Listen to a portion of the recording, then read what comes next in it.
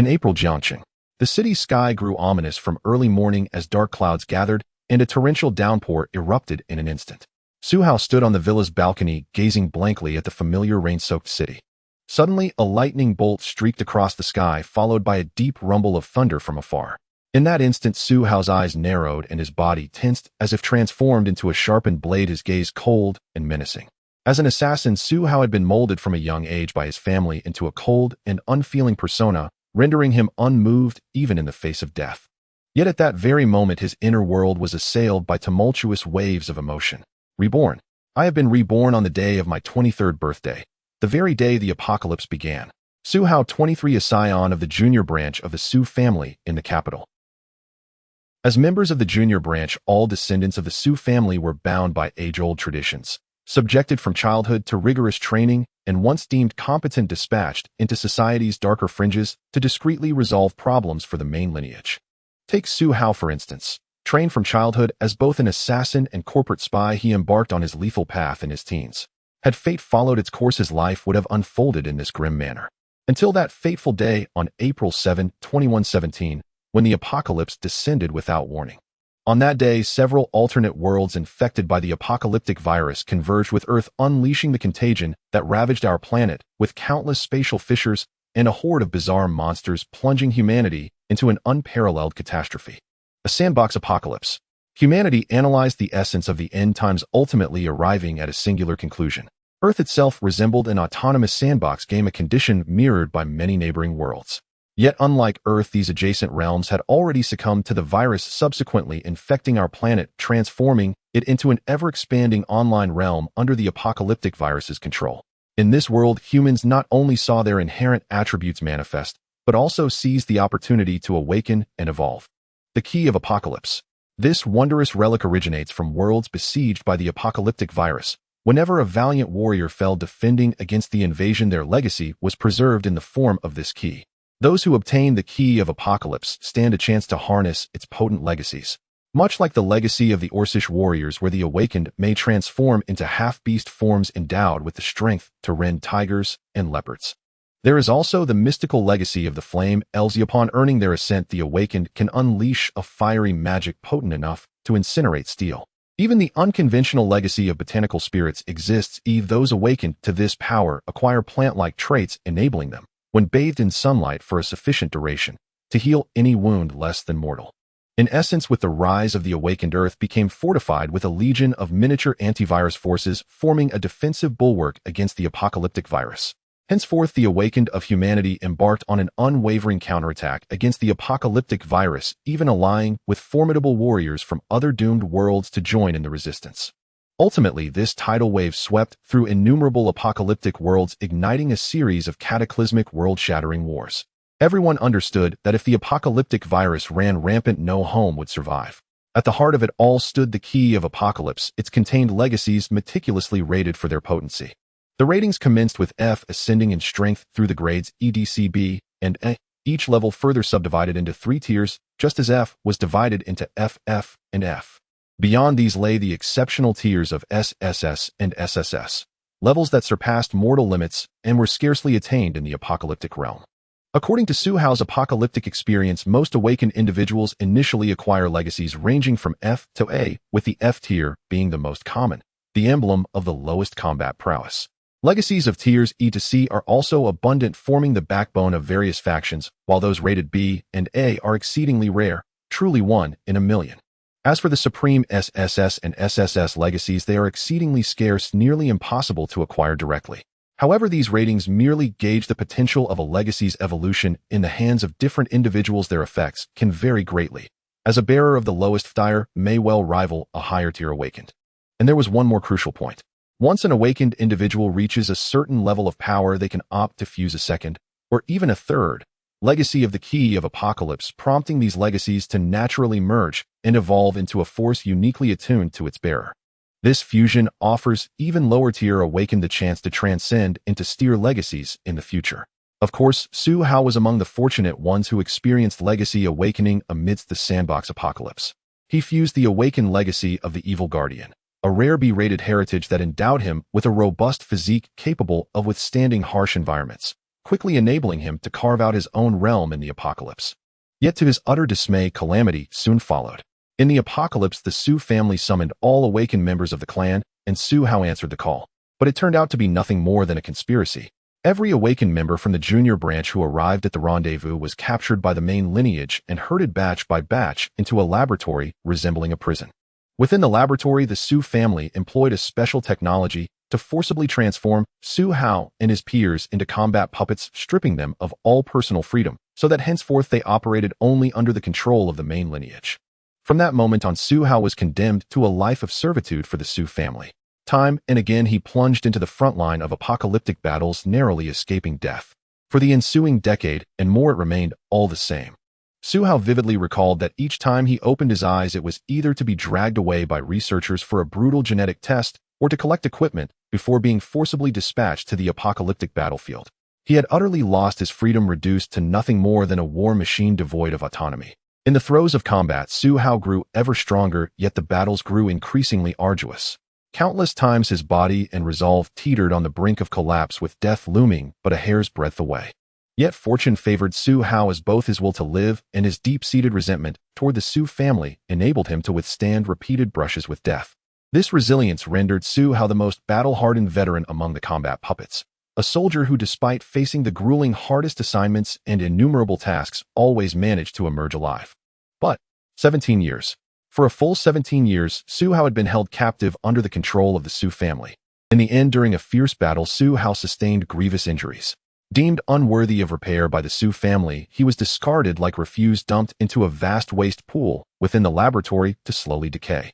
Yet in an unforeseen twist, after being forsaken by the Su family, Su Hao found himself transported to the day the apocalypse descended, reborn anew. Out on the balcony, Su Hao turned his head and glanced at the clock on the bedroom wall. April 7th, 2117, 7:35 a.m. For hours and 25 minutes remained until the end of the world. The time and circumstances matched perfectly, and it seemed he truly had been reborn. Su Hao was forced to accept the reality of his rebirth, yet his heart remained far from calm. In his mind, everything he had experienced in his previous life resurfaced with startling clarity.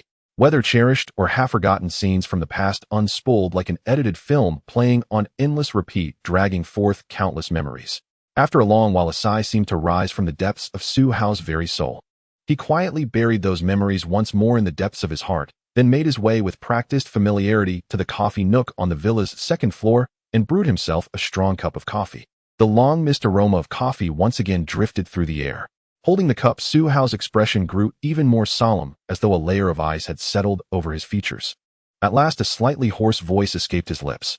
"Su family, oh Su family. Once I was proud to count myself among you, yet in the end you discarded me like trash. You would never have imagined I would be reborn and return to the time before the apocalypse. So all of this must be the will of heaven. In this life, I will make sure the Su family pays a heavy price. And as for the Doomsday virus, I will uncover your origin, annihilate you completely, and let you taste the agony of having your homeland destroyed. And as for those old regrets, I will not allow them to happen again."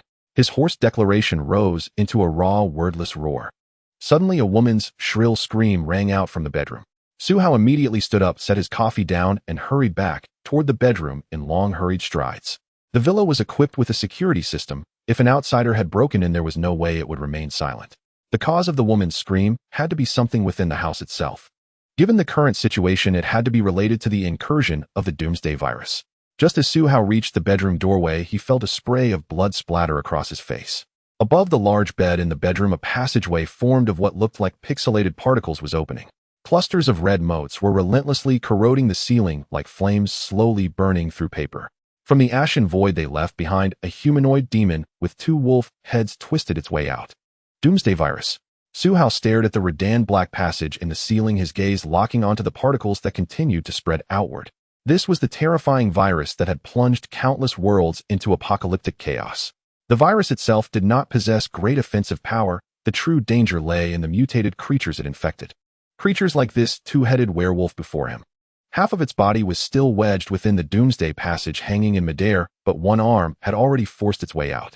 With a single grab, it seized a woman and hauled her to its mouths. The two wolf heads left and right bit down together and tore her neck apart. That's right. At this time in my previous life, I was already out on a mission, so I never encountered the first wave of the Doomsday incursion. No wonder the villa was such a mess back then, or it had been a trigger point for the virus's invasion. The conclusion flashed through Su Hao's mind in an instant. In his past life, he had never encountered this two-headed werewolf at home. It seemed that some of his actions after being reborn had led to this unforeseen event. Oh, the other women were jolted awake by the sudden monstrous change. A few who remained somewhat clear-headed scrambled in panic to climb off the bed, while one was so terrified she could not move at all, only letting out another piercing scream. With a wet thud, the two-headed werewolf raked its claws across the screaming woman's face, shredding it and blasting out the back of her skull. Yet another corpse collapsed onto the bed. At that very moment, Su Hao's gaze met that of the two-headed werewolf in midair. Su Hao's eyes narrowed slightly. The werewolf's twin gazes were filled with frenzied bloodlust. Upon noticing him, it began to struggle violently within the spatial rift, blindly snatching at the bed with its outstretched arm as furious roars poured from its throats. The deafening roar made the doors and windows of the room buzz and rattle. "Help, help us!" The three surviving women finally managed to scramble off the bed one after another. Catching sight of Su Hao, they immediately cried out to him at the top of their lungs. But Su Hao only gave the three blood-spattered women a silent glance and took a step back. With a heavy bang, he slammed the bedroom door shut. He did not hesitate in the slightest about cutting off their escape route. Swiftly, he locked the door from the outside with a key, then turned and walked away. The Doomsday virus can be transmitted through blood. All three of those women were scratched by the two-headed wolf's claws. In roughly 10 minutes, they'll turn into monsters. Unless someone gains the inheritance of the Doomsday Key within that time, which is practically impossible, there's no saving them. And I don't have the time to concern myself with them. I have far more important matters to attend to now. Su Hao walked calmly to the second-floor staircase and unhurriedly descended toward the first floor. In the bedroom upstairs, the women's screams were at first continuous but soon faded away entirely. By the time Su Hao reached the door of the small kitchen on the first floor, he turned and glanced toward the upstairs bedroom. In a murmur to himself, he said the genetic profile of this two-headed werewolf shows no signs of mutation. Its threat level should be plus, corresponding relative to awakened humans to the lowest rank of demonic beast. However, humanity has yet to develop any antibodies against the Doomsday virus. If someone is wounded by a demonic beast like this two-headed werewolf, they are essentially doomed. The battle must be ended as quickly as possible. A heavy crash suddenly echoed from the second floor. The bedroom door Su Hao had locked was smashed apart by the two-headed werewolf, shards of the door and chunks of half the adjoining wall exploding outward in all directions. The two-headed werewolf steadied itself and immediately spotted Su Hao on the first floor. Both pairs of wolf eyes turned blood red. With a furious roar, it bellowed at him. With another howl, it leapt straight from the second floor down into the open living room below. Its body, over 2 meters and nearly 3 meters tall, slammed into the wooden floor, leaving 2 massive footprints. It panted heavily, hot breaths snorting from its nostrils as strings of saliva mixed with blood and shredded flesh dripped continuously from its gaping jaws. Yet, even faced with such a monster, Su Hao merely turned away at an unhurried pace and stepped into the kitchen. This complete disregard was something even a beast with a dulled mind could not tolerate. For a two-headed werewolf with keen senses, it was intolerable. It had once followed the armies of doomsday beasts and invasions across innumerable worlds. To be treated with such indifference by a mere human was no different from being slapped in the face. From its perspective atop the food chain, it had only ever needed to look down upon its prey. For prey to dare ignore the predator that held its life and death in its claws was unthinkable. With another enraged roar, the two-headed werewolf lunged toward the kitchen doorway. It meant to seize that insignificant human and tear him limb from limb. Yet just as it reached the threshold, an iron gate suddenly dropped down, sealing the entrance completely. The werewolf slammed headlong into the gate with a thunderous thud, but unlike the outer doors and walls, it did not shatter. Even the bars of the gate had only bent slightly under the impact. The collision left the two-headed werewolf momentarily dazed. Through the gaps in the bars, however, the scene inside the kitchen was clearly visible. Su Hao stood before a cabinet, casually triggering several hidden mechanisms. At once, the cabinet parted to either side, revealing a compact armory within, packed with firearms and ammunition, a dazzling array of weapons on display. Su Hao calmly gazed at the firearms in the cabinet, then turned to glance at the two-headed werewolf blocked by the mechanism outside the kitchen. He reached into the side of the cabinet and retrieved a silver-white shotgun. Remington 870, I never expected that the day would come when I would need you. Su Hao silently held the Remington 870 in his hand, calmly opened a box filled with shotgun shells, and right in front of the two-headed werewolf loaded the bullets into the chamber. At this moment, the werewolf, who had been knocked unconscious, began to regain its senses, letting out a low, frustrated growl. It shook its wolf head vigorously and angrily clawed at the heavy metal gate, tugging at it twice, unable to accept that this obstacle had interrupted its hunting rhythm. But just then a crisp sound of metal clashing echoed from the other side of the iron gate. The two-headed wolf suddenly lifted its head, its red wolf eyes spotting a figure shorter than itself, holding a weapon and aiming at it through the bars. Bang! The gunshot rang out. A torrent of iron sand shot forth, instantly splattering blood across the gate. Given that the two-headed werewolf stood about 3 meters tall, it had to crouch when in front of the kitchen door. Consequently, both wolf heads and shoulders became the primary targets for the shotgun's barrage, leaving them mangled and bloody. The two-headed werewolf staggered back a few steps, crashing into the wall behind it before sitting down heavily on the ground. The electronic gate suddenly swung open from the kitchen. Suhao swiftly stepped out. The Remington 870 loaded with 8 rounds continued to unleash a torrent of deadly iron sand. Bang, bang, bang. The shotgun's shots echoed throughout the villa, targeting the limbs of the two-headed werewolf, first rendering it utterly incapable of movement. Humans. Damn humans. One of the wolf heads, its skull shattered, lay limp on its shoulder, while the remaining head, bloodied and mangled, suddenly spoke human words. Damn it. The ancestral god will not spare you. How dare you harm me? Bang. The gunshot interrupted the two-headed werewolf's final threat, as Suhao blew its head apart, sending shattered bone and flesh splattering against the wall behind the werewolf, painting a gruesome picture. Are you saying that if I harm you, the ancestral god of your bats and werewolves will come to take revenge on me? I've heard such words thousands of times since the apocalypse. My ears are about to develop calluses, yet I've seen no beast kill me, so I suggest you save your breath. Suhao looked down at the corpse of the two-headed werewolf, his expression calm as a machine, automatically pulling bullets from the pocket of his upper garment and loading them into the shotgun. Killing an F-level two-headed werewolf was truly a trivial matter for Suhao. It felt to him like swatting a bothersome fly. Just pick up the fly swatter and swat it dead. As for other useless thoughts, there was no need to contemplate them.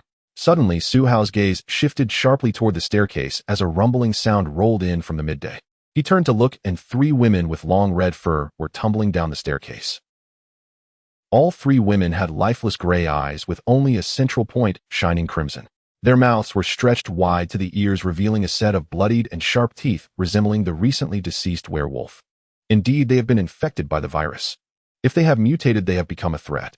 Suhao murmured to himself, taking a few steps to the edge of the staircase to observe the 3 mutated women moving clumsily like newborns.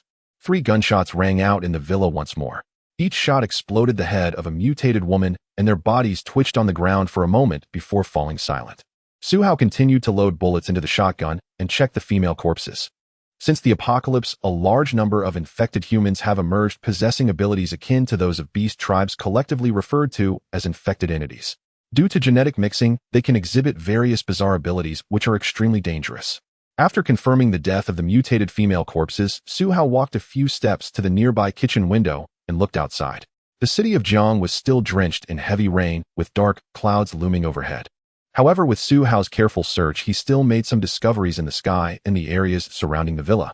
The invasion of the apocalypse virus was clearly evident in many places: the sky, the land, and even in a river not far from the villa, revealing signs. It has indeed begun. After a moment of silence, Suhao turned and walked to the small armory in the kitchen, retrieving a set of combat gear which he casually donned.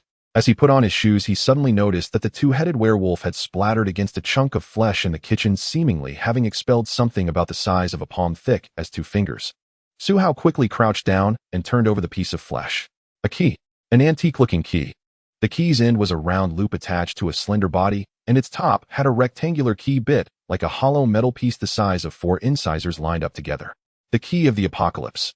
Suhao instantly recognized the key's uniqueness. This was the miraculous key that bestowed power to humanity in the apocalyptic world. Suhao knew that the key of the apocalypse came in various forms, but when one saw a key of the apocalypse, one would recognize it without any reason. Because it was a legacy from another world actively calling upon beings in the apocalypse around it. Without hesitation, Suhao grabbed the key of the apocalypse. In his previous life, he awakened more than 3 months after the apocalypse began, which caused a significant gap in strength compared to the earlier awakened ones. Later, he was controlled by the Su family, losing the opportunity to reach the peak of evolution. Thus, in this life, Suhao would definitely not hesitate. He would seize this opportunity to awaken before the apocalypse. In doing so, he would possess a development prospect far surpassing that of his past life. Now let's see what legacy you carry. Suhao tightly gripped the key of the apocalypse, thought for a moment, then returned the shotgun and ammunition to the small armory and closed it. During the first awakening task, the holder of the Key of the Apocalypse was not considered an awakened one, so aside from basic clothing, he could not carry any equipment across boundaries. Having completed these tasks, Su Hao took a deep breath and tightly held the Key of the Apocalypse in his right hand. Each Key of the Apocalypse holds one or several pieces of information about legacies from other worlds. Upon activation, the holder will receive one that best fits their potential. What Su Hao could do now was to hope that the Key of the Apocalypse would grant him a suitable legacy. Whoosh! At the moment Su Hao attempted to communicate with the Key of the Apocalypse, using his thoughts, a flash of light suddenly zipped across the key and both vanished from the villa. Su Hao was drawn into a certain space by the Key of Doom. In an instant, a multitude of mottled and faded images surged into his mind, containing an overwhelming array of astonishing scenes that could leave one dumbfounded. However, Su Hao faced all of this calmly. He understood that these fleeting images represented a form of inheritance, and at this moment, he had no choice. It was rather the inheritance that was choosing him. Finally, one image became fixed. Su Hao regained control over his body and hurriedly opened his eyes. Before him lay a dim and cramped space with the ground around him submerged in cold, stagnant water, resembling a long-neglected sewer. Su Hao immediately began to observe his surroundings. This memory was inextricably linked to the inheritance he had received from the end of the world. If he did not perform well, he too would be rejected by the inheritance. Suddenly, ripples appeared on the cold water's surface, accompanied by a cacophony reminiscent of nails scratching a blackboard. Then a powerful current surged from beneath the water, and a gigantic shadow emerged. What is this? Even with Su Hao's resilient willpower, he was startled by what he saw. The sight was simply too bizarre. The enormous shadow fully surfaced, resembling a brain-like mass of flesh emanating a rusted and dull metallic sheen. Su Hao took a careful look and immediately focused his gaze. This flesh mass was actually composed of countless grotesque corpses, appearing as though they were the product of some genetic collapse. Strangely, the gaps between the corpses were crisscrossed, resembling the neural pathways of a brain. It looked unmistakably like a bizarre brain. After a few glances, Su Hao felt that something was amiss. In his previous life, when Su Hao received the inheritance from the Demon Guardian, he encountered a Demon Guardian with horns and a fierce expression. The Demon Guardian merely glanced at him and chose to bestow the inheritance energy upon him, a process that was incredibly simple. The information he gathered from others was similar. There was certainly no complex procedure involved. Basically, once someone was chosen by an inheritance, they would receive proactive communication from a certain being, be granted the merger of the inheritance, and then be transported to the associated apocalyptic world for their first awakening mission. But no matter how Su Hao looked at the massive brain before him, he sensed no intention of communication from it. Just as Su Hao involuntarily became entangled in his thoughts, the massive flesh mass composed of corpses suddenly trembled. The decaying bodies began to shift like branches, splitting off gradually, revealing the interior of the flesh mass covered by corpses. A man. To be precise, a naked man whose skin shimmered with a metallic sheen and whose back was prominently arched, as if the corpses were growing from behind him. Wait a minute. This man seemed to be entirely made of metal. So is he a robot? Su Hao suddenly had a new realization and became acutely aware of the piercing sounds around him. Analyzing these sounds calmly now, it was as if he were in a vast and busy mechanical workshop where countless machines and mechanical devices worked simultaneously, creating a discordant symphony. Strangely, with the brain's analysis, an image of a mechanical fortress surfaced, in Su Hao's mind, somewhat hazy, yet it felt familiar. Crack! Suddenly, Su Hao was startled awake by a crisp sound before him. The robot, resembling a man, lifted its head, and a dull silver-gray light flickered in its eye sockets. Their gazes intertwined in the air. Ah! Su Hao suddenly felt as if a multitude of chaotic and piercing sounds converged, flooding into his mind, followed by a roar filled with complex emotions that erupted within his head. This roar carried a sense of unwillingness, anger, and despair. At the same time, the scenes before Su Hao began to blur, ultimately transforming into a surge of energy that directly entered his body. Su Hao returned to a realm of darkness, yet his mood relaxed considerably. This inheritance had ultimately chosen him. What he needed to do next was to accept this inheritance and gain the power of awakening. As Su Hao's thoughts turned in this direction, it felt as if someone in the void had heard his intent, and a piece of information was transmitted into his mind. Acquire the Mechanist inheritance. A rating. Auto setting the star planet as the awakening focal point. What? The Mechanist inheritance. At first, Su Hao was astonished that he had deviated from the warrior-like inheritance similar to the Demon Guardian, but upon hearing the Mechanist inheritance, he cast aside his doubts and was overwhelmed with joy. In the apocalypse he had experienced, the Mechanist inheritance was an extremely special one.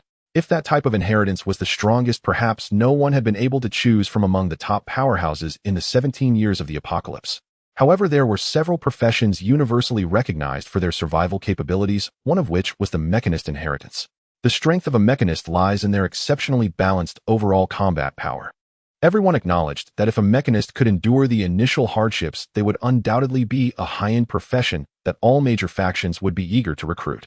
It is not an exaggeration to say that once a mechanist grows to a certain extent, they represent a mechanical army, whether large or small. Therefore, these versatile mechanists, adept in offense, defense, and logistical support, are immensely powerful. Thinking of this, Su Hao couldn't help but feel excited. He understood that mechanists would initially lack resources, appearing somewhat weak, but having been reborn, he naturally knew the most optimized development routes for mechanists and where to acquire the necessary materials. With this advantage, the mechanist inheritance in his hands would undoubtedly shine brilliantly. After all, as long as a mechanist has sufficient raw materials, they can independently manufacture weapons and equipment, create autonomous combat machines, and even forge apocalyptic mecha and spacecraft. The most critical aspect is that this ability grows stronger with the mechanist's manufacturing capabilities. However, conversely, mechanists also have a very deadly flaw. That is, awakening beings with mechanist genes face extremely difficult upgrade processes, with some advanced conditions being quite harsh. Thus, in Su Hao's memories from his previous life, only a few 7th-level mechanists had ever appeared in the world with no higher levels. Yet, even a 7th-level mechanist caused many 9th-level awakeners to be unwilling to confront them, for no one wished to face a powerful mechanical army. Su Hao did not hesitate. Upon confirming the inheritance of the mechanic, he immediately opened his heart and mind to accept the energy.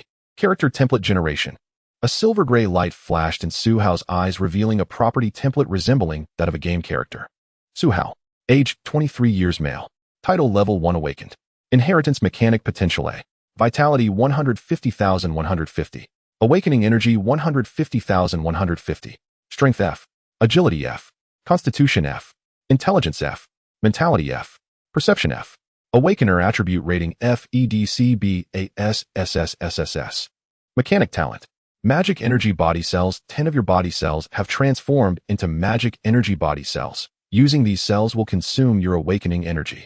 Trait 1. Scan. This cell can deeply scan equipment to obtain blueprints. The success rate is related to basic skills, intelligence, and perception attributes. Trait 2. Devour and improve. This cell can devour and fuse corresponding materials to produce special materials, increasing material quality. Can carry materials not exceeding 110 of its own weight, 5 kilograms, 85 kg. Trait 3. Manufacture and modify. After the magic energy body cells have devoured enough materials, they can manufacture or modify items according to blueprints, consuming awakening energy without the need for tools. Skill Mastery. Mechanical manufacturing. Entry-level type. Auxiliary passive effect can utilize designs from blueprints to create, modify, and repair corresponding mechanical creations. Key attributes. Intelligence, Spirit. Consumption. Awakening energy. Description. You have obtained the legacy of a certain mechanic, but for now you can only grasp the basics of mechanical manufacturing. Su Hao looked at his attribute template with satisfaction. The body of a level 1 awakened integrates the legacy energy, possessing a slightly higher foundation than the original physique, but it will not exceed an F rating. Su Hao's attainment of full attributes as a level 1 awakened is due to his rigorous training as an assassin. However, at this moment, darkness once again enveloped Su Hao's divine sense, and the prompt of the apocalypse key echoed once more. Identity confirmation. Legacy relationship confirmed. Mission world. Bode world locked. Entering. Mission background. The sudden invasion of the apocalypse has swept through Bode world, where a group of mechanical demons is rampaging and slaughtering in this world of swords and magic. You are an awakened from another realm, having inadvertently arrived here. You can choose to help the people of Bode to fight against the demons, or choose to turn a blind eye. Perhaps the fate of this world will one day be determined by you. Main quest. Awakening. You have arrived in a city recently destroyed by mechanical demons, using the legacy you have obtained to survive for 15 days in this city. Side quest 1. Newbie support optional. Try to join forces with the city's resistance to save key figures in the city. 03. Attempt to kill mechanical demons to alleviate the pressure on the city's resistance. Completing side quests can enhance the final mission evaluation. As all information prompts from the apocalypse key concluded, Su Hao felt a sudden jolt to his spirit, regaining control over his body. Su Hao immediately opened his eyes and began to observe his surroundings. After crossing over, he lay flat on a cold ground, and upon raising his head, he saw a human corpse hanging upside down above him. This discovery made Su Hao furrow his brow slightly. From his position, he could clearly see the gruesome sight of the corpse which had been disemboweled and its hollow eye sockets from which two maggots were crawling out, writhing incessantly. A maggot unable to withstand the gravitational pull of the planet fell on Suhao's face. Based on the surrounding temperature and the degree of decomposition, this person had likely been hanged for about a week. Suhao calmly grabbed the maggot with his hand and casually tossed it aside. Whether from his career as an assassin or the apocalyptic experiences of his previous life, he possessed an extremely strong psychological defense. Small matters like a maggot falling on him hardly distracted him. Suhao turned over and stood up. He quickly realized that he was in a structure resembling a church spanning the size of 2 football fields, filled with numerous ornate tables and decorations, yet permeated with a sense of decay. From the sticky, greasy dust covering the tables, it was evident that this place had been abandoned for a long time. Suhao awoke near a side door with the person who had been killed hanging from the archway above. Aside from this side door, there was a large archway several dozen meters to his left, which seemed to be the main entrance of the church, where more corpses were hanging upside down and both doors were closed. The death rate of awakening missions is as high as 90%, so it is imperative to quickly ascertain the situation and master the awakening power. He must not underestimate this task due to his rebirth. Suhao casually moved his body a bit and immediately focused his gaze on the corpse hanging beside him. The person's attire resembled that of a priest's robe with thick-soled leather boots on their feet. Soon Suhao's gaze fell on the leather belt of the corpse, where a palm-sized gray pouch hung from which a piece of dark yellow scroll was protruding through a hole. Suhao raised an eyebrow, quickly approached the foul-smelling corpse, and pulled the scroll out from the hole of the pouch. Clatter! Several gold coins fell from the gray pouch, and Suhao immediately reacted, grabbing them in his hand and looking around warily, discovering that this noise had not attracted any danger before turning his gaze back to his hand. Discovering otherworldly items, the item identification function automatically activates relevant attributes: intelligence, spirit perception. Bode gold type, currency quality, excellent effect, trading usage requirement, none. Description: the currency of Bode world, although after the apocalypse its value is absolutely less than even a small crumb of bread. Intermediate healing scroll type, spell scroll quality, excellent effect, heals and restores a certain amount of life to the target, alleviating severe injuries. Usage requirement, spirit D. Description: this is a healing scroll that can save a person's life if released at a critical moment. Indeed, as described in the background introduction, this is a world of swords and magic. But how does this world relate to the legacy of the mechanic? Suhao gently held the magic scroll in his hand, a hint of confusion brewing in his heart. According to common logic, after obtaining the legacy of the apocalypse, one should be transported to the origin of the legacy, unless that world has already been destroyed, which would cause the transfer to another related world. Suhao briefly analyzed the inheritance task before continuing his search. He carefully stored the unusable spell scrolls in his bosom. No one would ever complain about having too many healing items, for in the perilous world of the apocalypse, even a small wound could cost a person's life. Thus, it is a consensus among all awakened ones to carry more life-saving items on their person. The church was eerie and exceedingly quiet. Without hesitation, Suhao walked toward the grand archway of the church, where more corpses were suspended. He hoped to find something useful there. 8 corpses were hung upside down from the grand archway, appearing even worse than the deceased priest from before. Each body was naked, their heads missing, with deep claw marks left by wild beasts, their insides spilling out, leaving a pool of dried, foul-smelling blood below. What kind of wounds are these? Suhao instinctively asked himself as his brain began to search for information. Unfortunately, there were too many types of apocalyptic monsters capable of causing such wounds, leaving him at a loss. However, Suhao made a new discovery. On one side of the grand archway lay a crossbow with a broken string surrounded by a scattered tube of bolts. Suhao walked over without hesitation and picked up the damaged crossbow. It appeared to have merely a broken string and had a simple sight attached, feeling quite good in his hands. I remember the mechanic inheritance mentioned the magic energy organism cells, which can be used to scan equipment blueprints, devour improvement materials, and utilize those materials to create equipment. So the string of the crossbow should be able to be devoured and repaired right. Suhao had only collaborated with a few low-level mechanics in his previous life, so he had to relearn many of the traits associated with being a mechanic. He felt that attempting to repair this crossbow would be a direct confrontation with the opportunity of the mechanic inheritance. Thinking of this, Suhao immediately muttered the words magic energy organism cells. After his rebirth, he had not felt anything unusual in his body, so he had no idea where the 10 of magic energy organism cells were hiding. Swish! After attempting to call upon them, a large number of cells in his body immediately responded to his summons. This sensation was quite peculiar. Suhao felt as though his body was a sealed container. Ordinary cells were like plain water, while the tin of magic energy organism cells resembled oil. The two liquids normally blended together, but when he wished to use the magic energy organism cells, they could be instantly distinguished. Moreover, these magic energy organism cells could obviously move throughout his body without interfering with its functioning. Most intriguingly, Su Hao sensed that these cells seemed to possess some kind of intelligence akin to a group of tiny symbiotic organisms that absolutely obeyed his will. Under Su Hao's intentional guidance, the magic energy organism cells were all directed to his two hands. From the outside, they appeared no different from usual. However, as Su Hao removed the broken string from the crossbow and placed it in his left hand, he immediately sensed some of the magic energy organism cells detach from his palm, attaching to the string and swiftly moving around it. Scanning the string, consuming 1 awakening energy. Automatic analysis. New blueprint obtained.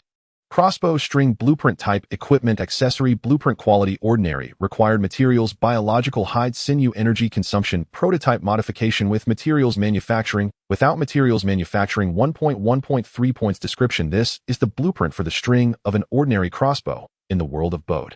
Indeed, it can be done. Su Hao looked at his hands in amazement. Although he had merely scanned a blueprint for a string, this revealed to him the wonders of mechanic manufacturing. Whether or not materials were present, mechanics could utilize magic energy organism cells for manufacturing as long as they consumed awakening energy. Wait. Su Hao was about to manufacture a string when he suddenly stopped. He looked again at the crossbow with the string he had dismantled and immediately scanned it with the magic energy organism cells, wanting to know how much energy would be consumed to manufacture a crossbow. Scanning the crossbow, consuming 1 awakening energy. Automatic analysis. Matching with the crossbow string blueprint. New blueprint obtained. Blueprint completeness 100. Military crossbow blueprint type ranged weapon blueprint quality ordinary required materials metal biological hide sinew energy consumption prototype modification with materials manufacturing without materials manufacturing 3 points 6 points 15 points description. This is a common military crossbow blueprint in the world of Bode capable of a range of about 100 meters with average lethality. Since materials are not lacking, should I manufacture not modify a crossbow? After the blueprint of the crossbow appeared in his mind, Su Hao weighed the military crossbow in his hands, discovering that it weighed less than 10 pounds. He immediately prepared to test the manufacturing capability of the mechanic. The magic energy organism cells precisely captured Su Hao's decision. In an instant, Su Hao saw his hand grasping the military crossbow grow slightly larger, and then a vast number of fog-like ultrafine cellular particles emerged, enveloping the entire military crossbow. Although Su Hao could not see the fog-like cellular particles, he could clearly sense that his magic energy organism cells were devouring and improving the material of this military crossbow, rapidly obtaining the homogeneous material properties and reconstructing a brand new crossbow. The entire process took about a minute. Su Hao sensed the awakening energy precisely capped at a consumption of 3 points, and then a black matte military crossbow appeared in his hand. Military crossbow, improved type, ranged weapon quality, excellent lethality, excellent special effect, none identification. This is an excellently modified military crossbow. With a range of 150 to 200 meters, it will become a nightmare for his enemies if it falls into the hands of a suitable soldier. Su Hao immediately fiddled with the crossbow in his hands, finding that the weapon made from the improved materials devoured by magic energy organism cells had an excellent feel and quality. He casually picked up a bolt from the ground, loaded it onto the crossbow, and shot it out. Swish! A wooden board dozens of meters away in the church was pierced through by the bolt, leaving only the tail of the bolt. The accuracy and lethality are quite good. Within short distances, its lethality should surpass that of some handguns. If used wisely, it should be quite effective. After achieving results with the improved crossbow, Su Hao was very satisfied. Moreover, he suddenly received a notification from the Key of the Apocalypse. Acquired skill ranged weapon basic. Acquired subskill crossbow basic. Su Hao nodded inwardly, not surprised by this notification.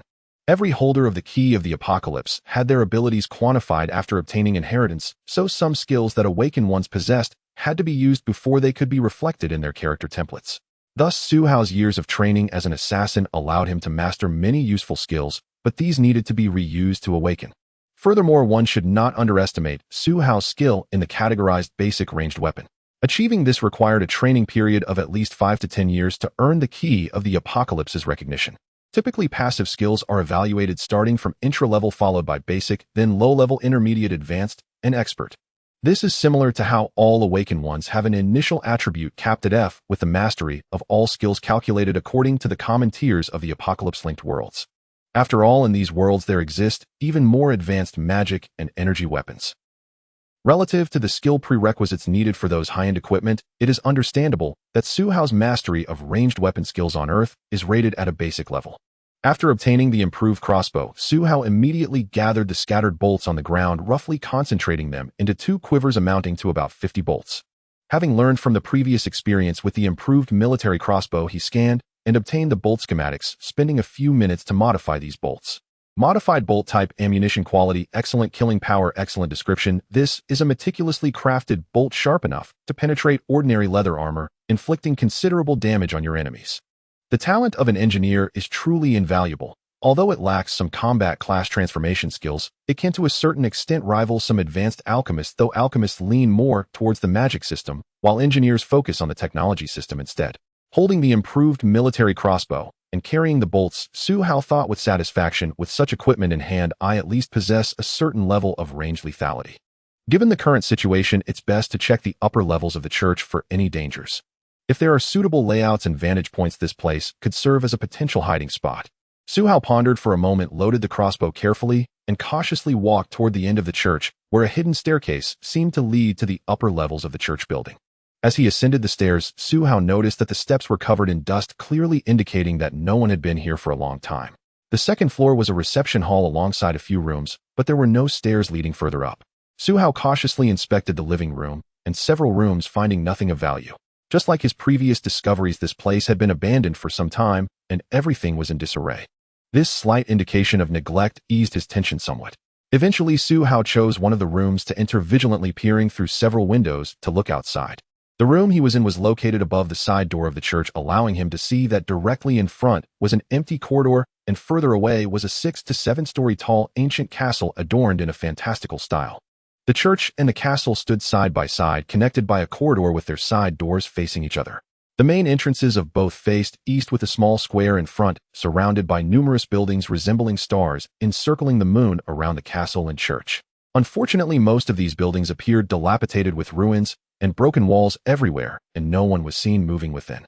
It was evident that the entire area had endured an apocalyptic disaster. Based on the positions of the castle and the church, it seems this church is affiliated with the castle's family power, but there are no signs of life around, indicating that this area may have been completely abandoned. In this case, finding food might be quite difficult. Su Hao silently analyzed, considering his next course of action. Tap, tap, tap. Su Hao suddenly heard a flurry of hurried footsteps from the open window.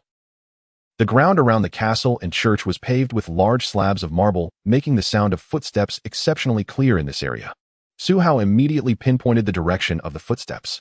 It was at the entrance of the castle.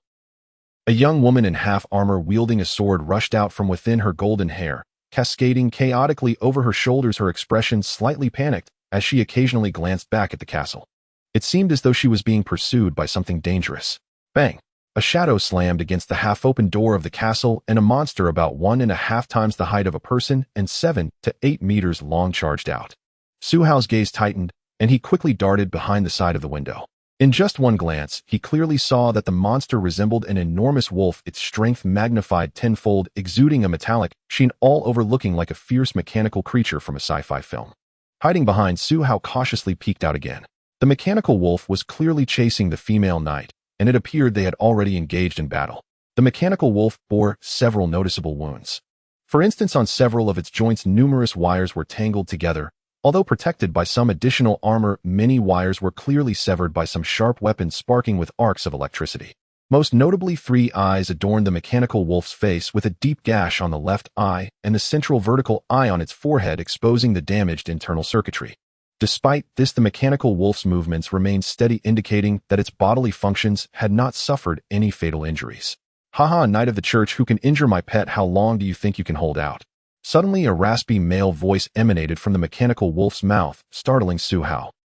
However, he quickly realized that this mechanical creature was likely being remotely controlled and possessed some kind of voice transmission program within, allowing for easy long-distance communication. Such basic information analysis belonged to the inheritance of the engineer. Su Hao's mind had thoroughly absorbed the foundational information mastered by engineers within the inheritance, automatically conjuring relevant answers as soon as he thought of them. Demon. Under the radiance of my lord you shall fall into hell forever. The young female knight seemed to realize that retreating in the open area would make it even harder to escape the pursuit, so she stood firmly in the middle of the corridor, turning to shout fiercely as she raised her sword about 4 fingers wide defensively before her counterattacking the mechanical wolf behind her. Haha, do not resist futilely any longer. The mechanical wolf cackled, its massive body suddenly surging with force, lunging directly at the female knight. The female knight's expression hardened, her agile form accelerating as a sacred white light rapidly enveloped the blade of her half-length sword, transforming it into a tunterlong sword. Clang! The female knight's sudden attack pierced the mechanical wolf's shoulder, the sword's energy scraping against the metal exterior, producing a sound that made one's teeth ache, causing the massive wolf's body to momentarily freeze mid-lunge. The mechanical wolf roared in anger, its internal energy sources ramping up, erupting with explosive strength once again. The female knight seemed to have anticipated this moment, her body suddenly pivoting in place, retracting the sword that had been braced against the mechanical wolf. The mechanical wolf's force lost control, soaring past the female knight. Holy sword! The female knight suddenly shouted fiercely, releasing a layer of sacred white light that surged into her sword, and as the mechanical wolf passed her, she struck down with all her might towards its neck. Bang! Sparks flew.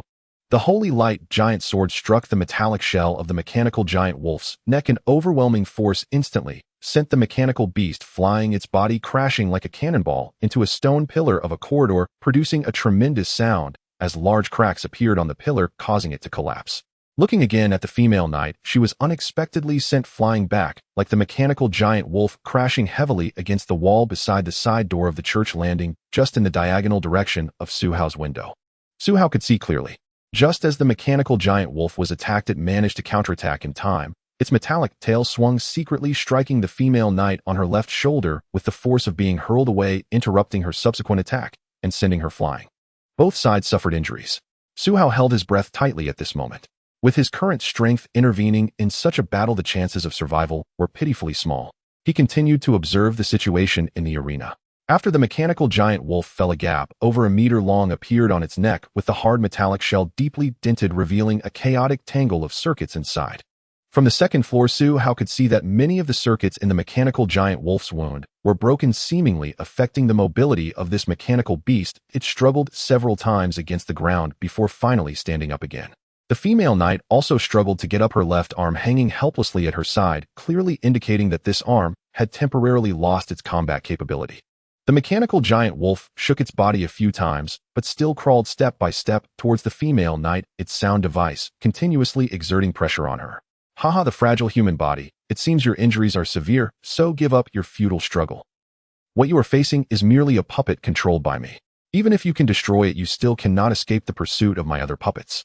Why persist? So tell me, how many pieces did you split the core magical energy of this city into, and where are they hidden? I can leave you with a whole corpse.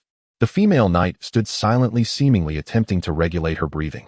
Her only response to the mechanical giant wolf was to hold her holy light dissipating knight's sword horizontally in front of her, resisting the evil before her. Su Hao, hiding behind the second floor window, felt a twinge of conflict within. Should he intervene or not? It was a 50-50 choice, and making the wrong decision could lead to significant trouble. From the earlier words of the mechanical giant wolf, it could be inferred that there was definitely a controller behind it, likely a mechanic who commanded numerous mechanical creatures. A mechanic? It seems I must intervene in this matter. After all, any direct engagement with tasks related to inheritance may yield unexpected rewards. Suddenly, Su Hao had made a decision in his heart.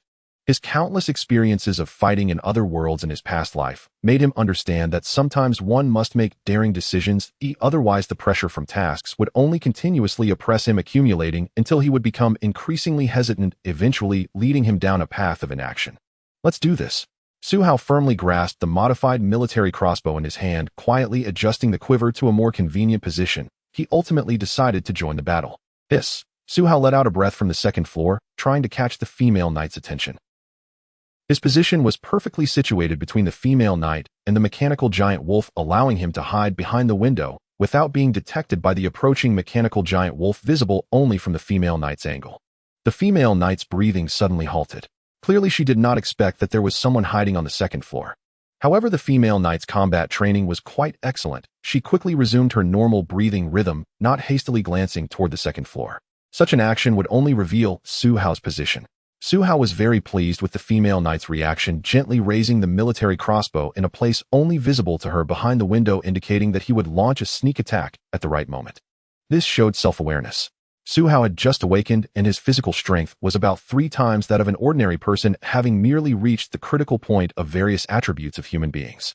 While this level was strong on Earth, one must be extremely cautious in the dangerous apocalyptic otherworld, because there were beasts infected by apocalyptic viruses everywhere, as well as those created from the slaughter by these beasts. And then there were the evil controllers behind beasts like this mechanical giant wolf. Each enemy was extraordinary, and a moment of carelessness could cost one their life. Thus, Su Hao clearly instructed the female knight to distract while he would sneak attack from the shadows. The corner of the female knight's eye caught Su Hao's gesture, clearly aware that she had no choice given her current situation, as she immediately demonstrated an excellent performance as a knight MT. As the mechanical giant wolf drew closer, the female knight suddenly coughed, spitting out a mouthful of blood. This scene lasted only a brief moment. The female knight suddenly turned and dashed towards the main entrance of the church. Haha, at the end of your strength, your body has already collapsed. The voice of a human once again came from the mechanical giant wolf, disregarding the issues with its balance device, hastily pursuing its prey. After running a few steps, the female knight seemed to realize she could not outpace the mechanical giant wolf's pursuit. She quickly leaned against the wall, extending her sword horizontally for defense, her gaze resolutely fixed on the mechanical giant wolf. The mechanical giant wolf swung its tail in a flying motion, coming to a halt right in front of the female knight, completely unaware that several dozen meters away on the second floor, a military crossbow sight was already trained on it. Die, demon! The female knight resolutely charged, her sword once again radiating a pure holy light, but this time the brilliance had noticeably diminished, clearly indicating that she had expended too much energy earlier. The controller of the mechanical giant wolf must have been anticipating this moment. Upon discovering the female knight's reckless attack, he immediately commanded the mechanical giant wolf to counter. As he had said before, the mechanical giant wolf was merely his puppet, while the female knight was just a flesh and blood body, who, regardless of the outcome, it would only be the mechanical giant wolf's side that would gain more substantial benefits. However, at the very moment when the controller's entire focus was on the female knight, Su Hao remained flawlessly concealed. Similarly, the modified military crossbow successfully aimed at the serious wound on the mechanical giant wolf's neck. Su Hao did not hesitate, calmly pulling the trigger. Whoosh! The crossbow bolt shot through the air. Su Hao's crossbow bolt flew straight and true, piercing the wound at the neck of the mechanical giant wolf. The already damaged circuitry instantly erupted in a flurry of sparks. Who goes there? The voice of the mechanical wolf's operator was filled with surprise and alarm as the massive metallic wolf body shook violently. 1 second. Su Hao swiftly knocked another bolt. The next second, the military crossbow fired again, striking the mechanical giant wolf's vital spot once more. Bang! A denser barrage of electric sparks shot out from the mechanical giant wolf's neck, accompanied by thick smoke rising from burning circuitry. Su Hao knocked another bolt, aiming at the mechanical giant wolf. Take advantage of the moment of weakness. He concealed himself calmly, unwilling to grant the operator any respite. In his line of sight, battle information continuously flashed before him. Shooting inflicted critical damage to the mechanical giant wolf, dealing 30 points of damage. The mechanical giant wolf lost its balance. Shooting inflicted critical damage to the mechanical giant wolf, dealing 51 points of damage. Shooting inflicted normal damage to the mechanical giant wolf, dealing 7 points of damage. Ding, ding, ding. The female knight, upon noticing the mechanical giant wolf was under attack, was unexpectedly impressed by the ambush from the side, realizing that one arrow had managed to injure the mechanical wolf. She quickly swung her longsword and launched a fierce counterattack. In close combat, the mechanical giant wolf's metal shell was continuously slashed through by the female knight's full might. Several joints of its wolf legs were opportunistically damaged, accompanied by flashing arcs of electricity. Su Hao seized the opportunity to launch surprise attacks with each crossbow bolt, causing considerable trouble for the mechanical giant wolf. The female knight finally seized a chance, thrusting her long sword up through the mechanical wolf's jaw, piercing through to the top of its head. Puff! The remote control center of the mechanical giant wolf was completely destroyed. The operator could only let out a furious roar, but the sound was abruptly cut off before it could fully escape the speaker. The entire mechanical giant wolf collapsed to the ground, arcs of electricity and sparks continuing to burst forth. Huff! Su Hao's gaze followed the fallen wolf to the ground, and he couldn't help but exhale lightly. The basic attributes of this mechanical giant wolf undoubtedly exceeded the rank. If he were to engage in close combat face-to-face, the outcome would be entirely unpredictable. Thankfully, the female knight was present. Su Hao quickly searched for the female knight's figure, but unexpectedly the woman who had just been beside the mechanical giant wolf had vanished without a trace. Quite vigilant indeed. Su Hao immediately readied another bolt in his military crossbow, glancing silently at the height difference between the second and first floors, feeling that if he jumped down, he should not face any life-threatening danger. He then calmly turned his head to look at the closed door behind him. I mean no harm. There is no need for you to climb to the second floor while seriously injured. Su Hao's cold voice echoed in the room. Crack. The door was opened from the outside.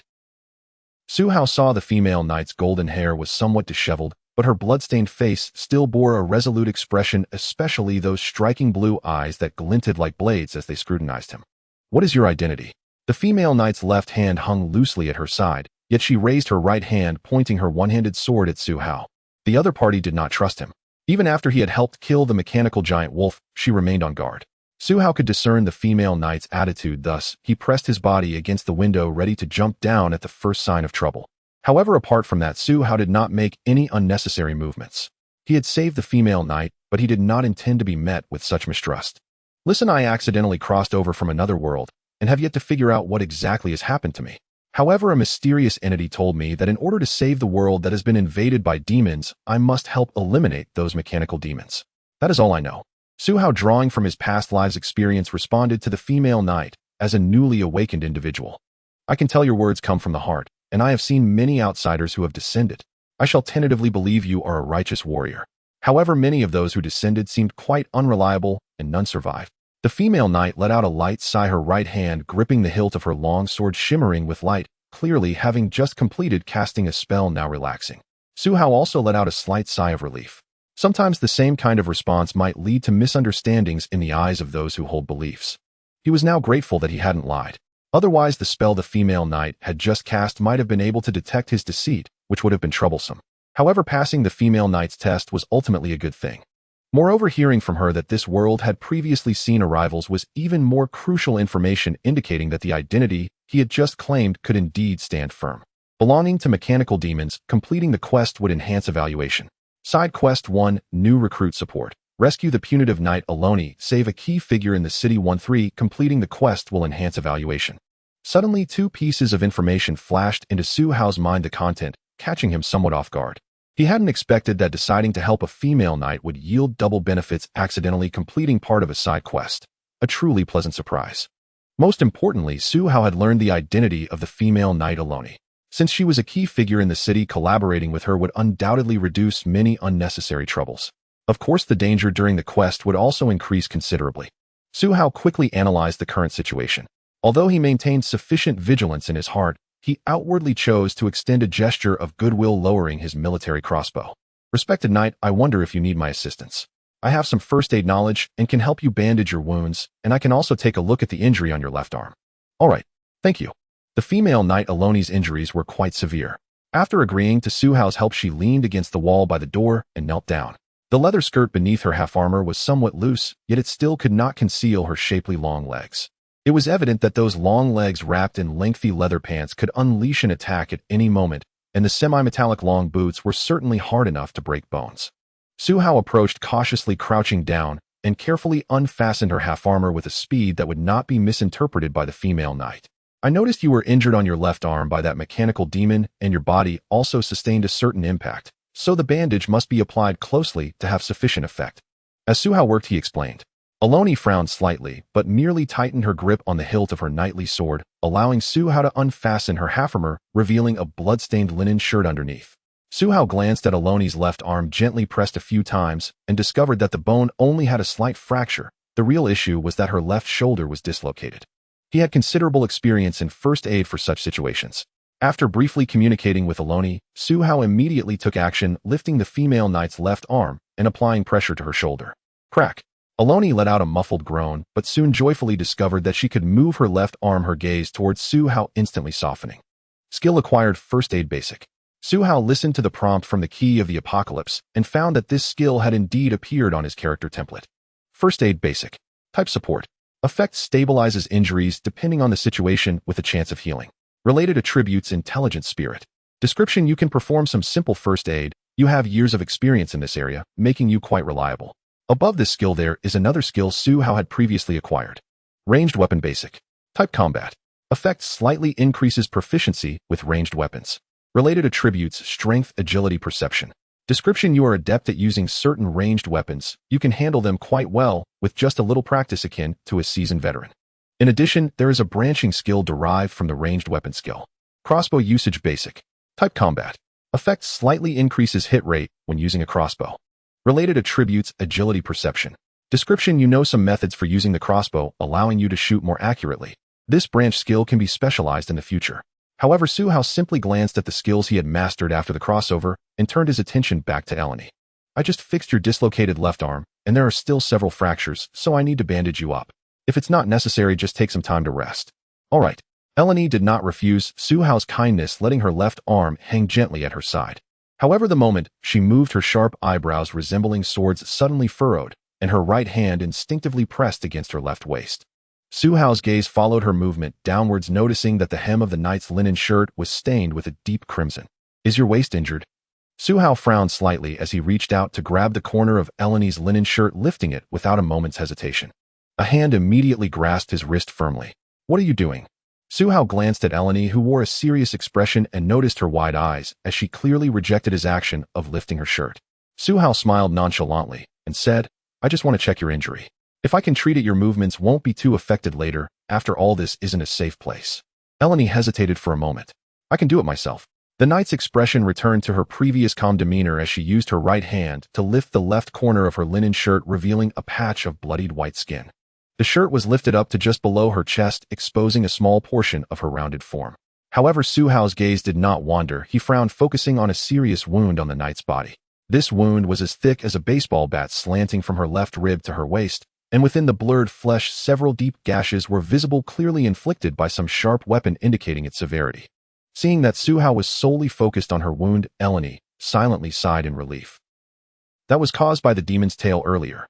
There was no way to dodge it at the time. I didn't expect that its tail concealed a blade. This sentence served as an explanation for her wounds. Su Hao nodded. He was no stranger to such severe injuries, but reflecting on Eleni's previous demeanor, he had to admit that this woman was undoubtedly a seasoned warrior. This is good. At the very least, if they were to cooperate in the future, he wouldn't have to worry about her pulling any tricks. Based on Su Hao's experience, it was better to encounter a powerful boss in a mission than to have a teammate who acted like a fool, especially those arrogant and careless types. One person could easily lead a well-coordinated team to disaster. I understand. In this situation, I can only help you bandage it, and later I'll see if there's a way to help treat it. As he spoke, Su Hao walked over to the window, tearing down the silk curtains hanging there. This piece of fabric was the only suitable material for bandaging. It just needed some processing. Wait. As Su Hao returned with the curtains, preparing to use Eleni's long sword to cut the silk, he suddenly thought of something.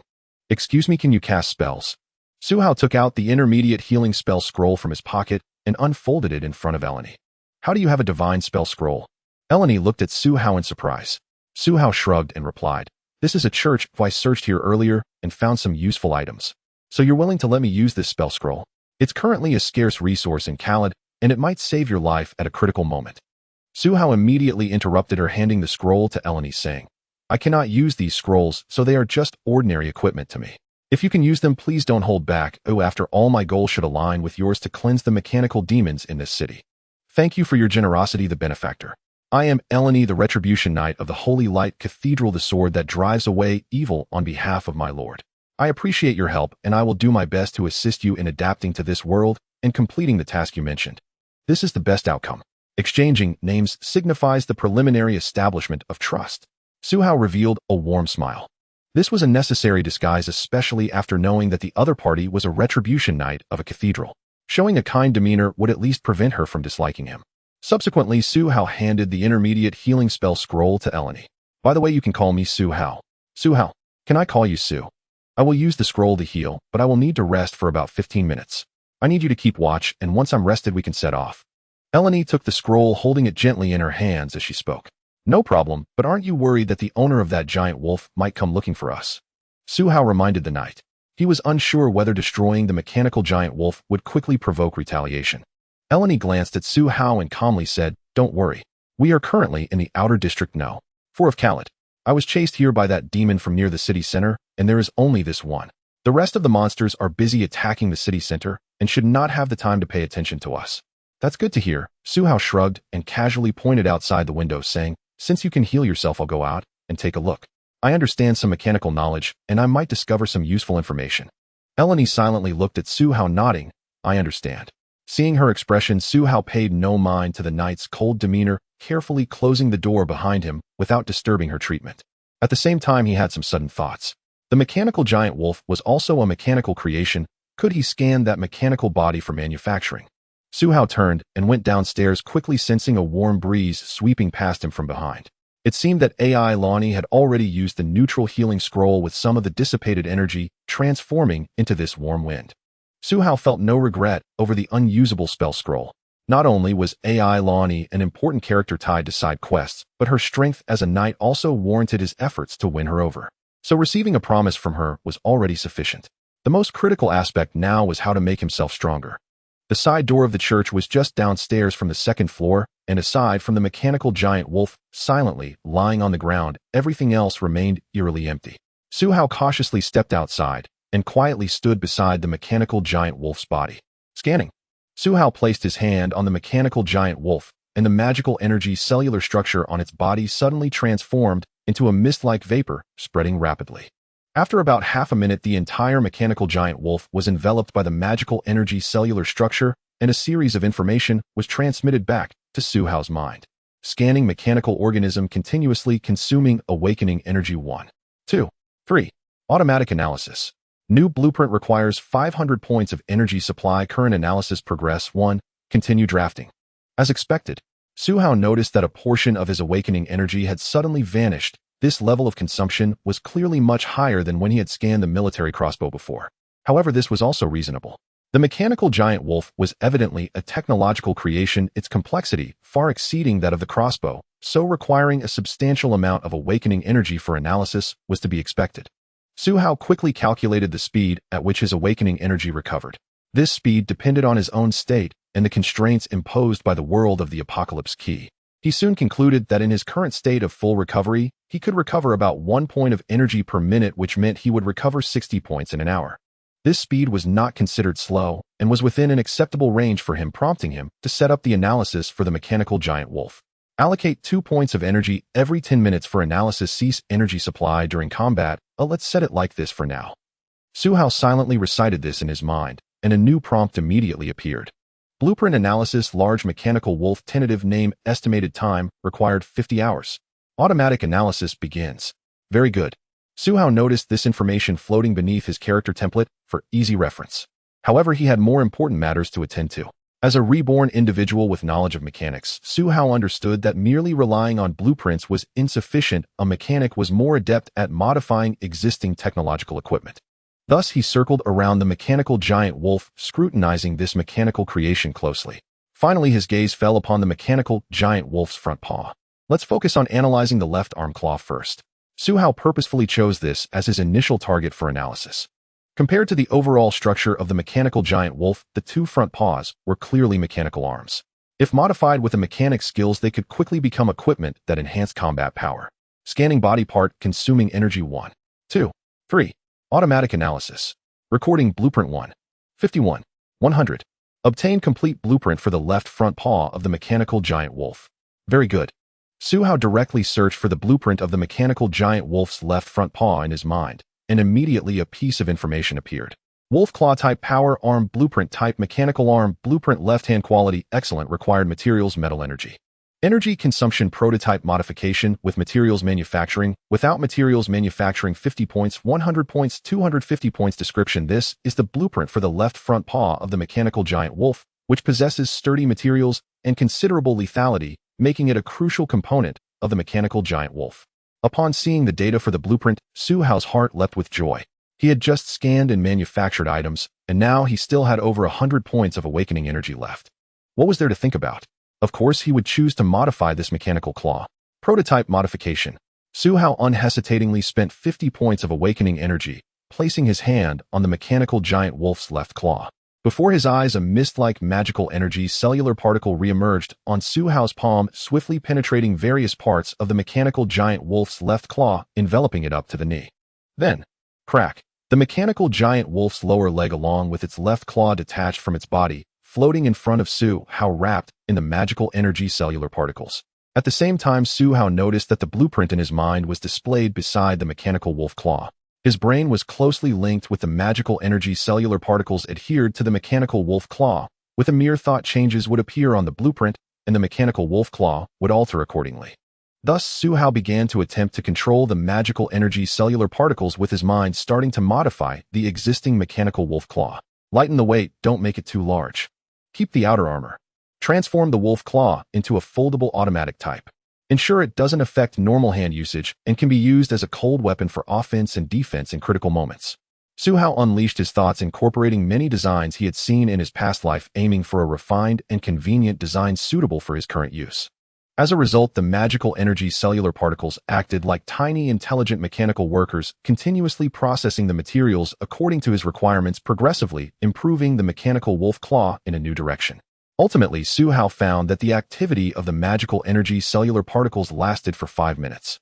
In other words, he spent 50 points of awakening energy to modify the mechanical wolf claw, allowing him to control the magical energy cellular particles to absorb the materials for improvement for 5 minutes of unrestricted modification. If he wanted to continue, he would need to spend another 50 points of energy. This was easy to understand. Moreover, Su Hao did not spend such a long time pursuing perfection, as he had already voiced all the requirements he could think of. Coupled with the inherent design limitations of the mechanical wolf claw, the magical energy cellular particles had reached the limits of what they could modify, completely bypassing the grinding, processing, and assembly processes normally required for manufacturing. The results of the modification clearly manifested in Su Hao's hands. It was a lightweight exoskeleton mechanical arm, presenting a rough metallic bluish-gray color. However, after the modification by the magical energy cellular particles, it became incredibly textured, appearing very tough and hard, with the sharp wolf claw at the front emanating an intimidating coldness. Su Hao's purpose in modifying this mechanical arm was to enhance his offensive and defensive capabilities. Thus, upon seeing this mechanical arm, he couldn't help but feel fond of it. He quickly equipped it on his left arm, extending from his palm up to near his elbow, feeling it fit perfectly and comfortably. The mechanical arm had a blank energy area and several air pumps that required energy activation. By stimulating energy, the mechanical arm could instantly increase its kinetic energy, allowing the user to exert significant strength. Paired with the sharp wolf claw, anyone struck would surely suffer. The only drawback was that this mechanical arm lacked the original energy core of the mechanical giant wolf. However, after scanning, Su Hao discovered that the energy core of the mechanical giant wolf was as large as a battery, making it too conspicuous to be strapped onto the mechanical arm and potentially causing it to be overweight. Thus, he had to give up on it. Therefore, the mechanical arm was currently powered by Su Hao's awakening energy. Of course, this had its pros and cons, but given the current situation with Su Hao unable to obtain a suitable energy core for the mechanical arm, being able to use it was already quite good. Overall, the benefits outweighed the drawbacks. The next moment, the attributes of the power arm emerged. Wolf claw type, power arm modified. Type lightweight, power arm left hand. Quality excellent. Killing power, defense power excellent. Special effect, left arm strength rating 1. This is a lightweight power arm in the shape of a wolf's claw, convenient for carrying, and is considered to be of excellent quality among lightweight armors, capable of demonstrating impressive utility in battle. Crack. Su Hao activated his awakening energy, prompting the mechanical arm to start moving. The metal wolf claw that originally covered his left palm folded back at the halfway point and clasped onto the left wrist of the power arm. With this, his left hand regained its freedom. Su Hao tried swinging the power arm a few times, discovering that its weight was well controlled, around 5 to 6 kilograms. Moreover, after using his awakening energy, he found that it consumed approximately 1 point of awakening energy per minute on average, which was close to the automatic recovery speed of his awakening energy, effectively replacing the original energy core. Most importantly, the equipment modified through the magic energy cell was highly compatible with his own awakening energy. After activating the awakening energy, the weight of the power arm even became negligible. This is truly a great item. With this mechanical arm, the explosive power of my left arm can reach in a level strength rating. At the very least, I won't hesitate to engage in close combat against mechanical giant wolves anymore. Considering this, I must be quite lucky. Otherwise, if I hadn't encountered the mechanical giant wolves, it would have been impossible to obtain the blueprint for this lightweight power arm so quickly. Thus, those who complained about the inadequacy of mechanics in my past life were really just unlucky. As for the lack of combat skills, it can easily be compensated by crafted equipment. In any case, luck and strength are both essential. Su Hao satisfactorily left the mechanical arm on his left arm and put his coat back on. From this angle, his left forearm appeared slightly taut, roughly similar in thickness to his upper arm, but under the cover of clothing it was not particularly noticeable. This was a habit of a killer to conceal any sharp angles, revealing them only when necessary for a decisive strike. Suddenly, a sound of footsteps echoed from the side door of the church. Eloni's tall figure emerged from the shadows behind the door, glancing intentionally or unintentionally at Su Hao's left arm. "Is this your spell? Transforming the bodies of demons into your weapons?" Su Hao was not surprised that Eloni moved silently. The other party's agility must far exceed a level, possibly reaching level, otherwise she would not have been able to adeptly evade in close combat against mechanical giant wolves. Thus, when he heard Eloni's footsteps moments ago, it was likely that she intended for him to hear them. This could also be seen as a form of indirect goodwill. "That's right, I hunt mechanical demons and collect materials from them to become stronger." Su Hao cautiously provided an explanation. After all, the mechanical demons invaded the Bode world, and the city of Khaled, where the knight resided, had suffered catastrophic damage. He was not in a position to have any ties with the nefarious mechanics pulling the strings behind the scenes. Eloni nodded and said earnestly to Su Hao, "Next, I need to find a way back to Zone 1, which is the city center. It is surrounded by mechanical demons, and many ordinary citizens are trapped. I have compelling reasons to return. What about you?" "He'll go with you." Su Hao made a resolute expression and said earnestly to Eloni. Without waiting for the knight's response, Su Hao took on a sincere demeanor and said, "Knight Eloni, although I do not possess your strength, I share your attitude in combating mechanical demons. Bring me along, or I should be able to provide some assistance. If I can do anything for those trapped, that would be even better." Eloni looked at Su Hao deeply and nodded lightly. "Su, just call me Eloni. Thank you for your bravery and integrity. Oh, I truly need your help." Su Hao did not say anything else. He had already decided to act alongside this key figure in the city. So at this moment, all he needed to do was leave a good impression on her. Just a smile would suffice. The two immediately set off. Eloni shared her plan with Su Hao along the way. Currently, the demons have occupied districts 2 to 6 around the city center. Fortunately, there is a moat and sufficiently high walls surrounding the city center, and the demons lack aerial forces, which has temporarily alleviated the assault of the mechanical demons.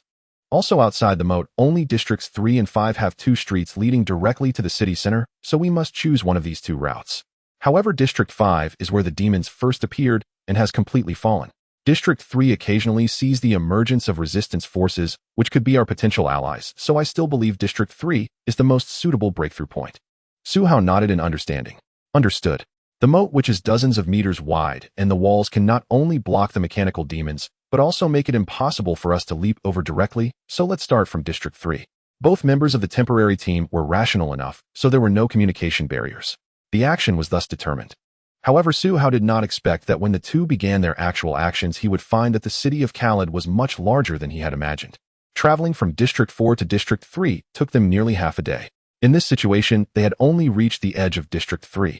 Eloni informed Su Hao that they had only covered more than half the distance. To truly reach the junction between District 3 and the city center, even without any obstacles, it would still take at least half a day.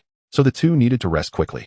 At Su Hao's suggestion, they chose a building about 3 to 4 stories high to hide, in providing a good view of the surrounding streets. Night had already fallen. Su Hao calmly leaned against a window for vigilance, while Eloni was responsible for searching for food nearby the building. From Su Hao's position, he could see several flames rising within District 3. That was the battlefield where the mechanical demons and the Khaled army were engaged. Occasionally, the sound of mechanical roars and the explosive sounds of brilliant magic could be heard, indicating that the battle was quite fierce. This also deepened Su Hao's understanding that this mission was not simple. If this were a team mission, it could be considered a medium-sized mission, but for an individual, it is no different from a large mission. However, if one can persevere, the final rewards must be quite generous. Suddenly, Su Hao's gaze sharpened. He noticed that at the corner of the street, several people dressed in black cloaks and fully armed appeared suddenly, and in front of these individuals there were 1 or 2 mechanical wolves. These mechanical wolves were larger than normal wild wolves and looked quite fierce, with their mechanical eyes reflecting a bloodthirsty red light in the night. Unfortunately, Eloni was just returning from outside the first floor carrying a bag of things and ran into them. An ambush. Su Hao quickly hid behind the window and set up a military crossbow at the window. To complete the mission, he had to survive. The figure in the black cloak spotted AI Lonnie on the street and immediately shouted loudly. In the darkness, several mechanical wolves charged towards AI Lonnie at full speed. That's the woman, capture her. Kill her, the commander is furious. If we can't bring back what she is, we'll be the ones who die. Bite through her throat. At almost the same moment, AI Lonnie noticed these people, and the bag of food in her hand was thrown aside as she turned and dashed into the residential building where Su Hao was hiding. Facing more than 10 mechanical wolves, the female knight calmly avoided the wide battlefield. As long as she occupied the only corridor inside the building, she would face fewer mechanical wolves. There were a total of 8 people in black cloaks, and after releasing the mechanical wolves, they immediately pursued. They were all equipped with standard leather armor over their black cloaks covering their chests and abdomens while wielding weapons such as curved swords and long swords along with single-handed shields. If they added a headscarf, they would especially resemble certain nomadic tribes from the desert. However, while nomads tended cattle and sheep, these people were clearly overseeing their controlled mechanical creatures. Among the few figures in black cloaks, only one person carried a longbow. The moment this person spotted AI Lonnie, he quickly drew it, knocked an arrow, and shot at the wall of the residential building's main entrance, almost catching up to the speed of the female knight. Thus, this person became the first target that Su Hao aimed to eliminate. Hidden in the darkness, Su Hao slowly positioned his crossbow on the windowsill. Perhaps due to the information these men possessed, they believed AI Lonnie was acting alone, so the group all chased after her, leaving the nearby building unguarded. Whoosh! Faced with such a suitable target, the first bolt shot by Su Hao struck the unguarded archer at the rear of the black cloaks. The bolt quickly sliced through the knight, accurately hitting the archer's throat from the side. Thud! Blood sprayed from the archer's throat as his eyes widened in disbelief. He looked down at the bolt piercing through his neck, feeling a portion of his blood flood into his trachea, making it difficult to breathe and causing his body to grow weak. In the end, this unfortunate archer didn't even have a chance to call out a warning before he fell to the ground, twitching a few times before becoming silent.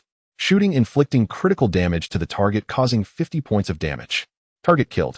Next, Su Hao coldly reloaded his military crossbow as the black cloaked figures rushing forward seemed to notice the commotion behind them, but their reactions were not quick enough. Not as fast as Su Hao. Knock and shoot. Knock and shoot. Su Hao mechanically completed these two actions, and soon another black cloaked figure fell to the ground, clutching its throat. Another black cloaked figure was relatively lucky. The bolt struck his cheek, exiting through his chin, causing him to cry out in pain, his face showing a gaping hole and blood that made onlookers cringe. The female knight has reinforcements. It's an archer. 2 have already died behind. Run. Don't be targets in the street. Quickly rush into this building. After 2 companions died, the remaining black cloaked figures finally realized they were being ambushed. The 5 intact ones quickly shielded their heads with small leather shields, ignoring their fallen and injured comrades, and charged toward the building where Su Hao was. Su Hao quietly shot another arrow, helping the black cloaked figure with its cheek and chin pierced find relief. When looking for the next target, he temporarily lost his angle. Sounds of battle soon echoed from the building's main entrance as the battlefield had shifted from the street. Without a word, Su Hao picked up a long rope beside him, which was clearly made from several strong fabrics tied together one and already secured to a sturdy stone pillar inside the house. Jump! The room Su Hao was in was at the southeast corner of the building with windows facing both east and south, so he had already prepared. In response to the attack on the southern entrance, he stealthily jumped out of the eastern window. The rope held up well, and Su Hao quickly landed on the ground. He immediately turned and rushed toward the street where the battle had just started. The fighting at the main entrance was fierce, and he prepared to ambush those black, cloaked figures from behind. Su Hao cautiously made his way to the opposite side of the street, equipping a leather shield and a curved sword. He did not rush to attack as he noticed AI Lonnie was guarding the entrance of the building where the 2 of them were hiding, blocking 11 mechanical wolves and 5 black, cloaked figures at the door. A slight smirk appeared on Su Hao's lips. The black cloaked figures had no real combat strategy and were completely clueless in commanding the 11 mechanical wolves, relying solely on the most primitive tactic of overwhelming AI Lonnie. However, this situation presented a good opportunity for both AI Lonnie and him. Su Hao selected a hiding spot, steadily positioning his military crossbow in his left hand, ready to help AI Lonnie relieve some pressure. Whoosh! The bolt accurately struck the head of a mechanical wolf lunging towards AI Lonnie, producing a dull metallic collision sound that caused the mechanical wolf's attack to go awry. Taking advantage of the moment, AI Lonnie swung her knight's longsword forcefully onto the wolf's head. The powerful attack flattened a portion of the wolf's head and sparks erupted from its shattered eye as the force continued to transfer, sending the mechanical wolf's body flying. 10 wolves. 5 people. Su Hao murmured to himself, having already changed his position while shooting the previous bolt, and he reloaded the crossbow. Whoosh! This time the bolt targeted a black, cloaked figure stationed farther out, seemingly the leader of the black cloaks. However, this time luck was on the opponent's side as the bolt missed the critical throat area and only hit his right shoulder, causing him to scream in pain and hide behind a segment of the wall. This damned woman has accomplices. Send 2 people, overtake 2 wolves, and kill her. The black-cloaked leader, realizing his life was in danger, shouted in anger. The remaining black-cloaked figures also found cover to hide. After hearing the command, they hesitated for a moment, but in the end 2 of them cautiously peeked out from behind the wall. Thud! Su Hao's bolt accurately pierced through one person's eye socket, and the body fell to the ground with a thud. The sight of a body with a bolt in its eye socket instantly silenced the remaining black-cloaked figures. The ones who had just tried to peek out shrank back, ignoring their leader's furious curses. Having no choice, the black-cloaked leader whistled, and immediately 3 mechanical wolves turned and broke away from the battle, charging out through the building's main entrance. Go kill that coward hiding in the shadows. Remember to bring back his head. The black-cloaked leader in pain broke the bolt stuck in his right shoulder, roaring like an injured beast. He realized that if he didn't deal with the helper hiding in the shadows of the female knight, it would be like a venomous snake lurking ready to strike with its fangs at any moment. Su Hao watched calmly as 3 mechanical wolves burst forth from a building across the street, then fired the bolt loaded in his military crossbow, before turning and sprinting away. A scream, perhaps from Ryn, echoed again in the distance, but Su Hao no longer spared it a glance. Facing 3 mechanical wolves in pursuit was nothing like silently picking them off with stealthy shots. Fortunately, long before he'd crept step by step to the edge of the street, Su Hao had already devised his escape route. At the street corner stood a 2-story general store, or something similar, now abandoned. Inside, scattered shelves lay empty, their supplies long since stripped away. The building had a second floor, its stairwell narrow and confined. Su Hao dashed upward with blinding speed, then whirled around, slammed the door shut, and shoved a cabinet haphazardly against it to barricade the entrance. Combat proficiency could only be restored through actual battle. These 3 mechanical wolves would serve as perfect practice. Meanwhile, with 3 fewer wolves threatening Ryn, her situation would ease considerably. For now, she faced no immediate peril. A rapid analysis of the battlefield flashed through Su Hao's mind. Silently, he secured his curved blade at his left hip for swift right-handed draw, while gripping a small round leather shield in his left hand. Only then did he mount his military crossbow onto his left forearm and aim it steadily at the door mere paces away. Boom. Thump thump. As expected, the mechanical wolves outside began slamming into the door with frenzied force.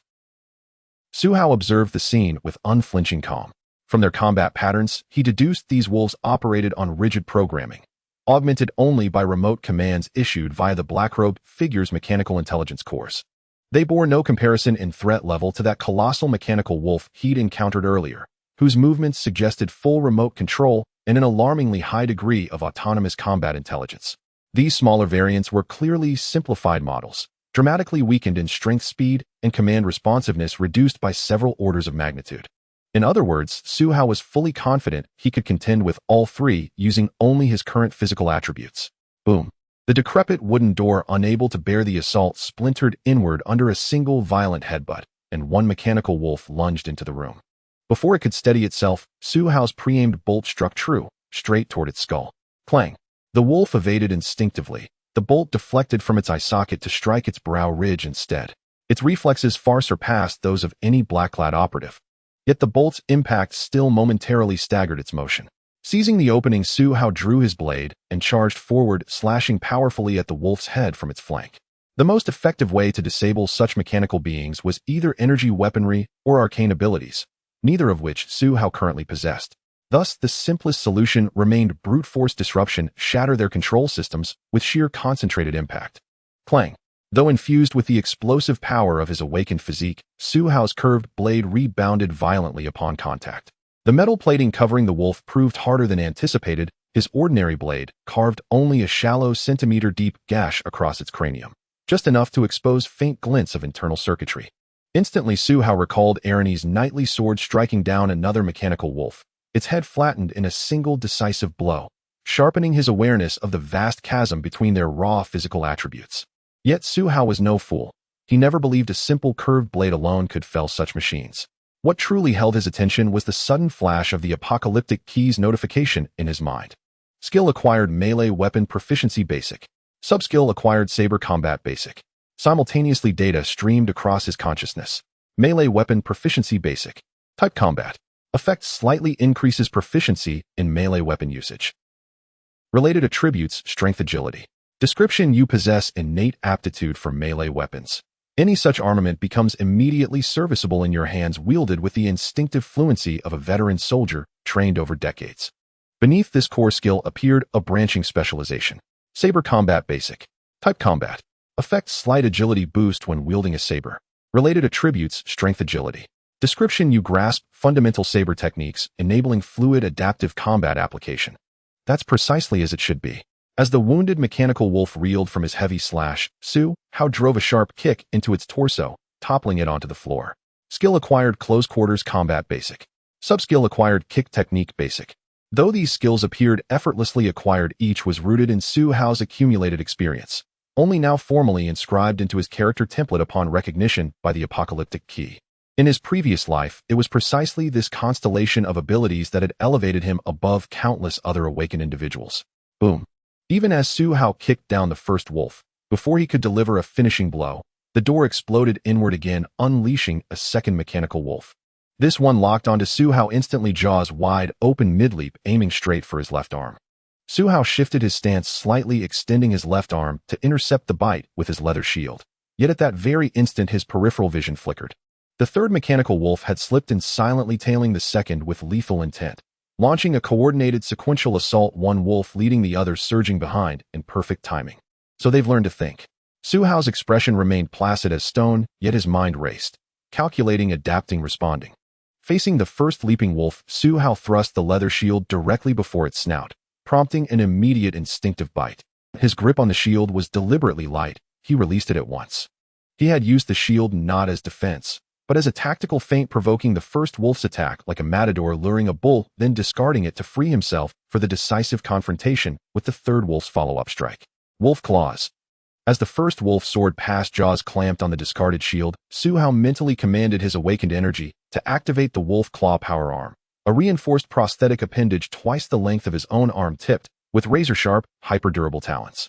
He met the third wolf, mouth agape in a bloodthirsty maw, with cold, unwavering eyes, and drove the wolf claws deep into its throat with full force. Flump. Instantly the hydraulic pump within the wolf claw power arm surged. His strike shattered fangs, then punched clean through the wolf's skull. Crimson optical sensors flared once, then died. Skill acquired: defensive equipment basic.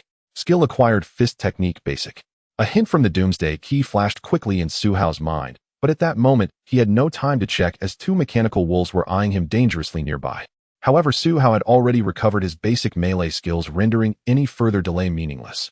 Turning around, Su Hao pounced on the mechanical wolf he had just kicked down and wielded its claw, plunging it forcefully into the joint of the wolf's neck. The mechanical wolf struggled violently, but it was no match for Su Hao. The claw successfully shattered the internal wiring, and sparks flew as the mechanical wolf lost its energy support, collapsing to the ground. The mechanical wolf that had just been deflected by Su Hao's shield immediately turned around and charged back. Unfortunately, it was too late. Su Hao calmly stood up, facing the last mechanical wolf that was leaping towards him with a buildup of force. He clenched his fists, and the power pumps inside the mechanical wolf's claw activated at full speed, smashing his hardened metal fist into the wolf's face and driving it forcefully into the ground. Bang! The mechanical wolf's face shattered like a piece of inferior ceramic under the claws modified from the mechanical giant wolf, and shattered components flew in all directions. Thus, the three pursuing mechanical wolves were rhythmically dealt with by Su Hao. It seems that his skills had not dulled, but in order to regain the strength he had after the apocalypse, he needed to complete more tasks and train diligently. Su Hao rationally acknowledged his current strength. After tidying up the scene, his gaze fell upon the three mechanical wolves he had destroyed. As a mechanic, he felt he might be able to do something with the three wolves. On the other side of the street, Iloni was still engaged in battle with several mechanical wolves, but despite occasional sneak attacks from the figure in black robes, Iloni steadily held the upper hand. In front of the female knight, there were only 4 mechanical wolves left entangled in combat, while the rest had hardly left a whole corpse. However, Iloni's injuries had not fully healed thanks to the medium healing scroll, and her movements had become somewhat sluggish. Coupled with her anxiety about Su Hao's situation, her counterattacks were tinged with urgency, making her struggle even more to break through the current encirclement, only to find herself further entangled. "Captain, this female knight is too strong. We should call for reinforcements." "Wait a moment. The female knight's movements have clearly slowed down. If we can capture her ourselves, our great master will surely reward us handsomely." The black-robed captain hesitated, but ultimately refused the request. The commotion caused by Iloni was quite significant, so the mechanical legions surrounding Khalid received the bounty notice. Capturing the female knight would yield a substantial reward, even allowing them to exchange for 2 or more mechanical wolves. A glimmer of greed flashed in the black-robed captain's eyes. As a typical local resident of Khalid who had allied with the mechanical demons, he sought greater power, willing to assist the mechanical demons in conquering his own city, for it was the only way he could receive the demonic gifts of mechanical beasts and gain his own formidable strength. Kill that female knight. Once the mechanical wolves we've sent out return, we can maintain our offensive. That female knight is also human, or she too can tire. Therefore, in front of the beasts bestowed upon us by the great mechanical god, she will definitely not be able to hold on.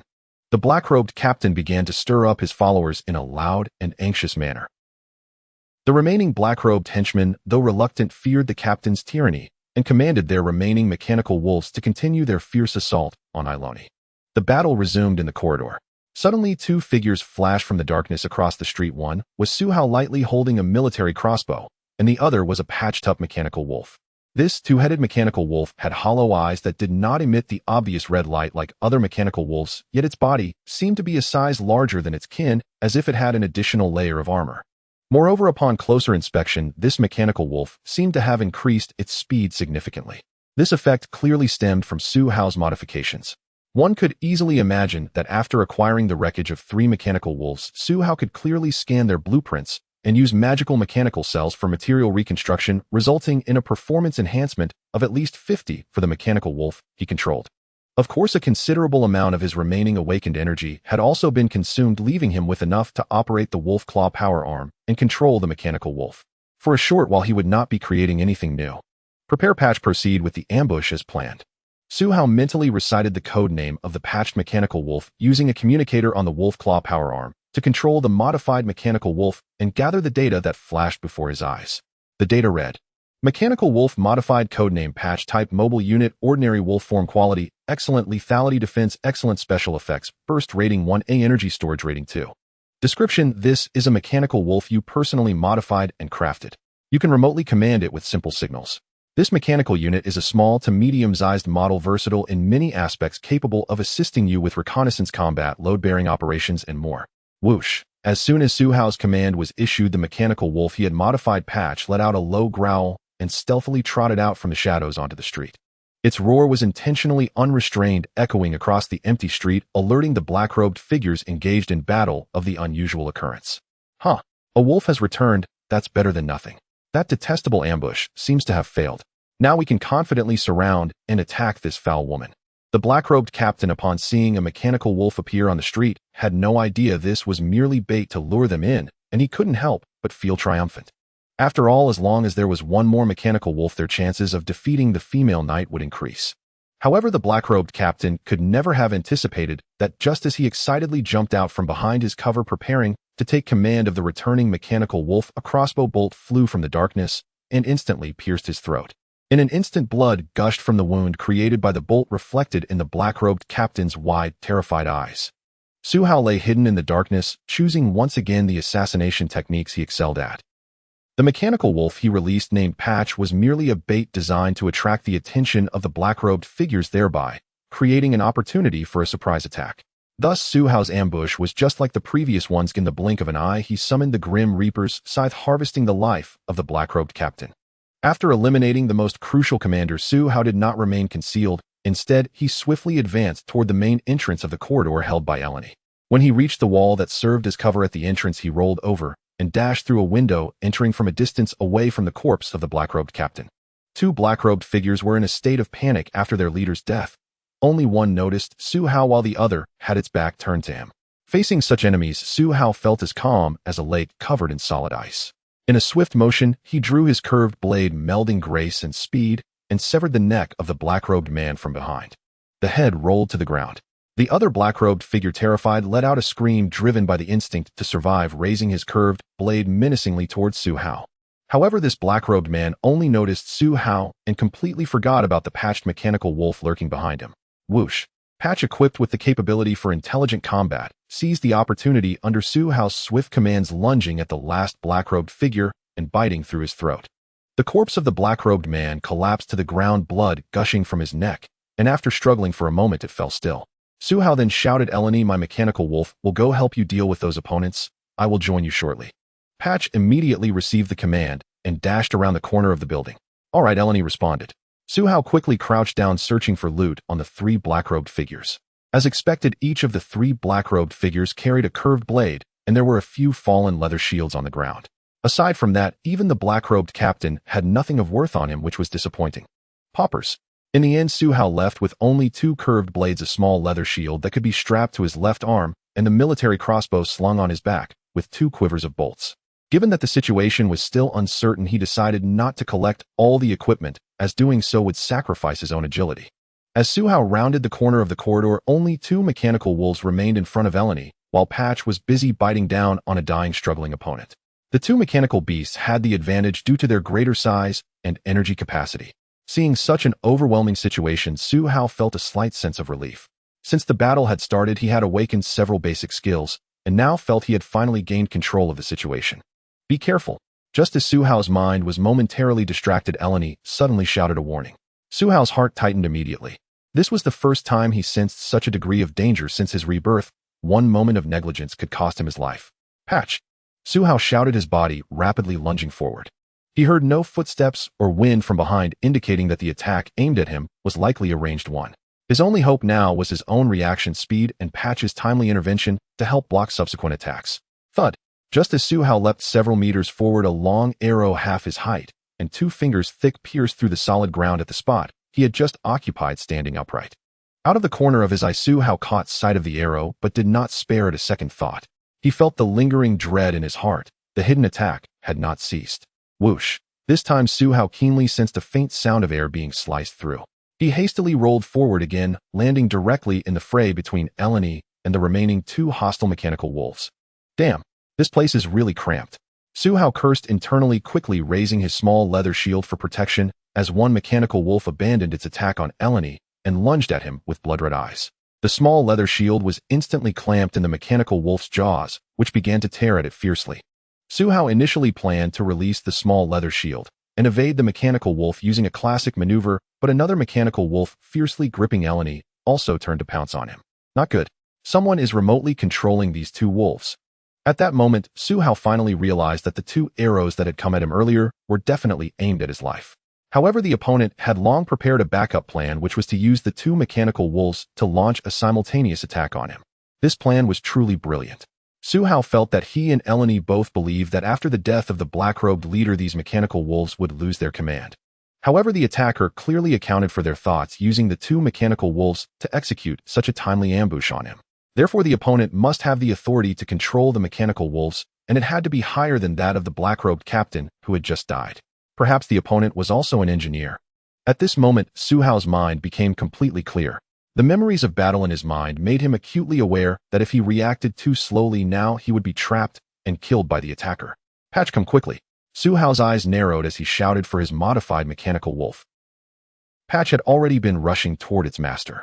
Upon hearing the command, it immediately received the signal sent from Su Hao's mechanical arm, lunging nearly 2 meters forward to tackle the mechanical wolf that was biting the small leather shield, its massive force sending the smaller wolf flying off Su Hao. Su Hao finally managed to drop to one knee on the ground, facing the second mechanical wolf that was lunging at him. Eleni had caught up after realizing the situation, but unfortunately the knight was still slower than the mechanical wolf. All Su Hao could do was position his wolf claw power arm in front of him, ready to brace for the mechanical wolf's assault, and the arrows that could be shot at any moment from behind. However, the unfolding situation was faster than expected. To Su Hao's surprise, both the mechanical wolf charging at him and the one pinned down by Patch exploded simultaneously. Boom. Su Hao felt a wave of heat wash over him as his body was violently propelled back by a tremendous force, crashing into a dilapidated wall and landing at the entrance of the building. This is bad.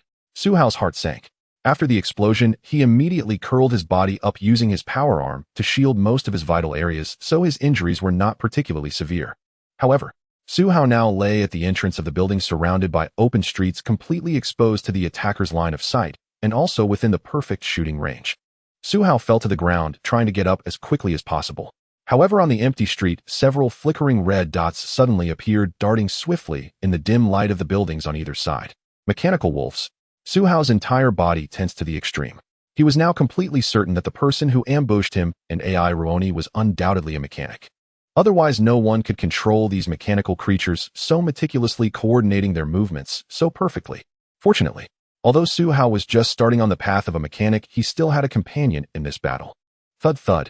The sound of heavy footsteps hitting the ground came, and AI Ruoni leaped out from the exploding building, her sword held defensively in front of Su Hao. Just in time, 3 mechanical wolves rushed in from the side, all of them sent flying by a knight's long sword. Su Hao immediately seized the moment to scramble to his feet, kneeling on one knee, the military crossbow loading as quickly as possible, aimed at a dark corner as he pulled the trigger. Watch out! Boom! An explosion struck suddenly.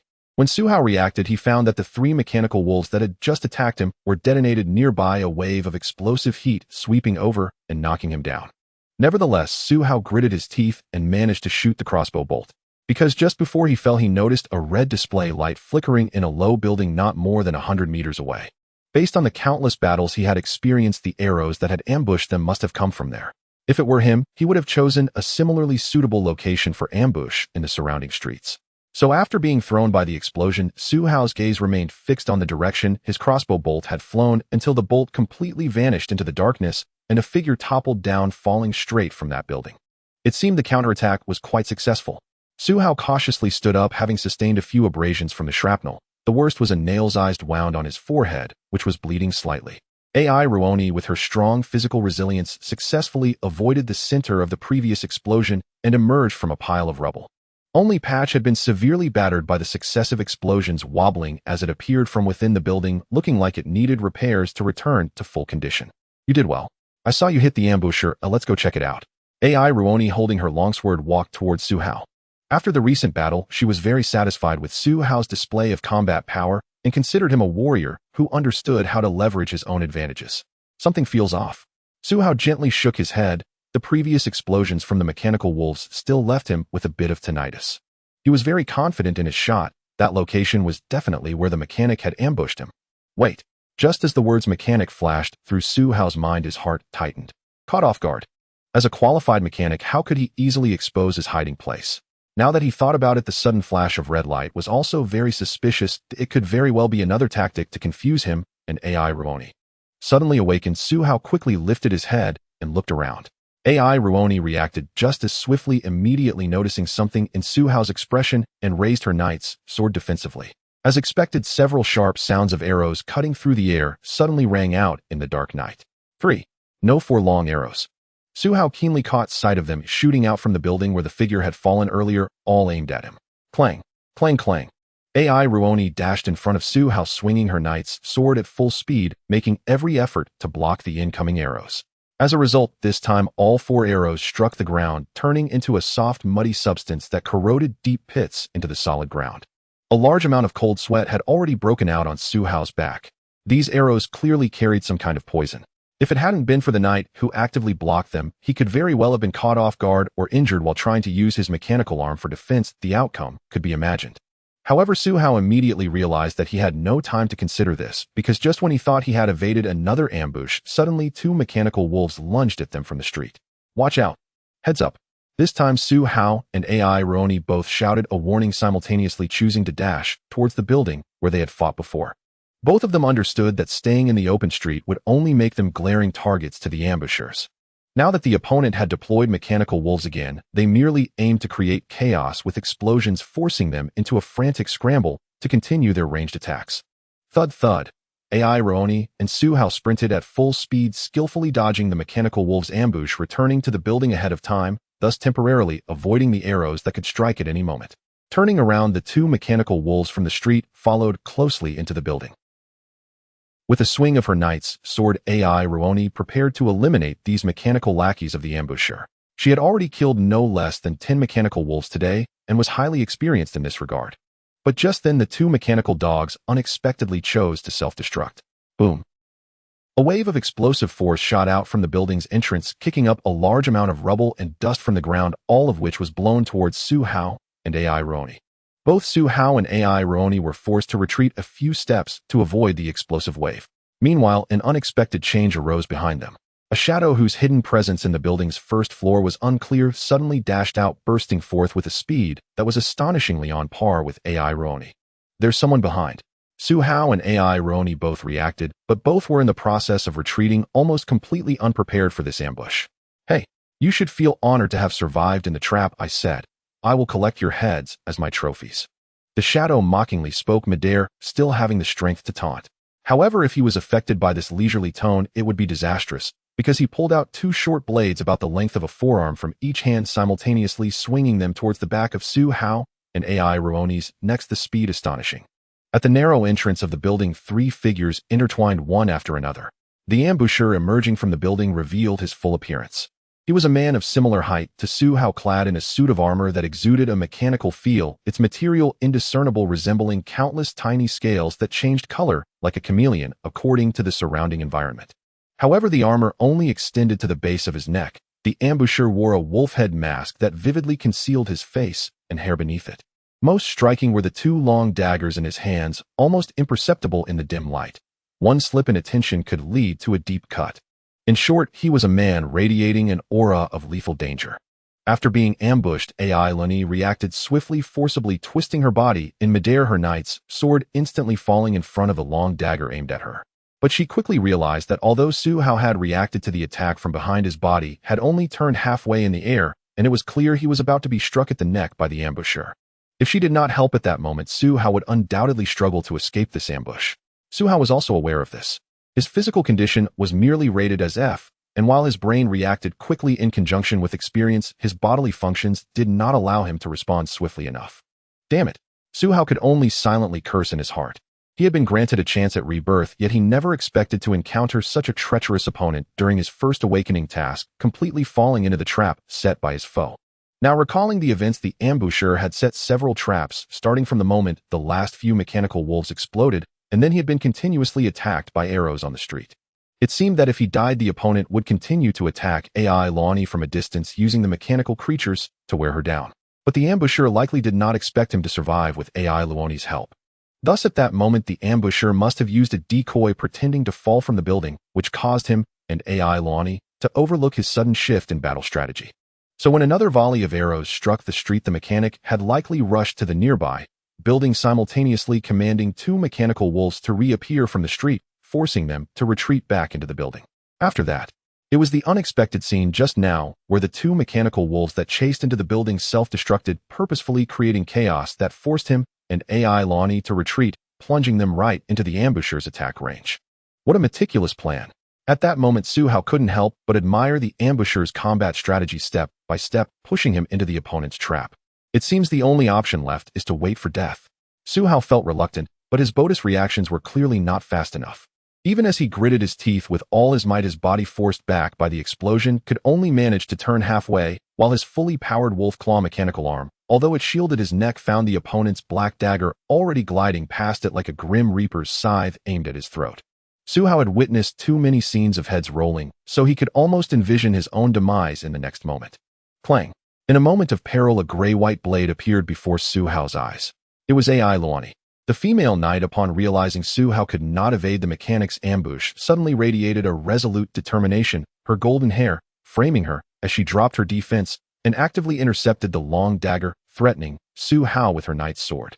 Thus, as Su Hao shockingly realized he had escaped the clutches of death, he saw a deep wound inflicted on AI Ruoni's right arm. Damn it! Su Hao couldn't help but curse again in his heart. However, this time it was not out of the anxiety of impending death, but a deep sense of guilt. As a man, to let a woman take a blow for him was the very thing Su Hao despised the most. However, the reality was that AI Ruoni had taken the ambush hit to save him, so he had to repay her at the very least to honor her act of rescue. Thus, without waiting for his body to hit the ground, his left hand, equipped with the wolf claw mechanical arm, swung forcefully, attempting to grab the mechanic's arm that attacked him. Slick! Su Hao's powered arm successfully caught the mechanic's arm, but the mechanic's special suit twisted and wriggled like a slippery worm, managing to escape. However, Su Hao's mechanical wolf claw was no pushover. It successfully tore through the mechanic's suit, leaving 5 deep gashes on the opponent's arm. Damn! That cursed female knight, are you trying to make me praise you for being a knight of the Radiant Holy Hall? You're dead.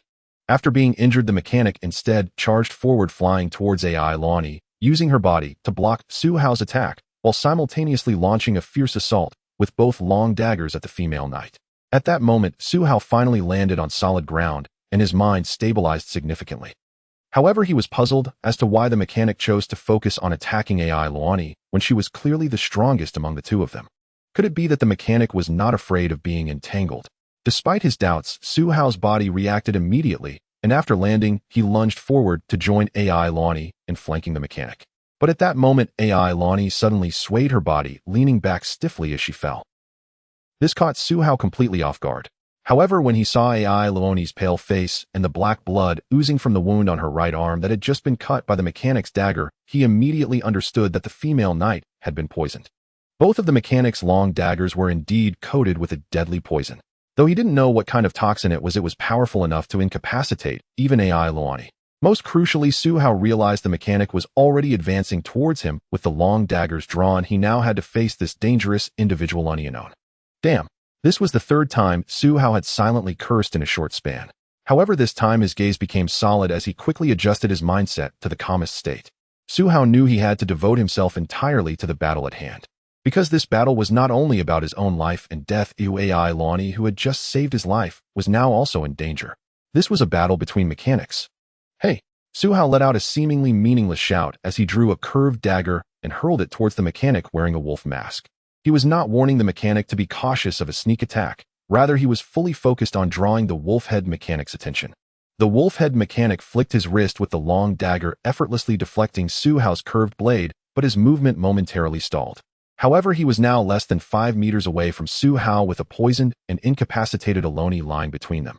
The wolf-head mechanic's eyes instantly turned cold, resembling those of a wild wolf hunting its prey as they fixated on Su Hao.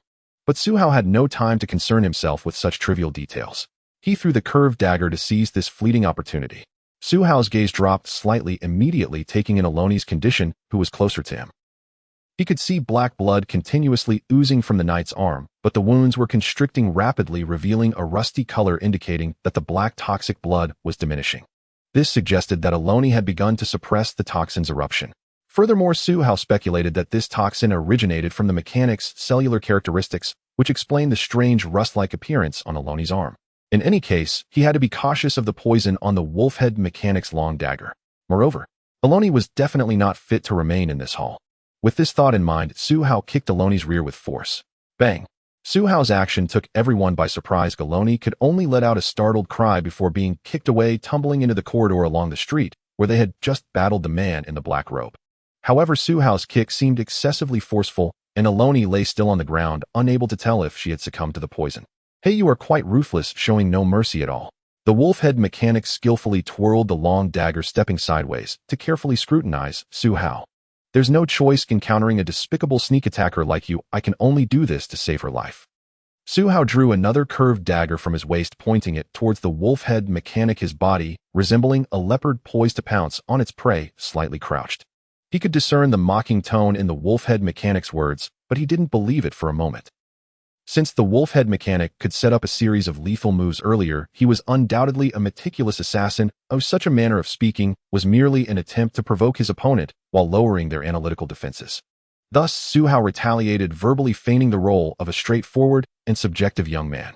Swish! Before their conversation could conclude in the main hall, the wolf-head mechanic struck, first his 2 poisoned long daggers lunging towards Su Hao like the fangs of a venomous snake. Simultaneously, the mechanic's verbal assault did not cease. Since you seem to be an eyesore, I will eliminate you first. After all, that female knight can't escape, and I have several mechanical wolves guarding the outside. Perhaps because of your kick, that female knight will die even faster. Feel free to try. As Su Hao's words echoed, his curved dagger shot out like a sharp sword, aimed precisely at the wolf-head mechanic's throat. If the opponent did not evade, his half-extended curved dagger would surely strike first. As expected, the wolf-head mechanic changed his tactic mid-action, crossing his daggers in the air, forcefully parrying against the curved dagger. Su Hao remained calm, swiftly retracting his dagger to strike again, his attacks resembling a venomous snake, still targeting the opponent's throat, searching for lethal vulnerabilities with each strike. Who would have thought that the wolf-head mechanic would suddenly faint with his dagger, turning to dash towards the outer corridor of the main door? Haha, I think it would be safer to kill that female knight first, then I will come back to deal with you. Su Hao's expression tightened, forcing him to retract his offensive stance and hurriedly chase after the door. Whoosh! Without warning, the wolf-head mechanic swiftly turned during his advance, and a mechanical short bow of an arm's length appeared in his left hand, firing a black arrow in the blink of an eye.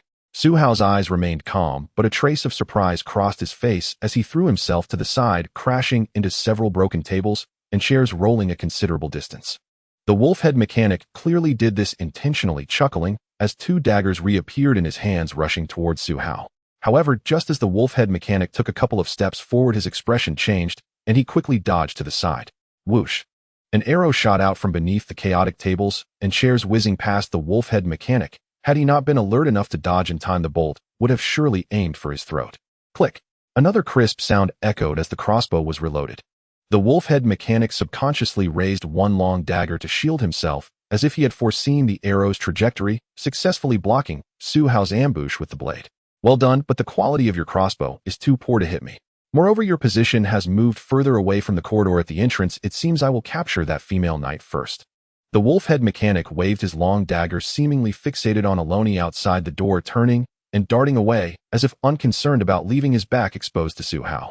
With a whoosh, Su Hao sprang up from the wreckage of tables and chairs, nervously discarding the military crossbow in his hand, and sprinted full speed towards the wolf-head mechanic. Huh! The wolf-head mechanic laughed loudly, as if he had eyes in the back of his head mocking Su Hao, and this time there was undoubtedly a hint of triumph in his laughter. To be honest, the wolf-head mechanic believed that the sudden arrow he had just fired would certainly hit Su Hao. However, the latter's reaction was too swift, not only evading his attack, but also seizing the opportunity to counteract. The wolf-head mechanic immediately changed his attitude. He sensed that Su Hao was only somewhat inferior in physical capabilities, yet extremely rich in combat experience. Thus, the wolf-head mechanic prepared to continue threatening Su Hao by attempting to eliminate Aloni, seeking to exploit any openings for attack. The battles between mechanics sometimes resemble a psychological and strategic game. The wolf-head mechanic and Su Hao burst out of the hall almost simultaneously. Suddenly, the wolf-head mechanic slowed his pace, realizing that the female knight who had just been kicked into the corridor had vanished without a trace. This was truly unexpected for him. Those who were poisoned by his mechanical cell toxin would either die immediately without an antidote or be paralyzed for a long time. The wolf-head mechanic clearly remembered that he had seen the female knight actively shield the young man from an attack. He had used nearly all of his awakened energy to amplify the mechanical toxin, attacking the female knight to its peak. Therefore, the female knight should not have been fine. At the very least, judging by her poisoning, it didn't seem like a deception. Could it be that the female knight had the ability to cast an antidote? Now there seemed to be no other explanation for the situation. Just as the wolf-head mechanic was puzzled about the female knight's disappearance, a sharp sound of wind rushed past. Su Hao, wielding his curved knife, chased and fiercely striking at the wolf-head mechanic's neck from behind. The wolf-head mechanic immediately turned around, his long dagger ready in both hands, prepared to block Su Hao's attack. Prepare to strike, Su Hao suddenly yelled. The wolf-head mechanic's movements faltered. He originally intended to use both daggers to counter, but hesitated and stepped back, cautiously scanning the surroundings with his peripheral vision. One must admit the disappearance of the female knight made him somewhat paranoid, prompting him to be on guard for the time being. He had observed the female knight's combat in secret. If it came to a direct confrontation, she would undoubtedly be his target to avoid. Su Hao missed his slash, but the corner of his mouth slightly lifted. He continued to shout about preparing to strike, swinging his knife and pursuing. The wolf-head mechanic entirely dismissed Su Hao's pursuit, focusing more of his energy on the stronger female knight. After all, the more incomprehensible the situation, the more one would get stuck in a dead end. The wolf-head mechanic was no exception. Thus, Su Hao seized the opportunity to keep shouting and attacking, successfully gaining the upper hand against the wolf-head mechanic, forcing his once dominant opponent to retreat several steps into the corridor on the first floor. Bang! As the wolf-head mechanic was quickly pushed to the end of the corridor by Su Hao, he braced himself against the wall, behind him, forcefully blocking Su Hao's curved knife with his long dagger, narrowing his eyes as he finally sensed something was off. If the female knight had successfully detoxified herself, then at the moment he was distracted, she should have attacked. Therefore, the absence of the female knight indicated she likely had no ability to attack him. The wolf-head mechanic suddenly looked up, glancing at the two closed doors beside him, and at Su Hao, sneering. Hey, where's your female knight? Don't tell me she's hiding behind these two doors. I'm not that foolish. Quick attack. Su Hao, although pushed back a step by the wolf-head mechanic, suddenly yelled, rushing back with his knife, not giving the wolf-head mechanic a chance to finish his sentence. You can't fool me. No one is coming to help you. The wolf-head mechanic, seeing Su Hao calling for help again, shouted through gritted teeth while his hands moved, without hesitation, launching both long daggers back at Su Hao with increased speed. He had had enough of Su Hao's chaotic shouting, feeling utterly humiliated for being deceived for so long. Therefore, the wolf-head mechanic decided to end things quickly, not giving this young man any more chances. Unfortunately, the wolf-head mechanic did not realize that in his moment of furious counterattack, a glint of determination flashed in Su Hao's eyes. Watch the knife. As Su Hao's curved knife completed a vertical slash, he suddenly shouted, releasing his grip on the knife, using it as a projectile. The wolf-head mechanic was startled, his attack interrupted midway. Originally, his long dagger should have struck Su Hao, but against the flying curved knife, it seems Su Hao's attack was one step faster. However, the wolf-head mechanic had just been suppressed by Su Hao's strategy, and his anger had already boiled over his desire for battle, unable to be restrained as he aimed to kill Su Hao more quickly. Thus, he made a quick decision. No need to block, this way I can retaliate faster. The wolf-head mechanic's body immediately followed his thoughts, swiftly leaning back, allowing Su Hao's thrown, curved knife to soar past him. Thud! The curved knife precisely embedded itself into the wooden door on the right side of the wolf-head mechanic's body, causing the old wooden door to collapse with a resounding noise, and a figure quickly emerged. It was the female knight. The wolf-head mechanic's peripheral vision caught sight of the figure appearing in the room, causing his scalp to tighten. Instinctively, he stepped left to defend against a possible attack from inside the room. But before he could see the condition of the female knight clearly, he found Su Hao after throwing the curved knife, inexplicably lunging at him, tightly embracing his waist and forcefully bringing him down to the ground. Damn it! A sharp pain shot through the wolf-head mechanic's right rib, instantly reminding him that Su Hao had a left-powered arm as a weapon. What made him even angrier was that behind the open door, the female knight was merely weakly leaning against a wall, her poisoning condition absolutely unresolved, helplessly watching the battle outside without the ability to assist. So he had fallen for it again. The wolf-head mechanic's fury at that moment was enough to burn himself up. But in the next instant, a sinister smile suddenly rose on his face. The wolf-head mechanic knew well that the impact from Su Hao's powered arm was significant, but it could not cause fatal damage. This meant that as long as he could make a cut on Su Hao's body with his long dagger and fully activate the cell toxin with his energy, he would undoubtedly emerge victorious. However, just as the wolf-head mechanic exerted himself to rotate his wrist, trying to stab the long dagger into Su Hao's body, he caught sight of something appearing in his peripheral vision. It was a gray-colored mechanical wolf stumbling with its steps. This mechanical wolf was larger than usual, but its body was covered in unsightly patches. Snap! The downed wolf-head mechanic suddenly heard a bone-breaking sound in his ears, followed by a sharp pain in his neck, cutting off the air flowing to his lungs. It was this mechanical wolf which the wolf-head mechanic had absolutely looked down upon that bit through his throat. Clang! The wolf-head mechanic felt the strength in his body dissipate instantly, and the two long daggers aimed at Su Hao fell to the ground alongside his limp arms, producing two crisp sounds. Hey, who said I had no backup? Su Hao flipped over and stood up, picking up the wolf-head mechanic's two long daggers, satisfied as he patted the patched mechanical wolf. Unfortunately, the wolf-head mechanic could no longer hear what Su Hao was saying, for between the two of them, only the victor had survived. Skill acquired: Mechanical Biology Command Entry Level. After the battle, Su Hao once again heard the prompt sound of the Apocalypse Key. In an instant, a new knowledge flooded into Su Hao's mind, prompting him to instinctively call up the skill bar. Related attributes: Intelligent Spirit.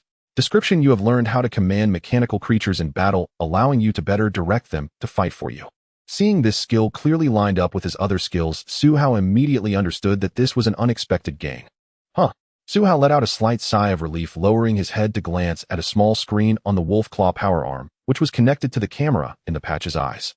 He had just commanded the patch using a small program on the power arm. In fact, the previous battle had been extremely perilous. At first, Su Hao had indeed fallen into the trap laid by the wolf-head mechanic, especially when Iloni was poisoned while trying to save him, making the situation dire beyond belief. Even though Su Hao was aware that he had been reborn, he could not guarantee that he was a match for the wolf-head mechanic.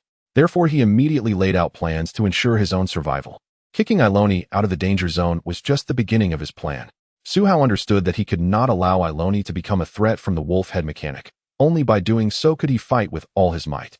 However, Su Hao was not without concerns about this action, as the knight was deeply poisoned, and such a kick could likely overwhelm her with toxins. But Su Hao had to take the gamble. He sensed that the patch had not perished in the explosion on the street, and this mechanical wolf was the key to his strategy. Thus, Su Hao held off the wolf-head mechanic for a while and directed the patch to drag Iloni to a safe location, using the environment of the outer corridor to set up an ambush, ultimately defeating the wolf-head mechanic with this setup. Are you alright? Su Hao turned to look at Iloni, who seemed to be unharmed for the moment, and quietly asked. The female knight met his gaze and nodded, gently saying, the toxin on his weapon is a bit troublesome. It will take me some time to completely expel it, but I should survive. Thank you. Su Hao sincerely expressed his gratitude to Iloni. You're welcome, Iloni replied succinctly, showing no sign of displeasure about being poisoned or injured, as if she had not taken that sword strike for Su Hao at all. Su Hao nodded silently, choosing not to say anything more to the injured female knight, who clearly needed ample rest. However, Su Hao would remember this life-saving grace. If given the opportunity, he would definitely find a way to repay her. After all, in a world where the apocalypse had descended, individuals willing to sacrifice themselves for others would surely become increasingly rare. But for now, Su Hao had no time to think about how to repay Iloni. Once he confirmed she was not in danger, he immediately crouched down to inspect what good items the wolf head mechanic might have. This guy was a mechanic definitely superior to those in black robes.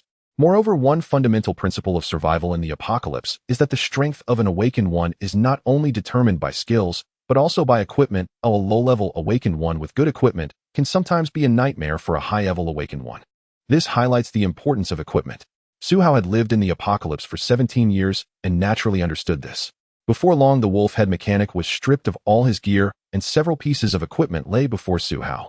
Cobra bow type, ranged weapon quality, excellent lethality, excellent description. This is an exquisite mechanical bow with a range of up to 300 meters or even farther, compatible with various arrows, and can be folded for easy transport in non-combat situations, adapting to various combat environments.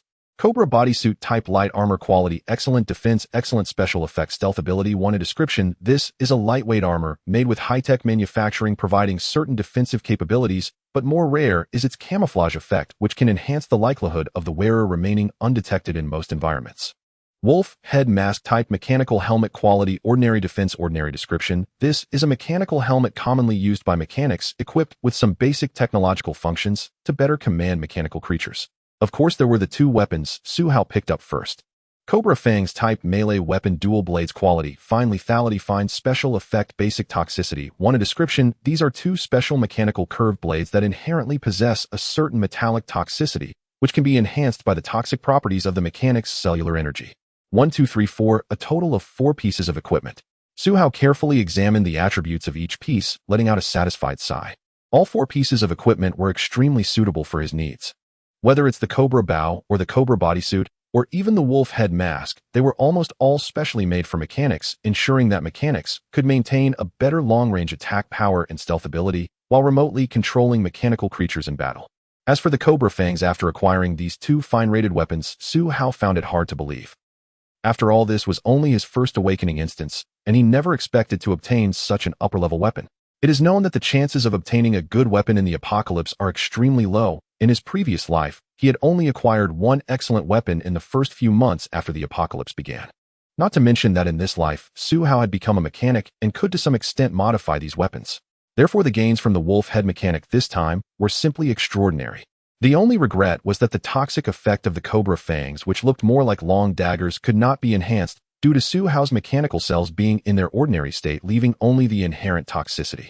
This realization caused a slight sweat to bead on Su Hao's forehead. He understood that mechanical cells could also advance, but it required another awakening or special means. But that wasn't the key issue. It was because Su Hao discovered that the wolf head mechanic had awakened with special mechanical cells. No wonder Iloni fell to the ground after being struck by a blade. One can imagine that if he had been careless during the battle, the one lying on the ground would have definitely been him. Fortunately, he had triumphed over the opponent. Although there are some methods to render mechanical cell toxins ineffective, it would be a pity to choose to do so merely for 2 exquisite weapons. However, there is no choice. After all, the special attributes that mechanical cells can eventually attach will prove to be very useful. Thus, it is also unavoidable that the Cobra fang cannot be urged to produce a stronger toxicity. Su Hao stepped aside and quietly put on the Cobra bodysuit underneath his camouflage gear, as the improved military crossbow and curved blade had already been replaced with better alternatives. Once he finished changing, Su Hao approached Iloni. "What are your plans next?" Su Hao squatted down and asked the female knight earnestly. He cared about her opinion not only because she was an important figure in the awakening mission, but also because this female knight from another world had saved his life. Under any reasonable circumstances, Su Hao felt he wouldn't mind taking some action to repay her. Iloni leaned against the wall, gazing deeply at Su Hao with her light golden eyes, yet remained silent. Out of the corner of his eye, Su Hao noticed the knight's long sword tightly gripped in her hand. He forced a gentle smile and said, "You can think about it first. I'll go tidy up the battlefield, and we can talk after you've dealt with the poison on you. Just as we agreed earlier, I will help you return to District 1 and assist those threatened by mechanical monsters." After finishing this sentence, Su Hao didn't wait for Iloni's reply and directly called for Patch, leaving the female knight alone in the room. He noticed Iloni's tension and was very understanding of it. After all, although they had experienced several battles together, the balance of their relationship relied on their respective strengths. Now that Aloni was poisoned, she was far weaker than when she had been injured by the mechanical wolf, so it was normal for her to be wary of everyone around her at this time. Of course, Su Hao treated Aloni this way also because the female knight had chosen to save him at the cost of her own injury. This was a precious quality that had nearly disappeared in the apocalyptic world. Su Hao felt a strange sense of emotion. "Give me 5 minutes, we need to leave here quickly." Just when Su Hao thought Aloni wouldn't respond in a short, while he heard her voice from behind. "Okay." Su Hao replied nonchalantly, then quickly got busy. After the previous battle, the inside and outside of the building were filled with signs of conflict, but there were also quite a few valuable items left behind, especially those mechanical wolves that Aloni had killed, which were laden with usable parts. Su Hao immediately had the idea to further modify Patch. After all, during the recent battle, Patch had indeed played a significant role at many critical moments. Thus, after quickly checking the equipment dropped by the black-robed man, and finding nothing useful, he began to pick parts from the destroyed mechanical wolves, filling several bags before carrying them back to Aloni's room. The time was just 5 minutes. When Su Hao entered the room, Aloni was already standing up from the ground, propped up by her longsword. However, the knight still looked quite unwell, especially the poison wound on her right arm, which remained covered in a layer of rust, indicating that the toxins had not been completely eradicated. Facing Su Hao's gaze, Aloni directly spoke, "Let's set off. I know a good hiding spot nearby." "All right." Su Hao had no reason to refuse. He had already lingered in this dangerous place for Aloni longer than he intended, so leaving quickly suited him well. Aloni took a deep breath and led the way out of the building. About half an hour later, she arrived at a wrecked structure, finally stopping in front of an inconspicuous 2-story building. Su Hao closely followed Aloni and couldn't help but glance at the building. Both floors of the building had a floor-to-ceiling window facing the street, but the glass above had long since shattered into a pile of fragments. From the scattered tables, chairs, and decorations inside, it seemed to have been a personal restaurant. Aloni was the first to step inside the building, walking past the dust-filled hall and directly finding a back door in the restaurant, opening it and stepping out. Behind the restaurant was a narrow alley filled with various clutter and garbage. Aloni led Su Hao down the alley for about 20 steps, where they found an inconspicuous iron door at the far end of the alley, which she opened with force. "This is where I used to work as a child. We made small items for merchants in the underground here and were never discovered by patrolling soldiers, so it should be safe," Aloni explained to Su Hao. Su Hao nodded and, without waiting for her to lead the way inside, secretly issued a command to Patch, who immediately darted into the dark space behind the iron door. At this point, Su Hao had already put on the wolf head mask, allowing him to receive Patch's infrared vision through the display within the mask, and he followed it to inspect the underground space. The underground space was even larger than the first-floor hall of the previous church, filled with all sorts of clutter, yet there were still large expanses of empty space. Aloni, familiar with the area, walked toward a particular direction amidst the piles of clutter, eventually arriving at a spot with 3 or 4 old wooden beds settling near the wall. "How is your injury?" Su Hao inquired about Aloni while continuing to observe the surroundings. He wouldn't sit down casually until Patch had thoroughly inspected the entire underground space. "The poison used by this demon envoy is somewhat special. I won't be able to completely eliminate it in a short time," Aloni replied to Su Hao while pulling out an oil lamp from a dark corner and lighting it. In the dim light, the female knight's golden curls inexplicably took on a pale hue, matching the pallor of her face. Seeing this, Su Hao took a bottle of water from one of the bags beside him and handed it to Aloni, saying, "Drink some water first. I'll go find something to eat. After that, we can discuss what you specifically want to do." These bags contained water and food that Aloni had collected before the battle, which Su Hao had found and carefully picked up while tidying the battlefield. Aloni took the water, sipped a little, and then fell silent again. Su Hao didn't mind the silence at all. He busily searched for some utensils and tried to process the food he had. For an awakener, it is essential to maintain the body in optimal condition, and drinking water and eating are the most ordinary yet indispensable steps. Moreover, Su Hao intentionally left Aloni some time to think, deciding on their next course of action. However, Su Hao thought too much and completely failed to notice Aloni secretly glancing at him several times in the dimness, her originally resolute gaze seemingly softening slightly. In the deep of night, a dark red hue hovered above the city of Khalid, signaling that the fires of war throughout the city had yet to subside. Su Hao peered through the door of his hiding place to observe the situation outside. Upon returning, he divided the warmed bread and sausage into 2 portions and began to eat with AI Roni. While eating, Su Hao said to AI Roni, "It's not suitable for you to act tonight, so I plan to go out and take a look." AI Roni temporarily set down her food and asked, "Where are you going?" "You mentioned before that we should break through from Zone 3, so I plan to search for their stronghold." "Are you sure?" "Yes." As Su Hao spoke, he held the wolf mask in the palm of his hand, gently shaking it in front of AI Roni, and continued, "Inside, Are some map details recorded by that person earlier marking one of their strongholds in Zone 3? I think it would be more appropriate for me to scout ahead, since you should rest tonight. AI Roni fell silent for a moment and said softly, you might encounter danger, and you don't have to take such risks for my sake. Haha, I'm also doing this for myself. Su Hao placed the wolf mask beside him and smiled at the female knight, speaking half seriously. Actually, I was thinking that the mechanic we just dealt with must have been an important figure in that stronghold, so there might not be any formidable foes left inside. This way I can slay a few more mechanical demons and enhance my strength. AI Roni fell silent again and eventually nodded at Su Hao, saying good luck. After finishing her words, the female knight resumed eating. Su Hao observed quietly, feeling that he wouldn't be able to trigger any additional tasks from AI Roni at this moment. He nodded and said, alright, I'll set off now. I will try to return before tomorrow morning so I won't delay you. This time AI Roni merely nodded without saying another word. Seeing this, Su Hao donned the wolf mask, confirmed the target location on the small display built into it, and cautiously exited his hiding place. Crackling sounds echoed as the fire in the small fireplace burned down to embers, and the flickering sparks reflected in AI Roni's eyes, seemingly stirring her heart. In Zone 3 Camellia Street, Su Hao carefully infiltrated the somewhat desolate Zone 3 with the help of his companion Patch. Along the way, it was evident that this area had undergone a thorough baptism by war, with numerous buildings left in shambles resembling a vast wasteland. Previously, AI Roni had mentioned that the main area of the mechanical demon invasion was Zone 5, where the battles were fiercer and mechanical beings appeared more frequently. Zone 3 had some lurking resistance fighters who to some extent held back the mechanical demon army here. Now Su Hao was heading to a stronghold of the mechanical demons in Zone 3. However, this took him quite some time. Because Zone 3 was exceedingly vast, Su Hao felt it could rival a city with a population of hundreds of thousands before he finally located his target. The Camellia Theater. This was one of several strongholds of the mechanical demon army in Zone 3, appearing like a perfectly square cube. Su Hao silently gazed at the building, which was about 6 or 7 stories high. From the outside, the structure remained largely intact, with only some peeling paint revealing the solid materials within marked by traces of warfare. From this, it could be inferred that the building was sturdy enough to have been chosen as a stronghold by the mechanical demon army. This is it. I hope this adventure yields sufficient rewards, otherwise he'll probably have to act alongside the female knight afterward, and there won't be much time for private activities.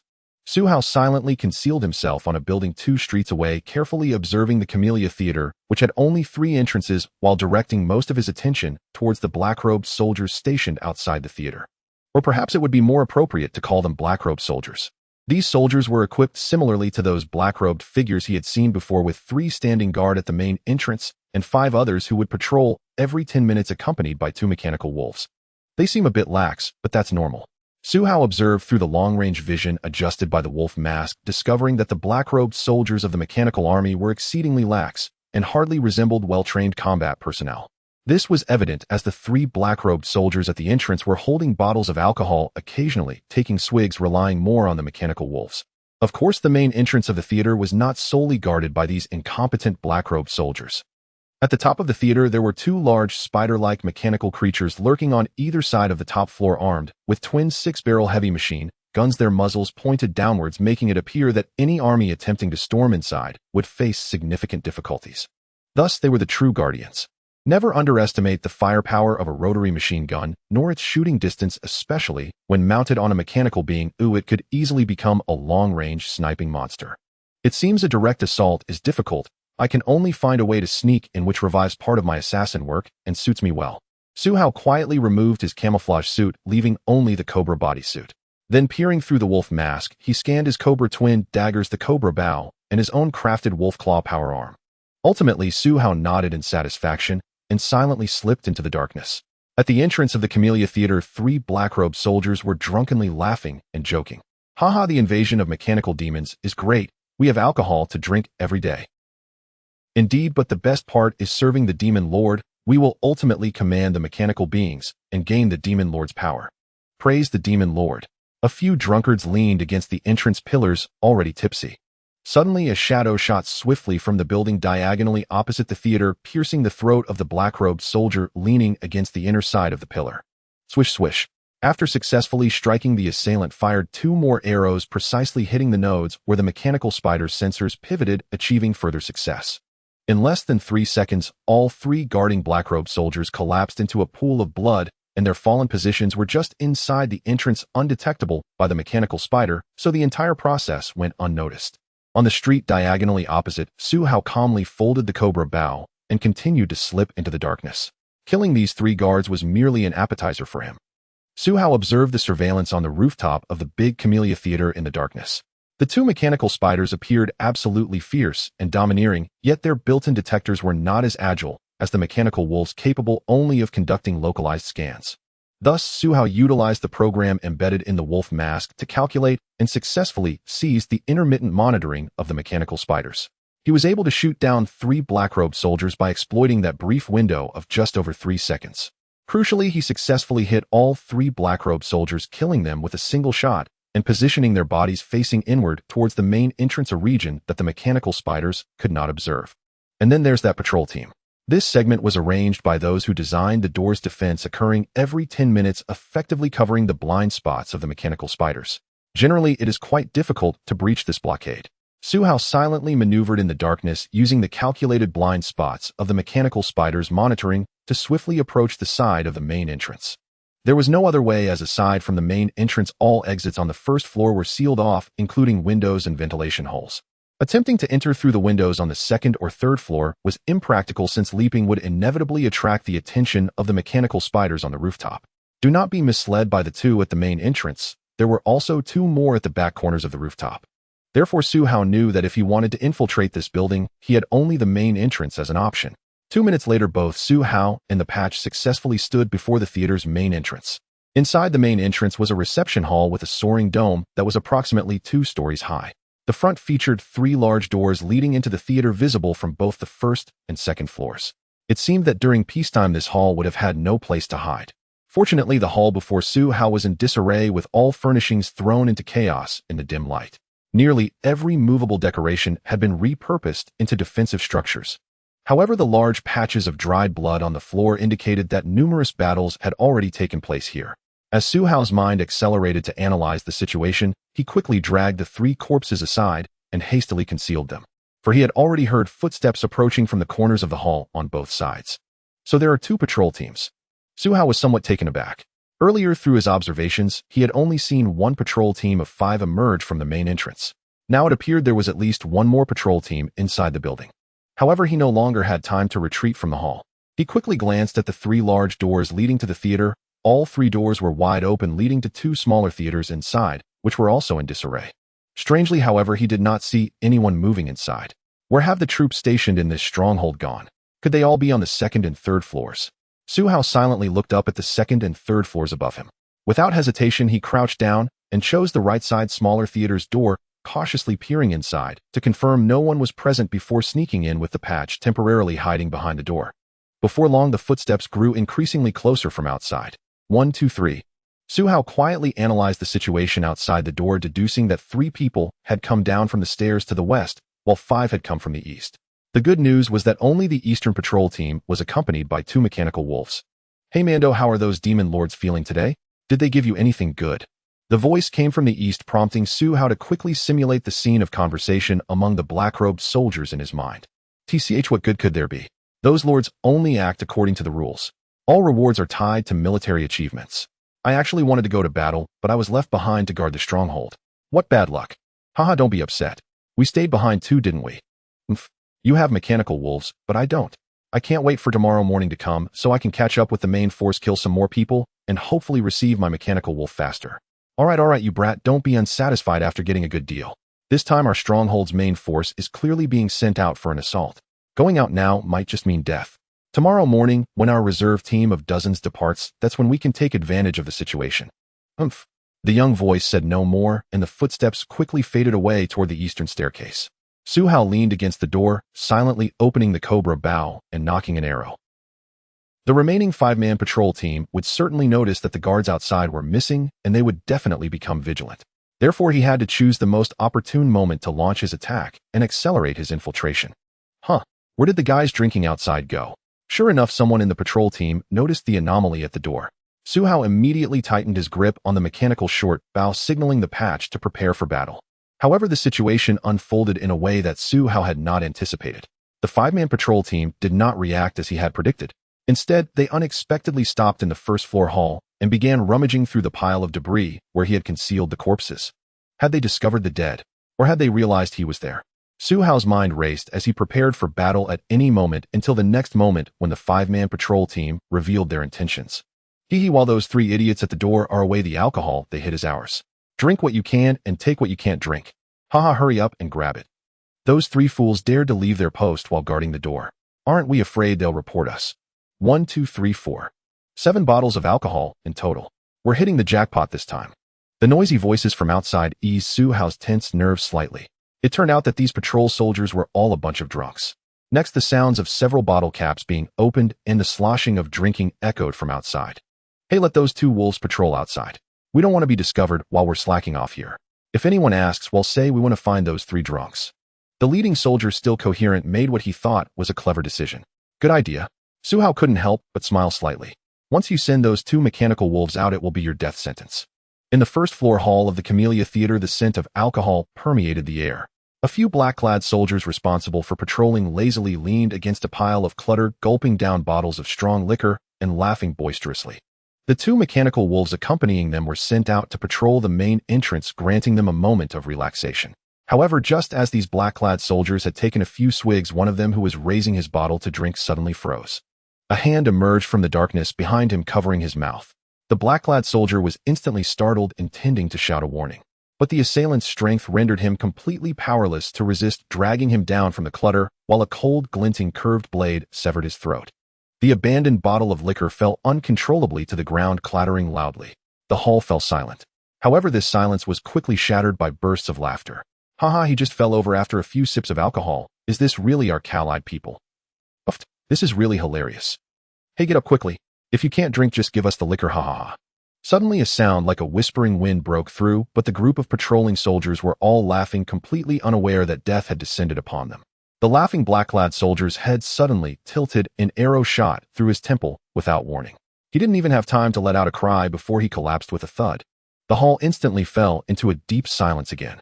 The remaining black-clad soldiers were jolted awake, but their alcohol-dulled brains slowed their reactions significantly. Swish. Someone. Swish. Where? Swish.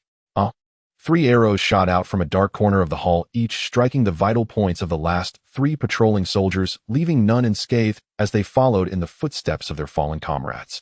Several liquor bottles rolled to the ground, mingling with pools of fresh blood. Su Hao slowly stood up from behind a sofa, his mechanical arm grasping a cobra, while surveying the corpses.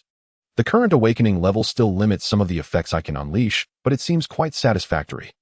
Su Hao felt that the outcome of the battle was entirely acceptable, showcasing the combat prowess expected of a mechanic. At the very least, in his past life's awakening mission, he hadn't had this many pieces of equipment at his disposal. Not to mention that several pieces of equipment on him still lacked power for modifications. Once improved, they would likely provide him with even greater enhancements. Tap, tap, tap. A series of crisp footsteps echoed on the marble outside the theater's main entrance, and 2 mechanical wolves quickly appeared outside the door. Su Hao immediately concealed his form. These 2 mechanical wolves were much more alert than the black-clad soldiers, especially since they were currently outside. If they detected any anomalies in the hall and alerted the mechanical spiders upstairs, it would spell trouble. Fortunately, the black-clad soldiers Su Hao had killed were not near the main entrance. Their bodies lay further towards the opposite side of the clutter. As a result, the 2 mechanical wolves continued along their patrol route and entered the hall. As the 2 mechanical wolves stepped into the hall, their cameras immediately detected the corpses on the ground, and suddenly a pile of clutter was knocked over successfully, drawing the attention of the 2 mechanical wolves. Behind the pile of junk, a larger mechanical wolf appeared, adorned with numerous patches. Woof. Suddenly, this mechanical wolf let out a loud bark, which resulted in it sounding like a dog. The 2 returning mechanical wolves paused, clearly puzzled by the bark, causing their simple intelligence systems to get tied up, unable to determine what strange signal this fellow was transmitting. But just as they stood there in confusion, Su Hao's figure leaped out from behind them like a ghost, thrusting a dull-bladed curved knife that instantly pierced through one mechanical wolf's rear brain, destroying its main control center. The other mechanical wolf immediately reacted, swiftly turning around. Unfortunately, this mechanical wolf's response was still too slow. Su Hao's mechanical arm had already transformed into a wolf claw, which caught its neck and lifted it effortlessly. The black, curved knife accurately pierced through the mechanical wolf's eye socket, swiftly ending its struggle. Hey, Patch, well done. After efficiently dealing with the two mechanical wolves, Su Hao complimented Patch, who had suddenly started wagging its tail. Transforming a mechanical wolf into a mechanical dog only required some minor program adjustments. This was purely Su Hao's personal preference, so he made some modifications to Patch at the underground hideout. Now it seemed that Patch had only adopted some hunting dog behaviors. In essence, it was not much different from a mechanical wolf. Su Hao quickly searched the bodies of the black-clad soldiers, but found nothing surprising, so he immediately disassembled the power sources from the two mechanical wolves and took them with him. Since Su Hao could use modified metal to create various pieces of equipment, but the power sources for the mechanical wolves and mechanical arms required specific blueprints, and the amount of awakening energy needed for crafting was substantial, he prepared to gather some extras. If he had time, he would also study these energy devices properly. As for the awakening energy, he had to reserve all of it for combat needs in the short term. Su Hao cautiously searched the 3 theater spaces on the first floor only to find one room filled with completely damaged mechanical creatures that were utterly unusable. Thus he walked towards the stairs on the east side, preparing to go upstairs for a look. Ascending the stairs, Su Hao found that the theater was remarkably well preserved overall. Compared to other structures in the neighborhood that had turned into ruins, the theater had only suffered from some broken windows due to battle, making the second floor appear quite pleasant, even seeming more magnificent and luxurious than the church he had seen previously. The carpet beneath his feet felt so soft that it was almost as if the comfort penetrated through his boots. However, upon reaching the second floor, Su Hao noticed that there was no surveillance at the corridor entrance, and he could hear loud drinking and raucous shouting from several rooms on the second floor, prompting him to head straight for the third floor. Originally, his goal for infiltrating the theater was merely to gather useful information, but after witnessing the black-clad soldiers' lazy patrol and duty performance, his intentions had evidently changed. Among Su Hao's side quests was one that required him to eliminate mechanical demons. Previously, only the defeat of the giant mechanical wolf had counted towards it, so upon analysis, this time, the 4 large mechanical spiders on the rooftop became his primary targets. Moreover, Su Hao had his sights set on the firepower weapons mounted on the mechanical spiders. If he could equip a 6-barrel rotary machine gun, he felt it would be entirely possible to completely destroy this temporarily weakened stronghold. After all, the better he performed, the higher his final evaluation would be upon completing the mission. There are probably 2 staircases leading to the rooftop of the Camellia Theater. Su Hao ascended the eastern staircase, and upon passing through the unattended corridor on the 3rd floor, he spotted an entrance leading to the rooftop. Through the wide, open entrance, one could see the twinkling stars above Khalid City, yet all the beauty of the night was still surrounded by the ravages of war, as the sky was illuminated a deep red by flames resembling a sea of blood. The rooftop of the theater measures approximately 3,000 square meters, and aside from the overhead cover built over the 2 staircase exits, there are around 10 ventilation openings of varying sizes, all shielded by obstacles about the height of a half-person. Therefore, once he exited the staircase area, these spots could provide some concealment. Peeking out slightly, Su Hao noticed that the staircase he was in had only one exit, and as he moved, he could see 2 mechanical spiders diagonally to the left and right, implying that there were 2 more spiders lurking behind him in the staircase. From his observations, the mechanical spiders in several corners were monitoring the outside of the theater, thus they paid no attention to the empty space behind him on the rooftop. This is likely a limitation of some intelligent program. Nevertheless, it still facilitated Su Hao's movements. Of course, Su Hao's greatest advantage lay in his familiarity with these mechanical spiders from his experiences during the apocalypse, as he knew their weaknesses in great detail. Upon closer inspection, the limbs of these 4 mechanical spiders were over a person's height, and their bodies were about the size of a small car. Including their claws, they were even wider by 1 or 2 times, yet all had disproportionately small spider heads. These spider heads were only the size of a soccer ball, housing the entire control system. So as long as it was destroyed, the massive body of the mechanical spider would collapse into a heap of scrap metal. I've seen plenty of these mechanical spiders during the apocalypse. They are mostly used in siege warfare and combat in special terrains. Therefore, apart from their relatively fierce firepower, their mobility isn't that strong. However, dealing with 4 at once still requires some caution. Su Hao cautiously crouched down, placing 4 long arrows in the most accessible position. He set his sights on the 2 large mechanical spiders on the left and right, preparing to launch a surprise attack on their critical areas. However, he couldn't carry out this operation alone, so Patch ascended to the rooftop, first carefully hiding behind a ventilation opening. Action! Su Hao commanded Patch through the wolf head mask. Woof! Patch immediately leaped onto the cover of a ventilation opening and barked at the 2 mechanical spiders ahead. Swish, swish. The 4 large mechanical spiders on the rooftop all turned their bodies, their massive forms directing their soccer-sized heads toward Patch. Alert! Intruder detected. Alert! Intruder detected. Screech! The alarms of the 4 mechanical spiders blared simultaneously with red and blue lights flashing on their bodies. However, all 4 spiders were fully focused on Patch and failed to notice that Suhao had discreetly fired 2 arrows from behind. At this distance, which was no more than 50 meters, both arrows struck, true hitting their marks. The 2 mechanical spider heads were instantly doomed. Before they could fully turn their bodies, the arrows pierced through the small openings left by their camera equipment, striking deep into the core of the mechanical brain with the tremendous force of the cobra bow. Before his eyes, the 2 spider heads twitched oddly several times, and sparks flew as they began to smoke. The 2 massive mechanical spiders lost control. One flailed its limbs wildly for a few steps before collapsing at the edge of the rooftop, while the other activated its back-mounted 6-barrel heavy machine gun and began firing frantically. Rat-a-tat, rat-a-tat. The bullets from the machine gun flew chaotically across the entire rooftop of the theater, sparking all around, with many simple stone blocks being riddled with holes. Seeing this, Suhao immediately dropped to the ground and didn't forget to instruct Patch to find cover. Just as he hit the ground through the wolf head mask and the connection with Patch, he unexpectedly discovered that the chaotic firing from this mechanical spider had drawn the attention of the other mechanical spider, pulling it into the line of fire with dense bullets, making the other 2 mechanical spiders retreat step by step. However, soon 2 mechanical sounds erupted from a direction behind Suhao. Warning: under attack countermeasure system activated. Warning: excessive damage to the unit countermeasure system activated. This time the battle on the rooftop had temporarily deviated from Suhao's expectations. The 3 mechanical spiders immediately began a frenzied Tunon heavy machine gun barrage, with bullets raining down like a storm across the entire rooftop of the theater. This violent barrage of bullets lasted nearly 3 minutes, with the sound of shell casings clattering all around. It was exhilarating. Suhao understood that this type of multi-barrel heavy machine gun could fire at least 5,000 rounds per minute, so, within these 3 minutes, each of the 3 mechanical spiders had unleashed over 15,000 rounds. What pleased him the most was that the unexpected frenzy of the mechanical spiders had exhausted the ammunition of the remaining mechanical monsters on the rooftop.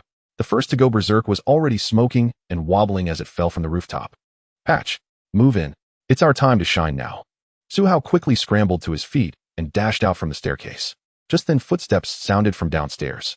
After all, even if those black-robed soldiers were drunk and dazed, the sounds of such a fierce battle above would still be hard to ignore. Thus, Suhao knew that his time to seize the heavy machine gun was running out. Whoosh!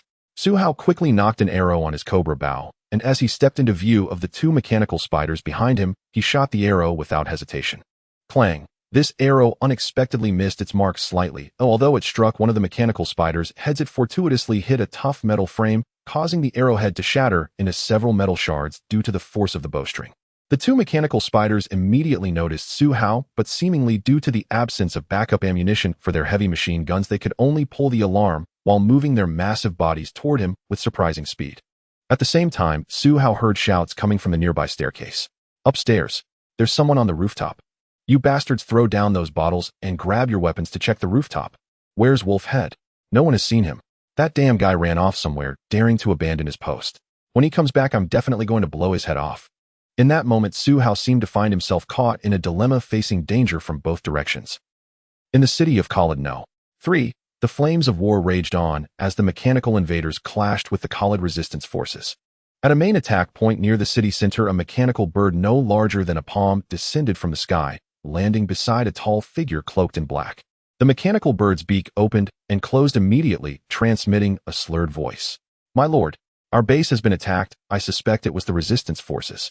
The tall figure in the black cloak with a hood obscuring his face let out a cold snort upon hearing the mechanical bird's message and said with dissatisfaction, You fool, give me more precise information. I left 4 mechanical spiders at that base. Even if 100 resistance members were to attack, it wouldn't be in danger. Where are these so-called resistance forces coming from? His voice was hoarse and deep, like a dagger scraping against stone, sounding extremely harsh, yet combined with his haughty demeanor, it exuded an air of imposing authority. Upon hearing the inquiry, the mechanical bird's voice became hesitant. My lord. The invaders are currently fighting the mechanical spiders on the rooftop. Their firepower is just too strong. We can't get up there. Fool.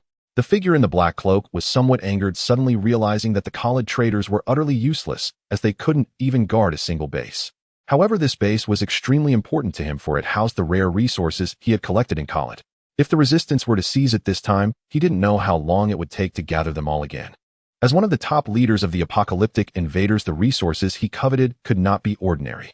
If it weren't for his battle on the front lines tonight, he wouldn't have left those precious resources there.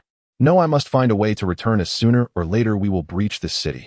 The stout figure in the black cloak silently looked up at the hundreds of mechanical creatures attacking the drawbridge ahead, then stepped back, disappearing into the darkness of the alley. On the rooftop of the Camellia Theater, Su Hao faced a large mechanical spider that had evaded his arrow, quickly retreating a distance, while swiftly knocking an arrow continuing to shoot at the two massive spider monsters. However, the large mechanical spider had already taken precautions, its hard legs shielding its head as it accelerated towards Su Hao. Clang clang. Su Hao's mechanical bow fired arrows in rapid succession, his body shifting at various angles attempting to directly destroy the mechanical spider's head, but unfortunately this time, it was still blocked by the spider legs. At that moment a shout echoed from the stairwell. "Get up there. The Demon Lord is angry and you want him to come back and kill you. If you don't want to die, get up there." It seemed that under the threat of the mentioned Demon Lord, a series of footsteps began to sound from the stairwell, and soon the first bold black-clad soldier revealed his head. Su Hao immediately analyzed that the situation was dire. He quickly turned and dashed a few steps, rushing to the mechanical spider he had previously shot in the head, shouting loudly, "Patch, buy me 20 seconds. Woof. The large mechanical dog, which had been hiding during the heavy machine gun fire, immediately jumped out, indicating that it understood Su Hao's command. However, while Patch's body was somewhat larger than an ordinary mechanical wolf, it was still dwarfed by the two large mechanical spiders, exuding a tragic aura akin to a mantis trying to stop a chariot. Su Hao forcefully pounced onto the fallen mechanical spider, and the charged wolf claw power arm plunged down fiercely into the iron shell on the spider's back. Swish! The thick metal plating was pierced, creating several finger-long gashes. Not bad. It appeared that the mechanical giant wolf was rated higher than these large mechanical spiders, its metal materials being superior, and thanks to the enhancements from the mechanic cells, it clearly surpassed the protective level of the mechanical spider's shell. After trying, Su Hao's heart immediately calmed down. What he needed to do now was to dismantle the rotary machine gun on the mechanical spider. He had previously worried whether the wolf claw power arm could break through the defenses, but now it seemed to be no problem, and it was even better than he had expected. Thus, Su Hao immediately utilized all his awakening energy to fully activate the wolf claw power arm, forcefully tearing open the outer shell of the mechanical spider's back. In just a few moments, he pried open a large hole and lifted the intact six-barreled rotary machine gun. Since this mechanical spider had not participated in the brawl earlier, the bullet chain beneath the machine gun was still perfectly connected to the magazine. All of this took Su Hao less than 10 seconds, and by the time he turned around, the two heavy mechanical spiders had just charged toward the stairwell exit leading to the rooftop, while Patch was darting beneath one of the mechanical spiders, nimbly avoiding the several curved blade-like spider legs. Thud thud. The tips of the mechanical spider legs were extremely sharp, so each time they missed Patch, they left behind a hole the size of a basin on the ground, with even half a small leg being impaled. This illustrated that Patch was indeed dancing on the edge of a knife, where one misstep could lead to total destruction. "Patch, take cover." Seeing this, Su Hao immediately shouted, raising the rotary machine gun, filled with violent energy, aiming it at the two mechanical spiders and pulling the trigger. Rat-a-tat-tat. Rat-a-tat-tat-tat. Before Su Hao's words could finish, two tongues of flame erupted from the rotary machine gun, shooting out a continuous stream of bullets, like a fire-spitting artifact, transforming the rooftop floor into a sieve, ultimately blasting the mechanical spider's back. Suddenly, amidst the cover of firepower, a faint human voice shouted, "I see it. It's the wolf-head Demon Lord. He is attacking the mechanical spiders set by the Bear-head Lord." What? These voices came from the stairwell, and although Su Hao couldn't hear them clearly, they immediately sparked a new idea in his mind. His gaze swept across the two mechanical spiders that had not been destroyed by the heavy machine gun, then he looked thoughtfully at the stairwell. "Since I can't kill you in one blow, I won't let you be comfortable." Su Hao raised an eyebrow slightly, abruptly turning the direction of the machine gun, targeting the rooftop floor that had been trampled by the mechanical spider's blade-like legs, where numerous bullet holes had appeared, some even penetrating to the lower level. Rat-a-tat-tat-tat. The rotary machine gun sprayed a wide array of bullets once more, just as Su Hao envisioned. In a rapid-fire sequence of about 10 seconds, it not only repelled the two mechanical spiders, but also shot the rooftop floor into a sieve, making it difficult for the mechanical spiders to move. This is exactly what I wanted. Su Hao's eyes narrowed slightly as he noticed that the mechanical spider's balance systems indeed began to slow down after the rooftop's solidity became compromised. Thus, he continued to increase his firing rate, and after shooting off even more bullets, the rooftop beneath the two mechanical spiders collapsed. Goodbye. Su Hao's lips curled upwards slightly as he watched the two mechanical spiders fall into the third floor of the theater, successfully causing a commotion among the black-clad soldiers below. The entire battle immediately shifted in his favor. Patch. Su Hao watched as two mechanical spiders fell, immediately calling out for Patch. A gray mechanical dog promptly emerged from a small pile of rubble and jumped to Su Hao's side. Come on, carry some supplies for me.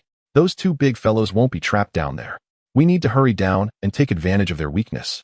Su Hao glanced at the holes in the mechanical spider, opened the weight-bearing card rack on Patch's back, and pulled out an ammunition box from within the mechanical spider, placing it upright.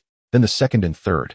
3 boxes filled with approximately 3,000 rounds of ammunition were neatly placed on Patch's back. Looking inside the mechanical spider, there were still 2 ammunition boxes left, one completely depleted while the other had used some of its rounds with the magazine chain hanging above the rotary machine gun. Seeing this, Su Hao steadied the rotary machine gun in his right hand and picked up the ammunition box that still had a good amount of rounds with his other hand, jumping directly down from the mechanical spider. The F-strength of a first-tier awakened was enough for him to handle both the heavy machine gun and the ammunition box. However, the ensuing battle would undoubtedly be more intense than before. Close combat. This would be the theme of the upcoming battle. Before hitting the ground, Su Hao glanced at the hole on the rooftop created by his gunfire, from which he could see the 2 mechanical spiders falling into the theater's 3rd floor, showing little signs of damage. After all, the height of the mechanical spiders was about 2 to 3 meters, only a few meters below the rooftop hole, and such a drop couldn't inflict fatal damage on them. However, Su Hao had his reasons for choosing this approach. Directly attacking a well-fortified castle required considerable effort and often involved gambling on fleeting yet perilous opportunities. But in such situations, one could certainly opt for alternative routes to breach the castle from other angles. Just like the 2 mechanical spiders that fell to the 3rd floor, although they had not sustained much damage, they had completely exposed their backs to Su Hao's line of sight. In this scenario, the cumbersome large mechanical spiders could not protect their backs with their spider legs. Thus, Su Hao charged towards the hole in the rooftop, his gaze sweeping over a row of black-robed soldiers caught in the crossfire as he steadied the 6-barreled rotary machine gun and unleashed fire upon all the enemies below. Bang! Bang! Bang! Bang! The bullets from the heavy machine gun poured down like a torrential storm, instantly sweeping away everything in front of its muzzle. Shooting caused burst fire damage to the mechanical spider, dealing 19 points of damage. Shooting critical attack dealt 100 points of lethal damage to the collateral rebel soldier. Shooting caused burst fire damage to the mechanical spider, damaging its rear armor, dealing 21 points of damage. Shooting successfully destroyed the energy core of the mechanical spider, causing 322 points of explosive damage. Boom. Though the mechanical spider's defense was strong under the barrage of powerful fire from the machine gun, Su Hao successfully pierced its armor and unexpectedly blew up one of its energy cores. The massive mechanical creature was instantly blown apart, and the shockwave from the explosion sent several black-robed soldiers screaming down to the ground. The violent explosion also took a toll on the other mechanical spider. While its spider legs shielded it from the explosive force of its fallen counterpart, they twisted and deformed from the violent impact, unable to retract for movement. Taking advantage of this moment, Su Hao continued to ignore the combat prompts flashing in his mind, aiming the heavy machine gun at the last mechanical spider and began firing wildly, quickly obliterating its bothersome head. Pop! The components inside the mechanical spider's head shattered all over the ground, and its body lost control, collapsing to the ground and twitching a few times before becoming motionless. At that moment, a task prompt flashed again in Su Hao's mind. Side quest: 2 newbies outburst. Kill large mechanical spider 1-4. Reach the lowest evaluation standard for the mechanical demon. Evaluation will improve after completion. Su Hao silently scanned this information only to find another message emerging behind it. Sudden quest: helper of the resistance. Attempt to destroy, capture the mechanical demon army's stronghold, uncover the intentions behind the mechanical demon's attack on Khalid. A new task. Su Hao's eyes brightened.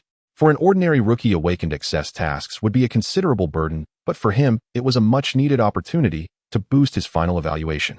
Especially since, glancing at the new task, it perfectly aligned with what he was currently doing, allowing him to complete both simultaneously. Thus, Su Hao felt as though the universe was handing him a freebie. Let's continue.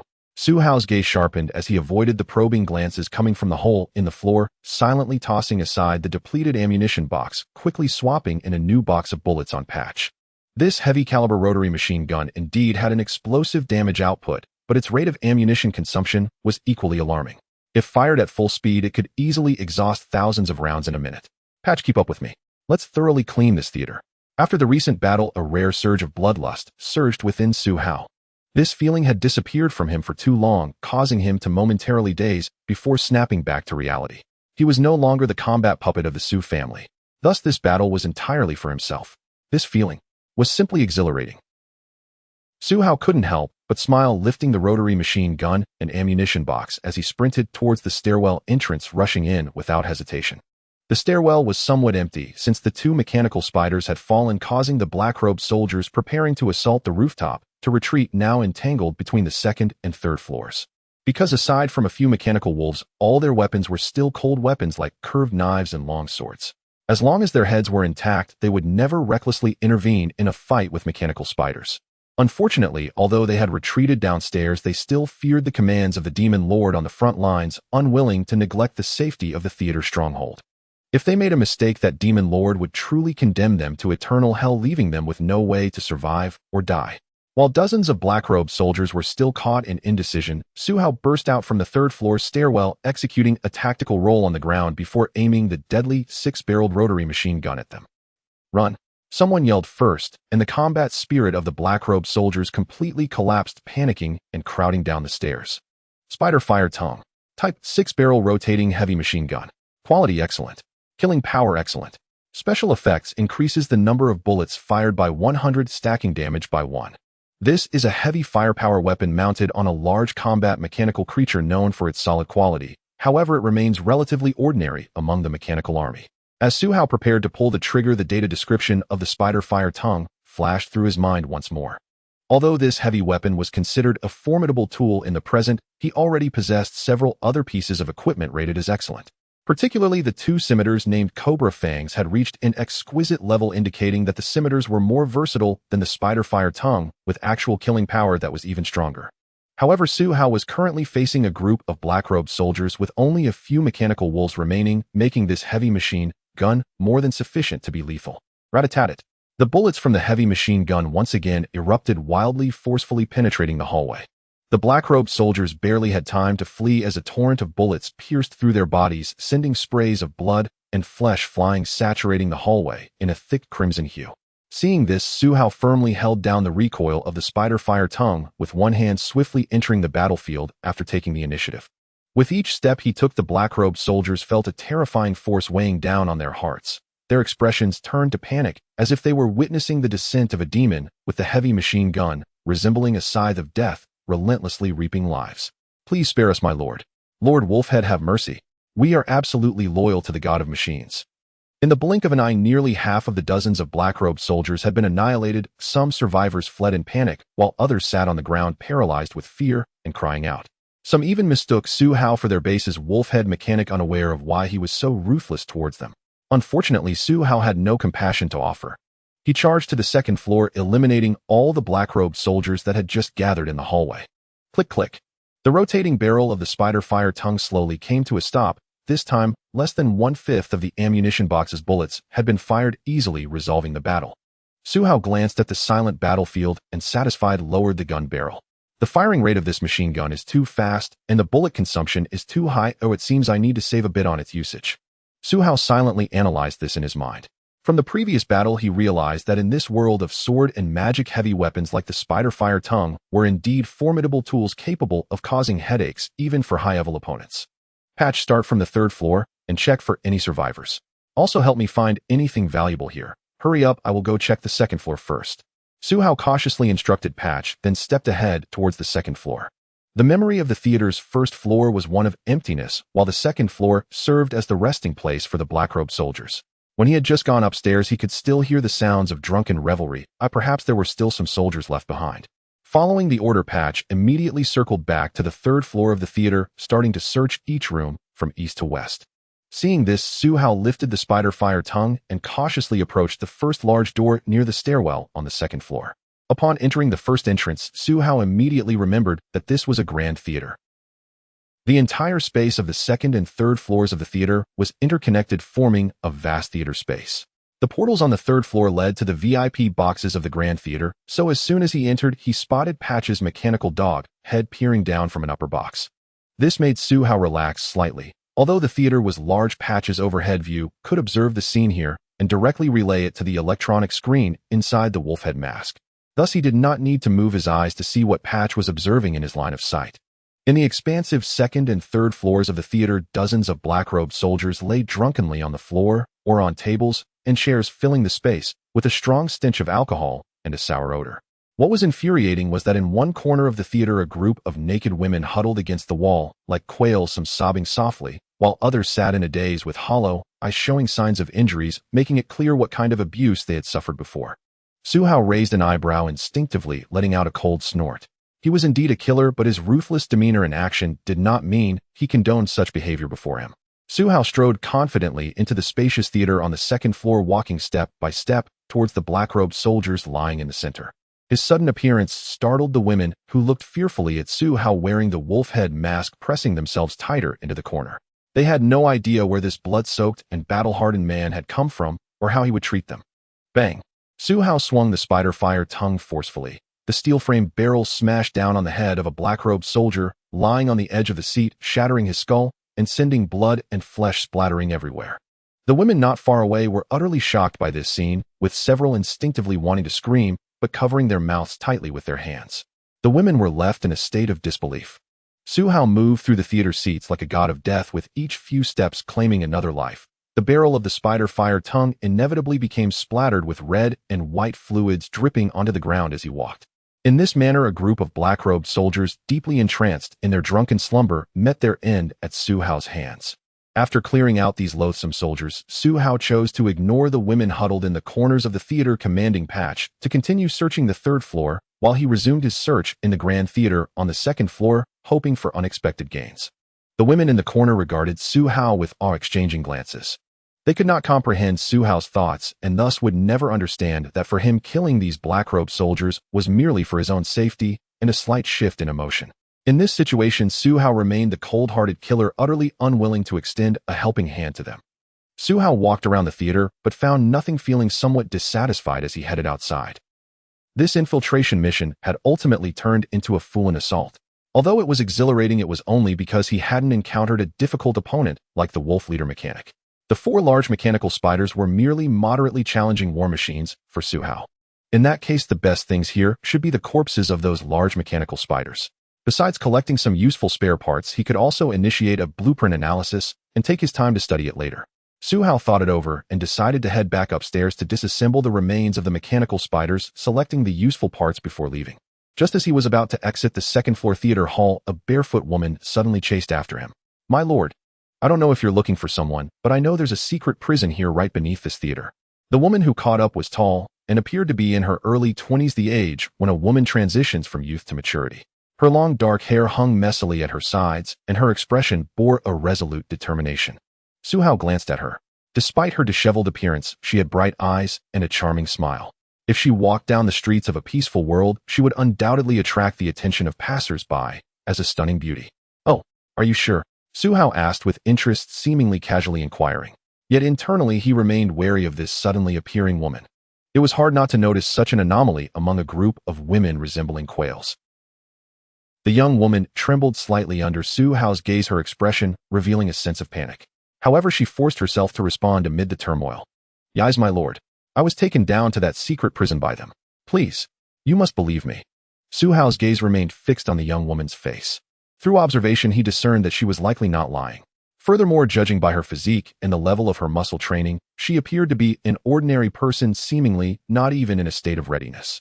If he wished, he could instantly eliminate her in over a dozen ways. Yet inexplicably, Suhao found himself intrigued by this woman.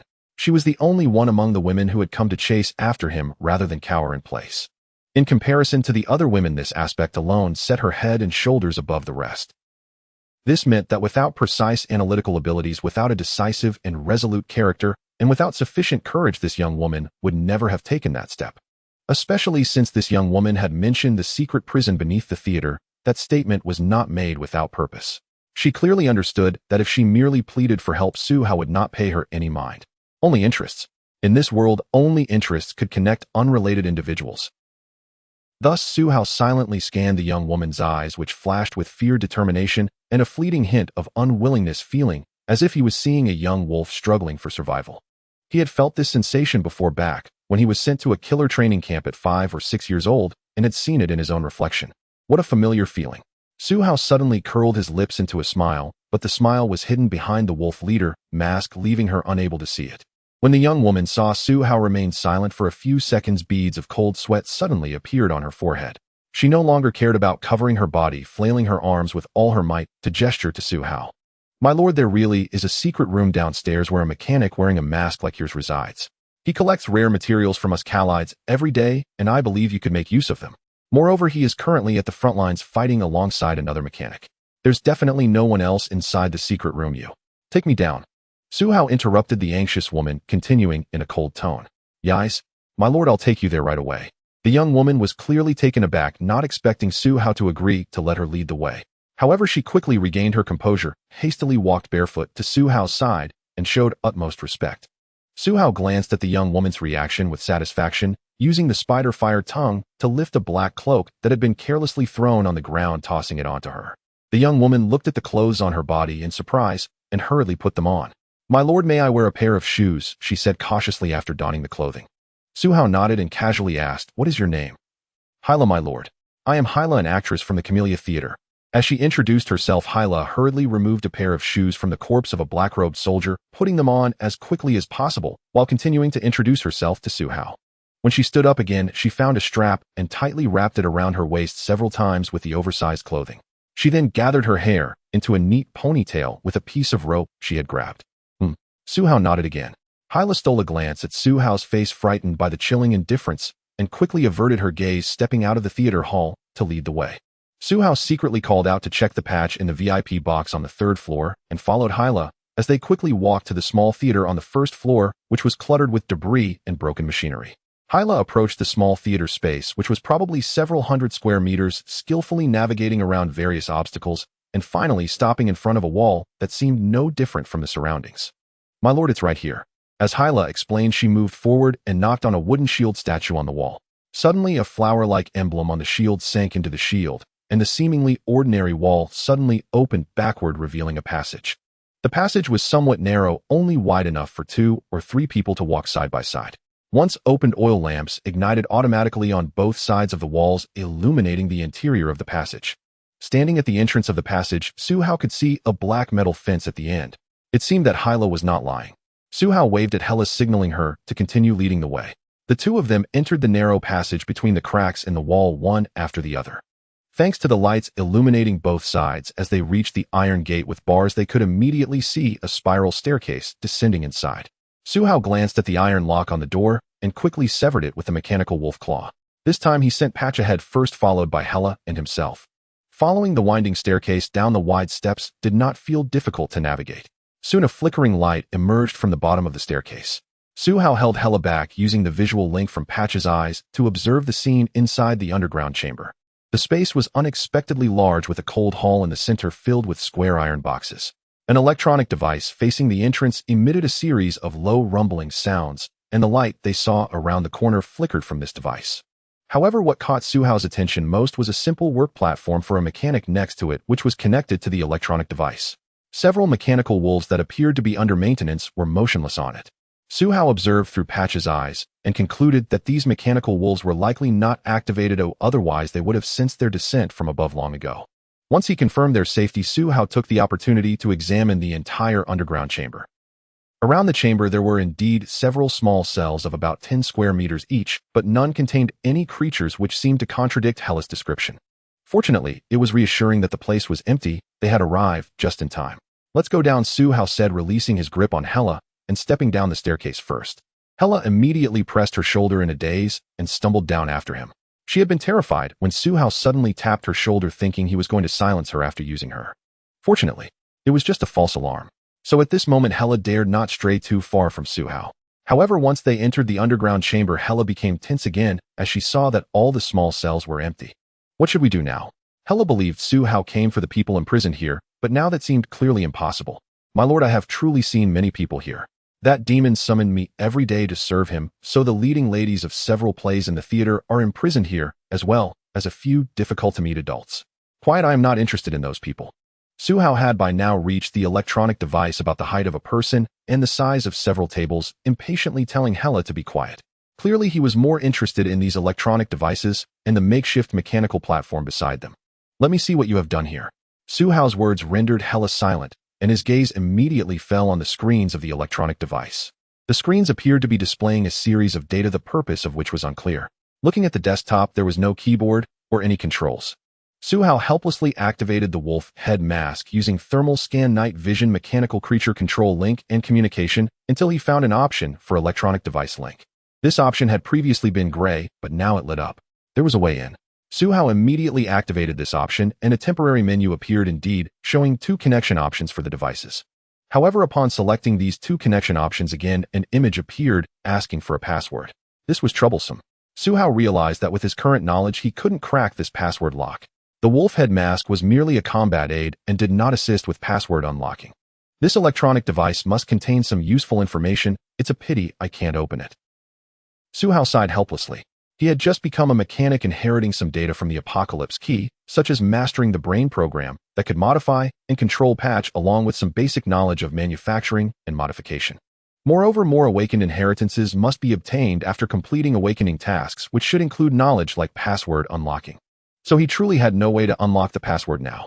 Seeing this situation, Suhao immediately turned his gaze to the other side. On the ground lay a simple mechanical work platform for mechanics. This mechanical platform was about 2 meters by 3 meters in size, with a simple mechanical arm on each side seemingly capable of controlling them to manufacture certain items. Looking at the platform, it was covered with 3.5 mechanical wolves. To be precise, there were 3 complete mechanical wolves plus one that only had its front half. Suhao silently approached the mechanical platform, understanding how crucial a controllable work platform was for a mechanic. Once he fully became a mechanic, he would be able to use it to create various small to medium-sized devices. Unfortunately, he couldn't take such large equipment with him. Suhao suddenly noticed several unactivated mechanical wolves. With the commands from the Wolf Head Mask program, he could easily control 3 to 5 mechanical wolves, so when he saw these he thought about modifying and activating them to become companions for Patch. This could also be seen as a way to indirectly enhance his fighting power. However, he suddenly realized that the several mechanical wolves on the mechanical platform were entangled with many wires, and they were directly connected to the control platform itself, and also to the electronic device he couldn't unlock. Suhao carefully observed and vaguely guessed something. That machine seems to be testing the data of these mechanical wolves. In that case, they must have some special attributes. Since I can't comprehend the data, I should directly examine the mechanical wolves. He thought, seriously inspecting the mechanical wolves. As a result, he indeed made a discovery. If one did not look closely, it would be impossible to notice that the heads, forelegs, hind legs, backs, and tails of these mechanical wolves were all crafted from a special metal, clearly more refined than any mechanical wolves he had seen before, employing some modification technology. Seeing this, a clear arc appeared at the corner of Suhao's mouth. Since I can't understand what that device is researching, I just need to equip your research with Patch. It must be something good. With this in mind, Suhao immediately called over Patch and began to seriously modify it on the mechanical platform. Hella stood by, not daring to make a sound, merely waiting silently. However, just as she was in a state of anxious fear, a sudden bang sounded from an iron box next to the electronic device. Hella was immediately frightened, her face pale, and she screamed in terror. Bang! Oh! The 2 sudden sounds interrupted Suhao's operation. He immediately glanced at the panicked Hella, but his gaze quickly fell on a square box not far away. The sound came from the box closest to the inside, situated next to a stack of boxes piled together. This box was approximately 1.5 meters by 1.5 meters in size, of the same model as the other boxes in the basement, equipped with an electronic combination lock, and appeared unremarkable from the outside. However, Suhao naturally would not be careless. He immediately attached the 2 hind legs he had on hand to the patch, having removed the last part from the mechanical wolves. Along with many new parts, he had replaced everything onto the patch. Automatic detection system restart. Suhao issued a restart command to the newly outfitted patch, quickly drawing a cobra-toothed curved blade, cautiously approaching the iron box. Bang! The box emitted another sound of collision. Suhao hesitated for a moment, but unable to resist curiosity, cautiously sliced through the combination lock with his curved blade. With a crash, the shattered lock scattered everywhere. Suhao immediately noticed that the sound from inside the box had suddenly stopped. If I can hear the sound stop, then it contains a carbon-based organism. Or is it a mechanical organism with an activated program? Suhao's mind churned with several guesses, but ultimately he bravely used the curved blade to pry open the box, causing the lid to flip to the side and reveal everything inside. It turned out to be a woman. Suhao's eyes narrowed. Inside the box curled a girl of about 16 or 17 years old, with a pure and flawless face, her eyes tightly closed, and a head of platinum blonde hair neatly arranged on top. The girl wore a loose priestly robe that seemed too large for her, covering her figure entirely, revealing only her bare, fair feet beneath the clothing. "Who are you?" Suhao asked, seeing that the box contained not a mechanical organism, yet still keeping his guard up. A woman confined here by a mechanic should have a special identity, otherwise she would be discarded like Hela left outside for the amusement of the black-robed soldiers. Hearing Su Hao's voice, the long eyelashes of the girl fluttered a few times, and she slowly opened her eyes. Swish! Su Hao and the platinum-haired girl locked eyes, and he immediately squinted. The whites of her eyes were all silver gray while the pupils transformed into a platinum color. On her eyeball, strands of golden veins could be seen converging towards the pupil, causing it to occasionally glimmer with a faint golden flash. Su Hao swore he had never seen such eyes before. They seemed to belong to a human body, yet were imbued with magical colors resembling a technological creation. Perhaps this woman is also a part of the mechanical demons. Su Hao tightly gripped the curved blade in his hand, slowly retreating, and lifted the spider-fire tongue resting on the control platform. No matter the origin of the girl in the box, as long as she gave even a hint of danger, he would not hesitate to pull the trigger. You are the Bell Tower Saintess who predicted the demon invasion at the Radiant Holy Temple. Hela exclaimed again, but this time she seemed to recognize the identity of the girl in the box. Prediction. Bell Tower Saintess. Su Hao's eyes narrowed slightly. It appeared that this girl in the priestly robe had an extraordinary identity.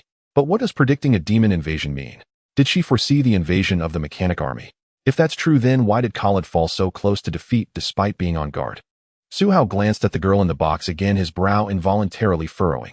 Although the prophetic saintess that Hela mentioned had sat up, her expression was somewhat dazed. Aside from the light in her eyes continuously shifting, there was no other movement, as if she were completely unaware of the machine gun's muzzle aimed at her.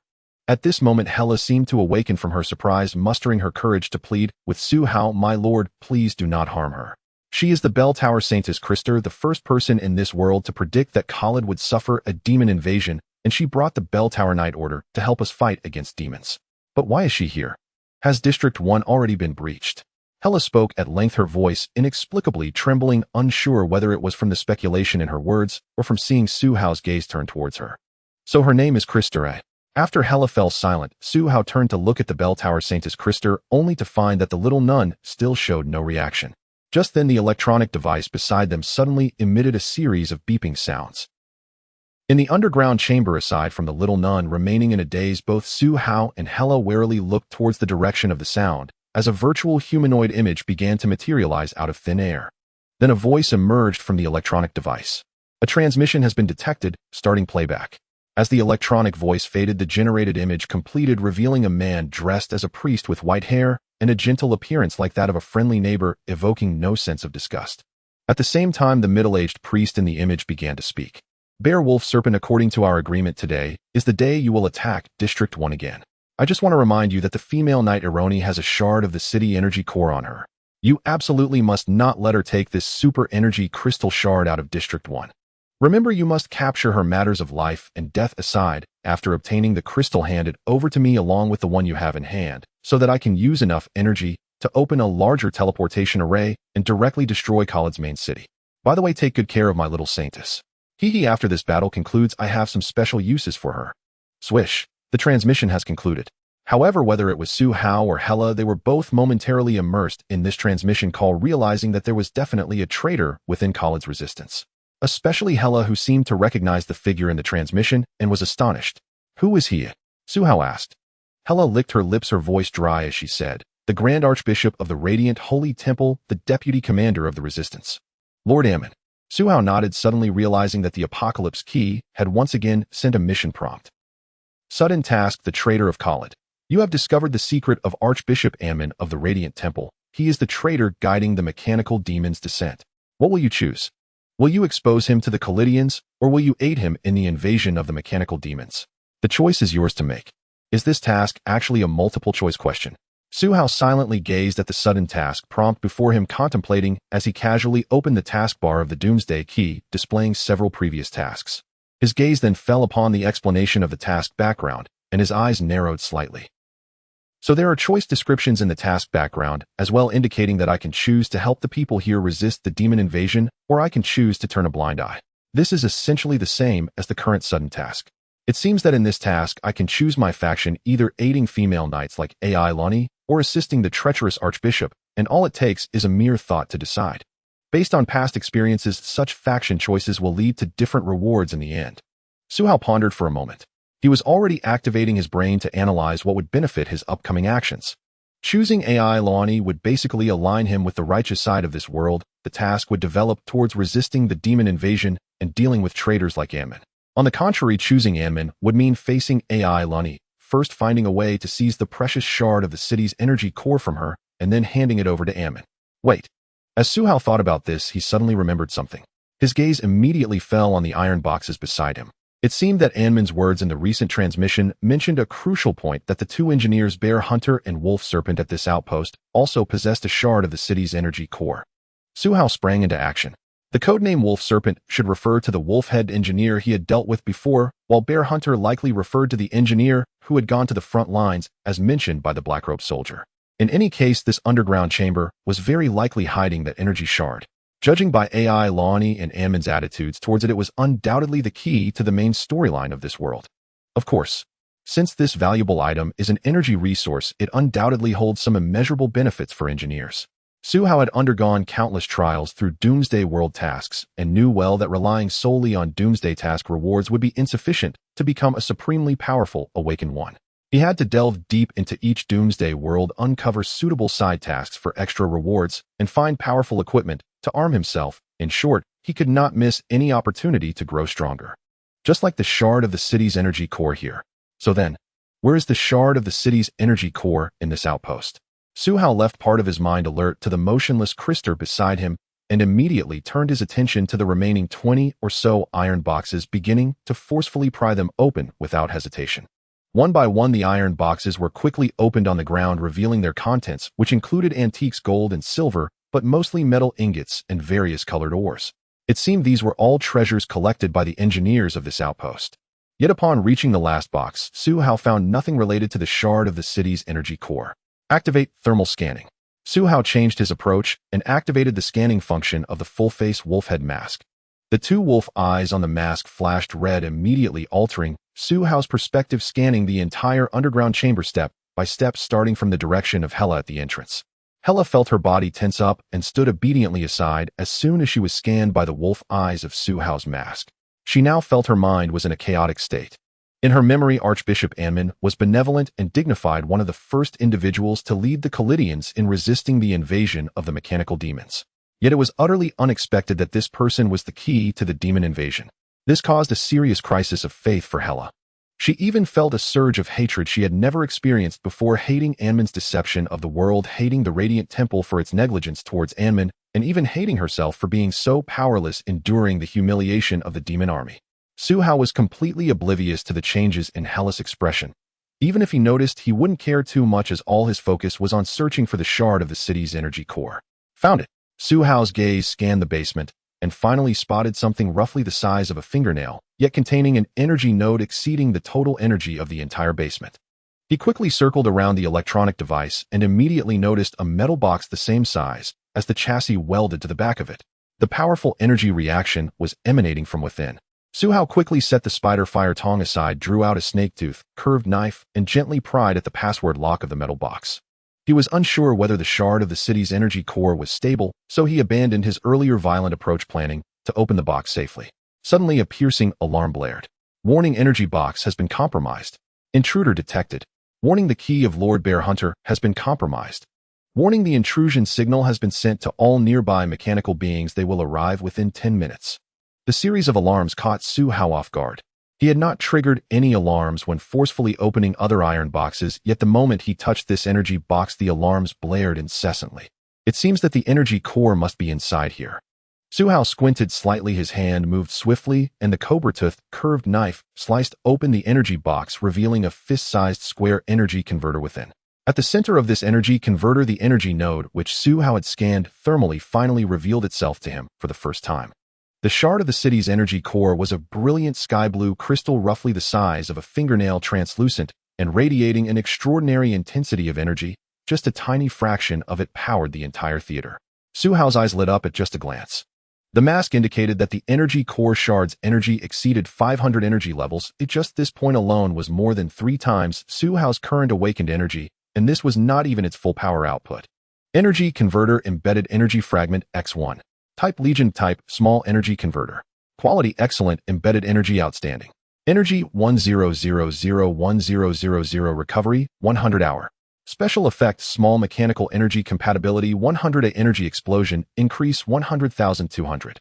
Description: this is an energy converter meticulously crafted by the Demon Mechanical Legion capable of adapting and converting various compatible energy types.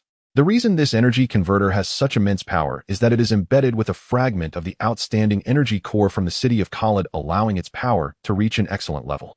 However, this is definitely not the upper limit of the city energy core's explosion. Su Hao, pleasantly surprised by the specific data of the energy converter, was immediately captivated by the embedded city energy core fragment. The quality of this gem is simply too exceptional. In his impression, it should not appear in a simple awakening task. It is known that all equipment levels in the Apocalypse world are finely categorized just like the levels of awakeners' skill levels and attribute levels totaling 9 grades. Equipment excluding inferior products starts from ordinary followed by excellent, refined, and outstanding corresponding to the awakeners' levels FEDC. After that are basis corresponding to secret, exclusive, epic, legendary, and divine awakening. Therefore, the outstanding rating of the city energy core fragment itself corresponds to the Clevel Awakener rank, which is an unimaginable treasure for Su Hao. It is known that in his past life, when Su Hao obtained his first piece of outstanding equipment, it was already a year after the apocalypse, and it was given to him as equipment for a critical mission after becoming the Su family's battle puppet. That equipment was taken back afterwards. Su Hao couldn't help but take a cold breath. It seems that the reason for my rebirth has caused my fate to change too much, otherwise in my previous life I would never have had the opportunity to encounter this situation. Su Hao was very clear that if it weren't for him returning with memories of the apocalypse, this awakening task wouldn't have gone so smoothly, and he naturally wouldn't have arrived at this stronghold, easily defeating the mechanical spider and ultimately discovering the city energy core fragment. Thus all of this is entirely linked to the strength and luck of the awakener, both of which are essential. Then, having obtained this city energy core as a mechanic, I absolutely cannot give it away. Moreover, since there are no options left in the previous task, I must completely sever any possibility of collaborating with the antagonist Ammon. Su Hao pondered for over 10 seconds and immediately mocked himself with a smile. He had already made up his mind. This is because Su Hao understood that compared to the early apocalypse on Earth, among the majority of people holding the highest excellent level equipment, only a few possessed refined weapons, and the outstanding grade is even rarer. Let alone the city energy core fragment with a reserve of 1,000 energy levels and a recovery rate of 100 energy levels per hour, which is almost equivalent to the energy capacity of a level 4 awakener. Such an outstanding level of energy is simply more precious to a mechanic than any ready-made equipment, so he must hold on to it. Therefore, he must complete the current awakening task, so that after returning, he can use this outstanding equipment to accelerate arming himself and gain greater power. After all, Earth is the foundation for human survival. Thinking of this, Su Hao decisively took action and disassembled the energy core along with the energy converter. Meanwhile, on the task board of the Key to the Apocalypse, several tasks suddenly changed. Sudden task: Khalid's Trader completed. You have obtained the city energy core fragment that Archbishop Anman desperately sought, disrupting their rhythm of leading the mechanical demon army's invasion. He and his subordinates will definitely not let you off. Side task: Khalid's Trader 2 opened. Due to seizing the city energy core, you are confirmed to be in opposition to Anman. All mechanical beings will now be your enemies. Help the people of Khalid City eliminate these mechanical demons. The more you kill, the higher your evaluation will be upon completion. Indeed, Su Hao discovered that the task prompts had unexpectedly changed. All this was because he took the city energy core here, thus completely becoming an enemy of the mechanical army. But he absolutely would not regret it. At that moment, Su Hao suddenly noticed that Krister in the iron box beside him moved unexpectedly and stood up without warning. Su Hao immediately turned around, warily looking at the bell tower saintess. Click, click. This time, Su Hao only then noticed that there were 2 inconspicuous wires falling from the back of her robe lying in the iron box, but he quickly discovered that outside the iron box there were 2 wires intertwined, connecting to the recently powered-off electronic device. Suddenly, a dazzling golden light flashed in Krister's eyes, and as if speaking to herself, she uttered a phrase: "The invasion of demons is about to intensify. They have created a huge void in the city center. Please convey this information to Prince George, the leader of the resistance, and ask him to stop Ammon's actions." After saying this, Krister closed her eyes and sat back inside the iron box, her entire being seeming to fall into a deep sleep.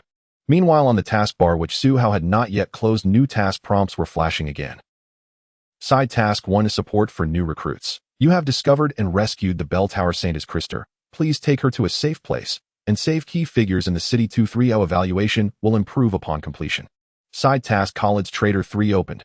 You have received a hint from the bell tower saintess Krister and need to find Prince George, the leader of the resistance, to stop Ammon's actions together. Su Hao slightly curled his lips and immediately understood the current situation. If he hadn't taken the city energy core fragment, just now the hidden restrictions on the bell tower Sanus would not have been lifted, and he wouldn't have received these subsequent tasks now.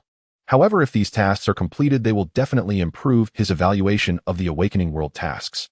This is completely a double-edged sword. While you are bravely forging ahead, it is very possible that the blade will strike a particularly tough thorn, causing the reverse blade to injure yourself. Sigh. I really don't know whether to be happy or not. Clearly, it's just an awakening task. I could find a place to hide and get through 15 days, but now so many side tasks have been triggered, and they point directly to the final boss of this apocalyptic city. This is a bit troublesome. However, it seems that I have no choice left. Su Hao suddenly chuckled. The rapid changes in the various task prompts just now were overwhelming, but he had already given up on further analyzing the consequences of this situation. Because the situation has developed to this point, he just needs to follow the task requirements and act accordingly. According to past experience, his faction relations had already become absolutely irreversible. In the night of Khalid, the flickering stars can still be seen amidst the swirling flames of war, along with a crescent moon woven of deep blue and crimson, both light and mysterious. It cast an additional layer of red glow over the battlefield. Everyone living in this city now faced their own choices: either submit to the mechanical demons or fight to the death. A small group of people hid in various corners of the city, lost and confused. The sudden onset of the apocalypse had altered the fate of all. In the midnight streets, a strong figure clad in a black cloak was sprinting at high speed. Suddenly, a communicator on his body flashed with several red lights. The strong man immediately stopped in his tracks, revealing his black iron armor beneath the billowing cloak, which appeared quite hefty. Is it the underground secret chamber? An alarm. A hint of confusion flickered in the strong man's voice as he lifted the hood from his head, revealing a full-face bear helmet, and pressed the button on the communicator. He was one of the two mechanics at the base known as Hunter Bear. Warning: the energy box has been compromised. Intruders detected. Warning: the energy box has been dismantled, losing contact. Several urgent alarm sounds followed in quick succession, causing Hunter Bear's expression to change drastically. Was this some kind of joke? He had left 4 large mechanical spiders at the base, and no black-robed soldiers knew about his secret chamber, so who had entered the chamber and dismantled the energy box. The energy box contained fragments of the city's energy core, the very foundation of his deal with Ammon. Hunter Bear's breathing became heavy. A surge of uncontrollable anger surged from his heart. Boom. A mechanical iron arm smashed violently against a nearby building, creating a massive gaping hole in a wall made entirely of solid stone, with countless spiderweb-like cracks spreading rapidly outward, causing the wall to collapse. Hunter Bear retracted his fist and immediately switched the communication channel, issuing a command through gritted teeth. Hunter Bear Squad, I need the elites from the 1st Division pulled from the battle and brought back to the theater base with me. Kill everyone on sight. On the other end of the communicator, an emotionless voice responded immediately. Yes, Lord Hunter Bear. In the underground of the Camellia Theater base, Su Hao instructed Hyla to help the clock tower Saintus out of the iron box. He observed the brand new patch nearby. You truly got off cheap. Su Hao murmured, quietly retracting his hand from the makeshift mechanical workstation and quietly activated the blueprint analysis. After consideration, he discovered that the newly acquired energy converter could only be mounted on the Wolf Claw power arm. Unfortunately, Su Hao's straightforward data analysis revealed that the quality of the mechanical power arm was only at the excellent level, unable to effectively harness the powerful energy of the city's energy core fragments. Once the power exceeded a certain level, it would fall apart or even explode. In such circumstances, Su Hao could only shift his target. Patch. This newly modified mechanical dog had become his best option for utilizing the city's energy core fragments. I hope you won't disappoint me, but right now there really isn't a better option. After all, no matter how strong the equipment is, if it cannot perform its intended function, it is all for naught. Just then, Patch completed its reboot, and when it opened its eyes, all the intricate mechanisms around it began to operate. Crack, crack. Patch slowly stood up, its paws scraping against the workstation, producing 2 crisp sounds. Hearing the sounds, Patch curiously glanced at its new claws, then shook its brand new dog head, looking at Su Hao beside it. Woof. Patch affectionately barked, wagging its tail. It had integrated the intelligence programs of several mechanical wolves, and after being modified by Su Hao, it resembled a loyal hunting dog. Swish. Patch's new data was opened by Su Hao. Mechanical dog modified X2, codename Patch type, elite mobile unit quality, fine offensive defensive power, fine special effects, front claw sharpness, 3A rear leg burst power 2, wolf body defense 2, wolf head bite 2, burst rating 3A energy storage rating 3. Description: this is a mechanical dog you have modified multiple times, to which you have added several excellent components and energy systems. It now possesses enhanced overall capabilities, making it a powerful ally in your battles.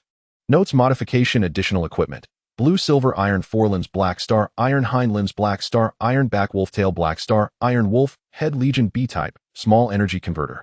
Indeed, after Su Hao installed the city's energy core fragments on patch, the quality of the mechanical dog, which was already equipped with multiple special components, was elevated by an entire grade. However, Su Hao understood that this was still due to material limitations, and patch could not fully utilize the energy of the city's energy core fragments. In any case, it was far more suitable than being mounted on a mechanical arm. Su Hao quietly glanced at Patch and softly said, "Now let's see how you perform." Woof. Next, Su Hao quickly searched through the useful metal materials in several iron boxes, finally consolidating them into one box, instructing Patch to carry it on its back, and then ordered a retreat. The alarms had been activated for some time, and it was no longer safe to remain here. Thus, he had to give up taking more items, and let Hyla help the instinctively walking Krister, swiftly evacuating the theater with them. Before long, the three of them and the dog vanished into the pitch-black night. Just as Su Hao was about to leave, several off-road vehicles from the Hunter Bear squad returned from other streets. Some elite soldiers clad in special operations gear jumped out of the vehicles. They were the elites of the 1st Division summoned by Hunter Bear, and they immediately stormed into the theater, conducting a thorough search. The result, of course, was fruitless. Soon after, Hunter Bear returned to the scene alone, listening to the report from the 1st Division, his expression growing increasingly cold. "No need to say more. Now go find that audacious fellow in this city. He is with that nun and has no vehicle, so he definitely can't have gone far." Hunter Bear impatiently interrupted the report and took the lead in boarding an off-road vehicle. "Yes, my lord." The elite soldiers of the 1st Division immediately responded, with 2 team members getting on a Hunter Bear's off-road vehicle, while 3 other vehicles, 1 with 4 people and 2 with 3, sprang into action. In fact, the elite soldiers of the 1st Division were also filled with dissatisfaction at this moment. They had been waiting to show their prowess in the frontline assault to earn merits, only to have the base suddenly attacked, and their Lord Hunter Bear's belongings stolen, forcing them to obey orders to leave the battlefield. Thus they all hated that opportunistic intruder, wishing they could tear him to shreds. Achoo! Suddenly, while cautiously leading the way, Su Hao sneezed, puzzled as he rubbed his nose, glancing back at the blazing Camellia Theater and faintly hearing the roar of automobile engines. Su Hao immediately narrowed his eyes. "I should have thought of it. How could the mechanical army not have transportation?" Upon discovering that vehicles were chasing him from behind, Su Hao immediately found an inconspicuous building, leaving Hela and the Saintess of the Bell Tower Chris inside. Also left behind was the iron box strapped to the back of the patched backpack. Su Hao then swiftly departed, leaving several obvious traces on a few streets. Boom, boom, boom. In no time, the roaring sounds of several cars approached from 2 directions. Su Hao stood at a street corner. Seeing this, he immediately entered a 3-story building beside him. He set up a spider fire tongue at a window and took out his cobra bow, knocking an arrow coiled like a venomous snake waiting to strike. There were also several 4- or 5-story buildings surrounding this one, providing a better vantage point, yet he chose not to go there. Through observation, Su Hao realized that this time the pursuers were not mere cannon fodder like the black-clad soldiers. He needed to be more serious. The Hunter Bear sat angrily in an open-top SUV, arms crossed. The first squad had just discovered clues about the enemy and was now gathering on 2 nearby streets, believing they would soon catch up with that despicable fellow. "Bold natives, it seems you have not yet remembered the terror of me, Hunter Bear.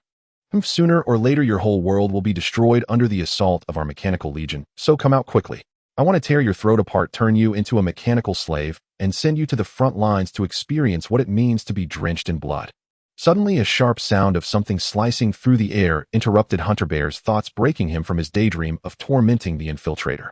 Hunter Bear's heart tightened as he abruptly jumped from the vehicle, rolling on the ground, immediately feeling a sharp pain in his shoulder, as if something sharp had sliced it open. He quickly raised his head to scan his surroundings.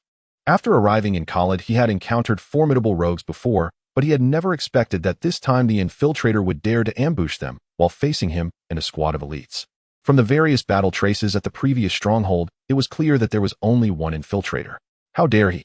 Suddenly, a warning surged in Hunter Bear's heart as he noticed that the open-top SUV he had been sitting in suddenly veered and crashed into a building.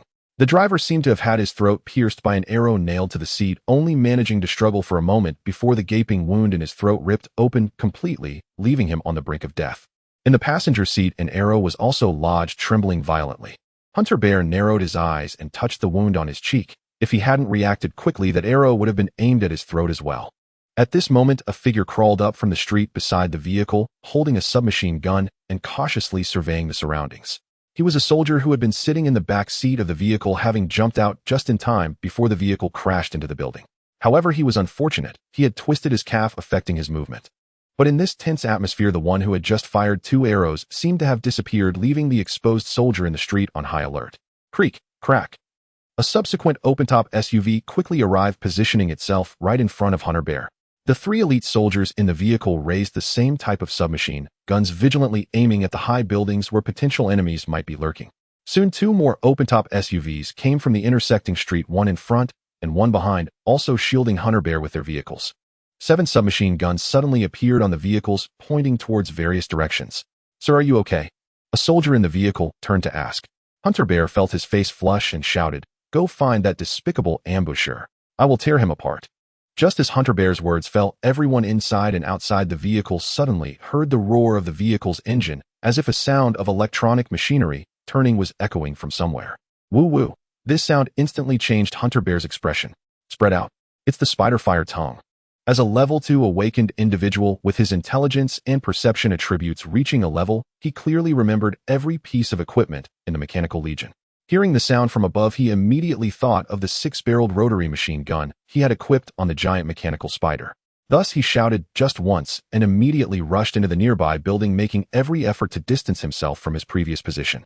Upon receiving Hunter Bear's command, the drivers of several SUVs instinctively returned to their vehicles, attempting to evacuate their teammates. Meanwhile, the smarter soldiers had already jumped out of the vehicles. Their open-top SUVs focused only on transportation convenience and were not equipped with bulletproof exteriors, so staying behind would merely turn them into targets against a heavy machine gun. Da-da-da. The spider fire tongue's rotary barrels spun wildly, unleashing a torrential barrage of bullets. The 3 open-top SUVs caught in the bullet storm were instantly riddled with holes, and the 2 drivers, along with 1 soldier who failed to jump out in time, were equally unfortunate. Their flesh and blood could not compare to the steel bodies of the SUVs. While the SUVs at least retained their shape, the bodies of the 3 soldiers caught in the bullet spread were torn to shreds, limbs and blood flying everywhere. Return fire. He is on the low-rise building to the right. Suhao had chosen his ambush position with care. Although the soldiers escaping from the vehicle were well trained in the life-and-death struggle, they had only managed to spot the machine gun's fire tongue after passing several suitable ambush points, finally finding it on a concealed building that was not ideally suited as a first choice. Surround him. Trap him in that building. Hunter Bear also revealed half of his face from another building, loudly issuing orders to his subordinates hiding on either side of the street. After the previous ambush, only 8 of the first squad remained. No, only 7. After issuing the command, Hunter Bear noticed that the first vehicle's subordinate who had injured his calf was also blown apart by a rain of bullets, becoming a corpse tragically lying on the street. Moreover, with such dense machine gun fire, his subordinates were unable to lift their heads, let alone rush out of cover for an assault. An elite squad was thus suppressed on the street by such a singular force. Hunter Bear's fury skyrocketed. To him, this was a blatant provocation. "Damn it. Do you think I don't have weapons to suppress your firepower? I am a mechanic, believe it or not. I could blow you up right now." Suddenly, a red light flashed in the eyes of Hunter Bear's mask as he ripped off his black cloak, revealing a mechanical chest plate and 2 mechanical arms thicker than his thighs. He immediately positioned his right arm over the other, activating a mechanism, revealing a small rack supporting a missile the length of his forearm. 2 small missiles emerging from the arm armor aimed at the building diagonally across. "Die!" With a fierce shout from Lai Xiong, a small missile suddenly shot into the sky. Whoosh! Within just 2 seconds, accompanied by the sound of breaking air, the missile accurately struck the building where the machine gun's fiery tongue flickered. Boom! A violent explosion followed. Despite the small size of the missile on Lai Xiong's mechanical power arm, its explosive power was not to be underestimated, comparable to that of a regular rocket. Just 1 missile collapsed half of the 3-story target building, leaving it swaying precariously. "Huh! I've killed you, you treacherous bastard." With a successful missile launch, Lai Xiong immediately shouted excitedly and charged towards the collapsing building. "Follow me. Find that guy. If he's dead, desecrate his corpse. If he's alive, kill him." From Lai Xiong's shout, it was clear that his combat style was completely different from the wolf serpent that Suhao had encountered earlier. The latter relied on strategic planning and stealthy assassinations, while Lai Xiong was accustomed to charging headfirst and engaging in direct confrontation.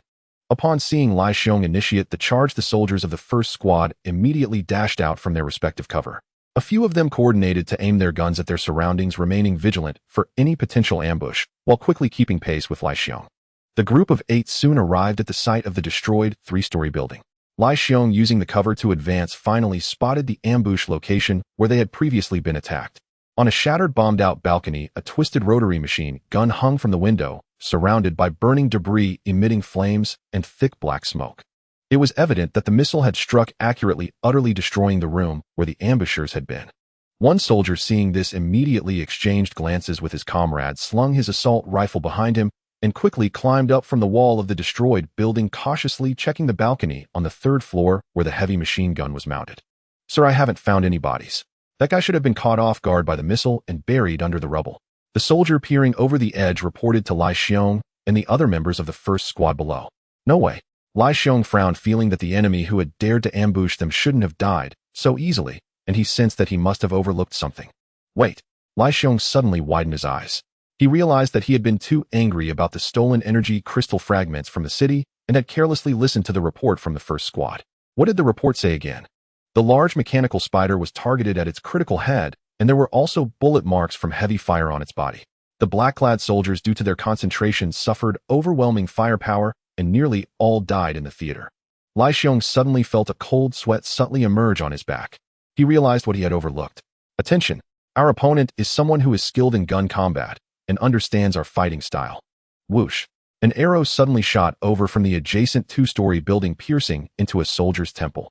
The soldier's eyes went blank and his body thudded to the ground. Enemy attack. Left side building rooftop. A soldier immediately reacted, turning his assault rifle around and prepared to return fire. A series of bullets immediately struck a corner of the rooftop across from them.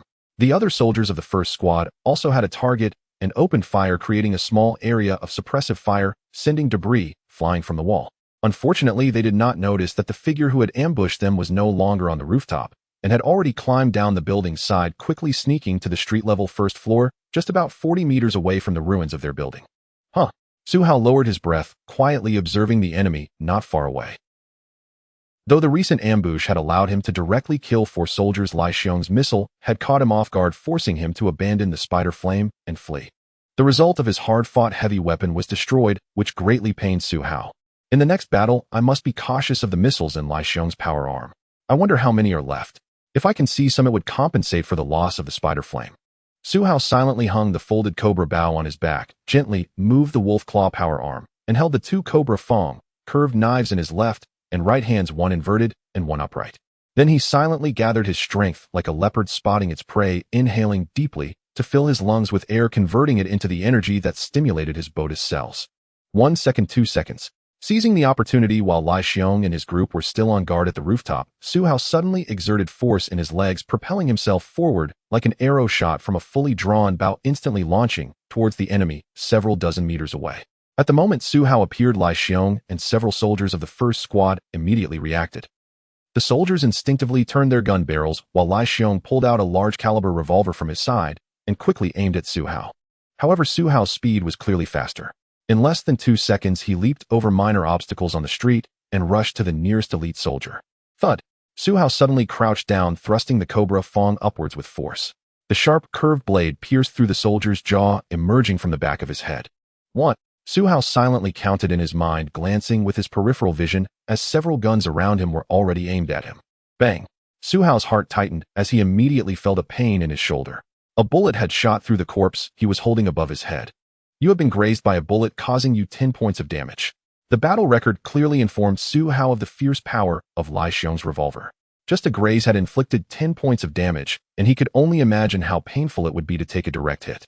Fortunately, Su Hao had a health pool of 150 points. As long as it wasn't a fatal injury, he could continue fighting. Rat-a-tat-tat. The gunfire at close range sounded like firecrackers as Su Hao immediately raised the corpse in his hands, charging towards the soldiers on the left, effectively absorbing this round of fire while closing the last few meters of distance between him and Lai Xiong's group.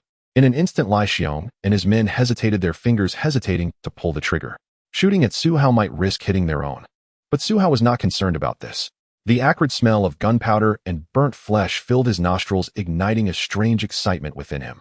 He forcefully pushed the corpse he was holding in front of him, knocking the guns off target of the 3 soldiers in front, and the cobra fang curved knife was instantly thrust out, carving a deep wound on an elite soldier's wrist, severing the tendons and blood vessels inside.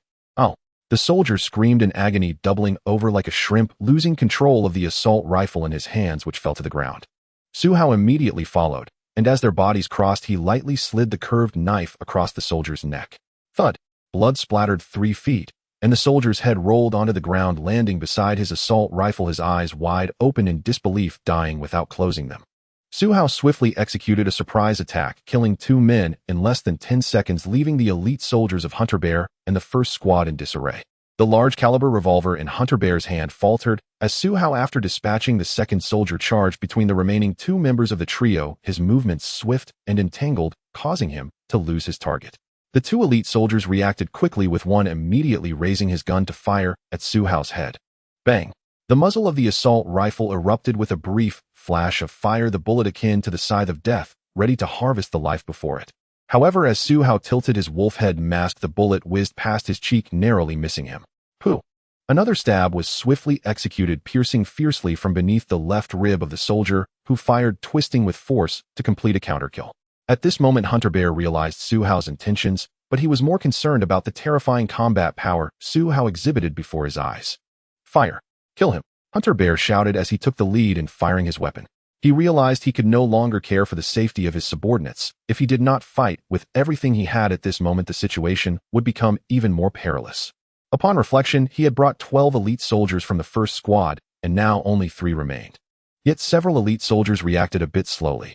As Su Hao crouched, he successfully dodged Hunter Bear's gunfire and continued his fierce assault on the remaining elite soldiers from the trio. The elite soldier holding the gun turned pale with fear, as his teammates had died too quickly, and now the threat of death loomed over him. No! The elite soldier shouted hoarsely, desperately shifting the gun's muzzle towards Su Hao before him. As long as I aim for this person's head, I can pull the trigger. Then he will surely die. Pooh!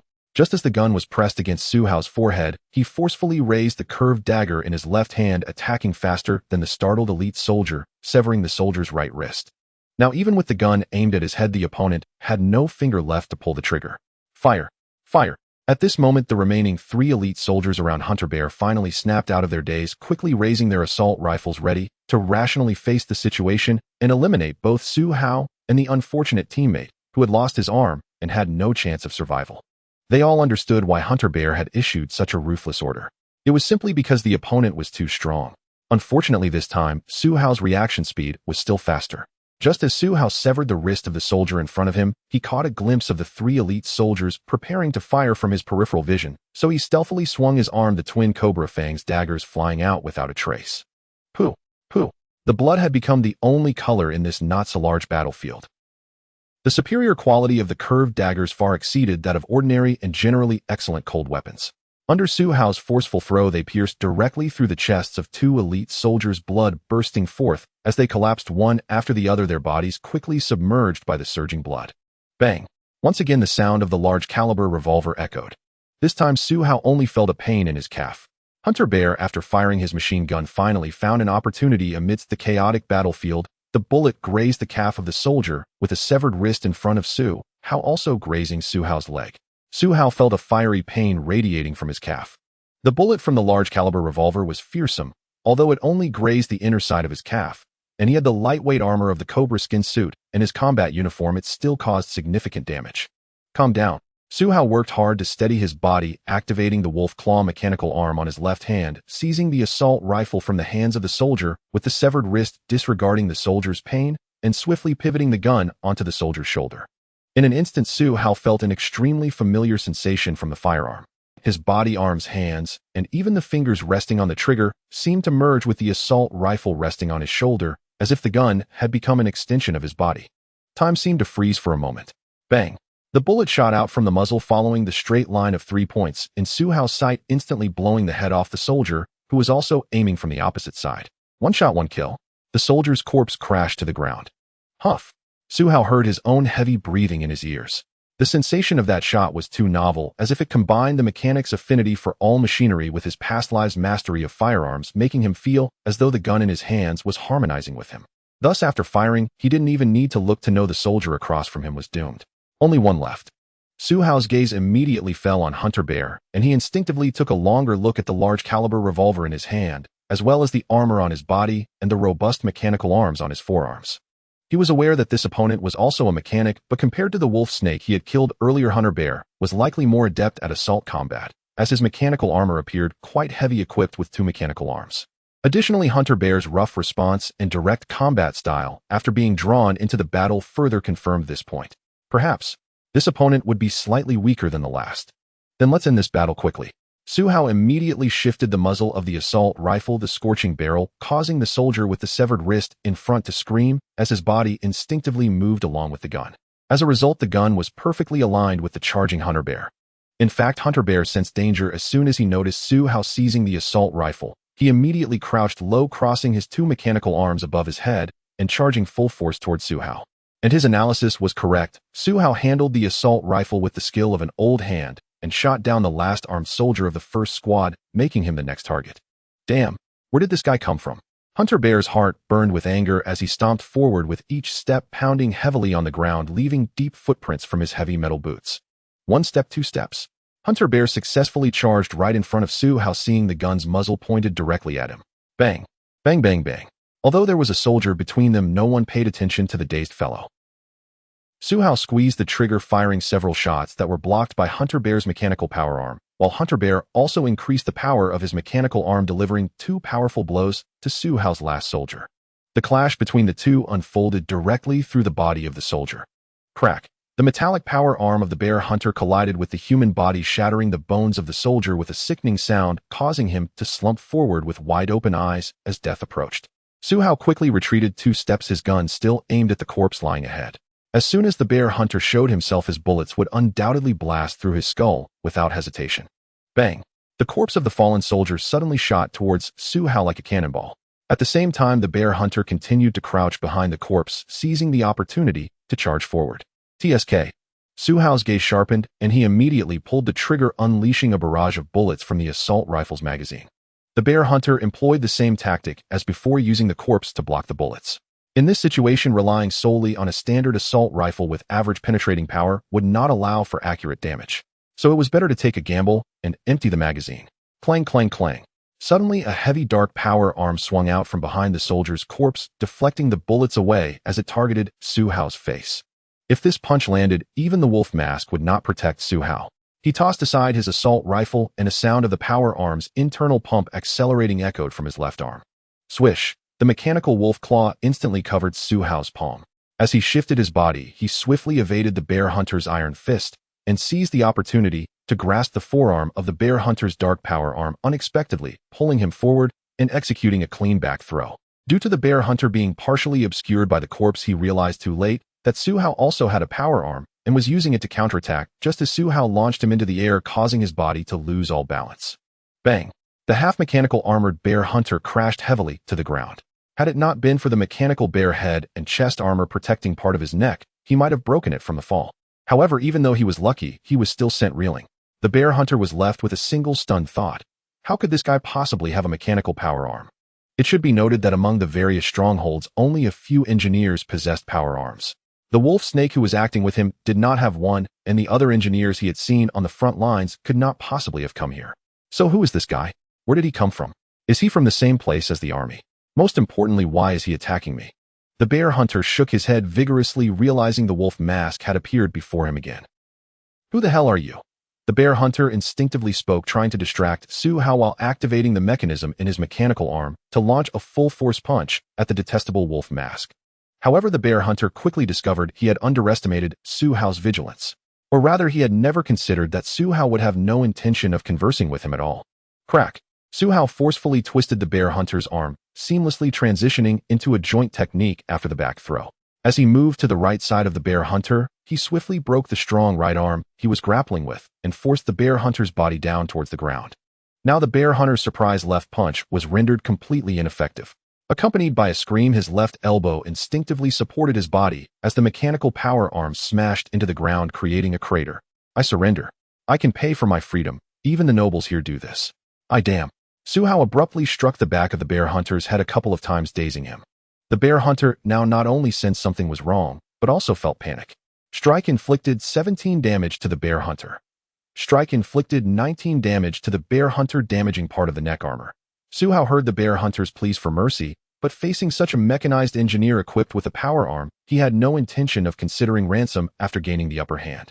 For Su Hao, killing the bear hunter and obtaining the equipment left on his body was the most valuable reward, and his fierce strikes to the back of the bear hunter's head were to avoid facing the mechanical power arm of the left hand he'd attempting to make some damage to the armor around the bear hunter's neck. As a result, the wolf claw power arm proved to be quite effective, bending the part of the bear hunter's chest armor that extended towards the neck in 2 strikes, exposing the back of his neck. Su Hao immediately revealed his sharp mechanical wolf claws, fiercely stabbing towards the exposed vertebrae of the bear hunter's neck. At that moment, the bear hunter seemed to sense death approaching, and after a brief moment of shock, a fierce and sinister expression appeared on his face. "Damn it. If I'm going down, I'll take you with me." Beep, beep, beep. The bear hunter's still functional left hand extended forcefully, triggering the self-destruct sequence in the mechanical power arm, which immediately displayed a 5-second countdown. At the same time, poof, a spray of blood flashed as Su Hao's mechanical wolf claw pierced through the bear hunter's neck, breaking his vertebrae. The bear hunter's eyes widened instantly, his face maintaining a fierce expression, refusing to close his eyes in death. Huh. Su Hao alertly heard the beeping sound from beneath the bear hunter, slightly adjusting the severed neck he was holding, and immediately noticed the countdown flashing on the bear hunter's left mechanical arm. For 3. Damn. Upon seeing the familiar self-destruct device, Su Hao instinctively reacted with lightning speed, turning to sprint away, taking 1 step, 2 steps, 3 steps. He dashed 10 meters away with all his might, and then threw himself behind a collapsed wall of a building. Boom. The explosion erupted directly behind Su Hao, a dazzling flame and shockwave immediately engulfing a radius of hundreds of square meters. The already precarious 3-story building's foundation was completely destroyed, collapsing down. In the air, Su Hao curled his body tightly, feeling as if a massive hammer had struck him from behind. He tasted blood in his throat and coughed up a mouthful. Even with his extraordinary physique, he couldn't withstand the bear hunter's insane self-detonation. His body flew far away in midair and crashed heavily to the ground. Fortunately, the wall provided Su Hao with some protection. He curled up tightly on the ground behind the wall, avoiding the subsequent massive shockwave from the explosion. However, before Su Hao could catch his breath, he noticed the building beside him collapsing with a loud crash, and the scene before him suddenly turned dark. Boom, boom. The self-detonation of the bear hunter directly obliterated several surrounding buildings. The explosive shockwave kicked up a cloud of dust, enveloping a large part of the street and adding a fiery red glow to the night sky of Khalid City. Gradually, the dust in the explosion-ravaged district settled down. Flames blazed fiercely on some buildings, and thick smoke drifted chaotically into the air. Cough, cough. Just break through this wall patch. Su Hao's voice came faintly from behind a collapsed wall. Amidst the thick smoke, Patch rushed in, its eyes flashing with indicator lights as it located Su Hao's position. What followed went much more smoothly. Patch immediately increased the energy supply within its body, swiftly accelerating forward from its position. 2 front claws sprang forth, revealing a metallic curved blade akin to a sharp beast's claw, which fiercely dug into the nearly 6-centimeter thick wall ahead. Crack! The wall shattered before the metallic beast claw, with Patch's front claws slicing off a chunk the size of a human head. A gap suddenly appeared between the ground and the wall, accompanied by a thick smoke billowing up from below, and Su Hao's somewhat weak voice of complaint followed. Patch, a bit faster. The biochemical defense function of this mask I grabbed isn't activated, it's missing some components. This is troublesome. Patch immediately responded with a call, leaping onto the collapsed wall and swiftly chopping off several sections, soon revealing Su Hao curled up in a corner. As Su Hao saw daylight again, he cautiously scanned his surroundings. Upon realizing that the bear hunters had vanished in the explosion, he slowly stood up. Fortunately, the Cobra bodysuit has some protective effects, so I only suffered a certain amount of explosive impact. However, my health dropped to 40 points. That was indeed dangerous.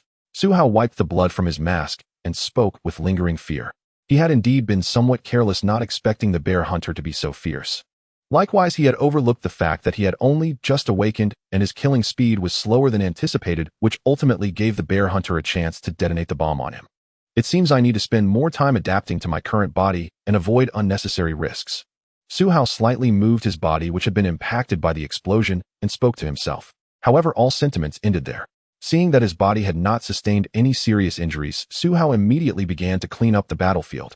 After a few minutes, Su Hao appeared with a serious expression several blocks away, driving a convertible off-road vehicle back to the building where he had temporarily stored his supplies.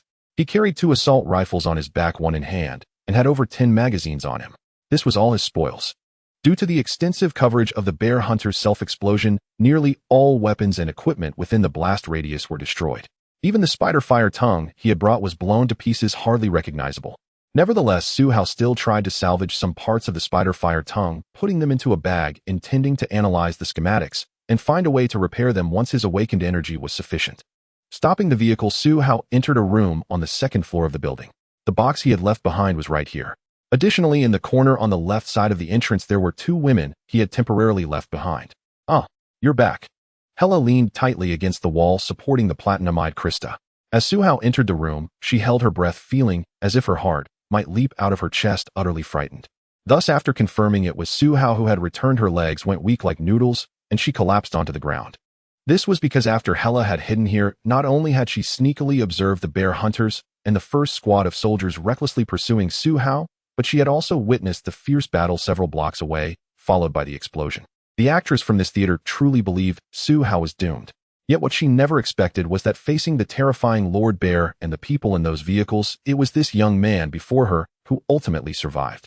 In that moment, Hela inexplicably felt a mix of fear and admiration for Su Hao.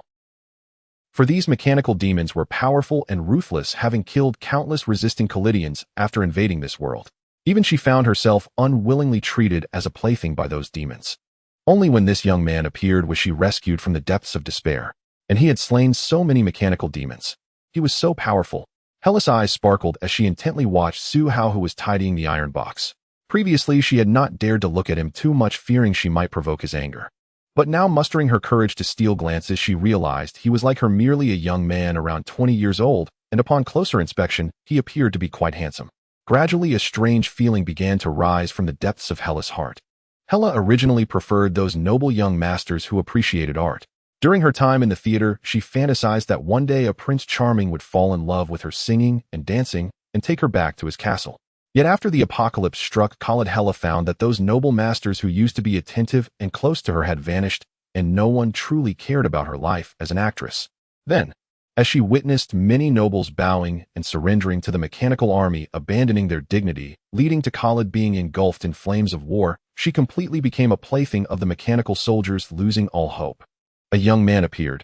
He single-handedly killed all the demon army minions at the theater stronghold, and even eliminated the wolf, snake, and bear, two demons who controlled mechanical power. Gulp.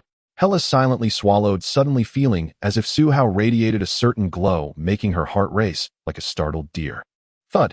Su Hao suddenly closed the iron box and turned around. Hela jumped in surprise, quickly lowering her head, afraid to meet Su Hao's gaze. Hela. Su Hao suddenly called her name. "Ah, my lord, I'm here." Hearing her name, Hela quickly lifted her head to respond. Su Hao nodded and suddenly said, "I need to take this nun to another place. If you have somewhere you want to go, you can leave. Of course, if you wish to come with me, you can help me with some tasks like taking care of her."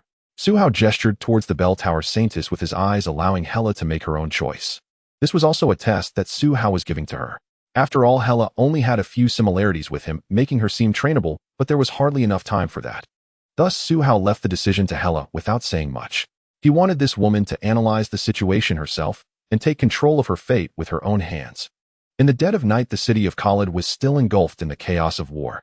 This was the first time Hela sat in a metallic mechanical off-road vehicle, feeling the wind rush against her cheeks, her delicate face turning as red as a ripe apple. In her heart, an echo continued to resonate. "I am willing." At that moment, facing Su Hao's inquiry, Hela sincerely voiced her feelings with the loudest shout. Then Hela saw Su Hao remove his mask, revealing his face, and he earnestly greeted her. "Hi, I'm Su Hao. Please don't call me sir anymore. Oh, I look forward to your support from now on." "Who?" Hela recalled Su Hao's face from that moment, her thoughts drifting away involuntarily. She had witnessed his cold indifference when he killed, which filled her with both respect and fear. However, upon truly seeing Su Hao's face, she realized that he was merely a young man in his 20s, not much older than herself, and he was indeed very handsome. Though his hair was somewhat tousled and sweat on his forehead mixed with dust, his eyes were deep and penetrating, as if they could see right into one's soul, combined with a distinctly cold aura that left Hela with an inexplicable thrill.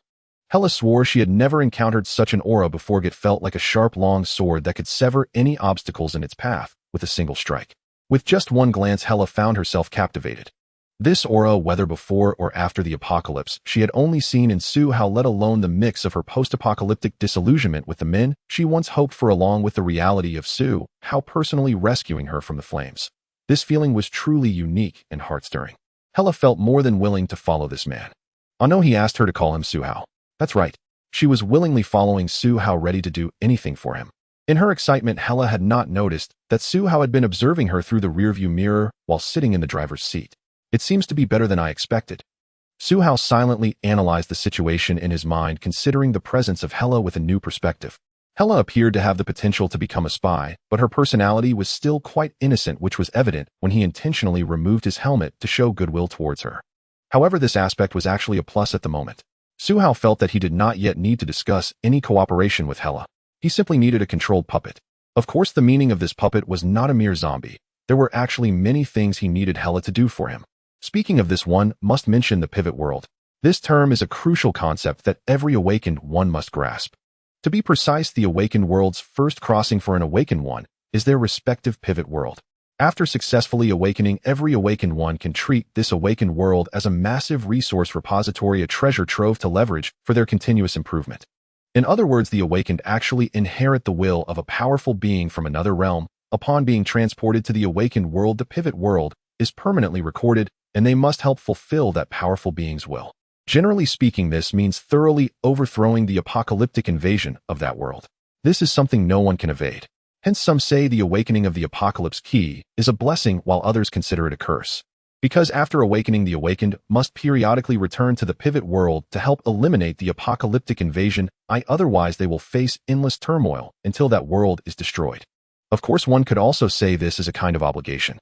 Just like people must continuously undertake tasks in other realms and weaken the apocalypse virus to restore the Earth to its original state. The awakening pivot merely adds a responsibility of protecting another homeland after gaining the inheritance.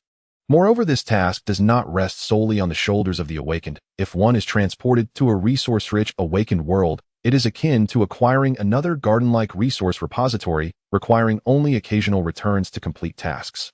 In the eyes of certain awakened ones, this is rather an excellent opportunity to continuously enhance their strength. Thus, to develop well in the awakened pivot world, some awakened ones, after realizing the benefits here, will support agents to help manage this world better when they themselves are not present. Hella was the only relatively suitable candidate Su-hao had seen in a short time. Hey, Su-hao thought of this and suddenly called out to Hella. I'm here. Hella, lost in thought in the back seat, was abruptly pulled back to reality by Su-hao's call, her expression slightly embarrassed, unsure of what she was fantasizing about. Seeing this, Su-hao picked up an assault rifle from the passenger seat and casually tossed it on to Hella. I noticed you were daydreaming. Why not learn how to use a firearm? This way, if I'm not by your side, you can protect yourself a bit. Su-hao had already grasped Hella's psychology, thus speaking in a tone that leaned towards indifference, yet the content carried concern. This was also a quality expected of a killer. Although he had no genuine concern for Hella, he could still feign it, especially when dealing with a woman carrying certain post-war psychological trauma. A bit of care could easily evoke her fondness. Thus, Su-hao could enhance Hella's affection for him for easier control. Okay. As Su-hao anticipated, Hella's heart raced and flushed again at his indifferent, yet caring tone, quickly embracing the assault rifle that had been tossed into her arms. However, just a moment after Hella agreed to learn how to use the firearm, she looked at the assault rifle in her hands and felt an inexplicable sense of uncertainty about how to start. Su-hao's voice timely came again. Hella, there's no need to be nervous. Just do as I say in a bit, and don't worry, that rifle won't bite you. Oh, okay. Hella couldn't help but chuckle at Su-hao's sudden playful remark, feeling considerably lighter in her heart. She couldn't help but glance up at Su-hao, who had put on the wolf head mask again, covering his entire head, her eyes shimmering with waves. In Hella's view, although Su-hao appeared cold, he must surely possess a gentle heart. Noticing that his method of communication successfully gained Hella's favor, Su-hao began to analyze his wording in his mind and continued to give her instructions. First, you need to know where the trigger is. A slight pull will allow the firearm to fire a bullet. Of course, this type of firearm will definitely have a safety mechanism to prevent you from accidentally firing and harming others. Shooting requires a straight line of 3 points, which refers to your eyes, the gun's sight, and your target. 3 people in a car. Su-hao drove the convertible off-road vehicle through several blocks, bringing Hella and Sister Zhongluo towards Aloni's hiding place. In the back seat, Hella was familiarizing herself with the assault rifle under Su-hao's guidance. As Su-hao explained, the young actress continuously fiddled with the assault rifle, inexplicably realizing that she no longer felt fear or disgust towards this killing weapon. As Su-hao said, weapons in the hands of the wrong people become lethal, while in our hands they are our means of self-defense. Alright, now that you understand the basic operation of the firearm, I need you to try disassembling that assault rifle by hand and see how far you can go. Suhao said, sitting in the driver's seat with his back to Hella. He was currently driving with one hand while the other hand rested on the assault rifle on the passenger seat. A thin mist-like cellular substance was being activated by awakening energy, beginning to scan and modify the weapon. K1 assault rifle type, assault rifle quality, average killing power, average description. This is a standard assault rifle with acceptable quality typical for elite soldiers of the Khalid Demon Legion. These are all the attributes of this gun. If all goes well after the mechanical cells are modified, the quality and killing power of this weapon can be upgraded to excellent ratings, enhancing some attributes. However, Suhao's mind was not on the firearms. He was still contemplating how to manage this world after completing the awakening mission to gain benefits between this pivot world and the main Earth. Moreover, since Suhao was reborn 17 years after the apocalypse, by then people had conducted countless studies on the pivot world, summarizing numerous useful information. He had to seize the time and make good use of it. Suddenly, through the rearview mirror, Suhao noticed Hella's gaze suddenly shift. Of course, he did not suspect Hella was taking any detrimental actions against him, as he trusted that if he handed her the assault rifle, he could teach her how to make her a corpse in seconds should she turn against him. Suhao was surprised. After giving Hella the task of disassembling the firearm, he was ready to guide her at any moment. But what he did not expect was that after Hella observed the appearance of the assault rifle, she began to disassemble it skillfully, making no mistakes at each point of disassembly, as if she could see through the entire structure of the weapon. Suhao immediately began to doubt. Since Hella could disassemble this assault rifle so skillfully, she might have seen this type of weapon before. Was her previous clumsiness while he was teaching her an act? If that were the case, Suhao would not keep someone who could hide such things around him. Have you seen this assault rifle before? Suhao couldn't help but ask. Hella's answer would determine whether he would leave her here. No, I haven't. Hella's hands did not stop, having already disassembled more than half of the assault rifle with parts scattered between her and Chris on the car seat. Then how come you are so skilled at disassembling this gun? Suhao continued to ask. He had already ordered the patch curled up in the passenger seat to be ready to kill. Perhaps it's because my father is a jeweler. I learned to create jewelry with him since I was little.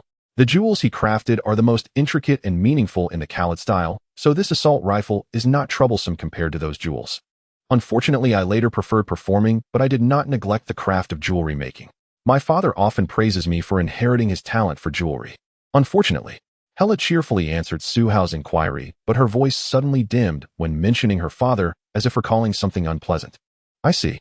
Suhao recalled having seen many masters of jewelry and inscriptions, and to some extent he acknowledged Hella's explanation. However, he still needed to observe further. Suhao did not continue the topic, but instead began pointing out the various components of the assault rifle to Hella, allowing her to fully unleash her potential. Outside the east gate of District 1, the soldiers of the Mechanical Legion were still cooperating with the mechanical creatures below to launch a fierce assault on the city gate. However, due to the limited position of the Cross River Bridge on the moat, the mechanical army was still unable to advance fully, being repeatedly forced back to the bridgehead.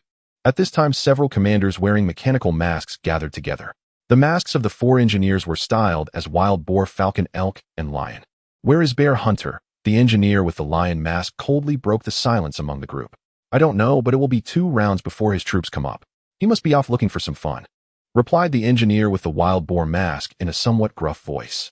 The engineer with the Falcon mask snorted in response. During the day, Bear Hunter and Snake Wolf ran into trouble, almost being forcibly broken through by a female knight. In the end, I had to send a mechanical giant wolf to help them, but unexpectedly that woman still got away. Now they are using my mechanical giant wolf to chase her down and still haven't returned. They are so slow at their tasks, I don't know how they got the invasion quota. It was clear that the Falcon engineer was quite dissatisfied with Bear Hunter and Snake Wolf, still worrying about the mechanical giant wolf he lent out. Unfortunately, he did not know that his mechanical pet had already fallen to Suhao and Aloni. Falcon, don't be impatient. Didn't Snake Wolf say goodbye to us this evening? I think he went to help you retrieve your werewolf. He might have been delayed by something. Once he comes back, your werewolf should be back too. The engineer with the elk mask appeared to have a gentler personality and immediately tried to smooth things over. The engineer called Falcon snorted again, still dissatisfied, saying, "Let's not even mention Snake Wolf. Oh, Bear Hunter just knows how to play with women. We were ordered to take this city down in half a month and establish a large-scale teleportation device. If the task is delayed, how are we going to explain to the general? All right, I'll contact Bear Hunter through the emergency channel right now. If he dares to play around at such a critical time, I won't let him off the hook." The engineer with the elk mask quickly persuaded him, opening a video projection in front of everyone. However, the connection took a long time without success. Now the few engineers present exchanged glances, vaguely sensing that something unexpected might have happened. It was still the engineer with the lion mask who broke the silence first. I just used the emergency channel to contact Snake Wolf, and there was no response. He and Bear Hunter must have run into trouble. We need to send someone back to the base to check. We absolutely can't let those ragtag resistance forces ruin our plans. Good. This time I'll go back and take a look. Under my eagle eye, nothing can escape. Falcon volunteered, waving his hand towards the sky, instantly summoning a mechanical eagle the size of a person that flew down and landed on his mechanical power arm. The other three engineers exchanged glances and finally nodded in agreement. Suhao drove the convertible off-road vehicle, preparing to first take Hella and Krista to a safe place before disposing of the vehicle and erasing any traces left along the way. However, as he drove to the entrance of the alley where the safe location was, it was already nearing midnight, and a faint smell of blood lingered in the dark alley. Suhao immediately stopped the car, his brows slightly furrowing. This blood scent was very fresh, and it was definitely absent when he left the alley. Something must have happened here. I hope Eleni is okay. Suhao silently murmured in his heart, using his mask to communicate with Patch, instructing it to proceed. The mechanical dog in the passenger seat leaped lightly and quickly exited the vehicle, vanishing into the surrounding darkness. At the same time, Suhao turned to Hella and made a gesture for silence, whispering, "Hella, keep an eye on the car and that nun. Remember to protect yourselves with your guns. They'll check ahead and be back shortly." "All right." Hella immediately sensed that something was off, but still responded decisively, to Suhao raising her trembling hand to hold the assault rifle, cautiously aiming it at the surrounding darkness. "Well done." Suhao feigned a generous expression of praise to encourage Hella slightly, then slipped out of the open car door. Along with him disappeared the modified assault rifle from the passenger seat. K1 Assault Rifle Modified. Type Assault Rifle. Quality excellent. Damage excellent. Description: through your modifications, the standard issue weapon of elite soldiers in the Demon Legion has become even more exceptional, with a reinforced body that is lighter and easier to carry, while also achieving superior shooting accuracy. Holding the gun in his hand, Suhao immediately felt a familiar sense of combat from his past life. Firearms were ultimately the favorite weapons of awakened beings on Earth, and in his previous life, Suhao had also trained his skills related to firearms to a considerable level. Thus, having an assault rifle in hand gave him even more confidence. The alley was shrouded in darkness, and Suhao had already activated the night vision and thermal scanning functions in his wolf mask. He quickly noticed that about 10 meters into the alley, there were two corpses. The corpses were clad in familiar black robes with several noticeable sword wounds, and most crucially, they still retained some warmth, proving they had not been dead for long. Suhao immediately scanned deeper into the hiding place. That appeared there were no signs of a struggle there, nor did it seem anyone had been there. Eleni should still be detoxifying. So who killed these two traitors of Khalid? Suddenly, Suhao keenly sensed a faint sound of air being sliced from his left side, followed by a long sword that made his heart chill as it thrust out from the darkness. Suhao immediately felt the hair on his body stand on end. This sword was fast and lethal. Most importantly, neither his night vision nor thermal scanning had detected the person wielding this weapon, indicating that the opponent was a master of stealth. Suhao quickly let go, dropping the assault rifle in his hand. The alley was very narrow, and there was no time to turn around and shoot, so he had no choice but to engage in close combat within this confined space. Swish! The wolf claw power arm was instantly activated by awakened energy, multiple air pumps accelerating simultaneously, allowing Suhao to quickly don the wolf claw and strike fiercely at the left side attacker. At the same time, Suhao's right hand found the Cobra Fong curved dagger at his waist, stealthily adding a surprise attack from below. Clang! The attacking long sword was as agile as a snake, and before Suhao could fully turn around, it struck forcefully against his wolf claw power arm. Suhao immediately felt a tremendous force on his arm, causing him to involuntarily step back, almost colliding with the wall of the narrow alley behind him. However, Suhao knew that he absolutely could not be forced against the wall now, as it would significantly reduce his movement space, making it unfavorable for combat against the attacker in front of him. So he forcibly twisted his right side, and the Cobra Fong curved dagger in his right hand swung forward, pushing the attacker partially out of the darkness. "Huh." A woman's puzzled voice suddenly emerged from the darkness. "Suhao, is that you?" A gaze flickered from the shadows. Suhao recognized this as Eleni's voice, and while maintaining his guard, he quickly replied, "Eleni, it's me. I'm back. I should have thought of that. Eleni doesn't need to be at her peak. As long as she can expel the toxins from her body, she can act. Therefore, killing those two black-robed soldiers would definitely not be a problem." The figure in the darkness responded to Suhao and slowly stepped out of the shadows. Indeed, it was Eleni. Eleni gazed deeply at Suhao and said, "Someone just came to check the nearby blocks. I took action and killed them as they approached the safe point, but I'm not sure if there are any follow-up search teams." I was just about to handle the corpses when I ran into you. I couldn't immediately tell who it was, so I acted. But your strength is even better than I imagined. Yeah, thanks to my quick reflexes. Su Hao slightly complained, but upon seeing the knight about to speak, he quickly changed the topic. By the way, I've brought back 2 people, both unfortunate girls captured by the rebel army. I'll take them to you now, and you can take them back. Leave the bodies to me to handle. All right. Eleni readily agreed. Su Hao hurriedly exited the alley, called Hela, supported Sister Krista, and let Patch carry his haul back. Su Hao quickly introduced both parties to each other and let Eleni take the people back to the safe location. Watching the women leave, Su Hao moved the 2 corpses onto the vehicle, speeding away for several blocks to hide the bodies and the car before cautiously returning.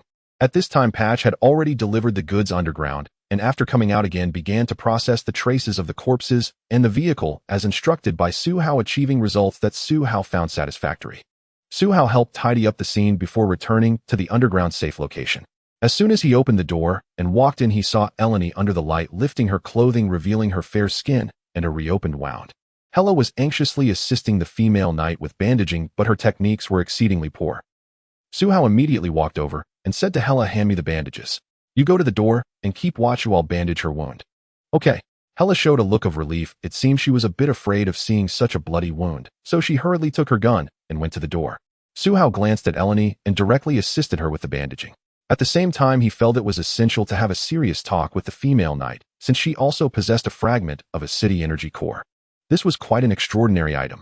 Su Hao mentioned his discoveries during the operation against the mechanical army's base, while helping Ironi bandage her wounds.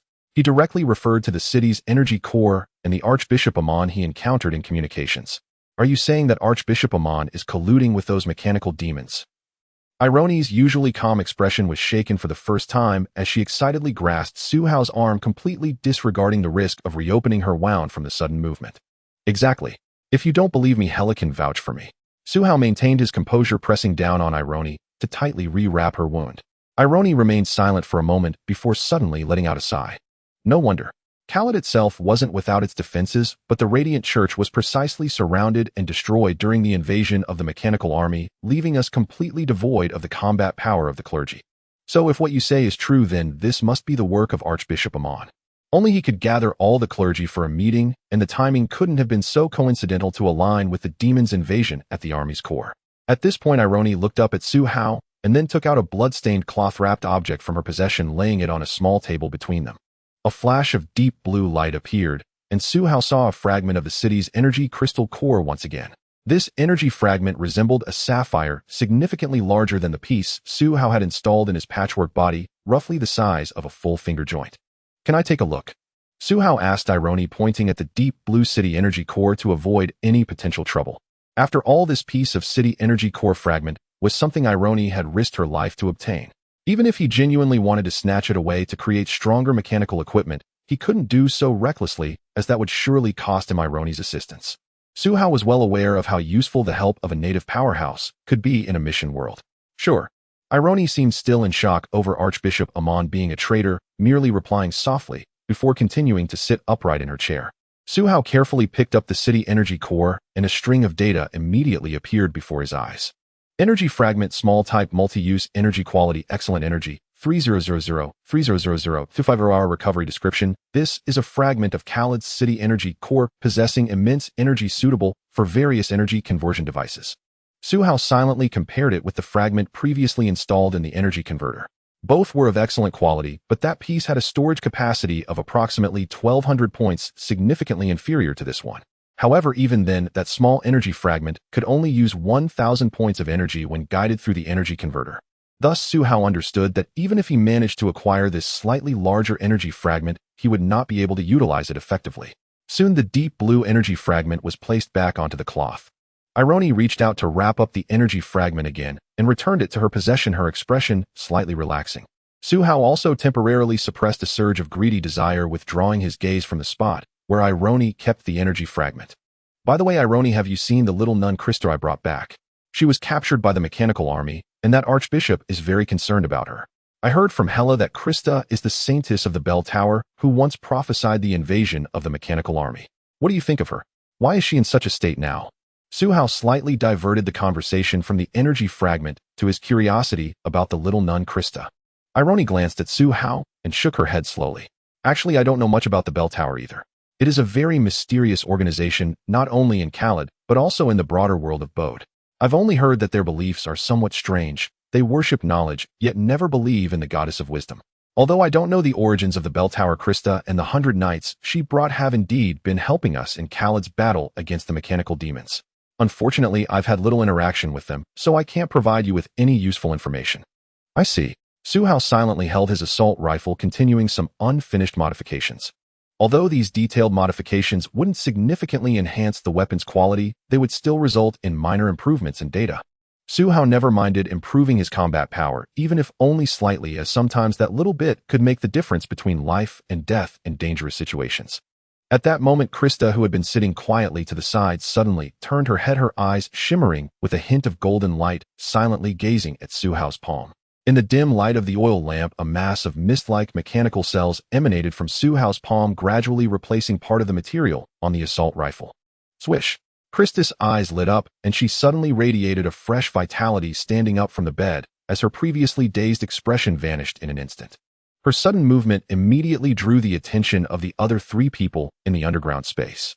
However, Krista seemed oblivious to Irony and Hela dragging her oversized priest robe as she walked straight up to Suhao, placing her right hand on her left chest and kneeling on one knee on the ground. You have not abandoned us after all. I am your loyal follower, Krista, sent by the Lord of the Bell Tower to meet you here. What is going on? Suhao raised an eyebrow slightly. Upon noticing Krista approaching him, he had envisioned many things she might say, but none were close to the words she expressed. What follower? What Lord of the Bell Tower? What does it mean to come here to meet me? These phrases reeked of a strong air of mysticism, making Suhao feel quite uneasy, as if he had stepped into some world narrative. Wait, his only connection to this world was the awakening inheritance obtained from the Apocalypse Key. So could it be that the master of that will of inheritance has some link to this so-called bell tower? Suhao couldn't help but look at Krista. It seemed that only this woman who puzzled him could provide him with a clear answer. The Lord of the Bell Tower has sent me with a sacred object to personally deliver to you. Krista knelt on the ground looking at Suhao. Although her expression had become much more vibrant, her voice remained cold and emotionless, as if she were a machine. As Krista finished speaking, she took out a delicate egg-sized clock from her wide sleeve, holding it in her palm and extending it towards Suhao. Tick-tock, tick-tock. Suhao gazed at the small clock cradled in his pale palm, a strange and inexplicable sensation swelling within him. The clock's design was ordinary, one he had never encountered before. Yet inexplicably, Suhao felt a sense of familiarity with this clock he was seeing for the first time. You need not be surprised or worried. This sacred object originally belongs to you, and fate merely uses my hands to return it to you. Christos' words remained icy, as if spoken by a mechanical device. What does this thing have to do with me? Suhao had to seriously confront the little nun before him and asked. He had traversed countless apocalyptic worlds in his past life, encountering an array of bizarre characters and phenomena. Thus, he was acutely aware that in these apocalyptic realms, which often existed solely in people's imaginations, anything could happen. Hence, every awakened individual must be prepared at all times to face the unknown. Of course, some unknowns represent opportunities while others signify danger. So why did Christo, this little nun, or rather the young woman known as the Bell Tower Saint, take out this clock and speak of a theory of fate? Moreover, was this so-called sacred object related to the inheritance of the mechanist he had obtained? Suhao was filled with confusion. Please rest assured, we mean no harm. Just focus on this sacred object, and soon you will understand its purpose. Christo said this calmly, successfully directing Suhao's gaze to the wooden clock. Suhao furrowed his brow slightly, yet his gaze remained steady on the clock. Upon closer inspection, the clock's casing was intricately carved from some dark wood, resembling a miniature version of an old-fashioned wall clock. Above the dial, there was a delicate little wooden door, hinting that when the time struck the hour, something might spring out and chime. The hour, minute, and second hands of the clock were crafted with exquisite precision, yet their material was indiscernible. Like the markings on the dial, they were painted in a stark white tone, standing in sharp contrast to the black of the clock face. Suddenly, Suhao noticed that Christo's eyes seemed to emit a beam of light directly illuminating the clock. His uncertainty arose because in a blink the 3 rotating hands of the clock began to spin wildly, forming a magical vortex that instantly pulled him into a space entirely composed of gears. In this space, gears were densely packed in all directions, continuously turning, causing the entire space to morph incessantly. Suhao immediately braced himself. Then he witnessed an unexpected transformation. A chunk of gears suddenly protruded, rapidly assembling into a shape Suhao recognized. The strange mechanist formed from the will of the inheritance he encountered during his awakening. Unfortunately, Su Hao still could not discern the figure's face or true form, as the person before him was constructed entirely of countless cogs resembling a true mechanical being. Swish, at the position of the mechanist while several gears misaligned, slightly revealing two hollow eye sockets. You have come. You are a lucky fellow. In the dead time vortex, I leave you a message. Move forward. Do not gaze into the abyss behind. Squeak. Suddenly the gear space emitted several sharp sounds, as if a signal interference had abruptly silenced the voice of the mechanist's will. Bang! Su Hao felt a jolt through his divine sense, and the scene before him returned to normal. However, it had changed significantly from what he remembered. Christos stood before him, the clock in her hand, in a peculiar state of fragmentation, yet it floated in her palm, as if time had come to a halt. Meanwhile, Ironi's knightly sword was poised at Christos' neck, watching him with concern. Alongside them were Hela and Patch. The two, a person and a dog, had encircled him, with Patch shielding him, while Hela awkwardly raised her assault rifle, aiming at Ironi and Christo ahead. The situation appeared somewhat complex. However, Su Hao quickly realized that a liquid had trickled from his nostrils, the familiar sensation indicating he was likely bleeding. Given the current circumstances, it seemed he had suffered some mental shock. No wonder Ironi, Patch, and Hela had assumed combat stances. It seemed they all believed Christo had done something detrimental to him. Discovering the magic blessing level F, acquiring a special skill. Gear mark type auxiliary passive effect, awakening energy recovery speed increased by an additional 5, minimum of 20 points hour. Related attributes: intelligence, spirit, perception. Description: the mechanist's awakening energy is always insufficient, hence someone has developed this special skill in the research field, which should provide you with some assistance. A special skill had unexpectedly appeared. Su Hao quickly grabbed a piece of gauze, staunching his nosebleed, and looked at the new skill on his attribute template with astonishment, his heart racing with excitement. He was well aware that awakened individuals could acquire many passive skills through personal training, but some skills were different. They could only be obtained through unique events. Thus, these skills were one of the key factors differentiating the strength of awakened individuals. Su Hao had once seen those incredibly lucky characters in the apocalypse, each possessing unique skills, becoming unparalleled in their respective fields, their power rising with the tide, standing among the strong. Now he had gained a special skill. Although it was merely a singular F-level energy recovery, it was undoubtedly a delightful surprise. In his past life, he had not enjoyed such luck. Moreover, this skill was undoubtedly the most useful and best suited to his professional characteristics at this stage. As a mechanist, he needed to consume awakening energy almost constantly, whether for analyzing schematics, or manufacturing, or improving equipment. The required energy was astronomical. Thus, the gear mark beneficially supplemented his awakening energy recovery speed, and the percentage effect would continue to increase with his strength, ensuring its ongoing relevance in the future. As Su Hao silently stopped the flow of blood from his nose, a small clock that had inexplicably shattered in Christopher's hand floated in the air, its parts suddenly turning red and igniting fiercely, quickly turning to ash. In the end, only a silver-gray flat round gear remained in her hand.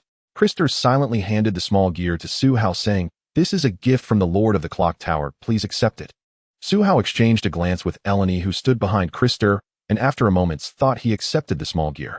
After all, considering the current situation, he had ultimately gained benefits from what Christopher represented, and the fact that he bled a bit from his nose was not worth comparing to the special skill he had obtained. If possible, Su Hao would even prefer to bleed more as long as it could bring him any way to become stronger. Eleni paid no mind to Su Hao, merely continuing to hold her knight's sword against Christopher's neck. When the small gear landed in Su Hao's hand, its attributes immediately revealed themselves. Gear 1371 type, special item quality, excellent special effect, intelligence 1, spirit 1. Description: this is a magical gear imbued with a special energy, marked with the clear number 1371, the significance of which remains unknown. Excellent quality. Moreover, it is a special item that increases dual attributes. Su Hao felt a mix of surprise as he held the gear, which was only the size of a 1 yuan coin. After his rebirth, it seemed that his luck had dramatically improved. In the apocalyptic world, items that increase a single attribute are quite rare, let alone equipment that boosts dual attributes. Never underestimate this attribute of 1. Currently, all of Su Hao's attributes are rated F, and with an increase of 1 in both intelligence and spirit, his ratings will shift to intelligence E and spirit E, effectively breaking through an attribute barrier. Especially since both intelligence and spirit attributes are closely related to mechanical manufacturing. After enhancing these two attributes, Su Hao would be able to analyze and understand more blueprints, significantly improving his comprehension and manufacturing speed. Thus, attribute equipment is truly a valuable asset. Typically, to enhance attributes, one must endure rigorous targeted training or earn attribute point rewards from apocalyptic tasks. Both of these are not easily achievable. After all, during the era of the apocalypse, merely surviving is already challenging enough, let alone finding the time for targeted training, and such training methods are often time-consuming and laborious, rarely adopted by awakened ones. As for the second method of completing apocalyptic tasks to earn attribute point rewards, not everyone can easily achieve it. A minimum of an A ranking in overall assessment is required, which is a daunting task for many awakened ones. Especially in the early days of the apocalypse, most awakened ones were merely groping their way through tasks, with very few able to meet this standard. Therefore, under such circumstances, attribute equipment has become priceless in the trading market among awakened ones. This, however, also sparked Su Hao's curiosity. What kind of organization does the clock tower represented by Krister truly constitute to give him a gear mark and gear 1371 right off the bat? Either one would be an incredible asset at the beginning of the apocalypse. However, despite searching through his memories, Su Hao found no information related to the clock tower organization. Who exactly are you? At that moment, filled with curiosity and confusion, Eleni suddenly spoke up, pressing Krister. The clock tower. Krister appeared unfazed by the knight's sword at her neck, turning her gaze calmly towards Eleni, as if she did not understand why the latter would ask her such a question. Then what does the clock tower truly represent? What exactly does your organization intend to do? And how did you know in advance that the apocalypse would descend upon Khalid? You just used spatial magic. What is the connection to the invasion of the Demon Legion? Eleni's tone suddenly carried a chilling force as she shouted. Even Su Hao could sense that at this moment the female knight seemed to transform into a sharp knight's sword, embodying her faith, pressing Krister. If she did not receive a clear answer, that sword would immediately strike down. Su Hao fell silent for a moment. Although he had received the so-called benefits bestowed by Krister, he too was curious about the clock tower and did not intend to intervene in the conversation between the two women. Moreover, Eleni's suspicions were not entirely unfounded, so he actually hoped the female knight would elicit some information from the little nun. No comment. Regardless of Eleni's pressing or Su Hao's anticipation, the only response he received was Krister's decisive refusal to answer. Eleni frowned slightly, her knight's sword applying a bit more pressure, trying to intensify the interrogation. But just then a loud thud sounded from the main entrance where they were hiding, as it was slammed open from the outside. In came two knights clad in silver-gray armor, rushing in to flank Eleni on either side, each raising a heavy sword and attacking fiercely. A flicker of hesitation flashed in Eleni's eyes. Although the knight's attack speed was swift, she was confident she could kill Krister first before engaging in battle. Yet Eleni ultimately did not strike at the little nun. The female knight instinctively took a step back, her body glowing with holy light energy, returning a strike to the knight on the right, who was closer, intending to force him back and retreat to safety. Normally, the two knights were clearly here to support Krister and should have recognized that Eleni was willingly backing off, or protecting their target should be their top priority. However, unexpectedly, the knight on the right did not dodge, but instead crashed his chest directly into the tip of Eleni's sword, resulting in an apparent dent in his breastplate, clearly unable to withstand the sword imbued with holy light. Eleni clearly did not anticipate this turn of events. Her arm jolted, and she quickly withdrew the knight's sword, swinging it forcefully to strike the shoulder of the attacking knight. Crack! Eleni was evidently incensed by the knight's relentless approach. Her strike shattered his shoulder armor. Under this tremendous force, the knight's body bent sharply to the right, almost forming an angle exceeding 90 degrees. Yet in that moment, the knight's body sprang back to its original position, as if equipped with a powerful spring, and a series of crackling noises emanated from his body. Looking again at the armor that Eleni had pierced with her sword, the left chest area surprisingly revealed a metallic-colored body. Two knights stormed into the hiding spot, catching AI Lonnie completely off guard. However, after the initial clash, an even more unexpected situation suddenly arose. The knight did not dodge AI Luoni's counterattack, and after being injured, a surprising body emerged from the wound. Mechanical beings. Su Hao instinctively exclaimed, disregarding his uncertainty, and instantly activated his wolf claw power arm, positioning himself protectively in front of AI Lonnie. This was because another knight was flanking from the side towards AI Lonnie. If the situation had not previously hinted at mechanical beings, Su Hao might have refrained from intervening, but now he was on high alert. The two knights were clearly there to assist Kristo, likely the Clock Tower Knights. However, the fact that knights had turned into mechanical beings was perplexing. Although it was still impossible to determine the exact nature of the situation, Su Hao felt he could not remain passive. At the very least, under the circumstances where it was uncertain whether the clock tower was related to the invasion of the mechanical army, he would not turn a blind eye to AI Lonnie, who was connected to the mission. Bang! Su Hao's wolf claw fist forcefully knocked the longsword of the attacking knight away. Yet another bizarre scene occurred. This time the attacking knight was pushed back 2 steps, and the longsword slipped from his hand. However, as the sword neared the edge of his grasp, it seemed as if it was pulled back by a powerful spring, instantly returning to the knight's hand, while his fingers, which had been forced open, snapped back to grasp the sword. This inhuman state immediately made Su Hao sober up. Especially with the prompt from the Key of Apocalypse beside him, he narrowed his eyes slightly, revealing a sharp glint. Attack inflicted 30 points of damage on the Clock Tower Knight, resulting in a knockback effect. Encountered unknown ability resistance, knockback effect reduced by 50, increasing continuously. The ability to resist the knockback effect in such a strange state could only be attributed to non-human life forms aside from a few exceptional races. They must be biomechanical bodies. After assimilating the legacy of the mechanic and the memories of the apocalypse, Su Hao quickly analyzed and roughly deduced the true identity of the Clock Tower Knights. However, upon reaching this conclusion, Su Hao was also struck by a suspicion similar to AI Luoni's. The invading mechanical army had always come from another world. So could the Clock Tower, an organization that mastered the technology of biomechanical knights, be related to the apocalyptic invasion of this world? No, I shouldn't think like that.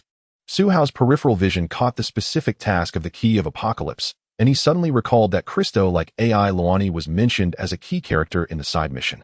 Based on his past life knowledge of the Key of Apocalypse mission, Su Hao was certain that any side mission determined at the start of a world mission, regardless of whom or what it mentioned, would align with the main mission's overarching direction. This was a little trick known to all awakened beings in the apocalypse. Therefore, the overarching direction of this main mission was to resist the mechanical army's apocalyptic invasion, and Christo, a key character in the side mission that needed to be rescued, would not pose a threat to Khaled. At least that would be the case in this world mission. With this thought, Su Hao reached out to stop the female knight who was preparing to continue the attack, saying, "AI Luoni, hold on, I believe Christo will explain the current situation." AI Luoni looked at Su Hao in surprise and instinctively halted her actions. Through their previous combat cooperation, AI Luoni understood that Su Hao's combat intuition was sharp, so she wouldn't make a reckless move. After a quick mental calculation, she followed his suggestion. "Stand down." Christo suddenly spoke, stopping the 2 Clock Tower Knights who were regrouping to continue the fight. The 2 knights immediately ceased their actions and retreated to the side of the little nun. After issuing commands to the knights, Christo looked deeply at Su Hao with her eyes that sparkled with golden light. Her lips parted slightly as she said, "Having met you, my knights will take me back to the clock tower to report. I must leave now." Su Hao frowned slightly and asked, "Do you not have anything to explain?" Upon hearing Su Hao's question, Christo blinked and her expression flashed with a hint of struggle and hesitation. It was then that Su Hao realized that since he had seen Christo, this little nun had not blinked at all. At least while he was watching her, this was the first time he had seen her eyes close. Just then Christo suddenly spoke, her voice transforming into a gentle female tone. "Visitor from another world, your heart already holds the answer. In the near future, the entire Bode world will face an invasion by demons. Please do not forget this land. The doors of the clock tower will always be open for you, and that gear you must." As she was speaking, Christo suddenly spat out a mouthful of blood, her eyes tightly shut, and she collapsed backward. What on earth is happening? Su Hao and AI Luoni both showed uncontrollable surprise.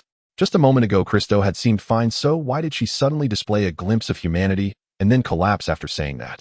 Hyla, having cautiously hidden aside after the clock tower knights rushed into the hiding spot, was startled when she saw Christo suddenly spit blood, her tense nerves snapping, and she instinctively gasped. Fortunately, one of the clock tower knights stood beside Christo, directly supporting the little nun, while the other positioned himself between them and Su Hao and AI Luoni. What happened to her? Although Su Hao knew he likely wouldn't get a response, he still asked. After all, Christo had provided him with quite a bit of help, so it was natural for him to express concern. The crucial point was that Su Hao was now seriously pondering Christo's words before she fainted. It seemed she had mentioned a gear, and what she wanted to say was interrupted by her spitting blood. So he wanted to clarify what she meant by the gear. Was it the gear imprint? Or was it that gear equipment? Unfortunately, as Su Hao expected, neither of the clock tower knights responded, but the knight supporting Christo suddenly underwent a transformation. In the astonished gazes of those in the hiding spot, the armor of the clock tower knight unexpectedly began to open from various parts without warning, revealing a plethora of mechanical components and a humanoid recess inside. The knight whose armor had been removed moved his arms freely and directly placed Christo into his body, after which all the armor returned to its original position. A battle mech. Su Hao was truly shocked this time. He had never expected to see a humanoid battle mech so soon. This was not a humanoid combat robot, but a humanoid battle mech. The knowledge required to manufacture the two was incomparably different, yet Su Hao understood that possessing a battle mech was the true beginning of the mechanic profession. In the underground hideout, Iloni and Hela witnessed a knight in armor devour Krister, their shock as profound as Su Hao's. However, the three had different expressions of astonishment. The two clock tower knight mechs clearly did not intend to linger here. Taking advantage of the moment of shock, they swiftly retreated and dashed out from the hideout one after another. Chase! Su Hao shouted without hesitation, leading the pursuit out. Patching immediately followed, and then Iloni, who had finally reacted, rushed after them, closely trailing Su Hao towards the entrance. Only Hela remained unsettled, yet she gritted her teeth, clutching her assault rifle, and hurriedly followed the others. With everyone having fled the hideout, she dared not stay behind alone. However, as Hela reached the doorway, she found Su Hao and Iloni blocking the entrance. What was going on? Weren't they supposed to be chasing after someone? Hela muttered to herself, immediately slowing her pace, standing on the steps inside the entrance, cautiously peeking through the gap between Su Hao and Iloni to look outside. To her horror, she immediately beheld a chilling sight. The alley was filled with a group of clock tower knights, and not only that, but the buildings on both sides of the alley were also occupied by knights, either crouching or standing. Yet despite the multitude of knights outside, there was not a single sound. Particularly, all the knights faced the entrance of the hideout, creating an overwhelming pressure that bore down upon them. Just a glance was enough for Hela to feel her breath becoming labored, as if she had been doused in a heavy viscous liquid, rendering her immobile. Su Hao and Iloni had a somewhat similar sensation. However, they were not as paralyzed by the oppressive aura as Hela, but they were also not reckless enough to continue their advance. Moreover, by the time they emerged, the two battle mechs that had taken Krister had already merged into the throng of clock tower knights, making it impossible to discern which mech bore the little nun. Most critically, if all the clock tower knights in the alley were like those two before, it would be terrifying. Retreat. A mechanical voice suddenly echoed from the alley entrance, issuing a command to all the clock tower knights within. Thud. All the clock tower knights stood upright in unison, turning from outside to inside, as if they were a single entity marching orderly out of the alley. Su Hao and Iloni exchanged a glance, both recognizing the helplessness in each other's eyes. These clock tower knights were clearly creations of a mechanic, and if they pursued the matter further, they might find what they needed. However, considering their earlier encounter, neither Su Hao nor Iloni felt confident against such a group of clock tower knights. After all, two hands cannot compete with a pack of wolves, let alone those mechanical creations that fear no casualties and possess formidable recovery abilities. Thus they watched as the group walked out of the alley, both sighing almost simultaneously, instinctively skipping over the issues of Krister and the clock tower knights, and turning to speak to each other. The noise we made earlier was too great. We need to leave this place. I've rested enough. I must deliver the energy fragment to District 1 now. Su Hao turned his head, perfectly meeting Iloni's gaze. The two nodded in mutual understanding.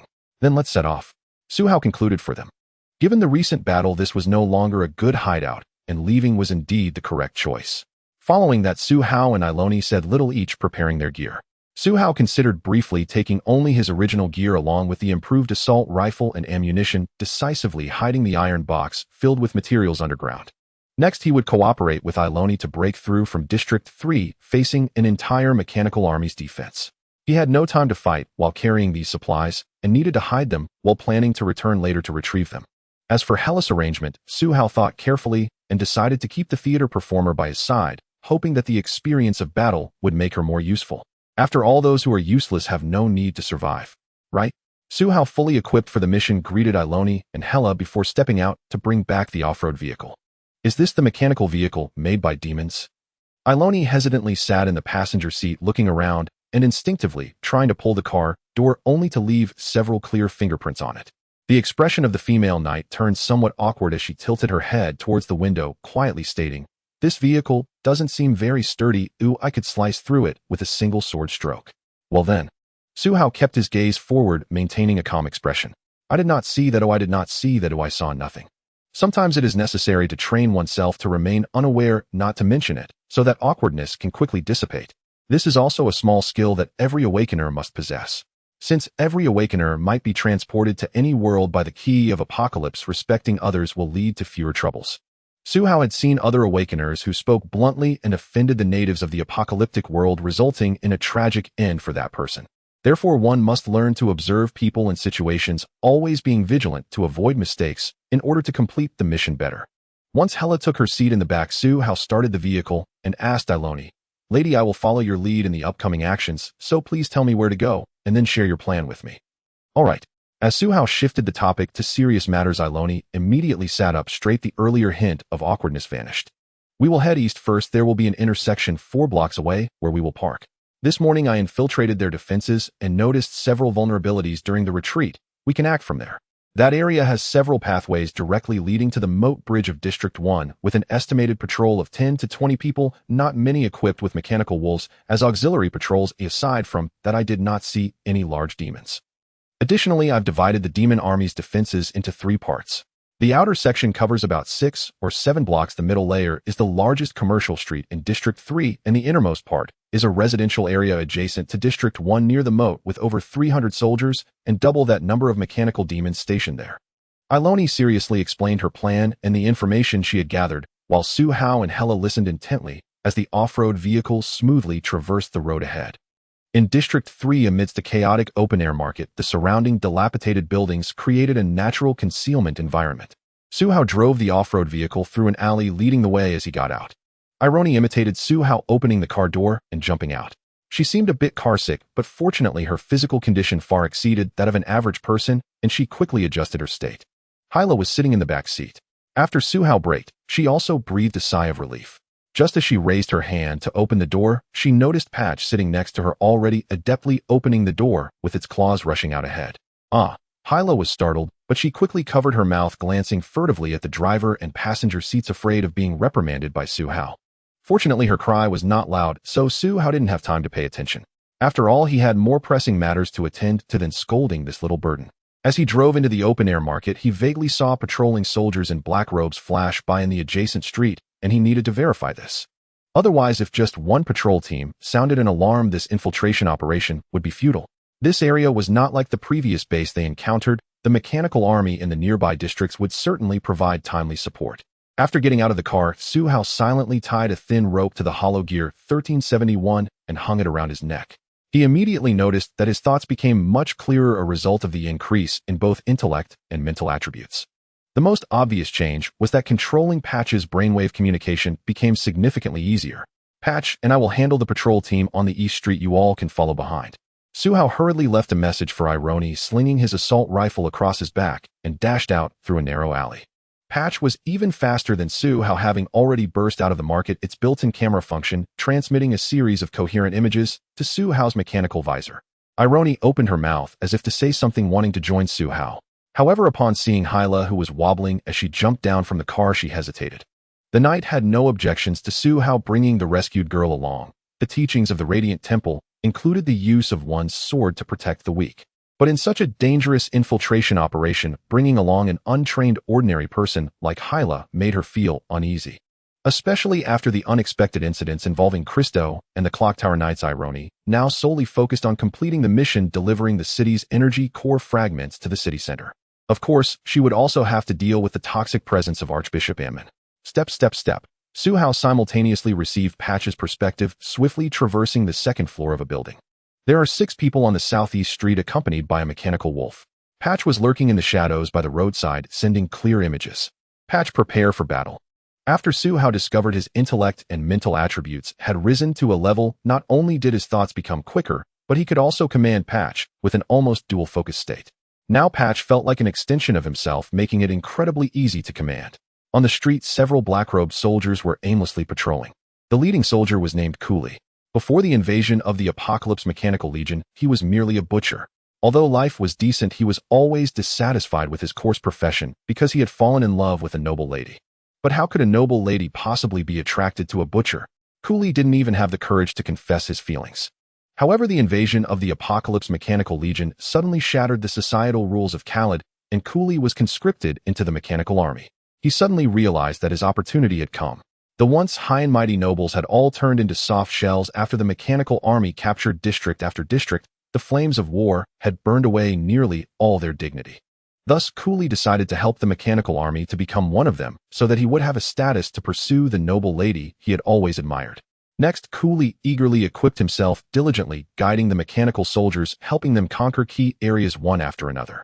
His efforts were recognized, and he not only became a squad leader of a patrol team, but was even assigned a mechanical wolf, becoming the object of flattery from the patrol team members. Finally, Cooley mustered the courage to visit the noble lattice villa. He even fantasized that the beautiful lady would be captivated by his strength at first sight. But waiting for Cooley was an empty villa with the bodies of everyone in the house hanging from the large tree in the backyard, including the noble lady he admired. Gone was her flower-like visage, gone was her graceful figure. The sight of the noble lattice death was horrifying, and from her torn clothing it was evident that she had not found peace even in death. Cooley wept bitterly. He suddenly felt lost, unsure whether to appreciate the powerful self he had become as the patrol squad leader, or to long for the humble self who was happy just to catch glimpses of the beautiful noble lady every day. Life must go on. Having lost his life goals, Cooley began to drift through his days. Even while leading patrols, he would carry alcohol scavenged from various places in his backpack, taking a swig whenever he felt like it, leaving all the lookout duties to the mechanical wolf. As a result, Cooley's 5 squad members initially patrolled seriously, but soon succumbed to the temptation of drinking, becoming intoxicated every day. This was the very team that Su Hao first discovered. But as he dashed to the 3rd floor of a nearby building to set up a sniping position and prepared to ambush, 2 open-top off-road vehicles suddenly appeared from down the street, driving toward him. Moreover, a shadow suddenly flew across the sky. Su Hao's heart tightened. He quickly shifted his body to the side of the window, only to find that the spot where he had just stood was swept by a barrage of bullets, leaving numerous bullet craters on the ground. Rat-a-tat-rat. The sound of gunfire from a machine gun followed a moment later. Su Hao immediately felt cold sweat soaking through his back. This sudden ambush targeting him came too unexpectedly. He hadn't even seen what mechanical creature was in the air before a hail of bullets rained down on him. Had he not reacted quickly, he would have been turned into a sieve by now. The most critical point was that the 2 off-road vehicles that suddenly turned onto the street were clearly not here by accident. He was definitely being targeted by someone. Su Hao instantly analyzed the situation and decisively began to retreat from the ambush location. However, he did not choose the direction for Ironi and Hyla to follow. Instead, he ran into the street and fired a shot at the patrol team, dashing into a nearby residential area. "Since you dare to attack me, I won't back down either. Come at me." Su Hao intentionally fired to draw attention, not wanting to involve Ironi and Hyla, who had just recovered from poisoning in the battle. Of course, he wasn't trying to act like a hero. He simply felt that the opponents were merely an elite squad similar to those hunting bears with just an added mechanical flying creature, and he could easily handle such a battle now. In that case, all the spoils would be his. Lord Falcon, target detected. A soldier responsible for connecting with the electronic eagle in the sky shouted from the off-road vehicle. Mechanic Falcon was resting with his eyes closed in the back seat of the car. Upon hearing this, he slowly opened his eyes, and the electronic eyes of his eagle head mask also lit up, activating all standby programs simultaneously. "Finally found it. Let's go kill this rat hiding in the sewer and make sure he can't hide anymore." Falcon's voice was somewhat deep, causing the soldiers familiar with him to fall silent. The group had actually set off the previous evening, intending to use the electronic eagle for aerial surveillance to locate the resistance that had ambushed the bear hunter stronghold. However, a team of soldiers along with Falcon began searching from the destroyed stronghold without finding any targets until deep into the night. Instead, they discovered the corpses of bear hunter and wolf serpent. Since then, Falcon's mood had been somewhat off. Despite his frequent dissatisfaction with bear hunter and wolf serpent in front of others, they were actually comrades who had come from the same mechanical training camp. He had already determined from several surveillance feeds who the murderer was. Thus, Falcon had been suppressing his rage, waiting to find Su Hao and kill him using the most brutal methods. The soldiers in Falcon's team did not dare to be negligent. Stepping on the gas, the convertible off-road vehicle immediately shot out onto the street, kicking up dust from the chaos of battle that had previously raged on the stone road. Both vehicles selectively ignored the patrol team of Cooley on the street. This was because all the mechanical army personnel considered them as mere cannon fodder, not worthy of being seen as combatants. Therefore, as the vehicles reached the road, they honked twice quickly to signal the patrol team to move aside. However, the Cooley team was composed entirely of drunks accustomed to laziness and currently staggering drunkenly in the street. Upon hearing the honking, they simply failed to react. Only the Cooley at the front of the line turned his head drowsily and saw the 2 vehicles approaching. Burp. There are vehicles, so many people. Cooley burped and drowsily spoke to his teammates behind him. His younger brother, with a silly grin on his face and struggling to hold his wine bottle, slowly said, "What are we afraid of? We are the biggest, not afraid." Apparently, drunks could understand each other, as the other team members also raised their wine bottles and began shouting, "That's right, we are the biggest. No one dares to mess with us, not even the nobles. We have big dogs. Very fierce big dogs. Woof." Cooley was amused by the shouting teammates. He didn't even know why he laughed. Wait, it seems he just thought of something important. Never mind. Not thinking about it anymore, he decided to enjoy his drink. Cooley turned around and continued to stumble forward. Lord Falcon, the patrol team ahead, seems to have been drinking and isn't clearing the way. The captain of Falcon's team hesitantly spoke to Falcon. He knew this news would certainly displease Lord Falcon, but he had to report the findings truthfully.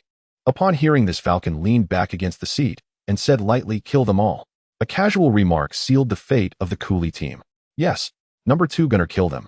The captain of Falcon's team immediately issued the order relayed to the communicator of the designated number 2 gunner in the other vehicle. 2 seconds later, a heavy machine gun was mounted on the steel frame of the windshield of the second vehicle, unleashing a deadly tongue of fire. Rat-a-tat, rat-a-tat-tat. Suhao was running to the entrance of the villa area when he heard the gunfire, and his body instinctively tensed.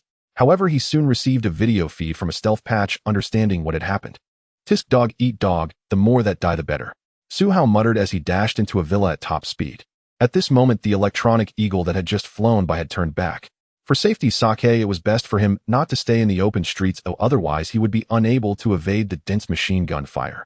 However, Suhao was still deliberately leaving enough traces for Falcon's team to discover him. The gunfire on the street soon ceased. Within 100 meters, the bursts of heavy machine gun fire were unavoidable for the drunken black-robed soldiers, and all members of the coolie team fell into a pool of blood. Coolie also lay on the ground staring wide-eyed at the dark night sky, his eyes gradually losing their luster.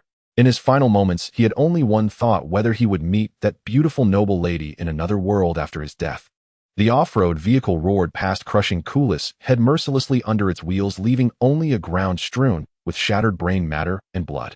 The captain of Falcon's team continued to report the battle situation expressionlessly. "Target has entered the left villa area. Electronic Eagle is activating infrared thermal observation. Confirmed target is stopped at the second building after the turn and has not emerged." As the captain said this, he couldn't help but glance at Falcon. Falcon's voice, dark and cold as if it oozed icy water, rang out again. "Everyone pay attention. 2 vehicles, one in front and one behind, after disembarking, surround the villa's front and back doors and launch a strong attack. I want to see the body of that murderer." Hearing this, the captain of Falcon's team involuntarily shivered. He knew Falcon had a peculiar habit of collecting corpses and turning them into specimens. Just like the corpse of Wolf Serpent the mechanic they had just found, which had already been transported back.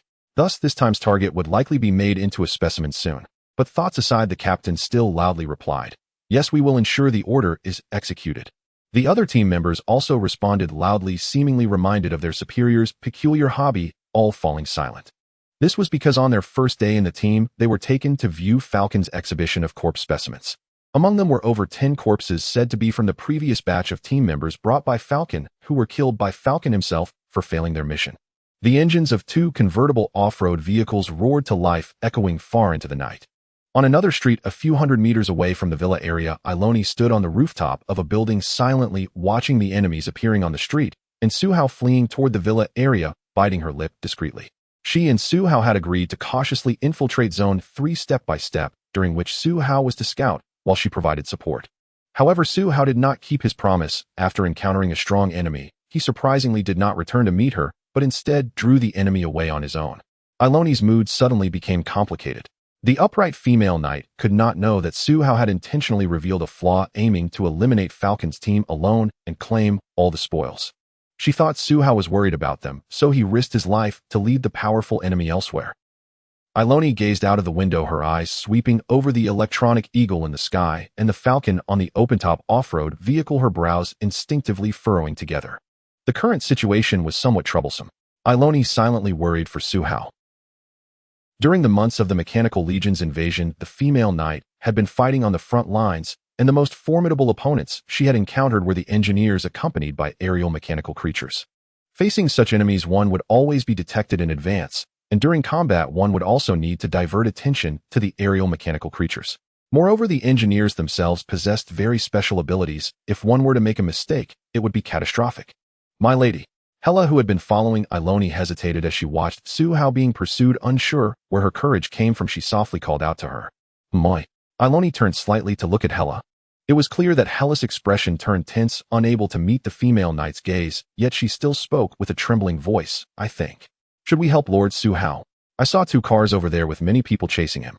Iloni's gaze instantly warmed. Throughout this journey, she had been puzzled by Suhao bringing along a burdensome Hela, but the determination Hela displayed at this moment impressed her. Courage. It was not a quality possessed by everyone. Iloni thought for a moment and said to Hela, If you have this thought, I can make a plan. All right. Hela tightly gripped her assault rifle, mustering her courage to respond. At the same time, on the other side of the street, two off-road vehicles entered the villa area. The soldiers in the vehicle immediately aimed their guns at the direction of Villa No.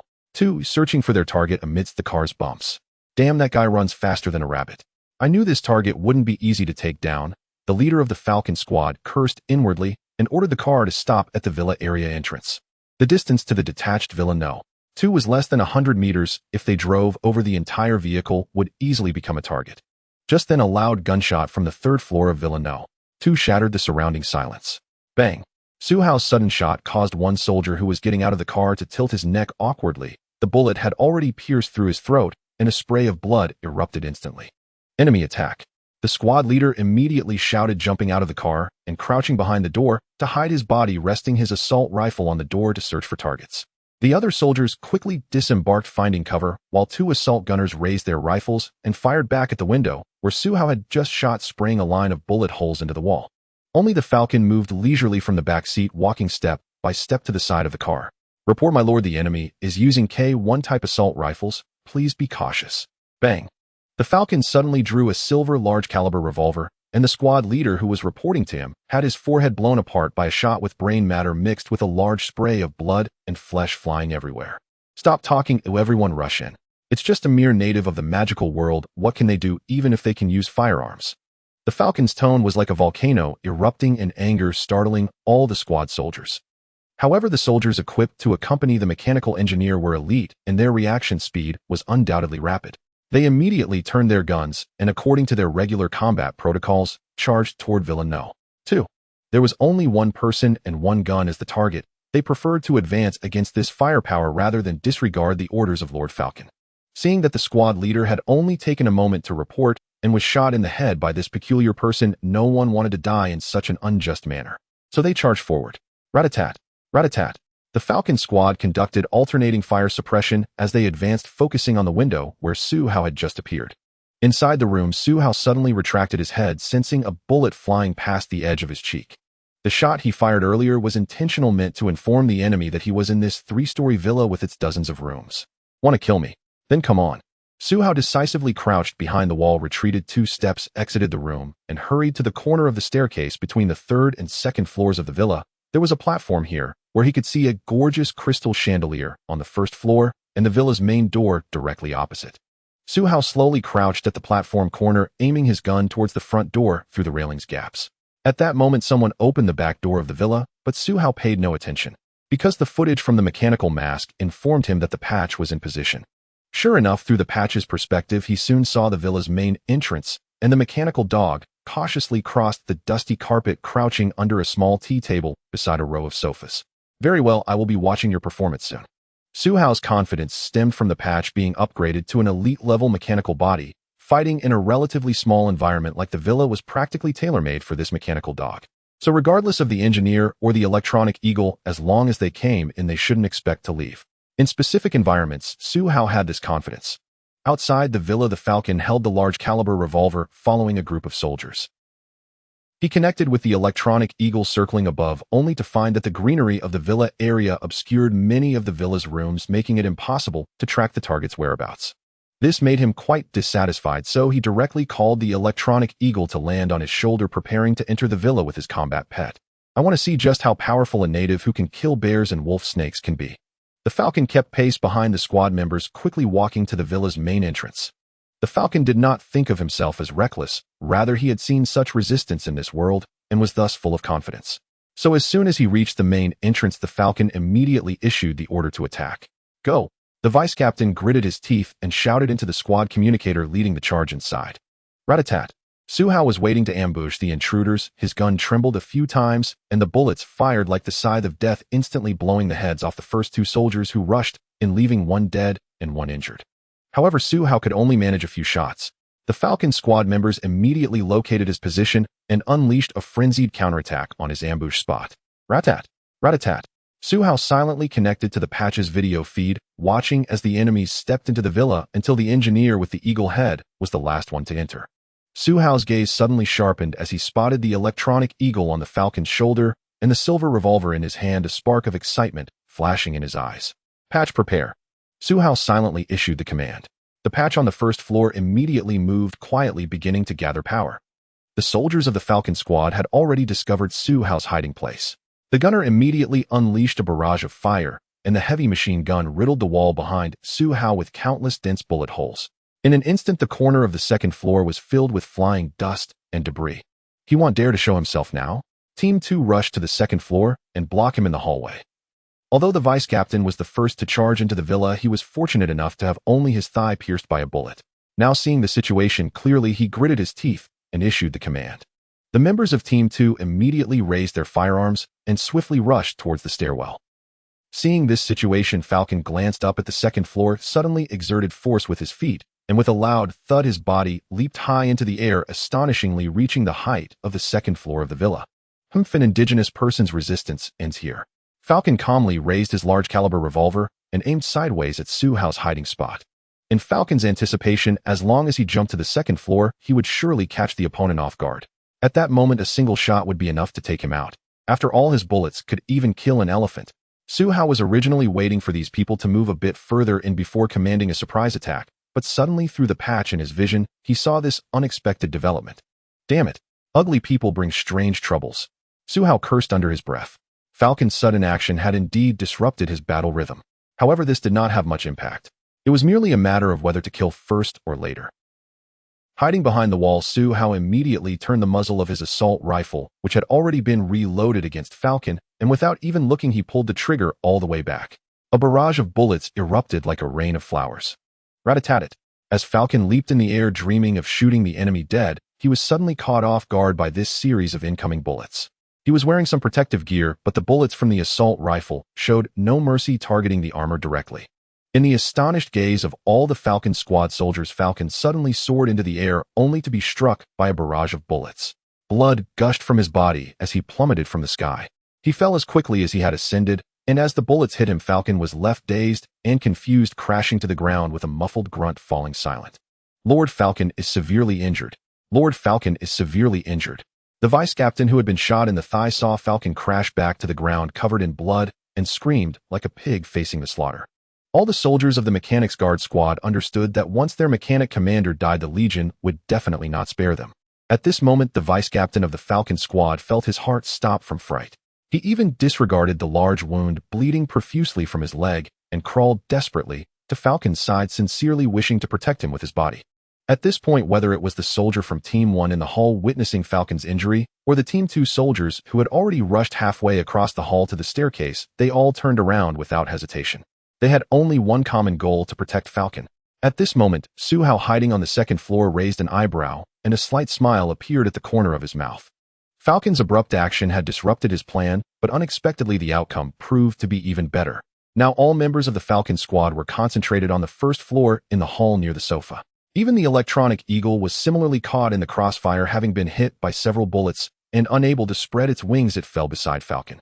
Su Hao immediately looked at the video from the patch and issued the command: eliminate them all. In the chaotic hall, the coffee table beside the sofa suddenly moved, and a corner of the tablecloth flew up, followed by a faint mechanical whirring sound. The patch shot out like a sharp arrow. At this time, all the soldiers of the Falcon squad were not far from the patch, concentrated within an area of less than 50 square meters, and in the chaotic situation, they had all aimed their firearms at the second floor. So when the patch charged out, not a single person noticed its movement, until a scream pierced the air. The patch's front claws swiftly severed a soldier's legs, and then it charged into the crowd like a rolling knife, leaving traces of fatal injuries wherever it went. The situation for the Falcon squad instantly became even more chaotic. The patch attacked a Falcon squad soldier's calf, causing a severing effect and dealing 34 points of damage. The target is disabled. The patch executed a throat slash on a Falcon squad soldier, dealing 71 points of fatal damage. The target is dead. Su Hao leaned against the wall on the second floor and immediately received the battle alert. His eyes narrowed. Well done. Open fire. Shoot this monster dead. The vice captain, sitting on the ground, shouted in horror, his face pale. The wound in his thigh continued to bleed profusely, while the patch, after 2 bursts of acceleration, had already charged in front of him. With a leap, the patch pounced, immediately knocking the vice captain to the ground, creating 2 new blood holes in his chest as a torrent of blood gushed out. It's actually a mechanical wolf. The vice captain stared at the familiar mechanical creature on his body, spitting out a few mouthfuls of blood before begrudgingly closing his eyes. His heart had been pierced through by the patch, and he could not survive. It's a mechanical wolf. Where did this mechanical wolf come from? Why is it attacking us? The soldiers around shouted in panic. The crowd gathered together knowing that firing their weapons would injure their teammates. But what should they do if they didn't shoot? Were they supposed to just sit and wait for this mechanical wolf to kill them? No. Several soldiers of the Falcon squad, overwhelmed with fear, immediately raised their weapons and poured bullets at the patch. Die, die, die. Don't come closer. Rat-a-tat-tat. Rat-a-tat-tat-tat. The bullets were so dense that the patch was hit by several shots, but it had been significantly reinforced by Su-Hao, especially in the head and back areas, using high-grade materials designed for bear hunting. So with a swift motion, it charged back into the crowd. On the contrary, Falcon, who was knocked to the ground and dazed, was shot several times, waking up in pain. Damn it. Are you trying to rebel? Falcon had been struck by over 10 bullets in total, and these were just the areas not protected by armor. So as he got up, he raised his handgun and shot the soldiers who were firing wildly. However, just after he fired, he suddenly felt the hair on his body stand on end. This is bad. Falcon finally understood the situation at hand. He had to face not only the mechanical wolf attacking the chaotic team, but also an indigenous person with a gun on the second floor. Falcon looked up suddenly as he walked on the ground, and saw Su-Hao revealing half of his body from the corner of the staircase, the assault rifle seemingly reloaded and aimed downward. It was all over. Falcon felt a surge of regret. If he could have another chance, he would never underestimate any indigenous person from any world again. Outside the villa area, Alani was rushing over with Hyla from across the street. Hurry up. The electronic eagle over there has descended, and the sky is no longer under surveillance. We can speed up our actions. Those people must have trapped Su-Hao in the villa. No, I will go ahead. Alani's heart grew more anxious upon seeing the electronic eagle land in the sky. She could clearly hear the intense gunfire from the villa area, and the fierce exchange of fire filled her with worry for Su-Hao. Thus, she decided to leave Hyla behind and rush ahead to provide support. Okay. Hyla had been running with her head down, also concerned for Su-Hao's life. However, she was equally aware of her current condition, which made her a burden to Alani, so she agreed to let Alani go first. As the two burst out of the neighborhood, they passed by the area where the patrol team had just been killed. The ground was soaked with the blood of the dead, staining the earth a deep crimson. Alani naturally ignored the pile of corpses and quickly passed over them. Those who became the dogs of the mechanical demons deserve to die. But just then, from the shadow of a dilapidated cart by the roadside, a dark figure suddenly darted out, pouncing fiercely towards Hyla. As Hyla reached the bloodstained street, she turned around and saw a mechanical wolf opening its maw wide, already leaping towards her.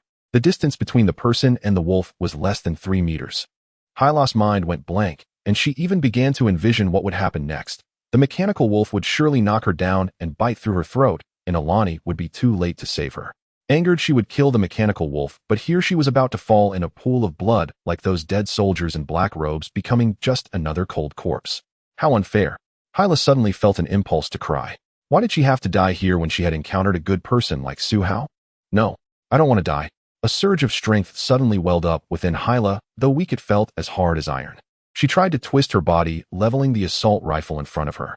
If she was lucky, perhaps the mechanical wolf would be blocked by the gun, giving her a small chance of survival. But Hyla's movements were too clumsy. As she tried to make this maneuver, while running she slipped and fell heavily to the ground. Whoosh! The mechanical wolf's leap created a gust of wind, soaring over Hyla, who had suddenly become shorter, landing several meters away on the street. Alani also noticed the unusual situation behind her at this moment. Turning around to glance from several dozen meters away, her heart sank. She had been too focused on Su-Hao's situation to notice that the mechanical wolf from the patrol team had autonomously concealed itself after losing control, and now, seizing on her negligence, it had ambushed Hyla. The current situation indicated that Hyla had accidentally fallen and avoided the mechanical wolf's attack. But the most critical issue was that she was over 40 meters away from Hyla, while the mechanical wolf was less than 5 meters away from Hyla. Even if she could take on 10 mechanical wolves by herself, she couldn't reach Hyla faster than the wolf could. So was this young woman, having just escaped the jaws of a tiger, about to fall victim to a wolf's kiss. Alani's expression instantly turned extremely serious, her body instinctively carrying out the will she had always adhered to. The Knights of the Temple of Radiance would show mercy to the weak. Protect the weak, even when facing demons from hell. Thud! The mechanical wolf turned its claws, pressing down on the ground, gathering strength, readying itself for a second attack on Hyla. Thud thud. The female knight also pushed off the ground forcefully, drawing her knight's sword and rushing towards Hyla at high speed. With a crack, In the tense atmosphere, a sharp sound suddenly rang out from Hylos' trembling fingers. Unfortunately, at this moment, neither the hunter nor the guardian noticed this detail. The little rabbit in their eyes suddenly turned around her fear and panic, transforming into a desperate thirst for life. Hyla trembled as she raised her assault rifle, mumbling something nervously. Release the safety. Level the gun. Align the sights. The mechanical wolf's vital spot is in its head. This is what Suhao said. He wouldn't lie to me. I don't want to die. Hylos' voice had become incredibly hoarse at some point, but strangely, as she uttered these words, her arms miraculously stopped trembling. Bang! The hunter's eyes widened in shock as he clearly saw the flash of fire erupt from Suhao's assault rifle, and his heart sank into an abyss. But a bullet quickly penetrated a soldier's head, causing the shot soldier to collapse to the ground. Only then did the hunter realize that Suhao's first target was actually not him. This gave him a sudden feeling of absurdity. He was clearly the strongest mechanic in the team, yet that native had chosen not to kill him at such a good opportunity. Bang! Bang! Bang! Just as the hunter was lost in disbelief, Suhao swiftly took down several soldiers amidst the chaos. Seeing this, the hunter took a deep breath, quickly reloaded, and raised his large-caliber revolver, determined to let the kid upstairs know that there was no such thing as a regret pill in this world. If he seized this opportunity to kill the opponent, he would definitely turn the tide. At the same time, the hunter ordered the electronic eagle to attack Suhao on the second floor with him. This plan was flawless. Crack! Just when the hunter was thrilled, convinced that he was about to turn the tables, he suddenly realized something had stomped on the electronic eagle, causing its machine gun to fire wildly to the side, losing its aim at the second floor and interrupting his thoughts. At the same time, the hunter suddenly felt a sharp pain in his nose, and then the world in his eyes turned upside down. What was happening? The hunter's heart sank as he realized the entire world had gone completely dark. Thud! The hunter's head rolled far on the ground, and even in death he did not realize how rapidly the patch had erupted and lunged at the electronic eagle, using its front claws' curved blades to swiftly sever his throat. How could Suhao deliberately ignore him? Of course, he had already become the target of the patch's hunt. Next, Suhao fired several more shots, working in tandem with the patch to eliminate all the soldiers of the hunter team, leaving behind only the electronic eagle, which was weakly lying on the ground, intentionally left by Suhao. Alright, now we can clean up the battlefield. Suhao's eyes gleamed slightly. The hunter was also a mechanic, and he surely had equipment comparable to that of the wolf serpent, plus the fallen soldiers of the hunter team around could provide him with plenty of new weapon options. These people were far more generous than that self-exploding guy from the bear hunter. Suhao was organizing his gains in the villa. Suddenly his ears perked up, hearing the sound of a gunshot outside the villa area again. Next to him, the vigilant patch also silently raised his head, looking toward the front door of the villa.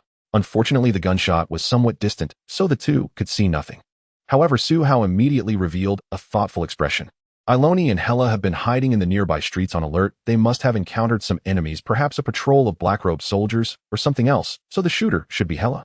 If it were another team of mechanics, the gunfire wouldn't be so sparse. With this thought, Suhao instructed Patch, go check over there on the street, stay alert all the way, and report to me immediately if you find anything. Patch immediately ran out of the villa, while Suhao stayed behind, continuing to count his gains. It can be seen that Suhao is essentially a broad-minded egoist. The painful experiences from 17 years of the apocalypse have firmly placed his own interests first. Thus, even though he had helped Iloni and rescued Hela, he still adhered to this principle, because both women could serve a purpose in his mission. However, as in the current situation, Suhao analyzed that obtaining the equipment of the Falcon would undoubtedly make him stronger, so he would certainly prioritize the safety of Iloni and Hela lower. After all, in the apocalypse, having a strong fist is the ultimate strength. Hela desperately pulled the trigger of her assault rifle. Even though the mechanical wolf in front of her had been completely blown apart, it did not alleviate the fear of life and death. Alright, Hela, that mechanical wolf is dead, you are safe. Iloni timely arrived at Hela's side, bent down, and grabbed the assault rifle in Hela's hands, trying to speak in the gentlest voice. In fact, at this moment, the female knight could hardly conceal her shock.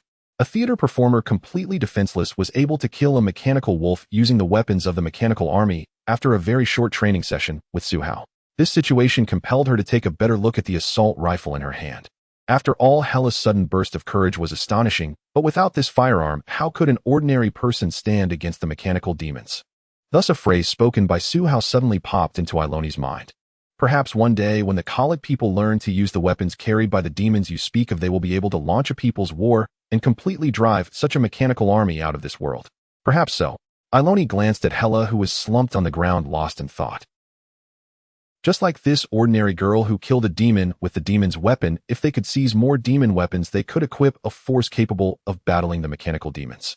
However, just as Iloni thought of this, she let out a deep sigh. Currently, the situation in Khalid is somewhat special. The primary combat power gathered in the main urban area is composed of the various temples led by the Radiant Temple, with the guards and believers of each temple forming all resistance forces. Under the propaganda of each temple, the mechanical army is considered a demon, a source of evil, including everything related to them. This naturally includes the weapons of the mechanical army. Therefore, Iloni had been fighting the mechanical army for nearly a month and had confiscated quite a bit of otherworldly technological arms, but all these weapons were destroyed by the temple's judgment. Looking back, if they could utilize these weapons to arm the Khalid people, perhaps they could truly resist the mechanical army. But would each temple's host and the believers accept these weapons? Just like in the Radiant Temple she belonged to, there was Archbishop Anman, who had always presided over the destruction of the demon's weapons. Wait a minute. Iloni's eyes narrowed. She suddenly recalled what Suhao had once told her about Anman having ties with the mechanical army. If this were true, then the so-called destruction of confiscated demon weapons might be a deliberate act by this mechanical army's infiltrators aimed at preventing the Khalid people from using the demons' weapons to fight against the demons. Forget it, let's not worry about that for now. There are more pressing matters to attend to. The thoughts that had just crossed Iloni's mind consumed only a few breaths of time. When she came back to her senses, Hela was still slumped on the ground, unable to move. Just as Iloni tried to comfort her again, the lifeless Hela suddenly lifted her head. Her face still bore clear traces of tears, but she forcefully opened her trembling lips and loudly spoke a passage. Iloni, my lady, give me the gun. I still have a magazine. You go support Lord Suhao quickly. I can handle things here on my own. Once my legs stop trembling, I will make my way over there myself. A hint of determination rose within Hela's delicate demeanor, catching Iloni slightly off guard. However, Iloni quickly reacted, genuinely revealing a smile. All right, I'll head over there right away. You need to hurry. Whoosh. Before Iloni could finish her words, she sensed a figure flashing out from a nearby alley, so she immediately raised her guard and turned towards that direction with her longsword. It was a young man in leather armor wielding a curved dagger at his waist, agile in his movements. As he appeared, he instantly drew a hunting bow, aiming the arrowhead at Iloni and Hela. This was a native ranger. Iloni instantly drew a conclusion in her mind, so she quickly shifted a step, placing herself behind Hela. Now she could not confirm whether this young ranger was an enemy. It should be noted that many traitors had appeared among the Khalid people due to the invasion of the demon army, regardless of whether they were humans or other races. Just like the ranger before her, this half-elf with reddish skin and slightly pointed ears was likely a descendant of the holy legiman elves who mostly wandered around theaters and bars during the peaceful times in Khalid. They were a group of self-proclaimed art lovers, but after the apocalypse invasion, they too had taken up arms. No one knew where his weapon was aimed. Don't move. Why are you holding a demon's weapon? The young half-elf ranger said, sternly shouting at Iloni. He held the bow with steady hands, which was fundamental for shooting a precise arrow. Iloni remained on alert and replied, I am a knight of the Radiant Temple. Behind me is Hela, a brave girl who dares to fight back against the mechanical demons. The young ranger's gaze swept over the bodies of several black-robed soldiers on the ground, and then noticed the mechanical dog with a blown head lying before Hela. His expression slightly eased. But just then a shadow suddenly darted out from the other side of the street, where the ranger was pouncing on the young ranger and knocking him to the ground. Hiss! After the young ranger fell, he attempted to struggle, but found a sharp curved blade emerging from the mechanical wolf's claw embedded in the ground in front of his throat. The young ranger immediately swallowed hard, then suddenly looked up, shouting at Iloni and Hela, run. You two, quickly run. But what filled him with despair was that the knight who had seemed so responsive just moments ago now put down her longsword, and the beautiful woman sitting on the ground also laid down her weapon. Were they scared silly at that moment? Or had they truly betrayed the demons as sinners? Patch, stand down. Arani glanced at the young ranger, frozen in terror, then shouted at the suddenly appearing mechanical hound. She recognized Suhao's mechanical hound. Having undergone 2 major modifications, Patch had grown noticeably larger than an ordinary mechanical wolf. His head, back, forelimbs, and hind limbs were all fitted with modular plating, distinctive in both color and silhouette, making him instantly distinguishable from standard models. Woof! Patch barked in acknowledgement, slowly closing his jaws, which had been hovering near the young ranger's throat. Arani nodded, then immediately pressed. And is your master unharmed? Patch tilted his head slightly, and Suhao's voice emanated directly from a vocalizer embedded in the hound's neck. I'm fine, Arani. But if you're clear on your end, come assist me with battlefield cleanup. I've recovered several usable weapons. Discarding them would be wasteful. Arani exhaled, unsurprised, neither by Patch's speech nor by hearing Suhao's voice through him. Before the operation, Su Hao had thoroughly briefed both the Nidus Arani and the young girl Hyla on Patch's upgraded capabilities, thus only the ranger lying on the ground was genuinely startled when the mechanical wolf spoke human language. Arani extended a hand to help Hyla rise. Once the girl steadied herself, Arani gave her a brief nod, then approached the young ranger and said calmly, "I am Arani Nidus of the Radiant Light Temple, and now a member of the Khalid Resistance. Ranger, declare your identity." The young ranger remained shaken. Though confident in his own skill, having hunted down several mechanical wolves, he sensed at once that this one was different. Not only was it unervingly swift, far beyond his reflexes, but it could even speak. Of course, with a moment's rational thought, he deduced the voice must be relayed remotely via the mechanical creature. Its master was clearly elsewhere. What he urgently needed to know then was whose side this master belonged to. After all, only the mechanical legion typically commanded such constructs. Yet this one had spared him. That alone suggested room for negotiation. When Arani introduced herself again to the young ranger, silently cried out in relief, "Resistance forces." It seemed then that he might yet live. "My name is Doko. I serve the self-organized resistance in Sector 3, mainly conducting surveillance and patrols. I heard gunfire nearby and came to investigate, never expecting to encounter Lady Knight and the lady with you." The young ranger delivered his introduction swiftly, then shifted his gaze shrewdly and added, "Respected Nidus, if you have no further questions, perhaps we might continue this conversation somewhere more discreet rather than on this exposed street." Arani nodded. Remaining in the open too long was indeed unwise. She studied Doko intently for a moment, then addressed the mechanical hound resting atop him. "Patch, release Doko and lead us to Su Hao." Su Hao, monitoring the scene closely, promptly ordered Patch to stand down, though to maintain vigilant surveillance over the ranger. Had Arani not intervened, Su Hao would have executed Doko without hesitation. He could not risk exposing their location or jeopardizing the mission with unforeseen complications. Yet he had to weigh Arani's judgment carefully. Upon reflection, if Doko truly belonged to the Sector 3 resistance, as claimed, his knowledge and local network might prove invaluable in breaching the Mechanical Legion's defenses. Inside the villa, Su Hao examined the gear retrieved from Falcon's corpse, finally removing a pair of high-top boots forged from reinforced metal. He'd noticed them the moment Falcon activated his power surge. Falcon Iron Feet. Type footwear. Rarity fine. Defense rating fine. Effect consumes 5 awakening energy to trigger a burst of leg strength, granting 2 temporary strength capped at tire endurance. Description: a semi-metallic boot engineered with advanced technology, offering solid protection and explosive kinetic output capable of decisive impact in critical moments. Excellent, but Arani and the others are approaching. First, gather the rest of the valuable salvage. Su Hao quickly searched Falcon's body, once more placing before him only a large-caliber revolver, an electronic eagle, and a hawk-headed mask. Blood Eagle revolver. Type: ranged firearm. Rarity fine. Damage rating fine. Description: an exquisitely crafted mechanical revolver, devastating in power, holding 4 rounds. At 10, 30, and 50 meters, it delivers overwhelming penetration against heavy, medium, and light armor rated below elite tier. All-purpose combat electronic eagle. Type: mechanical construct. Rarity elite. Damage rating elite. Description: a battlefield adaptive electronic eagle designed for reconnaissance, sensor deployment, and short-duration suppressive fire, equipped with a 60-round light machine gun. Exceptional. Su Hao strapped the revolver, including its holster, onto his waist. The Blood Eagle revolver bore resemblance to the real-world M500 hand cannon, though with fewer rounds and visibly greater destructive potential. Indeed, the M500's muzzle energy exceeded that of the brutal Desert Eagle by more than double. 1 round could obliterate an elephant's skull. In practice, however, such firearms demanded extraordinary recoil control and precision, making them favorites among enthusiasts, yet rarely practical in real-world combat. But as an awakened, Su Hao handled the roughly 2-kilogram weapon with effortless ease. Moreover, his left arm bore a wolf claw power limb. If he fired with his left hand, his strength rating would increase by 1 tier to ease, stabilizing the weapon further. Most crucially, its damage rating. Fine. Granted devastating short-range lethality, far surpassing both the Cobra bow and assault rifles, dramatically enhancing Su Hao's offensive capacity. In sum, this weapon complemented perfectly the Fangblade Cobra, a fine-tier curved blade, both now designated as core arms in Su Hao's primary combat loadout. Alas, Falcon carried only a dozen rounds, insufficient for sustained engagement. Su Hao therefore gathered additional assault rifle ammunition. His modified K1 assault rifle, while temporarily superseded, remained pragmatically useful, especially given its readily available ammo supply.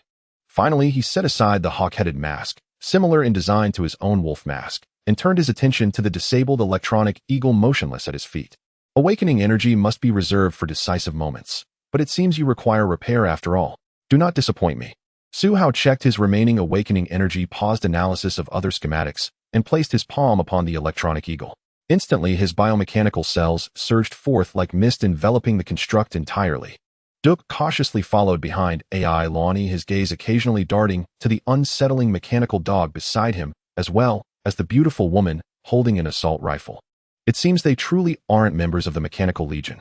Duke, always prudent, didn't expect to stumble today because of two women. However, he did not feel much frustration. One of these women was a Retribution Knight from the Radiant Temple, a title not easily earned, undoubtedly powerful. Just like now, AI Lonnie led the way, exposing her back completely to Duke, confident that even if the other harbored ill intentions, the disparity in their strengths would allow her to handle everything. As for the other woman, named Hyla, Duke found himself glancing at her while stealing looks at the mechanical dog. He could tell that Hyla had not undergone any combat training, yet it was this very woman who had used her firearm to kill a mechanical wolf. This was something even many trained soldiers found difficult to accomplish. Thus Duke admired her courage. More so, he felt an overwhelming sense of disbelief, as he couldn't fathom how such a delicate flower-like woman had mustered the courage to confront a mechanical wolf. Suddenly Duke noticed that the mechanical dog had glanced at him, and he immediately shrank back. He quickly adjusted his hunting bow and hurried to follow AI Lonnie. AI Lonnie had just informed him that this was a mechanical dog modified by the otherworldly visitor Su Hao to assist them in fighting the Mechanical Legion. Duke still held some doubts about this. He had heard many old tales from bards about powerful spellcasters capable of traversing time and space, but those were merely legends. Duke swore he had never heard of anyone truly encountering an otherworldly visitor, yet the Mechanical Legion that brought doom to Khalid had indeed crossed over from some ash-like temporal rifts. Could there be a connection between the two? Duke's mind raced until he saw a ground full of corpses outside a villa in a once affluent neighborhood, and as he entered the villa, a head wearing an eagle mask rolled to the side. "It's the Falcon. You killed the Falcon." Duke couldn't help but exclaim, then his gaze swept across the bodies of over 10 soldiers, and he gasped, "These deceased soldiers can't possibly be the Falcon's personal guard. My God, who exactly are you?" Duke looked up at Su Hao, who was neatly arranging the firearms on the ground, his eyes filled with shock. I'm just an otherworldly visitor. You can understand that my stance is completely opposed to that Mechanical Legion." Su Hao briefly reiterated what he had said to AI Lonnie before. It was clear that this ranger named Duke was unable to trust him as readily as AI Lonnie did, but that was all right. Whether they could collaborate with the resistance behind this young ranger depended on AI Lonnie. Duke was indeed filled with doubt, hesitatingly pressing Su Hao. "Why are you wearing a wolf mask? Were you once part of the Demon Legion?" Su Hao walked to the window, tore down some curtains, and arranged the unused firearms, and collected ammunition on the ground, carefully wrapping them up. Only then did he respond to Duke. "I have nothing to do with those invaders. I obtained the wolf mask after killing a mechanic." Seeing Duke's continued skepticism towards Su Hao, AI Lonnie couldn't help but interject. "Duke, Su Hao is a righteous, otherworldly visitor, and along with the Falcon, he has already killed 3 mechanical engineers." As she spoke, she also approached to help Su Hao. Hyla glanced at Duke and silently maneuvered around, trusting Su Hao more than this local ranger from Khalid. Duke suddenly felt the atmosphere grow tense. It seemed he had spoken too much, and being watched by that mechanical dog was truly unnerving. So at just over 20 years old, still considered young among both humans and half-elves, Duke pondered seriously and tried to ask in the most gentle tone, "May I ask how I can help?" However, Su Hao and the others remained silent and did not respond. Duke silently licked his lips, well aware that he should remain calm as his teacher often advised, but the feeling of being excluded was quite unpleasant. However, Duke could never have guessed that the reason Su Hao and the others were silent was due to varying circumstances. AI Lonnie was busy packing and hadn't figured out how to communicate with Duke, while Hyla felt she had no right to speak, as she was saved by Su Hao. As for Su Hao, he had just been controlling the simple repaired electronic eagle to fly out from the 3rd floor with no intention of letting anyone nearby notice. At times, hiding some strength is necessary. Moreover, given the current situation, it was hardly detrimental. "May I ask how I can help? I am a ranger and very familiar with the entire Area 3. If you need to go somewhere, I might be able to guide you." Duke for the first time boldly spoke at length to himself, as he couldn't shake the cold, unfeeling gaze of that mechanical dog, recalling the near-death experience moments ago. Moreover, it seemed that if this group wanted to conceal their tracks, he was not safe, as he was entirely an outsider and might very well become a target for elimination. Gulp. Duke scared himself enough, unable to suppress a gulp, feeling cold sweat trickling down his back, yet he dared not speak. The atmosphere in the villa fell momentarily silent. Finally, Su Hao finished packing the firearms of the Falcon squad into 3 bundles and stood up. At this moment, Su Hao glanced at AI Lonnie and said, "These weapons are of no use to us for the time being. Carrying them is merely a burden, yet discarding them would be a pity." AI Lonnie thought for a moment, but she did not use firearms in combat, and neither did Su Hao and Hyla require so many weapons which would instead hinder their combat effectiveness. Thus she instinctively cast a glance at Duke, suddenly recalling her earlier admiration for Hyla's feat of killing the mechanical wolf as an ordinary person. Su Hao observed with satisfaction as AI Luoni's gaze shifted. The reason he had not let the mechanical dog kill this young ranger was to see if he could obtain any useful information or assistance from him. As for the collected firearms and ammunition before him, they were meant to serve as bargaining chips. Now they needed to see if these Freedom Organization resistance fighters would use firearms, as AI Lonnie had mentioned that the bigwigs of the resistance had suggested destroying these weapons. Next, AI Lonnie indeed asked Duke, as Su Hao had anticipated, "Duke, I wonder if your Area 3 resistance fighters use these firearms. If you need them, you can take them with you." Duke was momentarily stunned, thinking how fortunate it was that someone finally acknowledged him, only to be caught off guard by the question regarding whether they used the mechanical demon's firearms. Didn't your temple say that all weapons of the mechanical demons should be destroyed?" After being taken aback by the question, Duke almost instinctively started to respond, but his quick-thinking mind immediately retorted with a question for Ironi. Ironi paused for a moment before replying to Duke. "The temple issued many orders after the war, most of which are for everyone's good.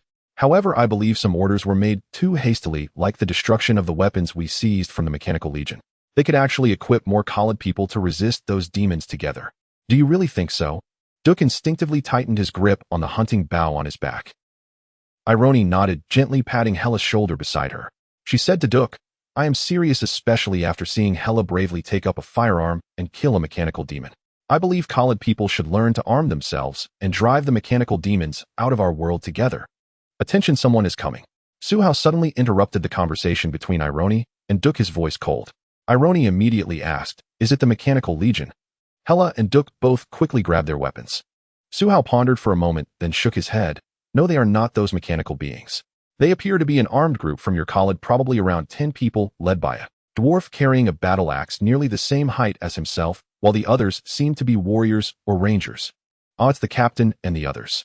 Duke couldn't help but blurt out upon hearing Su Hao's description, but he quickly covered his mouth, pretending he hadn't said anything. Su Hao shot a glance at Duke and continued to Ironi.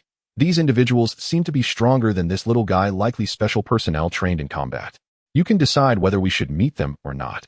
According to the message from the Electronic Eagle, this group, led by the dwarf, had already discovered the dead patrolling soldiers outside the villa area and appeared to be discussing something together. It seems they have traced Duke's disappearance nearby. From the data automatically analyzed by the Electronic Eagle, Su Hao learned that this group's strength was quite decent. A few of them could be considered low-tier elite figures in this apocalyptic world, and in some respects they matched the combat power of awakened individuals of the same tier. Thus Su Hao carefully considered that while it was crucial to help Ironi complete her mission, given its significance to his situation upon arriving in Khalid, his primary task was to survive in Khalid for 15 days, and he still had a full 14 days left. Therefore, perhaps finding a reliable resistance group to collaborate with could make the task smoother. Moreover, interacting with more residents of this world might expedite his understanding of it. Opposite Su Hao, Ironi fell silent for a moment after hearing the inquiry. Her mission was to deliver the seized energy core fragments to District 1, and it was certainly better to keep things as discreet as possible, not necessarily requiring collaboration with more people. After all, breaking through the Mechanical Legion's defenses was no easy feat. Even with a larger group, facing their overwhelming firepower would surely result in heavy casualties. Su Hao quickly noticed Ironi's hesitation, guessing she was contemplating a stealth infiltration strategy. While that thought wasn't wrong, it didn't align with his interests. Thus, Su Hao advised, "Ironi, we need to deal with the firearms we've seized. We can't just carry them into the mission. Plus, meeting the resistance here would be beneficial. After all, they have been resisting the Mechanical Legion and must possess information we aren't aware of which could aid our actions." Upon hearing this, Ironi still appeared somewhat hesitant. The High Priest of the Radiant Temple, Anman, had turned traitor and might even be the culprit behind Khalid's invasion by the Mechanical Legion, making it difficult for the female knight to trust others. Duke had been quietly observing the conversation between Ironi and Su Hao and was of course hoping for Ironi to agree with Su Hao's suggestion so he could reunite with his team. In his eagerness, Duke suddenly came up with an idea and quickly spoke to Ironi. "Lady Knight, our Captain Merchi the Greybeard is a dwarf and a blacksmith. He doesn't oppose the Mechanical Legion's weapons. At our temporary camp, he even encouraged people to learn how to handle firearms. So you can definitely talk to him, and having lived in District 3 for over 100 years, he can surely help you considering you killed the falcon. All right. Ironi seemed to be moved by Duke's words. She exchanged a glance with Su Hao and then nodded. Su Hao immediately shot Duke a glance saying, "Kid, go out and find your people. They're just outside the villa area." "Yes." Duke responded excitedly and quickly ran out of the villa. Ironi, seeing Duke leave, turned to Su Hao and asked, "How did you find out about Duke's resistance companions? And do you really want me to cooperate with the resistance here?" Su Hao smiled and glanced at Ironi. The female knight was still very cautious, keenly grasping the question about how he discovered the resistance, but the latter question revealed her excessive caution. When her own strength was insufficient to fully accomplish the mission, seeking assistance from external forces was quite necessary. "The first question is that I seized the electronic eagle from the falcon and am currently controlling it for reconnaissance, but I don't intend to let others know about this for now." Ironi nodded in agreement. Su Hao then raised 2 fingers saying, "Secondly, in order to enter District 1 it would be best if only the 2 of us acted. I need to make proper arrangements for Hela. For now I think the resistance in District 3 is a suitable target." "I understand." Upon hearing Su Hao's plan to arrange for Hela, Ironi completely lost her hesitation about contacting the resistance in District 3. Hela, standing nearby, tightened her grip on the assault rifle upon hearing Su Hao's concern for her. Clearly she wanted to stay by Su Hao's side. However, she had to admit that from any perspective she was a burden to her savior. Yet within her heart an uncontrollable flicker of a desire ignited. Become stronger. She must become stronger. Only then could she protect herself and stay by Su Hao's side. Unfortunately, Hela was unaware that Su Hao's suggestion to entrust her to the resistance in District 3 was merely a convenient excuse. At present, she had not reached a level of importance that captured Su Hao's full attention. To Su Hao, Hela was nothing more than a test subject, not even qualifying as cannon fodder. Outside the villa area, Duo Ku encountered a ranger who was slightly older than him. After a brief conversation, the older ranger immediately took Duo Ku to find Murky, the dwarf captain of their group. Murky met Duo Ku in a secluded room accompanied by about 10 members of the action team. "What? You say there is a knight from the Radiant Temple and some sort of visitor who wishes to see me?" After briefly listening to Duo Ku's description, Murky stroked his beard and responded, "Yes, Captain, they wish to meet you and proposed that the mechanical army's equipment could be used to arm the civilians." Duo Ku replied seriously, his eyes betraying his excitement. As his words fell, the room fell silent as all the team members saw Captain Murky deep in thought. No one would underestimate this dwarf captain. This was not merely because Murky had a strong physique with arms thicker than their thighs, but because this old neighborhood blacksmith possessed extraordinary courage and confidence, having led them to defeat the mechanical army's relentless pursuers after the apocalypse. Thus they all respected Murky's decisions, believing that this dwarf with over a century of life experience could make the right choices. "Let's go, we should check it out. The knight from the temple can be trusted. Oh, as for that visitor, I will decide after meeting them. However, no matter what, it would be a shame to miss out on those ready-made weapons from the demons." Murky made the decision seriously. Although the surrounding team members showed some concern, none voiced objections. "That's great. Captain, I'll lead the way." Upon hearing Murky's decision, Duo Ku heaved a sigh of relief, grateful that the captain still trusted him, and he volunteered to take the lead, stepping out of the room first. Murky immediately signaled to his subordinates surrounding him. 2 rangers swiftly concealed themselves in the darkness of the house, while the others perked up their ears listening as the dwarf captain spoke softly and quickly. "Everyone pay attention. Follow Duo Ku and see what's going on.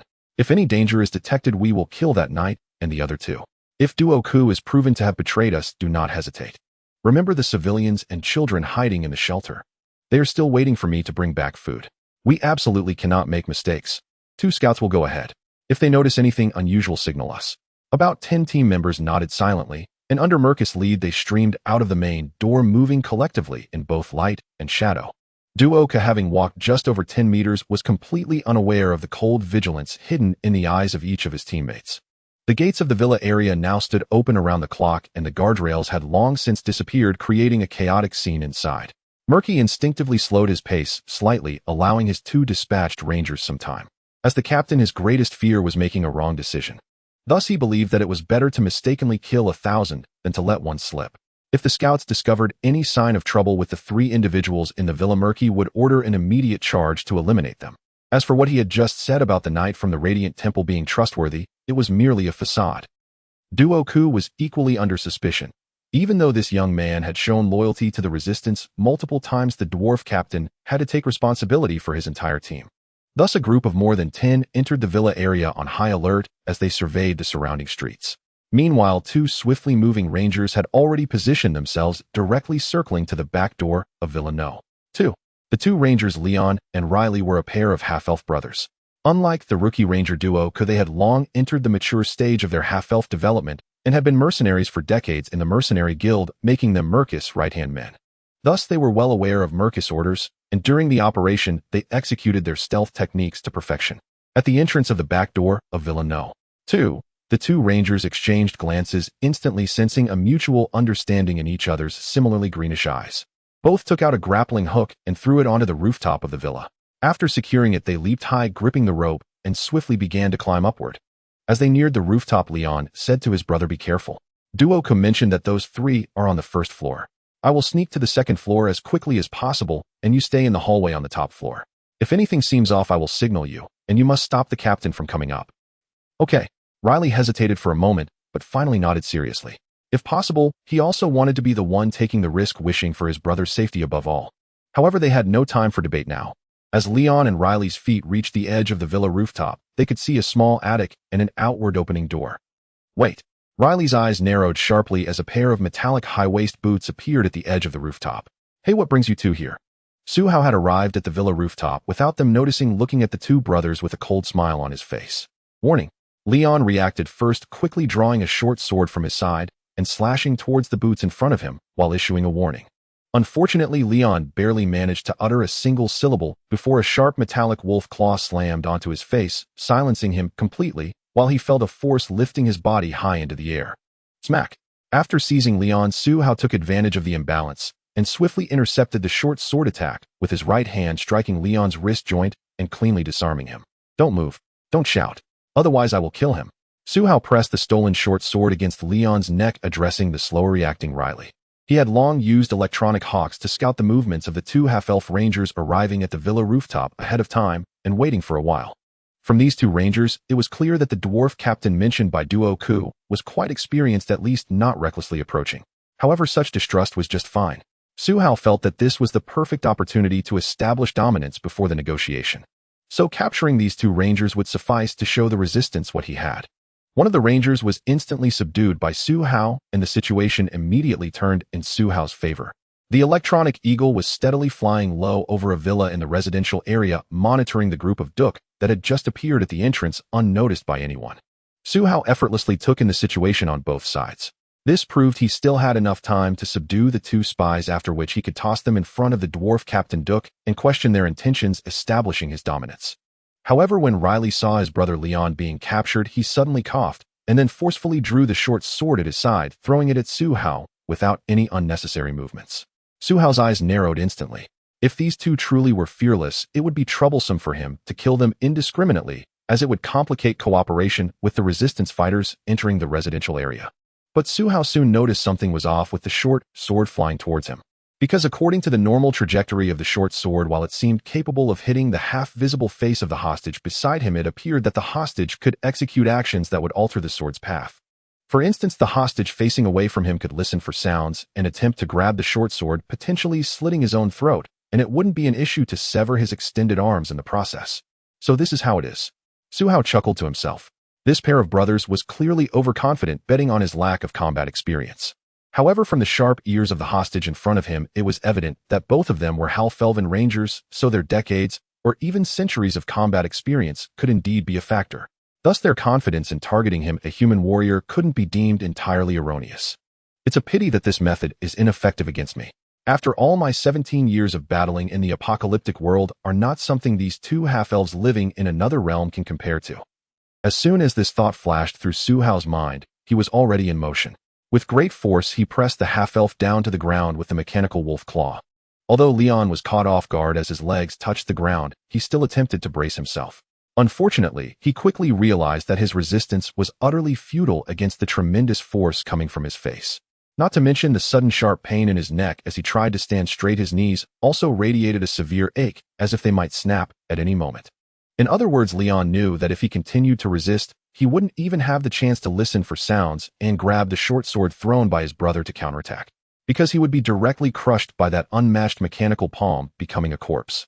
Left with no choice, Leon had to bend his legs, and his knees hit the ground hard.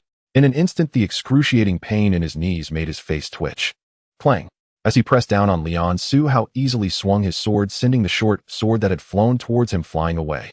However, this time, Su Hao intended to give the half-elf ranger across from him a warning, forcefully throwing the short sword he had seized downwards the F-level strength, ensuring the blade penetrated Leon's calf. Leon's vision was completely obscured by the mechanical wolf claw, so this sudden pain came without warning. Even if he could listen for sounds, he couldn't clearly capture everything and merely endured the strike. However, he immediately sensed a cold metal pressing against his temple, instantly silencing him.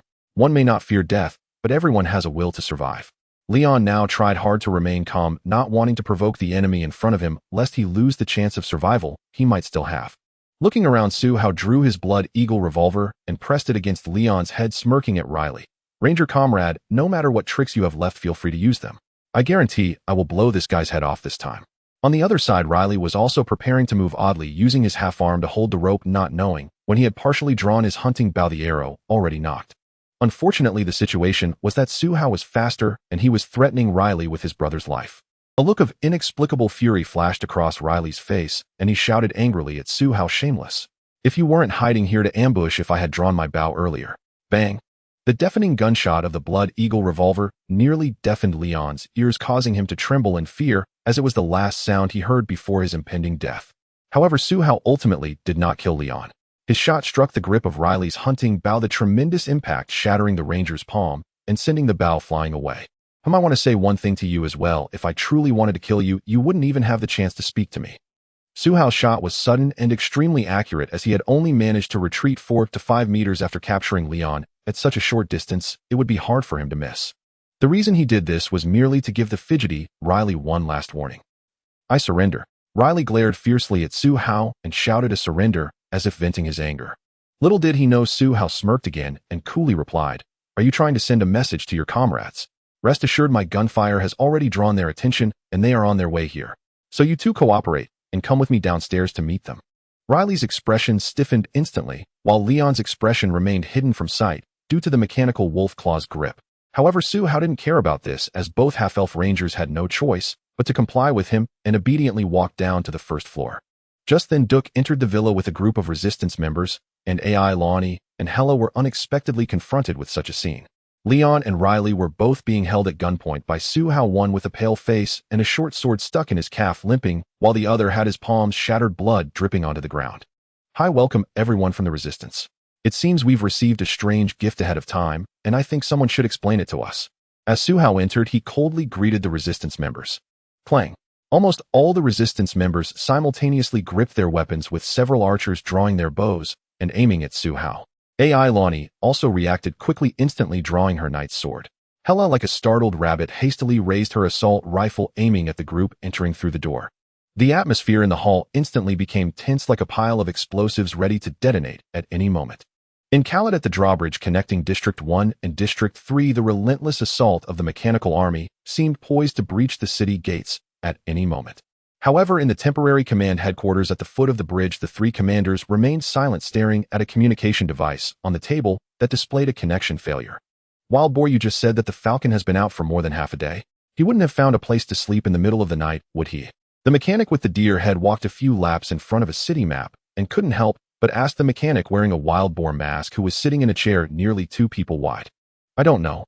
The wild boar, significantly heavier than the hunting bear, seemed even more taciturn, responding with just one sentence before falling silent. The deer could only helplessly look towards the lion head mechanic beside him. "Lion King. I'm not sure either, but I think something might have happened to the Falcon." The mechanic referred to as the Lion King stood up from behind the table, raised his hand to interrupt the deer's inquiry, and expressed his conjecture.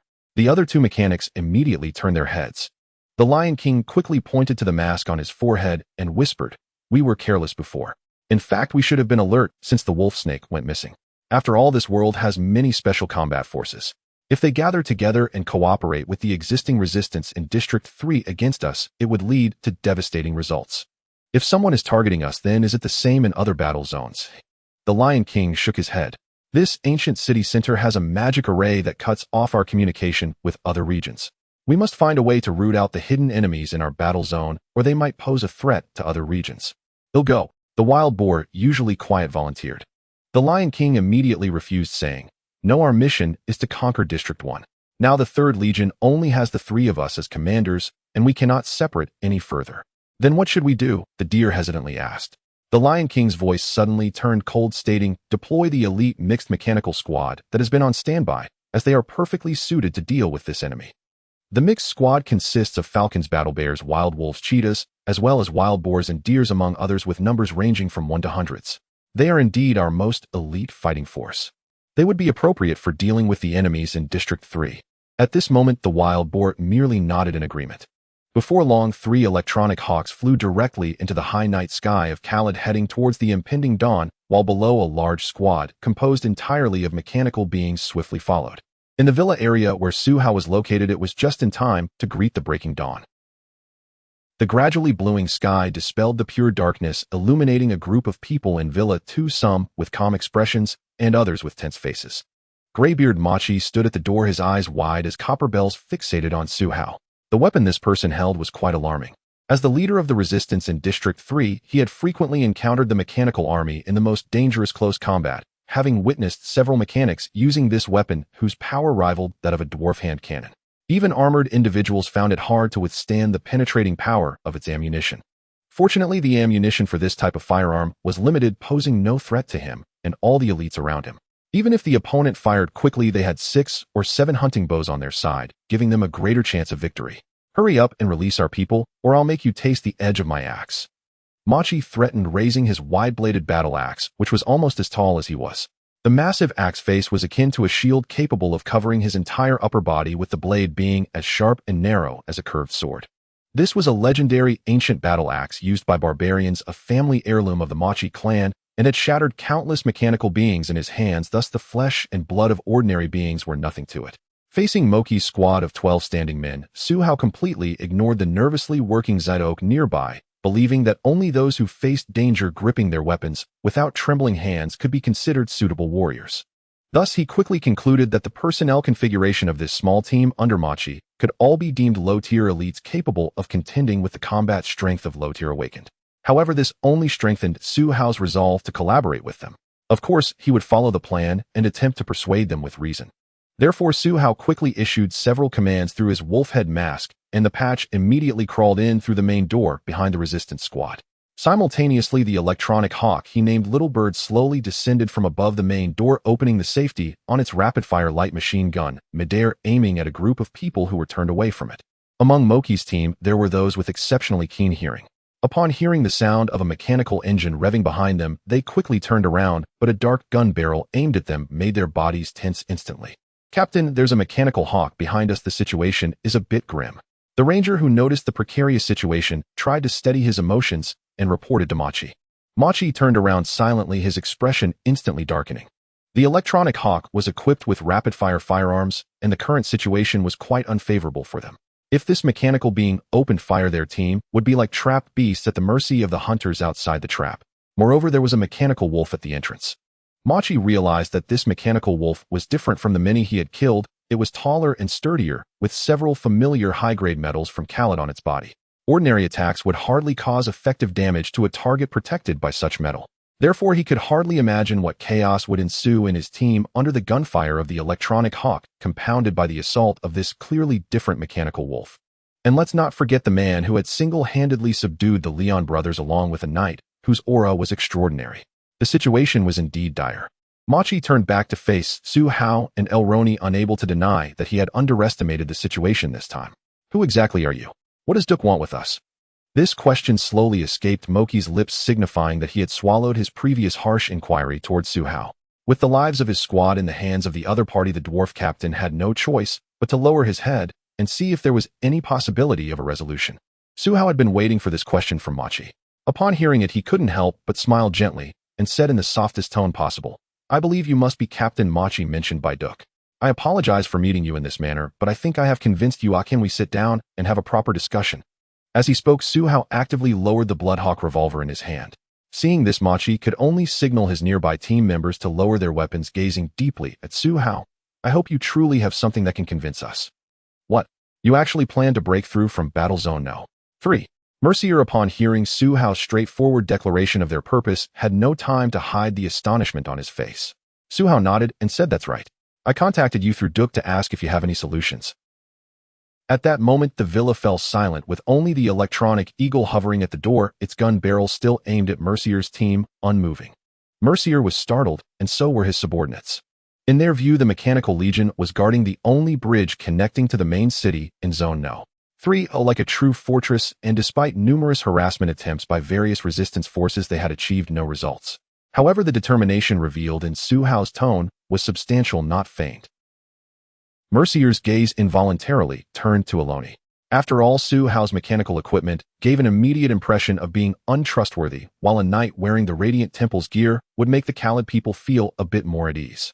Currently, the only ones resisting the Mechanical Legion in the main city were the knights of various temples. It could be said that without these powerful knight legions, Khalid would likely have fallen long ago, consumed by the apocalypse. Seeing this, Aloni also spoke to Mercier, saying, "Dwarf warrior, I have a crucial mission I must complete, and I need to return to the main city quickly." Pausing for a moment, Aloni seemed to ponder before continuing under the watchful gaze of Mercier and his team. "I can assure you that once I return, I will bring some changes to the battle, as I have retrieved something very important for Khalid from the Mechanical Legion, which can only be effective in the central city." Hearing this, Mercier and his team exchanged glances. It was evident that they still harbored doubts. After all, they were seasoned warriors who had been tempered by the fires of war. Gaining their trust with just a single statement would indeed be suspicious. It was Duke, the naive one, who suddenly broke the silence in the villa. "Captain, they are impressive individuals. Look, both the Falcon and the Wolf Serpent were killed by this arriving mechanic. So whatever it takes, if it's beneficial for Khalid, we should help them out." Duke's words immediately drew the attention of everyone in the hall. Seeing this, Aloni sincerely said, "I must return to the main city. Even if I have to face the Mechanical Legion, it is the same. Otherwise, the people there should not hold out much longer." "Damn it." Mercier suddenly cursed aloud, startling Duke, who was still trying to persuade him, causing him to retract his neck, thinking that the captain had decided against the matter. To everyone's surprise, after Mercier finished cursing, he glared at Su Hao, saying, "Just because you plotted against us so insidiously, I should chop you in half with an axe.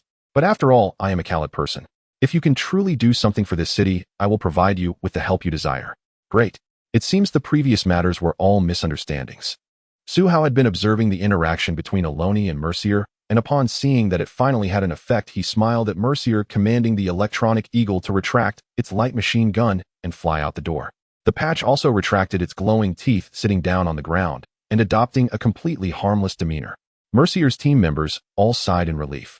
No one wanted to have their vital points aimed at by the Mechanical Legion's firearms, especially being treated this way by cold-blooded mechanical beings. Thus, Su Hao's gesture of goodwill had indeed had a certain effect.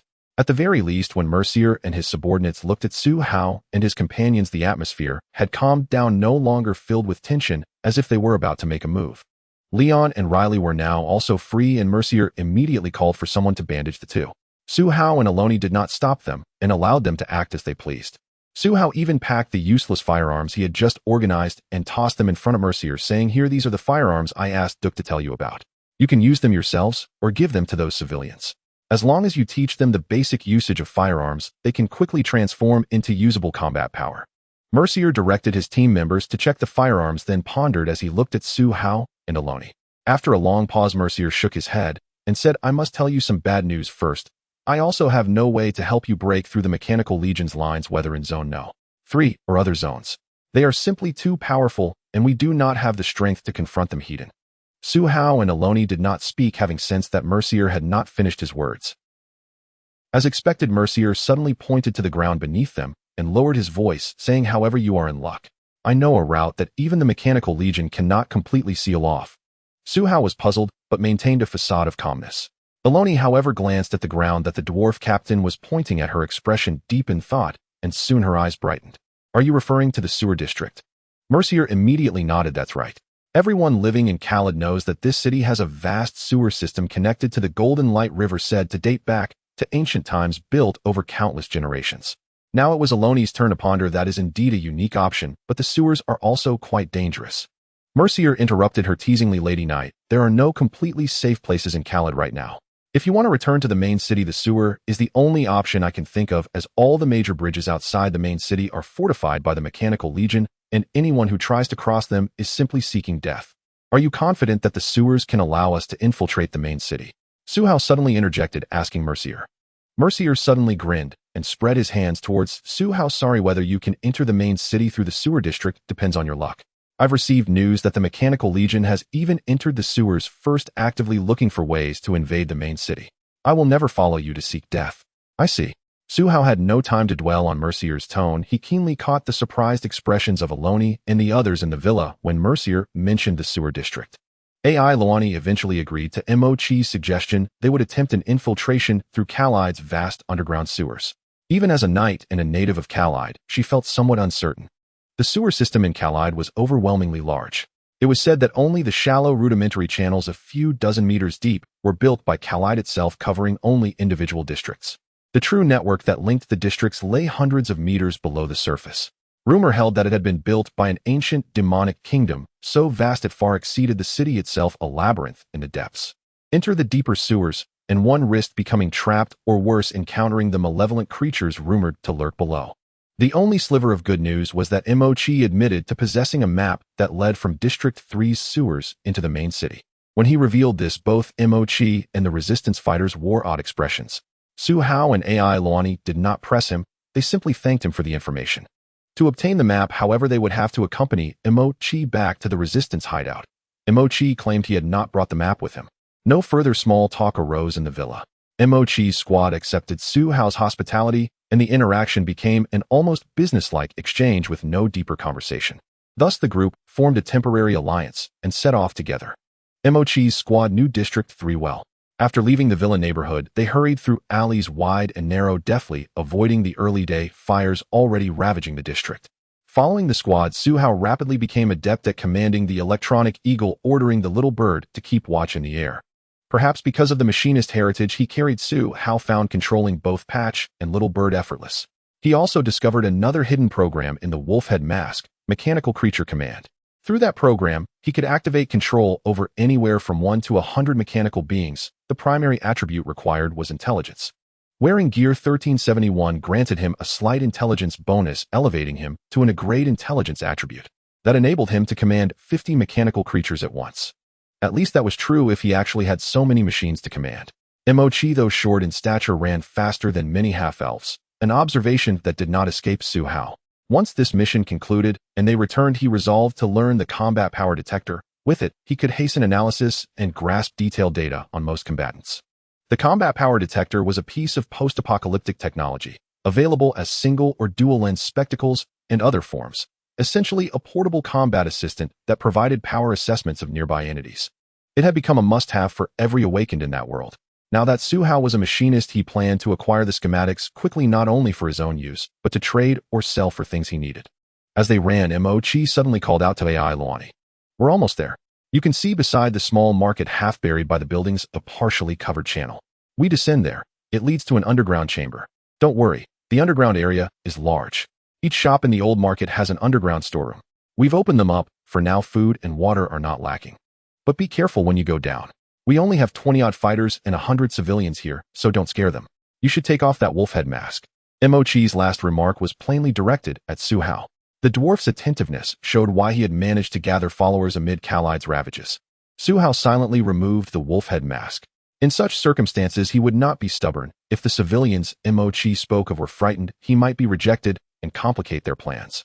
Removing the mask merely reduced some facial protection and prevented him from directly seeing Patch's and Little Bird's perspectives.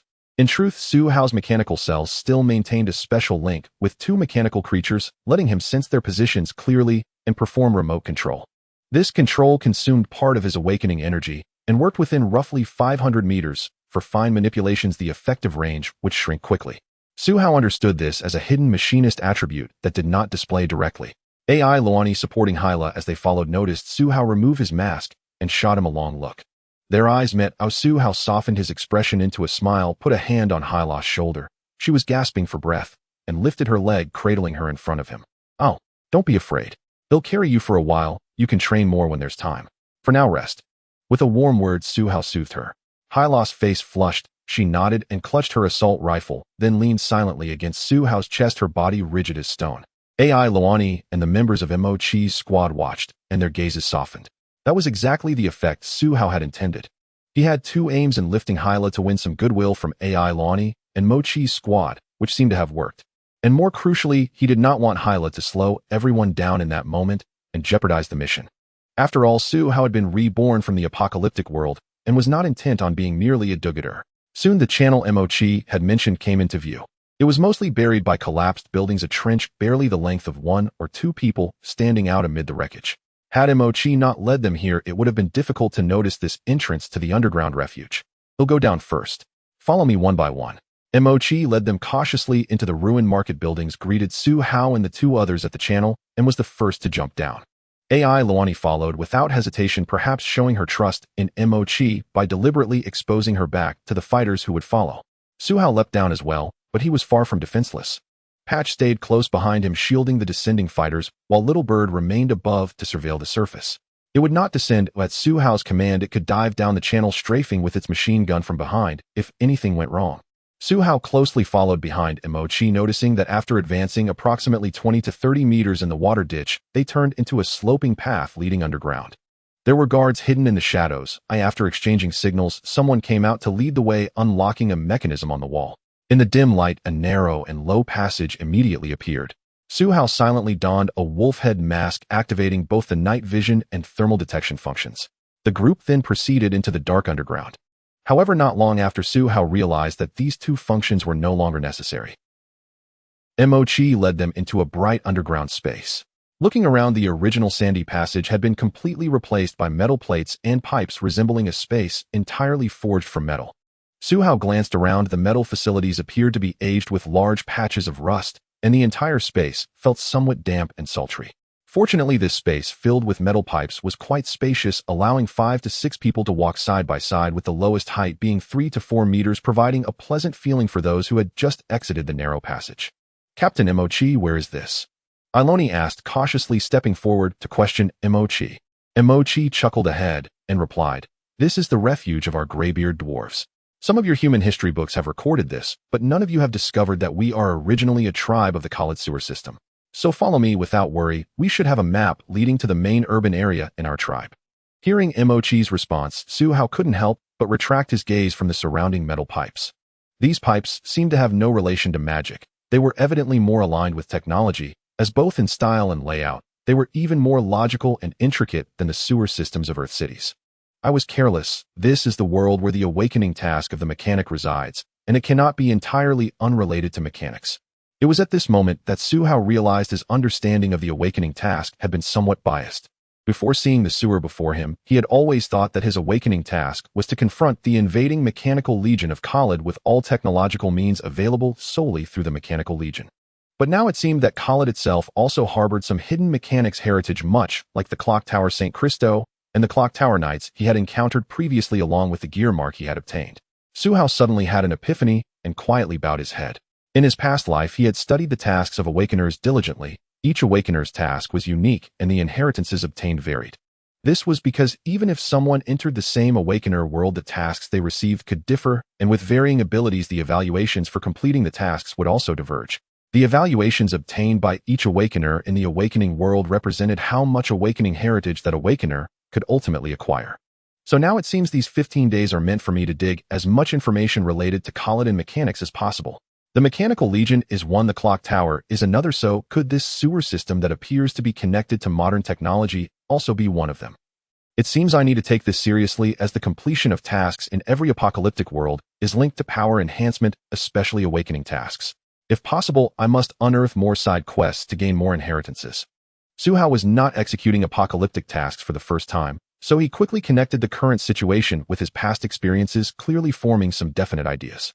That is, to find opportunities to delve into the awakening task. Perhaps the sewer system of Khalid conceals some secrets related to mechanics. This was similar to when Suhao inadvertently saved the Clock Tower St. Christo, ultimately receiving a gear mark and a special dual attribute, Gear 1371, from her. Overall, although the awakening world is perilous, opportunities for awakeners abound. After experiencing several battles, Suhao began to entertain some new thoughts. After all, the survival time limit for the main quest is 15 days, and he could spend more time understanding this world to uncover any hidden information related to mechanics. Even if there wasn't any, he could find ways to trigger more side quests. Suhao had deeply experienced this in his past life in the apocalyptic world. If the quest world was not that difficult, he should strive to develop hidden tasks, as every reward from the quests is invaluable and a primary means for awakeners to become stronger. As Mo-Chi led the group deeper into the college sewer system, the space became increasingly spacious. Gradually, numerous metal pipes began to appear around them, along with some underground rocks seamlessly integrated with these technological facilities, as if the metal pipes were growing out of the large underground boulders. After about 10 minutes, Mo-Chi finally stopped after several turns. Before them appeared an underground plaza approximately the size of a stadium, surrounded by passages leading to unknown destinations. In the center of the plaza, dozens of tents were set up along with several bonfires boiling something. Most importantly, there were people. Su-Hao saw many Callidians here, including humans, dwarves, and half-elves. The total number was around 200, the most he had seen since arriving in the city of Khalid. Upon seeing the situation in the camp, Mo-Chi seemed taken aback for a moment, then hurriedly said to Su-Hao and Iloni, "This is my camp, you can rest for a bit. I have some matters to attend to, and then I'll get you the map." After saying this, Mo-Chi quickly walked into the camp and soon began to argue loudly with a gray-haired dwarf in the center of the camp. Su-Hao immediately perked up his ears, faintly hearing phrases like "too many people" and "not enough food." This information instantly sparked some guesses in his mind. He remembered that Duke had previously mentioned there were around 100 civilians in their camp, but now there were over 200 not, including Mo-Chi's team.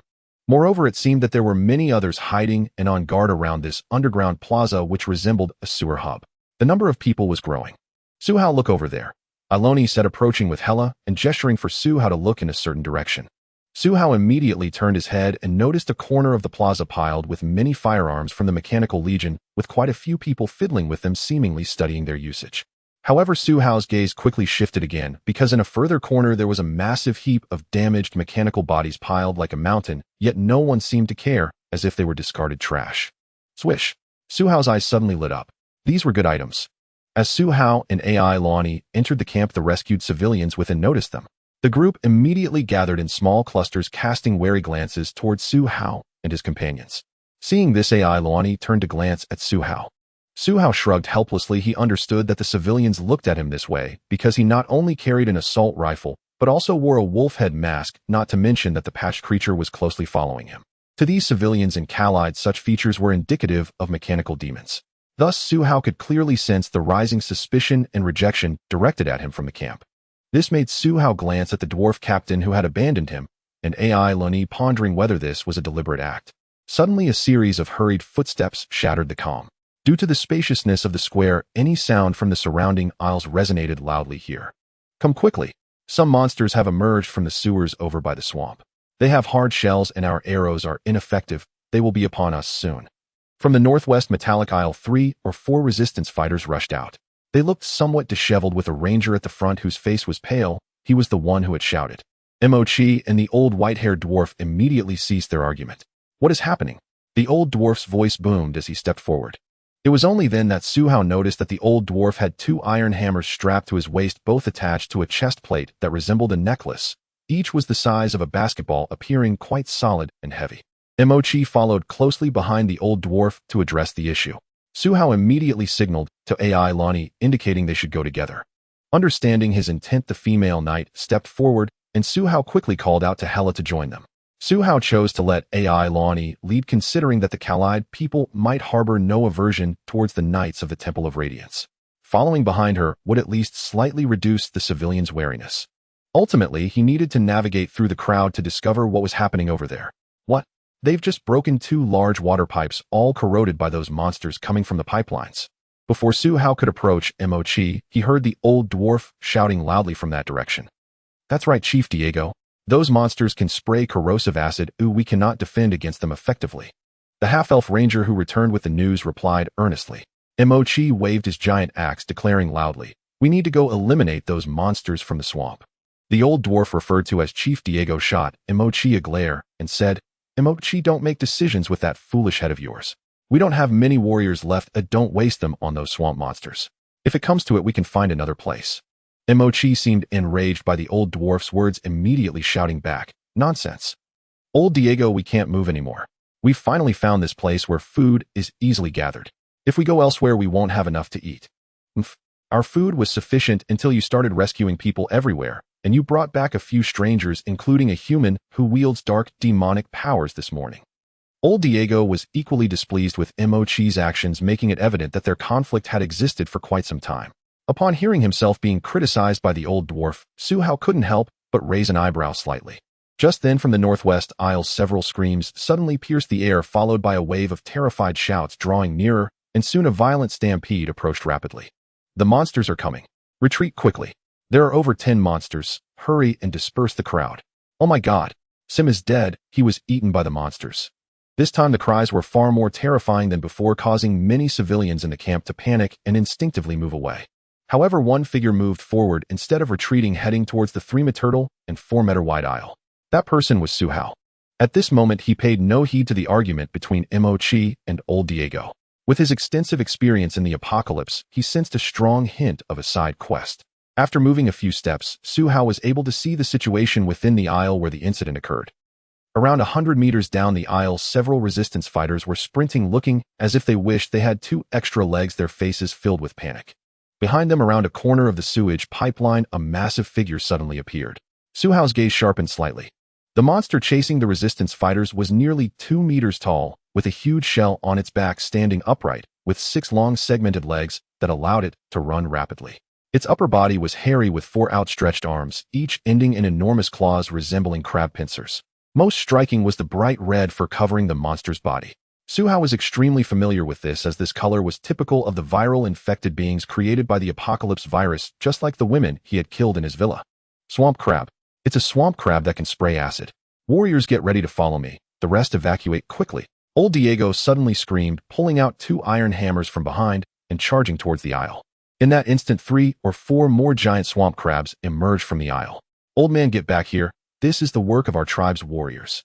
Mochi, seemingly taken aback by old Diego's initiative to charge into battle, jumped up in a panic and without another word pursued with his giant axe. Yet another figure moved faster than both of them. Side quest: infection of the apocalypse virus activated. You have discovered creatures infected by the apocalypse virus. As an awakened, you should resolutely oppose them and kill these twisted beings. Facing the infected beings of the apocalypse, Su Hao's expression was unusually cold. He understood that after the invasion of the apocalypse virus, the most troublesome were these infected beings, as they could mutate in many directions, easily resulting in abnormally powerful individuals. Thus, when confronting infected beings, the best choice was to think little and use all one's strength to eliminate them. Wine, an exceedingly ordinary name in Khalid, signifies the hope of life. However, it is quite peculiar for a dwarf to bear the name Wine, as they tend to prefer names that are more robust and direct, considering such a meaning too effeminate for their liking. Our effeminate? No. Our dwarf Wine is 17 this year. Influenced by his name since childhood, he has always been mocked by his kin, leading him to become somewhat reserved. Yet as the apocalypse descends, even the most introverted of characters will experience change. This morning, he proactively requested an oak shield and a hammer from the clan elder Diego, preparing to patrol the sewers alongside his kin. Of course, Wine did not truly wish to do this, as stepping out from his hiding place meant encountering danger. However, everything has its reasons. Next to Wien's home, a tent for a refugee has appeared, housing a beautiful dwarf girl named Adoris. The moment Wine laid eyes on Adoris, he felt himself fall in love. Yet much to his dismay, the lovely dwarf girl only gazed in admiration at the other young members of the patrol team, completely ignoring him. Thus, Wine became a member of the patrol team despite having never wielded a weapon. His parents had arranged for him to study archaeology since childhood, making him a rare dwarf scholar at such a young age. All for love. Indeed, Wine discovered that when he donned a soft leather armor found by his parents strapped on the oak shield and hammer and deliberately walked past the entrance of his tent, Doris glanced at him. Praise the gods. Joining the patrol team was undoubtedly the best choice. Wien's heart soared as he followed the 7-member patrol team tasked today with investigating several sewer passages in the northwest corner to ensure the safety of the camp. Then, he encountered the most terrifying sight of his life. It was a corner of the northwest sewer long neglected, filled with sewage and some weak microorganisms. However, just as the patrol team passed through the water that barely covered their ankles, a gigantic crab claw, nearly the height of a person, suddenly shot out from the depths, crushing the head of a dwarf in front of Wine, splattering him with gore. Enemy attack. Wine recalled someone shouting, but he had already collapsed, trembling in the water. He stared in horror at the surface, watching as the enormous claw dragged the headless dwarf's corpse beneath the water. Strangely, the sewage was less than a palm's height, yet it instantly swallowed the body. Suddenly, Wine saw a flicker of ash-like flames at the bottom of the water, a dark red glow flickering, rapidly expanding from a half-human size. Below, There's something down there. Wine shouted in panic, scrambling to his feet. He dared not remain still. Who knew if that claw towering over him would strike again, dragging him into the depths? A terrifying atmosphere immediately enveloped the entire corner of the sewer as everyone began to avoid the ash-like flames spreading through the sewage. At this moment, the remaining 6 members of the team positioned themselves 2 in front and 4 behind, with Wine among the 4 leaning toward the path they had come from. It was obvious that the dwarf at the front was equally frightened, hesitating in place, unwilling to return through the spot where their comrade had been dragged under. Buck, move forward, take a detour back to the camp. Don't take any risks coming back. Wine felt a strong hand press down on his shoulder, causing his trembling body to stiffen for a moment before a command was issued directed at a comrade, standing alone a dozen meters ahead. Wine recognized who was behind him. Longbana, the captain of the patrol team, with short black hair, spirited eyes, and the fittest body among the group. Most crucially, this guy was his rival, though every time Adoris gazed at the patrol team, her eyes landed on him. Wine wondered to himself, aside from archaeological knowledge, this guy excelled in nearly everything. Just like now, Longbana was the first to calm down in the team. Boom. The hard-won tranquility was abruptly shattered by a loud bang. Wine was horrified to find that the light, resembling burning ash, had suddenly burned through the sewer floor, a mixture of rock and metal, creating a massive void, causing the filthy water to surge beneath their feet. Not only that, but Wine was alarmed to see that from the enormous pit 2 gigantic claws emerged, grasping the pipes on either side, and from the void jumped a monster over 5 to 6 meters tall, resembling a massively enlarged hermit crab, but clearly its shell and body were fused together. Evil. Demon. Wine couldn't help but scream. This enormous, bizarre creature resembled the demons from his nightmares, draining him of all strength. If not for a hand behind him holding him up, he would have collapsed to the ground. But the nightmare continued. After the appearance of the 5 to 6 meter turtle monster, several smaller creatures about 2 to 3 meters tall emerged from the underground void. One of them, facing Wine, was holding a half-eaten head in its mouth. It's Wine speculated that the head belonged to his deceased comrade, but his lips trembled so much he couldn't utter a word. Suddenly, the creature, gnawing on the head, swallowed the last half of the dwarf's skull, its pair of jet-black eyes slowly turning to Wine as it raised 4 claws, each long enough to be half a human's height, and lunged at him. Clack, clack, clack. The monster had 6 crab-like legs beneath it, making a crisp sound as they struck the half-rock, half-metal sewer floor. Clearly, it had targeted Wine as its next victim. At this moment, Wine was so terrified by the sudden onslaught of monsters that his mind went blank, his body rigid and devoid of strength. As he watched the creature charge toward him, a powerful hand yanked him back, sending him flying. Idiot. Don't get in the way. It was Longbana's voice. In that instant, only this thought crossed Wine's mind before he crashed heavily to the ground. When he looked up, he found Longbana standing in his original position, a claw piercing through the chest of the young, strong dwarf he envied. Splash! A putrid mix of mud and Longbana's blood sprayed across Wine's face. He was terrified to the extreme at that moment. He couldn't even care for the comrade who saved him, who had taken the fatal blow from the monster, his rival, his hero. Wine turned and ran, shouting that the monster was coming. At the same time, tears inexplicably welled in his eyes, streaming past his lips, salty and bitter. Wine couldn't recall how long he had run. His tears blurred his vision, and the continuous screams of his comrades behind him urged him not to stop. Finally, he dashed into the passage leading to the camp, hearing the furious shouts of his kin ahead. Suddenly, a figure rushed past him. Bang! A gunshot rang out behind Wine, followed by a monster's wail. Instinctively, he stopped, wanting to turn back and see if the creature that had killed Longbana was dead. But before he could turn around, he felt a hard kick to his backside, propelling him out of the passage leading to the camp. Get out of the way. Don't hinder us. A cold voice came from behind Wine, accompanied by another gunshot. At that moment, as he crashed to the ground, a wave of unbearable pain surged within him. Upon seeing the infected swamp crab, Suhao received a hint for a side quest. In such circumstances, he unhesitatingly chose to take action. Crack! The shoe body of the falcon Ironfoot was infused with 5 points of awakening energy, instantly bursting forth, with 2 levels of power, shattering the ground paved with giant stones and propelling Suhao's body like a cannonball. Whoosh! Suhao easily surpassed others preparing to lend aid, appearing before several dwarves who were fleeing in panic in the blink of an eye. Several large swamp crabs had already appeared in the passage, with their pincers quickly pursuing. Get out of the way! Suhao shouted loudly in the passage. Faced with the formidable infected beast with its thick shell, he completely disregarded the assault rifle and bow on his back, directly drawing his Blood Eagle revolver and firing. Bang! The powerful high-caliber bullet left the chamber, flying precisely past several dwarves, its explosive sound causing their heads to ring. However, the members of the dwarf patrol did not mind, because this was a life-saving bullet. They would rather die at the hands of their comrades than become the monster's prey. One of the fastest-running infected swamp crabs had already caught up with a dwarf from the patrol, lifting its upper body and extending its sharp pincers, lunging forward with all its might. With this speed and momentum, it could easily pounce on the dwarf in front, as if a delicious meal was already within its grasp. However, just as the infected swamp crab made its pouncing motion, a bullet from the Blood Eagle revolver, with an approximate caliber of 12 mm, flew toward it, cleanly penetrating the soft shell between its eyes. Puff! The entire face of the infected swamp crab was instantly blown apart, its head collapsing inward, as if a watermelon had been smashed with a stick. A huge hole appeared in the back of its head, and a mixture of yellowish-white brain matter and foul black blood splattered everywhere.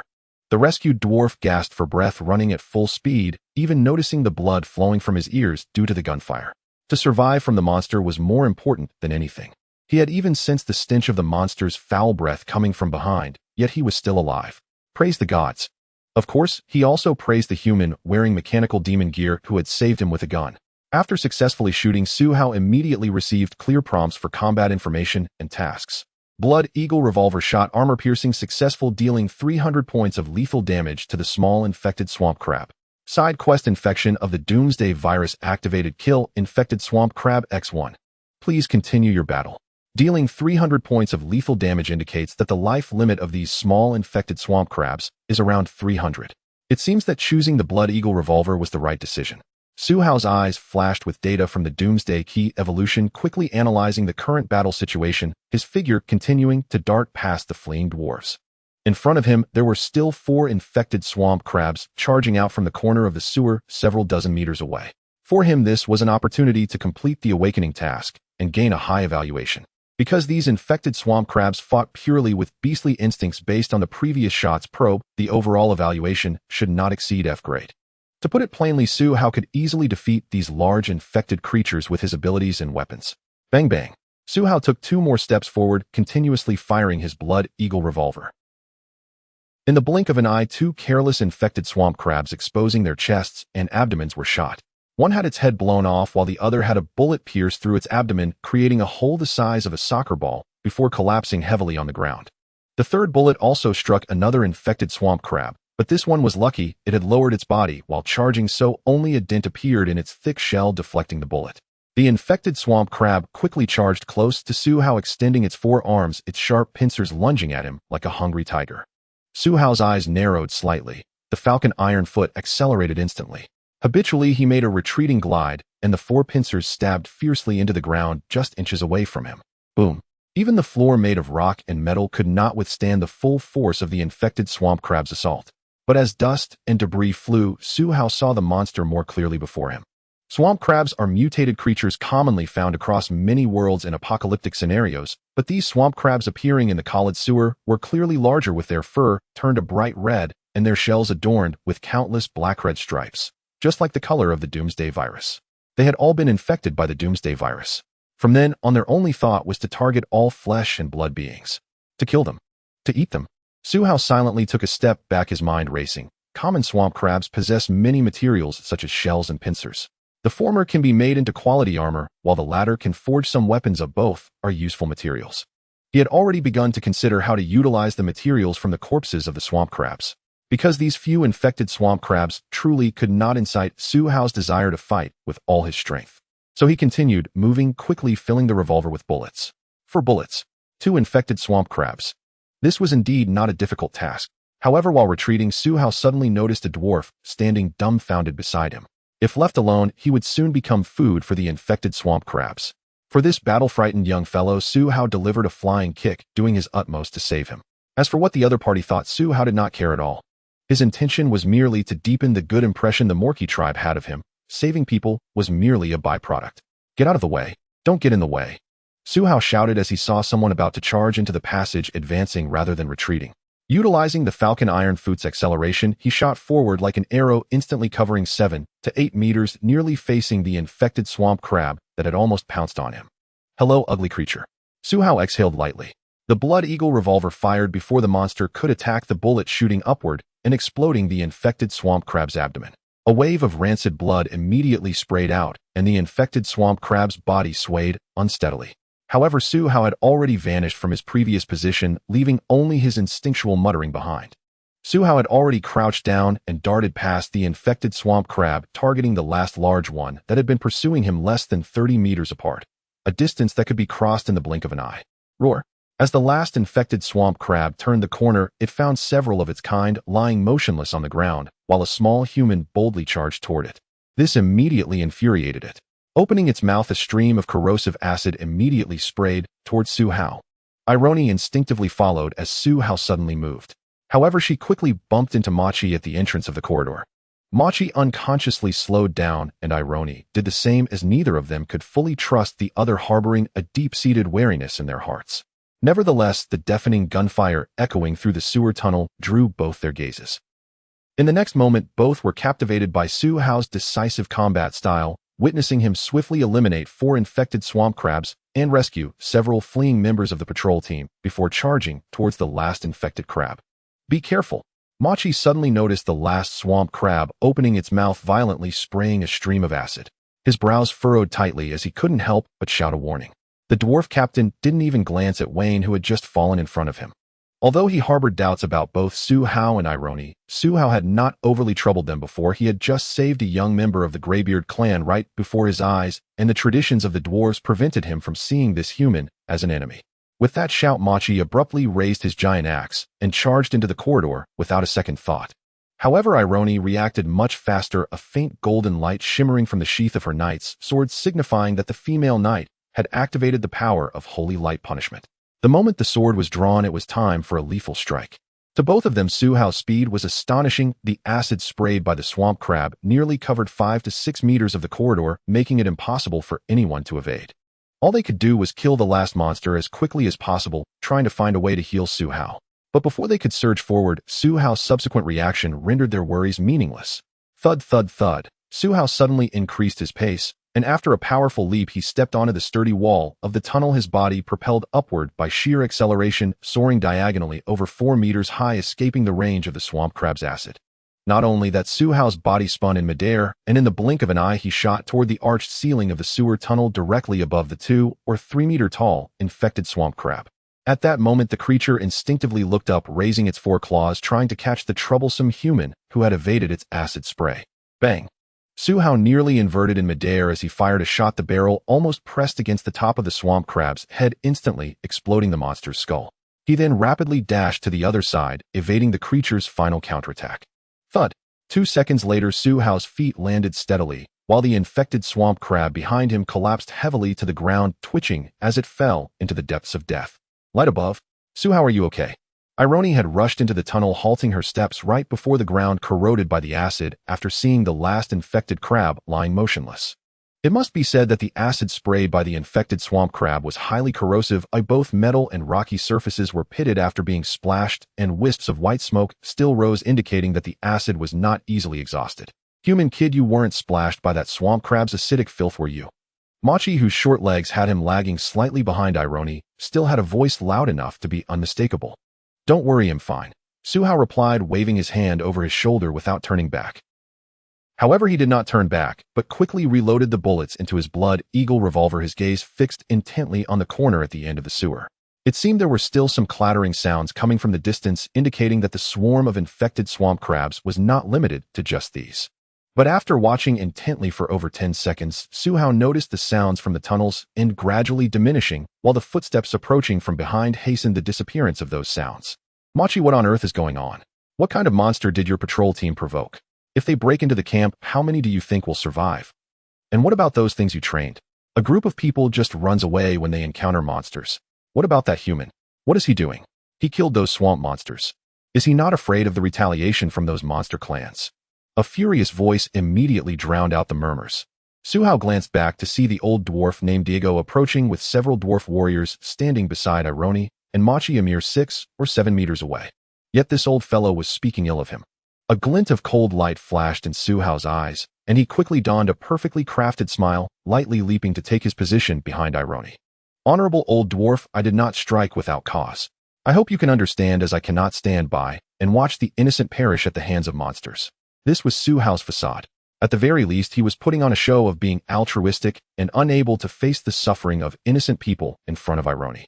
Thus, he planned to maintain this act at least to convey this impression to the dwarves present. Let those worthless beings die, or it will save me some trouble. Old Diego shot a glance at Su Hao, let out a cold snort, and turned away. Machi, on the other hand, seemed to be friendlier towards Su Hao, stepping up to express his gratitude. Su Hao, thank you for your actions. These swamp crabs have been troubling us for a while now, and I didn't expect them to be led here today. I will handle this matter properly. Upon hearing this, Su Hao's heart stirred. Machi actually recognized the swamp crabs, which meant he likely had some useful information. At the very least, from Su Hao's perspective, since several swamp crabs had been infected by the Doomsday virus, it was likely that the other swamp crabs in the sewer system were also compromised. The spread of the Doomsday virus was indeed rapid. Especially with the help of monsters like the swamp crabs, any creature that was injured but not killed would turn into an infected entity. Lord Su Hao, are you okay? Amidst the chaotic voices, Hela forced her way through, her eyes seemingly fixed solely on Su Hao, her face full of concern. Su Hao coldly nodded at Hela and quickly changed the subject, saying to Machi, the claws and shells of these monsters on the ground can be made into equipment.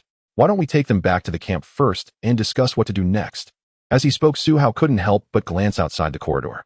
The pile of mechanical remains shimmered in his eyes. It seemed that perhaps he could make a deal with Machi, trading his spoils for the rights to use those mechanical remains. If possible, this would indeed be an unexpected gain. Emochi looked at Su Hao in surprise, then glanced at the corpse of the swamp crab before asking, is there anything we need to discuss about these swamp crabs? According to the rules of Khalid, these are your spoils. We will have someone help you handle them and deliver them to you later. Chen Baosheng raised his eyebrows, slightly not expecting such an answer. He had originally intended to propose an exchange. However, Su Hao's mind raced, and he looked directly into Emochi's eyes, saying, what I mean is these materials are of no use to me, so I can give them to you. Emochi was taken aback for a moment and instinctively asked, then what do you need us to do? Su Hao immediately smiled. I just want the road down there to lead to the main city, that's all. Emochi's expression seemed to struggle for a moment, and his voice suddenly turned a bit somber. There used to be a road in the sewer system down there that could lead to the main city, but it has now been taken over by those swamp crabs that suddenly appeared. I advise you not to think about it, and no one would want to provoke those big fellows. Su Hao's heart sank slightly upon hearing this. It turned out that Emochi's earlier willingness to guide them was now overshadowed by the fact that the road was occupied by swamp crabs. This was not good news. However, the reality was that Emochi was telling him the truth, and in this situation, it seemed unnecessary to be angry. Su Hao's thoughts shifted, and he decided to adopt a serious demeanor, intending to explain to Emochi the dangers of the apocalypse virus to keep the conversation going. Otherwise, he would have a hard time shifting the topic to the mechanical biological debris pile. By the way, do you know that those swamp crabs became like this because they were infected by the apocalypse virus? Su Hao's expression was extremely serious as he called out to Emochi. The dwarf captain had seen Su Hao's cold ruthlessness and his gentle demeanor, but had never seen him look so serious, causing him to instinctively become serious, as well, asking, what do you mean by the apocalypse virus? What is it, and how is it related to those swamp crabs? Su Hao sighed lightly and replied, the apocalypse virus is not a good thing. It is the foundation upon which all apocalypse demons crossed into your world. It destroyed the barriers of the world and infected your world. Emochi's eyes widened as if he grasped a hint of the seriousness of the apocalypse virus. Su Hao immediately seized the opportunity. Besides aiding the mechanical army's invasion of Khalid, the most dangerous aspect of the apocalypse virus is that it infects the creatures of every world through various channels, causing them to lose their reason and become bloodthirsty. So if left unchecked, and these infected beings are not eliminated promptly, they will spread the infection until they occupy your world. So you want me to fight those monsters and kill them all? Emochi asked in a low voice, his brows tightly furrowed. Su Hao shook his head. I'm just reminding you, as my world has also been invaded by the apocalypse virus. The way to deal with the infected is to eliminate the source of infection as quickly as possible.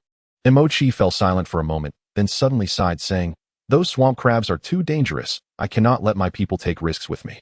Su Hao couldn't help but let out a cold laugh upon hearing this. Captain Emochi, I think you have no choice. The swamp crabs we saw are strong, which is why they will quickly occupy the entire sewer system. Think about it, once they discover your gathering place, they will bring the infected to hunt you down. Everyone here will become their prey, and you will have to retreat above ground where the mechanical army is waiting for you. Emochi's brows twitched at Su Hao's words. He could tell that Su Hao was not lying and had no reason to. Thus Emochi became conflicted and had no choice but to shake his head vigorously, muttering, no, I need to talk to old Diego while our camp here is not safe. Hey, Su Hao suddenly called out to Mo Chi, who was turning to leave. Seeing the surprise on his face, he quickly added, "You can try distributing those weapons I brought. It would be best to let those civilians train a bit." "All right." Mo Chi's dry lips moved slightly, and he nodded in agreement. Seeing this, Su Hao's eyes narrowed slightly as he feigned a casual demeanor, saying, "By the way, I saw a pile of mechanical biological debris over there. Can I go find some usable parts?" "Feel free to use them. We have no use for those things anyway." Mo Chi's mind was already elsewhere, and upon hearing Su Hao's question, he simply replied hastily before turning to leave. "Great." Su Hao's mouth slightly curled up. That pile of mechanical biological debris was now his. "Patch Hella, come with me for a moment." After receiving Mo Chi's permission, Su Hao momentarily set aside his concerns about Iloni's search and immediately led his people towards the pile of mechanical debris. Along the way, the refugees in the camp instinctively moved aside upon seeing Su Hao's attire and the patch by his side. Su Hao instinctively softened his expression. He did not want to scare these refugees, otherwise that old dwarf named Diego might dislike him even more and take some actions that would adversely affect him. Fortunately, the debris pile was at a certain distance from the camp, so those wary gazes did not follow them all the way. Su Hao quickly stood in front of a huge pile of mechanical debris, excitement flashing in his eyes. "Patch Hella, go into this debris pile and help me find the least damaged machinery. I picked them out for me." Patch barked once and immediately sprang into action. Hella hesitated for a moment, seemingly unclear about what counted as less damaged, but when she looked at Su Hao, she found that he was fully focused and had already walked into the debris pile. So the young minstrel gritted her teeth and followed behind Patch, seemingly ready to learn on the job, taking it step by step. As soon as Su Hao approached the debris pile, his eyes lit up. He immediately squatted down and moved aside the severely damaged bodies of two mechanical wolves, pulling out a half-palm-sized piece of black metal from underneath. New type of body model discovered. Autonomous analysis, started energy consumption. Automatic recording of blueprints. Obtained reconnaissance spider blueprint. Successfully identified model. Type battlefield reconnaissance spider. Type mobile unit small spider. Form quality ordinary defense ordinary special effect optical camouflage. Description: this is a mechanical spider used for battlefield reconnaissance, equipped with basic optical camouflage and a moderate size, suitable for certain reconnaissance tasks. Good stuff. Su Hao silently held the type reconnaissance spider in his hand, swiftly covering it with mechanical cells, completing the blueprint analysis and recording at an astonishing speed. In an instant, he grasped the entire structure of the reconnaissance spider. Next, taking advantage of his fully charged awakening energy, Su Hao unhesitatingly repaired the damaged reconnaissance spider, infiltrating its system with mechanical cells and gaining control over this mechanical being. Creak, creak. As the mechanical cells repaired the spider, the black metal cube in Su Hao's hand began to unfold slowly, revealing several retractable and extendable legs that propped up the spider-like body, showcasing its original form. After returning to its normal state, the type reconnaissance spider became smaller, only the size of half a palm, entirely composed of deep black metal components. At the front, a multi-angled camera protected by a transparent shield could cover a field of vision of 270 degrees. Being a specialized reconnaissance spider for combat zones, it had decent protective qualities and a program that caused it to automatically transform into a block of metal when damaged. If forcefully opened by abnormal, means a small electromagnetic bomb installed inside would immediately destroy the entire body.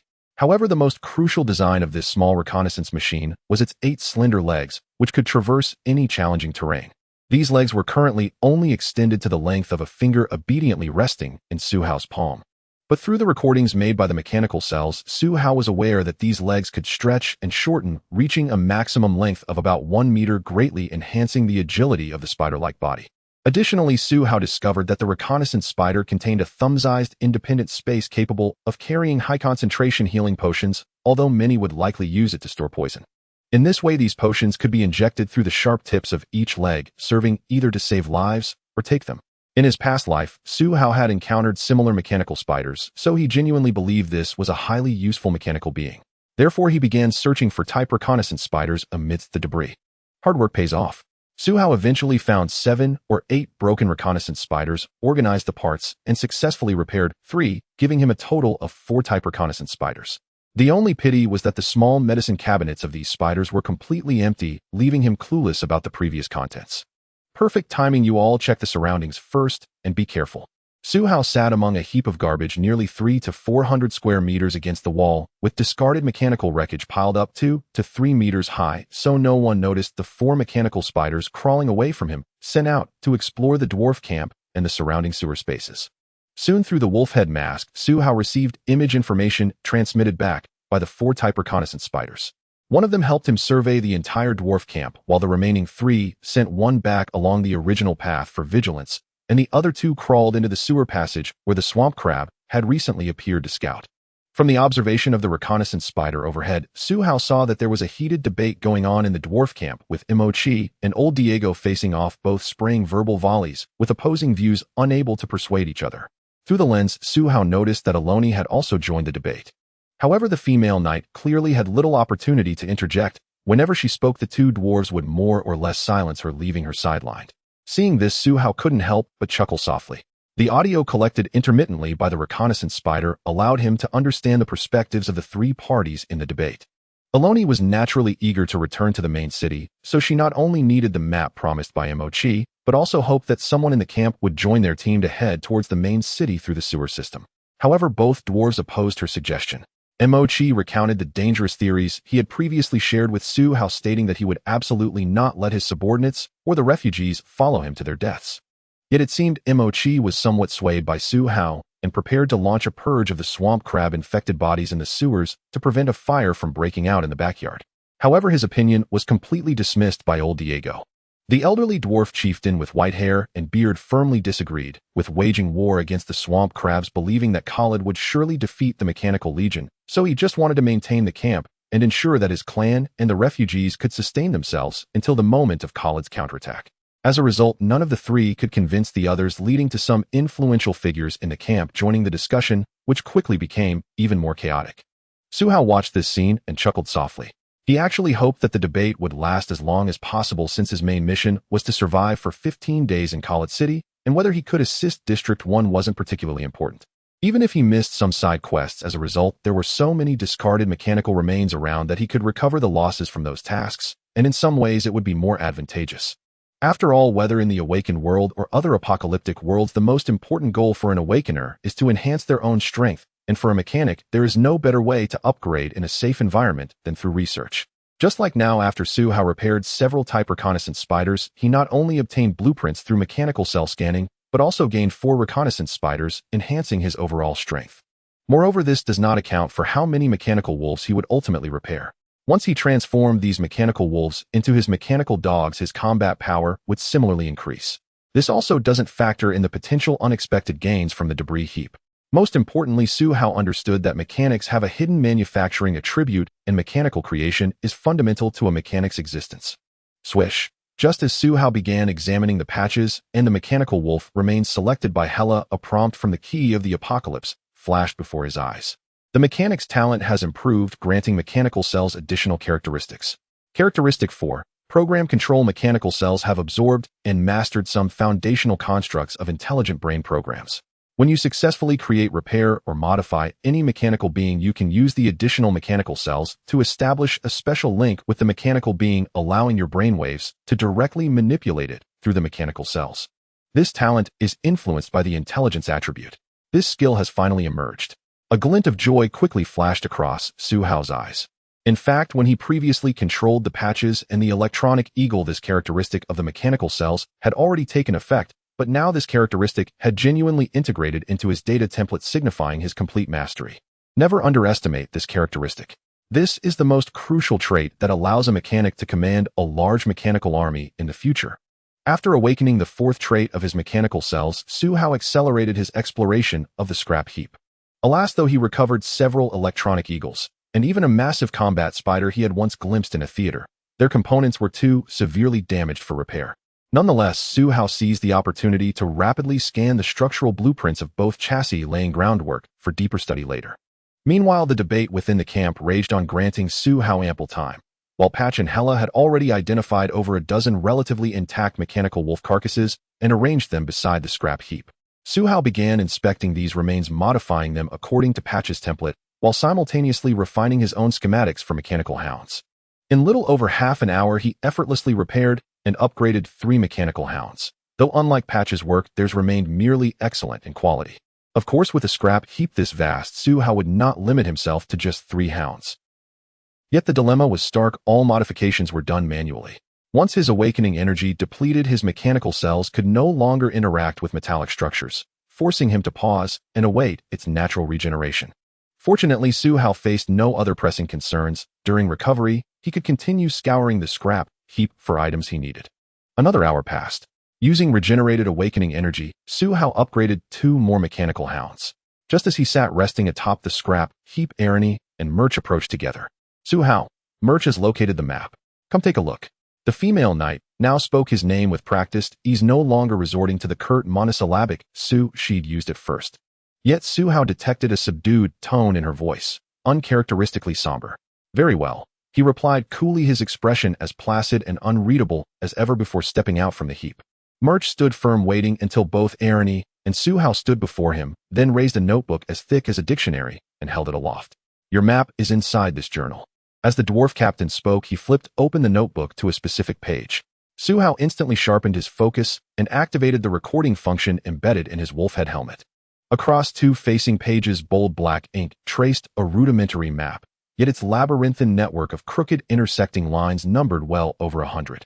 Though Su Hao recognized it as a schematic of the Khalid sewer system, its complexity left him momentarily disoriented. And Murch's next words only deepened the frustration.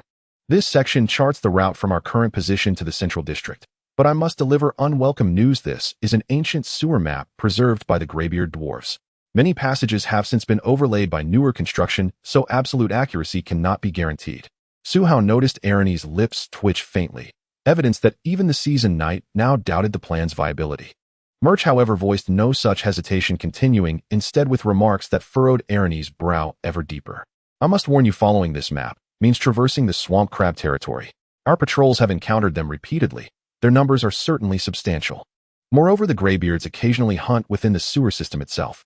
Beneath its depths dwell far more than swamp crabs, large lizards, gargoyle-like creatures, and others as far as I know. In my view, you should not proceed. It is simply too perilous. Su Hao paid no mind to Ryn's reaction. Instead, he extended his hand toward Murch, requesting permission to examine the map himself. The dwarf captain harbored no suspicion, only a gentle caution to handle the notebook carefully before passing it over. Su Hao immediately spread it open in his palms and began flipping through its pages with swift precision. Thanks to Gear 1371, his intellect and mental acuity had each risen to the E tier, an incremental shift from F to E, yet one representing a profound qualitative leap in capability. He could now retain nearly everything he saw with photographic fidelity. Still, Su Hao relied not solely on memory. The Wolfhead helmet's recording and imaging systems ran autonomously, capturing every detail through multiple redundant channels, ensuring a truly indelible imprint of the entire journal. Amidst this rapid memorization, Su Hao found himself recalling the legendary innate talents of mechaartificers, particularly the supremely practical applications of mechanical cells. Beyond his foundational abilities, scanning, assimilation, refinement, and fabrication modification, he had newly mastered program command, cerebral cell, and spatial compression cell. Among these, cerebral cells formed the cornerstone for constructing sentient mechanical life. Only a mechaartificer's own cells could forge a true cerebral core, one immune to rogue programming, permanently sealed with the deepest mechanical signature imaginable. This feat was exclusive to mechaartificers, essential whether forging legions of war machines or donning personal battle armor. Su Hao remembered a tale from the apocalypse, a captured mechaartificer imprisoned within a mechanized fortress seized victory when the stronghold lacked any rival artificer. Exploiting his cellular mastery, he commandeered its entire infrastructure, annihilating his captors from within. That single anecdote sufficed to prove high-tier mechaartificers were sovereigns over all machinery. As for spatial compression cells, this ability was indispensable for every serious artificer. Combat machines consumed prodigious energy, thus Legion artificers never marched with full mechanized forces. Logistics forbade it. Hence the necessity of spatial compression. In post-apocalyptic worlds, portable dimensional storage existed, but such artifacts were exceedingly rare and seldom encountered. Mechaartificers, however, gained access to primordial spatial compression cells upon reaching level 5 awakening, transforming select mechanical cells into self-contained microdimensions. These living compartments allowed equipment to be compressed directly into cellular matrices, a unique advantage no other awakened archetype could replicate. Yet all this lay far ahead. Su Hao finished skimming the near 1200s journal in record time and returned it to Murch. Su Hao, do you believe we should infiltrate the central district through the sewers? Ryn asked, unable to contain her question. Su Hao responded with studied hesitation, his expression carefully neutral. In truth, he cared little about the route. Clearing swamp crab infestations underground would advance his side mission, but he preferred remaining at the dwarf camp longer. Countless mechanical wrecks awaited restoration. Just as that thought crystallized, his wolf head helmet transmitted a live feed, an external electronic eagle's visual stream. A pack of mechanical beasts converged upon the market ruins where they sheltered, clearly having detected the hidden sewer entrance concealed beneath the rubble. Su Hao glanced upward, silent and still. They were already overhead, mere dozens of meters above. A formidable assault had begun. "So how, what are you thinking?" Iloni, unaware that Su Hao had discovered the intruders on the ground through the electronic eagle, raised her voice to press him, assuming he was still hesitating. Su Hao turned his head, his mind still flashing images of the mechanical creatures he had seen. Besides the common mechanical wolves, he had also spotted more agile mechanical cheetahs, heavily armored mechanical wild boars, and even a mechanical battle bear. It seems this place has already been discovered, so it's not worth staying any longer. Su Hao silently thought to himself, quickly dismissing the idea of delaying time with Iloni. However, the concealed passage to the ground had already been discovered, so the only way to escape was through the underground sewer system. Su Hao glanced quietly at Machi and the nearby dwarf camp. Since he didn't want Iloni to act with him, leaving them here to take the brunt of the fire was just right. "I'll say it again, our tribe will not risk going underground for you." Machi seemed to be persuaded by old Diego and emphasized once again to Su Hao. It was evident that although the dwarf captain had previously had some disagreements with Su Hao, he was not a heartless person, believing that Su Hao and Iloni's attempt to navigate underground was tantamount to seeking death. Su Hao suddenly smiled at Machi. Such kind-hearted people tended to die the quickest in the apocalypse, yet they were not detestable. "Thank you for your reminder, but I have already decided to help Iloni, so I will accompany her into the underground sewer system to take a chance." Machi let out a cold grunt. "Do as you wish." Su Hao didn't mind Machi's attitude at all. He turned to Iloni, who was looking at him with gratitude, and said, "Respected Lady Knight, I believe your time is pressing. Let us depart immediately." "All right." Iloni nodded immediately. She visibly sighed in relief upon seeing Su Hao agree to act underground, and her gratitude was beyond words. After several attempts at persuasion from Machi, Iloni also felt that the underground journey was perilous, and Su Hao was no fool who knew nothing of his willingness to accompany her required great courage. Most importantly, Iloni had high regard for Su Hao's overall combat ability, feeling that having such a person by her side would bring considerable peace of mind. Seeing Iloni so happy, Su Hao turned and shouted towards the pile of debris, "Patch, Hella, hurry over, we are getting ready to set off." Upon hearing the call, Patch was the first to run over, followed by 5 mechanical dogs of various sizes, all wagging their tails and following Patch. Hella also weakly responded and quickly scrambled down from a height in the pile of debris. "Lord Su Hao, I found something, but I don't know what it's for. You should take a look." It fell out of a half-dismembered mechanical torso. The woman seemed to be holding something in her hand as she ran up to Su Hao and voluntarily handed it over. Su Hao looked down and his eyebrows instantly twitched. He took from Hella a metallic object about the length of a forearm, somewhat resembling an oval shape. If he was not mistaken, this thing was a bomb. Fortunately, it appeared to be undamaged, so it was still stable. Otherwise, based on Hella's casual handling of it, it could explode without warning, potentially taking out everyone standing near the debris pile. Su Hao forced himself to remain calm and immediately used the mechanical cells to perform a covered scan of the bomb. Information flashed instantly. Portable shock bomb, type mechanical bomb, quality, excellent, destructive power, excellent, description. This is a portable shock bomb mounted within a mechanical creature capable of devastating an area of several dozen square meters and inflicting significant damage to structures. Well, it really was a bomb. Su Hao silently chided himself for being somewhat negligent, momentarily overlooking the fact that many mechanical creatures could carry bombs. In the apocalyptic world, self-destructing mechanical creatures were also a major product of engineers, useful for breaching defenses or covering retreats, among other things, and could serve many purposes. "So how are you planning to take Hella with you?" Iloni suddenly asked from the side, seemingly puzzled by Su Hao's intention to bring Hella along, as they had previously agreed to leave the young woman at the dwarven tribe's hiding place. Machi, noticing this, also glanced curiously at Su Hao. It was clear that he was also intrigued by Su Hao's sudden change of mind. Su Hao really didn't want to explain anything about this.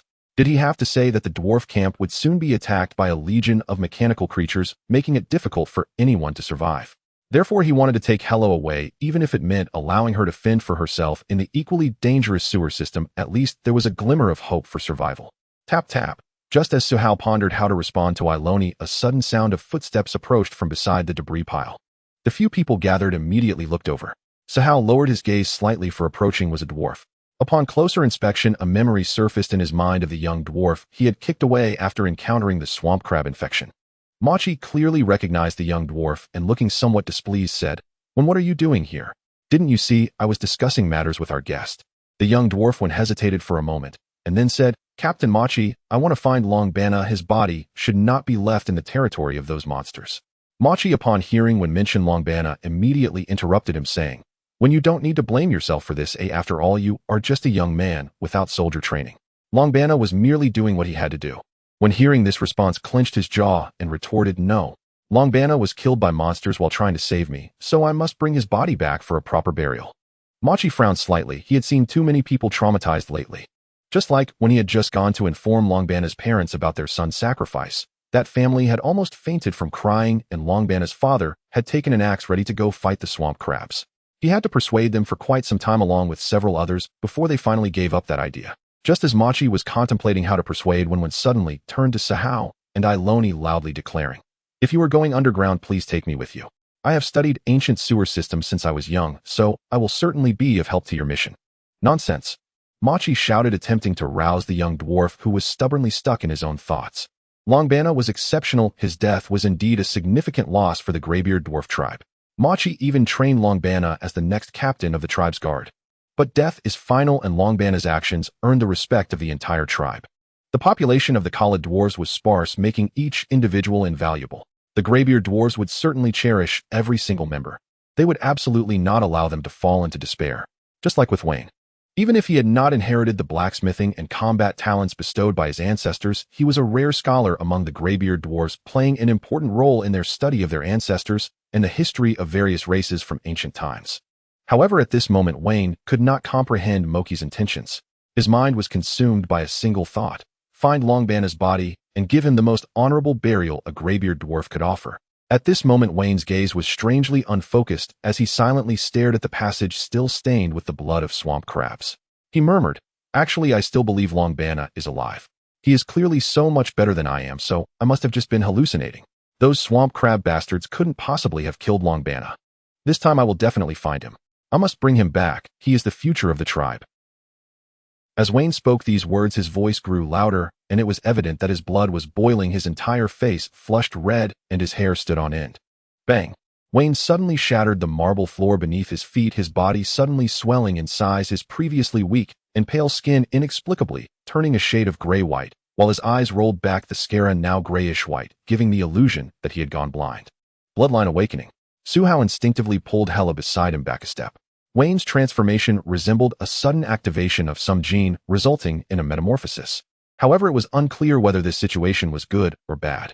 Suhao decided to watch and see if this change caused the young dwarf named Wayne to go mad. He would not hesitate to shoot him. A bullet from an assault rifle would suffice. At this close range, I could blow his eyes out and simultaneously damage his brain. By the Greybeards! Moki's exclamation interrupted Wayne's rampage as he suddenly lunged at Wayne, tightly wrapping his strong arms around him. "Wayne, wake up. Don't let the ancestral power destroy your mind. You have family who love you and the entire tribe's protection." Unfortunately, Moki's shouts seemed to have no effect on Wayne. Suhao and Iloni watched in astonishment as Wayne's body continued to grow larger, resembling an inflating balloon. He had already nearly doubled in size, and it was evident that Machi could no longer embrace him. However, Wayne's condition was clearly deteriorating. His skin began to split and crack, revealing the bright red muscles and bloodied membranes beneath his body, completely out of control. Wayne's expression showed a hint of pain, but a gray-white mist continuously poured from within him, further altering the color of his skin to match that of the mist, while a powerful force abruptly pushed Machi away. "Damn it!" Machi shouted as others nearby saw the scene, and Greybeard dwarves rushed over. However, Machi did not wait for assistance. After shouting, he lunged directly at Wayne, bringing down the nearly 3-meter gray-white dwarf to the ground, and like a madman began to strike Wayne's face with fists the size of a sandbag. Suhao raised his brow slightly. Iloni moved, and Hela even covered her eyes with her hands, yet no one intervened. They could see that after Wayne was struck, his body trembled violently several times, and the gray-white mist pouring from him concentrated on his face, beginning to automatically heal the injuries inflicted by Moki's blows. Dwarves who rushed over surrounded them, but upon seeing Moki's actions, they all stopped at a distance. They all realized what was happening, and almost every face sparkled with excitement, as if they were witnessing the birth of a miracle. Bang, bang, bang. Each of Moki's punches seemed to resonate with the heartbeat of those around, and finally, after he rained down dozens of blows, Wayne's body stopped swelling and gradually returned to its original form. Machi watched as the last traces of gray-white mist withdrew from Wayne's body before he finally ceased his punches. At that moment, Wayne's eyes returned to normal. However, when he saw the dwarf captain riding on him, he clearly looked bewildered. "Ha, what a good lad. The ancestors have bestowed upon you their blessing. Soon our graybeard tribe will have a great prophet." Seeing Wayne awaken, Machi immediately burst into hearty laughter, vigorously patting Wayne's shoulder. The other dwarves followed suit, cheering. Old Diego had come over at some point, also looking excited. He looked at Wayne, who was being pulled to his feet by Machi, his face creased with a smile, and then, as if suddenly remembering something, old Diego trembled as he took a pendant made from some beast's tooth off his neck and placed it around Wayne's neck. "Young man, you have received the protection of the ancestral power. According to tradition, your life from birth to death will now be that of the prophet of our graybeard tribe," old Diego said excitedly, then deeply bowed to Wayne. "Your devoted elder hopes you can tell us what revelations the ancestors have brought regarding the mechanical demons invading Khalid and what we should do in such an apocalypse." At this moment, the voices of all the surrounding dwarves fell silent, and no one spoke. All eyes were fixed on Wayne. I just want to go find Longbana with the Lady Knights. Please do not stop me. I can rely on my own strength to accomplish this." Wayne clearly did not understand what had happened to him, looking astonished at old Diego, who was bowing respectfully, and instinctively replied. A sudden silence fell over the crowd. No one expected Wayne to say such a thing. Only Machi gently covered his forehead, mumbling softly. Could it be that he was stunned? Did I use too much force just now? Nearby, Suhao keenly caught this remark, a trace of amusement flickering in his eyes. It was evident that Wayne's status within the graybeard tribe had greatly increased, and this situation could surely be utilized. "Prophet Veen, you have now awakened the ancestral divine power. Do not wander recklessly. Remain within the camp." "No, I must find Longbana." "Veen, Prophet, you must exercise wisdom. Do not act on impulse. Once you fully master the ancestral divine power, I will lead a party to accompany you. Would that not be better?" "No, I must find Longbana." "Veen, our hiding place is far from secure. I must remain here with guards and cannot accompany you." "You." "No, I must find Longbana." Beside the derelict heaps of graybeard camp, Elder Diego and Muchi took turns pleading with Veen, but his resolve was unshakable, as immovable and unyielding as forged iron. Elder Diego exchanged a helpless glance with Muchi, both utterly at a loss. By ancient tradition, every generation's newly awakened prophet receives a divine oracle at the moment of awakening, a sacred edict all tribesfolk must obey and fulfill, ensuring the enduring survival of the Graybeard clan. Yet Veen's oracle baffled them. The prophet insists on seeking Longbana alone and forbids us from following. This places him in grave peril. Elder Diego nearly turned completely gray in an instant, staring helplessly at Veen, the stubborn youth resembling nothing so much as an unruly child, as bitterness flooded his mouth. Muchi remained calmer, but even his thick, heavy brows knotted tightly together. After a long silence, he finally spoke, resigned. "Elder Diego, Veen is not yet a true prophet. This is surely a trial ordained by the ancestors. Only by finding Longbana can he attain full divine power. Therefore," Elder Diego's eyes flared wide. He cut in fiercely, "No, you must not even consider it. I will not allow our clan's first prophet in centuries to risk his life." Muchi remained unmoved, continuing steadily. "According to the very first words Veen uttered upon receiving the ancestral divine power, we hold no authority to impede the prophet's actions. Thus, not only must we permit his departure to seek Longbana's remains, but none of our warriors may accompany him. To do so would violate the divine oracle and bring utter annihilation upon our clan." Muchi's final words struck with such weight that Elder Diego fell abruptly silent. "But we cannot simply let him walk into danger like this." When Elder Diego spoke again, his voice was hoarse, suddenly aged by decades. Muchi's conviction, however, hardened further. "No, we must send him forth immediately. To hinder the ancestors' trial would be sacrilege." And so, following their discussion, the matter was settled. They acquiesced to Veen's decision. Veen instantly brimmed with exhilaration, and sensed dimly yet distinctly the uniqueness of his new identity, eagerly anticipating the awakening of his latent power. To the dwarves' surprise, Suhao flatly refused their request for escort, offering to accompany Veen partway. "Impossible. We are bound for the Central District to rescue civilians. This young man may jeopardize our mission. I refuse to wager the lives of tens of thousands against uncertainty." My companions would concur. Upon hearing Suhao's words, Ernie hesitated, then nodded slowly. Muchi instantly realized his hope of enlisting two formidable warriors to safeguard Veen had evaporated. Veen's face paled, his courage deflated like a punctured balloon. Alone, he would scarcely survive a single bite from the swamp crabs. Then Elder Diego, who had stood silently aside, blinked slowly, his deeply wrinkled eyelids fluttering once. He stepped forward and bowed deeply before Su Hao and his companions, replacing earlier aloofness and reserve with profound reverence. Respected descenders, I know our plea imposes difficulty, yet I beg your aid for Veen. In return, you shall earn the eternal friendship of the graybeard dwarves. We pledge any assistance beyond manpower for your mission. A quiet chuckle stirred within Su Hao's mind. Indeed, the elder dwarf was seasoned and shrewd, appealing through mutual benefit. And precisely this leverage was what Su Hao had anticipated. Su Hao stepped forward deliberately. Elder dwarf, your words humble me. It is not reluctance that holds us back, but our limited strength. Escorting Veen would entail grave peril, and with our current capabilities we cannot guarantee his safety. Hearing this, Arani quietly withdrew to stand aside. The code of the Night Enforcers commanded her not only to defend the temple and battle enemies with valor, but also to protect the vulnerable. Now she wavered in quiet conflict. Yet trusting Su Hao implicitly, she deferred the decision to him. Though Su Hao spoke with measured calm, his masked gaze remained locked, intently, unblinkingly, on the mechanical creatures prowling the ruins of the surface market. The narrow drainage ditch leading to the dwarves' hideout had been utterly demolished by the machines, the most ferocious among them. Mechanical boars relentlessly rammed its edges with heads and bodies, carving out a broad, open passage.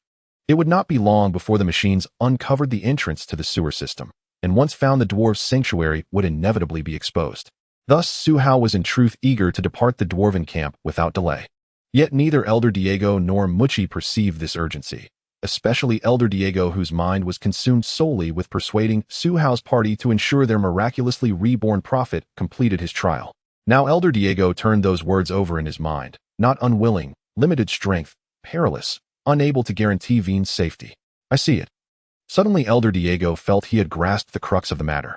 He looked directly at Su Hao, swiftly unfastened a hemp cord necklace strung with several black crystalline stones from his neck, and with effort wrenched a black ring from his finger, holding both out earnestly in his palm. Descenders, these are heirloom magical artifacts passed down through our clan. They shall strengthen you greatly. Please accept them without hesitation. Muchi, do you not possess a magical ring as well? Bring it forth at once. Elder Diego did not merely offer 2 magical artifacts from his own person. He also summoned Muchi to contribute a third. Muchi reluctantly removed the soul ring from his finger and surrendered it to Elder Diego with palpable reluctance. For gray dwarves, tribal welfare always outweighed personal gain. Veen embodied their clan's future, so much so that Muchi, steeped in ancestral tradition, would willingly sacrifice his life for the tribe. A single magical ring was a trifling cost. Unquestionably, Su Hao was the most elated among them. At the sight of 3 magical artifacts, his heart leapt, never imagining this opportunistic bargain would prove so richly rewarding. 3 magical artifacts. Even the least potent would be a rare treasure in the early days of the apocalypse. Still, he displayed proper decorum, lifting his faceplate just enough to reveal a modest, perfectly calibrated expression of humility, refraining for now from accepting the artifacts in Elder Diego's outstretched hand. Please accept them. Seizing the moment, Elder Diego pressed all 3 magical artifacts firmly into Su Hao's palm. Su Hao silently accepted 3 valuable items, his palm immediately sensing 3 distinct magical auras. Black iron crystal necklace. Type magical accessory. Quality excellent. Special effect restores 1 point of special energy per minute. Description: this is a rough necklace made from a special crystal mined by the graybeard dwarves from ancient deposits, enabling the wearer to have more abundant energy than an average person. Such luck. Su Hao's gaze was fixed on the necklace's special effect description, and he couldn't help but feel excited as he read it several times. Restoring 1 point of special energy per minute may not seem extraordinary. It means that it can benefit any profession that possesses special energy, including mages, priests, engineers, and others. However, it depends on the stage of the awakener. Currently, Su Hao is a level 1 awakener with a total awakening energy limit of only 150 points, which gets consumed rapidly while scanning blueprints and crafting modified machines. Thus, engineers can easily deplete their awakening energy. This requires either a higher energy limit or a faster recovery rate. Therefore, every point of energy recovery is of great significance to Su Hao. Only with sufficient energy can he quickly become stronger and progress further along the path of an engineer. 1 point per minute means 60 points of recovery per hour, which is almost double the normal recovery speed of awakening energy. However, we still need to consider the amplification from the gear mark. If we factor everything in, I will have at least over 150 points now. This speed is not slow. It can be used to accelerate the analysis of more blueprints. Su Hao's analytical thoughts spun rapidly, and he quickly shifted his gaze to the other 2 rings. One of the two rings came from old Diego, crafted from rough gray-black metal, with several thin ropes intricately wound around it. Judging by the greasy appearance of the ropes, it had been worn for many years. The other ring belonged to Machi, and its material was indistinguishable, either metal or some kind of bone presenting a deep red color. It was much rougher than old Diego's ring, but the magical fluctuations contained within were stronger. First, let's look at Diego's ring. Ring of the Greybeard clan leader. Type magical ring. Quality good. Special effect intelligence 1, spirit 1. Description: each generation of the Greybeard clan leader receives such a ring representing the wisdom and spirit of the Greybeard clan. However, the forging level of the Greybeard clan has deteriorated over time, so the enchantments on this magical ring are far inferior to those of previous leaders, becoming more symbolic in nature. Next is Machi's ring. Minor strength. Type magical ring. Quality good. Special effect strength 2. Description: this magical ring once belonged to an underground ogre miner, clearly enhancing his mining strength. Both of these magical rings are quite impressive. The strength can enhance Su Hao's melee power and explosive force, while intelligence and spirit are critical attributes for any engineer. I can sense the sincerity of the Greybeard clan. After receiving the benefits, Su Hao did not rush to wear them, but quickly expressed his gratitude. Old Diego and Machi immediately relaxed, both thinking that as long as the matters could be negotiated, it was good. However, Su Hao suddenly returned the 3 magical items back to old Diego, a helpless smile on his face, as he said, "Clan leader Diego, I spoke the truth earlier.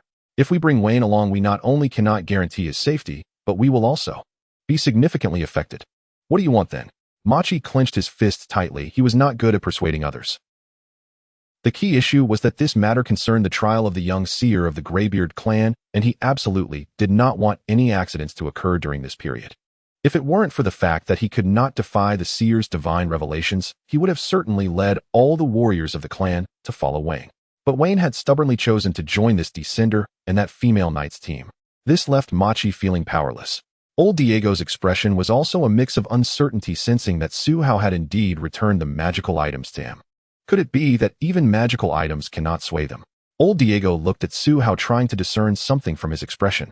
Su Hao pretended to be troubled, scratching his head, then looked at AI Roni. Noticing that she still had a face that urged him to make a decision, he quickly turned and voiced his thoughts. "Gentlemen, please go ahead. You speak."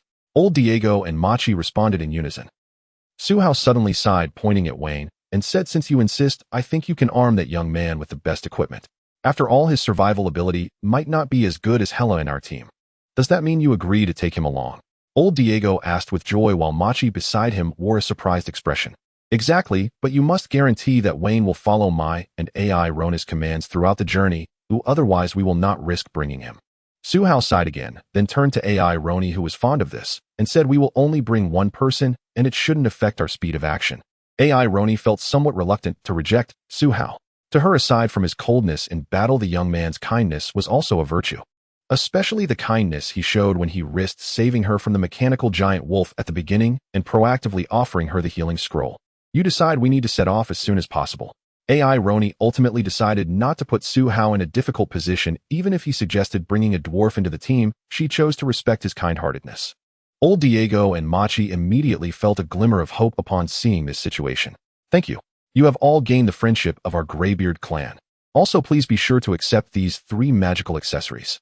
Old Diego once again placed the magical items into Su Hao's hands, this time without feeling any reluctance. Machi felt the same way. He felt a bit embarrassed for having doubted Su Hao's intentions before, and he immediately turned and shouted at the camp, urging the dwarf warriors to bring the best equipment for Wayne. Meanwhile, Su Hao wore a face of shame, making it seem as if he felt guilty for receiving the dwarves' magical items. So he took the initiative to help Wayne match his equipment, causing the onlookers to nod in approval. "He's a good person." Unfortunately, no one knew that Su Hao was actually laughing joyfully in his heart, for each piece of equipment being donned by Wayne was also a target of his plan this time. After all, the journey is perilous. It would be quite normal for this young dwarf to die. Tick-tick. In the stifling sewer, a few drops of water occasionally slid down the cold walls, splattering on the ground and gradually forming a shallow puddle. Puff. A pair of heavy iron-tipped boots stepped into the puddle, and soon a fully armed dwarf emerged from the dark corner. This was a central section of the sewer filled with pairs of interlinked pipes, large and small, occupying an area as big as a football field, with walls towering 4 to 5 stories high on either side. In front of the dwarf was a pathway wide enough for 2 people to walk side by side, with a sturdy metal grating underfoot. At the end of the path, a metal ladder was bolted to a massive rock, continuing its descent into the depths below. The dwarf appeared hesitant about whether to proceed, but quickly adjusted the eagle head mask he wore and took one step at a time toward the path ahead. Suddenly, a snake over 10 meters in length dropped from the wall behind the dwarf, knocking the small figure in front of it to the ground, its massive body immediately coiling around the prey, attempting to suffocate it. "Help! Lord Suhao, help!" A piercing scream echoed from beneath the eagle head mask. The fully armed dwarf surprisingly abandoned his resistance, frantically dropping his axe like a frightened child, desperately trying to hold back the snake's body with his hands clad in worn leather gloves. However, such actions only deepened his predicament. Step, step, step. The sound of calm footsteps echoed. 3 figures emerged from the pathway behind the dwarf. Leading the way was a female knight accompanied by a man clad in exquisite leather armor, his head adorned with a wolf head mask. "Suhao, I sense no other evil creatures in this space aside from this snake." "I understand." The man with the wolf head mask stepped forward, immediately capturing the attention of the predatory snake. The snake tightened its coils, raising its upper body as it turned to confront the intruders, lowering itself and opening its mouth to let out a roar, declaring this territory as its own. Crack! A sudden sound of a mechanism being triggered echoed beside the man, and 2 blades, each as long as a forearm, appeared in midair, crossing and flashing in an instant. Boom! In the previous moment, the fierce head of the snake fell directly to the ground, a smooth cut appearing on its neck, blood spraying out after a brief pause. At this moment, the man's twin blades had already been sheathed, and he sidestepped to avoid the splattering snake blood, grabbing the thrashing body of the dead snake with one hand while lifting the still screaming dwarf with the other. "Hey Wayne, it's all right now, how are you?" The man tapped the dwarf's helmet, his voice cold. The dwarf finally realized he was out of danger and immediately collapsed to the ground, instinctively clutching the strong thigh of the man beside him, his voice turning into a cry. "Lord Suhao, please, I beg you not to make me scout ahead anymore. It's just too dangerous. I almost got caught by those 2 swamp crabs earlier and nearly fell through the rotten metal floor into that massive pit. And now I was ambushed by this huge python. I can't take it anymore. I'm going to go insane." The dwarf sobbed, tears and snot mixing as he spoke at length before realizing the leg in front of him showed no response. He hurriedly looked up. To his surprise, the female knight was walking out from the pathway behind him with Hela, followed by 6 tall mechanical wolves. No, 6 mechanical dogs, 5 of which carried packs, at least 5 or 6 times their size, while the largest one, named Patch, was passing by him. Indeed, these people were Suhao's foreman team. After Suhao took Wayne along, they had been away from the Greybeard tribe for most of the day. Along the way, Suhao claimed he wanted to train Wayne's courage, so the fully armed Wayne became the best scout in the team. Unfortunately, this scholar-type dwarf had only a rudimentary understanding of basic wilderness survival, so he encountered numerous troubles when Suhao sent him into potentially dangerous areas. Fortunately, the strongest set of armor from the Greybeard tribe was equipped on Wayne, which protected his safety well during numerous dangers, making an indelible contribution to the team's progress. Of course, Wayne wished that all of this could be considered with his feelings in mind. He simply did not want to fight, did not want to face monsters up close. He just wanted to find the corpse of Longbana. Well, now Wayne just wanted to return to the tribe's hiding place, and he had begun to regret his impulsiveness. At this moment, Hela happened to walk past Suhao and Wayne. Once a theater performer, she had been through several trials of war, and now her expression appeared somewhat cold. She wore a fitted leather armor, her originally wavy long hair braided into a thick long braid wrapped around her neck. Behind her, she carried 2 half-sized packages, looking somewhat strained, but persevering. What pleased Suhao the most was that as they entered this area, which was not yet fully secured, Hela immediately raised her assault rifle with her numbed arms, vigilantly aiming at any potential ambushers. Sigh. Suhao suddenly sighed at Wayne, who was slumped in front of him, extending a pair of dark red, half-exposed finger leather gauntlets similar to thunder gloves, gently patting the young dwarf's shoulder. "Wayne, I promised Chief Diego and Captain Murky to take care of you, so I assigned you the easiest tasks in the team. If you don't want to do it, I won't force you. You can return the way you came." Gulp. Wayne swallowed hard, looking at the dim sewer path behind the few people, and immediately struggled to stand up. "Lord Suhao, I can still hold on," the young dwarf said firmly. Suhao lifted his mask, revealing a gentle smile, encouraging. "Good job, Wayne. I knew you were a brave young dwarf." Wayne felt as if he was suddenly inspired by Suhao's smile. Although he still felt some fear, he thought about their actions along the way, and Suhao had indeed taken care of him all along. Just like how Suhao had actively let Hela, a woman, carry the spare supplies for him, and even for his training helped him change into a pair of ordinary leather gloves, kindly informing him that this would help him better train the feel of using the war axe with both hands. Suddenly, the leading Patch let out a low growl, and the whole team tensed up. Suhao immediately closed his mask, promptly raising the assault rifle at his side, and his dark red leather gauntlets tightened upon contact with the gun, stabilizing it further. As Su Hao had guessed, the dwarf tribe naturally equipped the best gear on Wang. Just like these Earth Dragon leather gloves. Earth Dragon leather gloves type magical gauntlets quality superior effect sharp cutting resistance arm strength 3. Arm agility 2 description. These precious gloves are treasured by the Grey Dwarf tribe crafted from the toughest hides of the legendary Earth Dragon's forepaws, making them a highly valuable magical item. Woof! The sound of the patch echoed from ahead.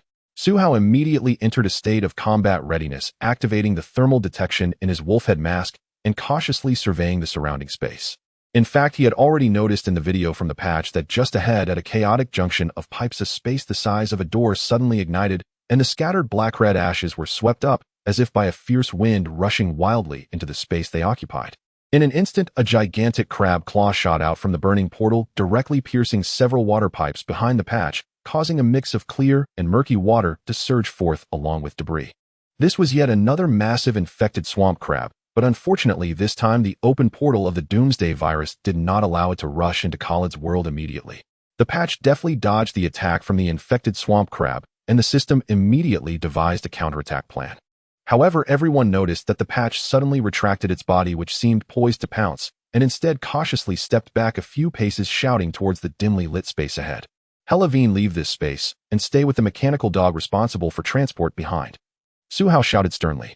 Suddenly, a large number of thermal reactions appeared on the thermal detection, with more than 10 biological entities moving at incredible speed rushing into the space, in an instant both above and below. With Su Hao's call, the sound of sharp claws skittering across the ground quickly approached. Crack, crack, crack. The members of the squad were all familiar with this sound. In this underground sewer system, which extended dozens of meters deep apart from the swamp crabs, they had not discovered any other large groups of creatures. "Su Hao, should we take a different route?" Ailani's voice came from behind Su Hao, revealing that the female knight wanted to avoid fighting the swamp crabs and reach the main city as quickly as possible. "Ailani, trust me, being captured will only waste more time. We need to eliminate all these infected swamp crabs before we can safely deliver our goods." Su Hao calmly spoke to Ailani as he saw Hela retreating beside him. Based on his experience in the Doomsday world, he realized that the Doomsday virus had erupted underground long ago, which meant that if the infected swamp crabs were still being transmitted to this sewer world, there must be an absolutely massive population of them underground. These creatures cohabiting together must have all been infected by the Doomsday virus.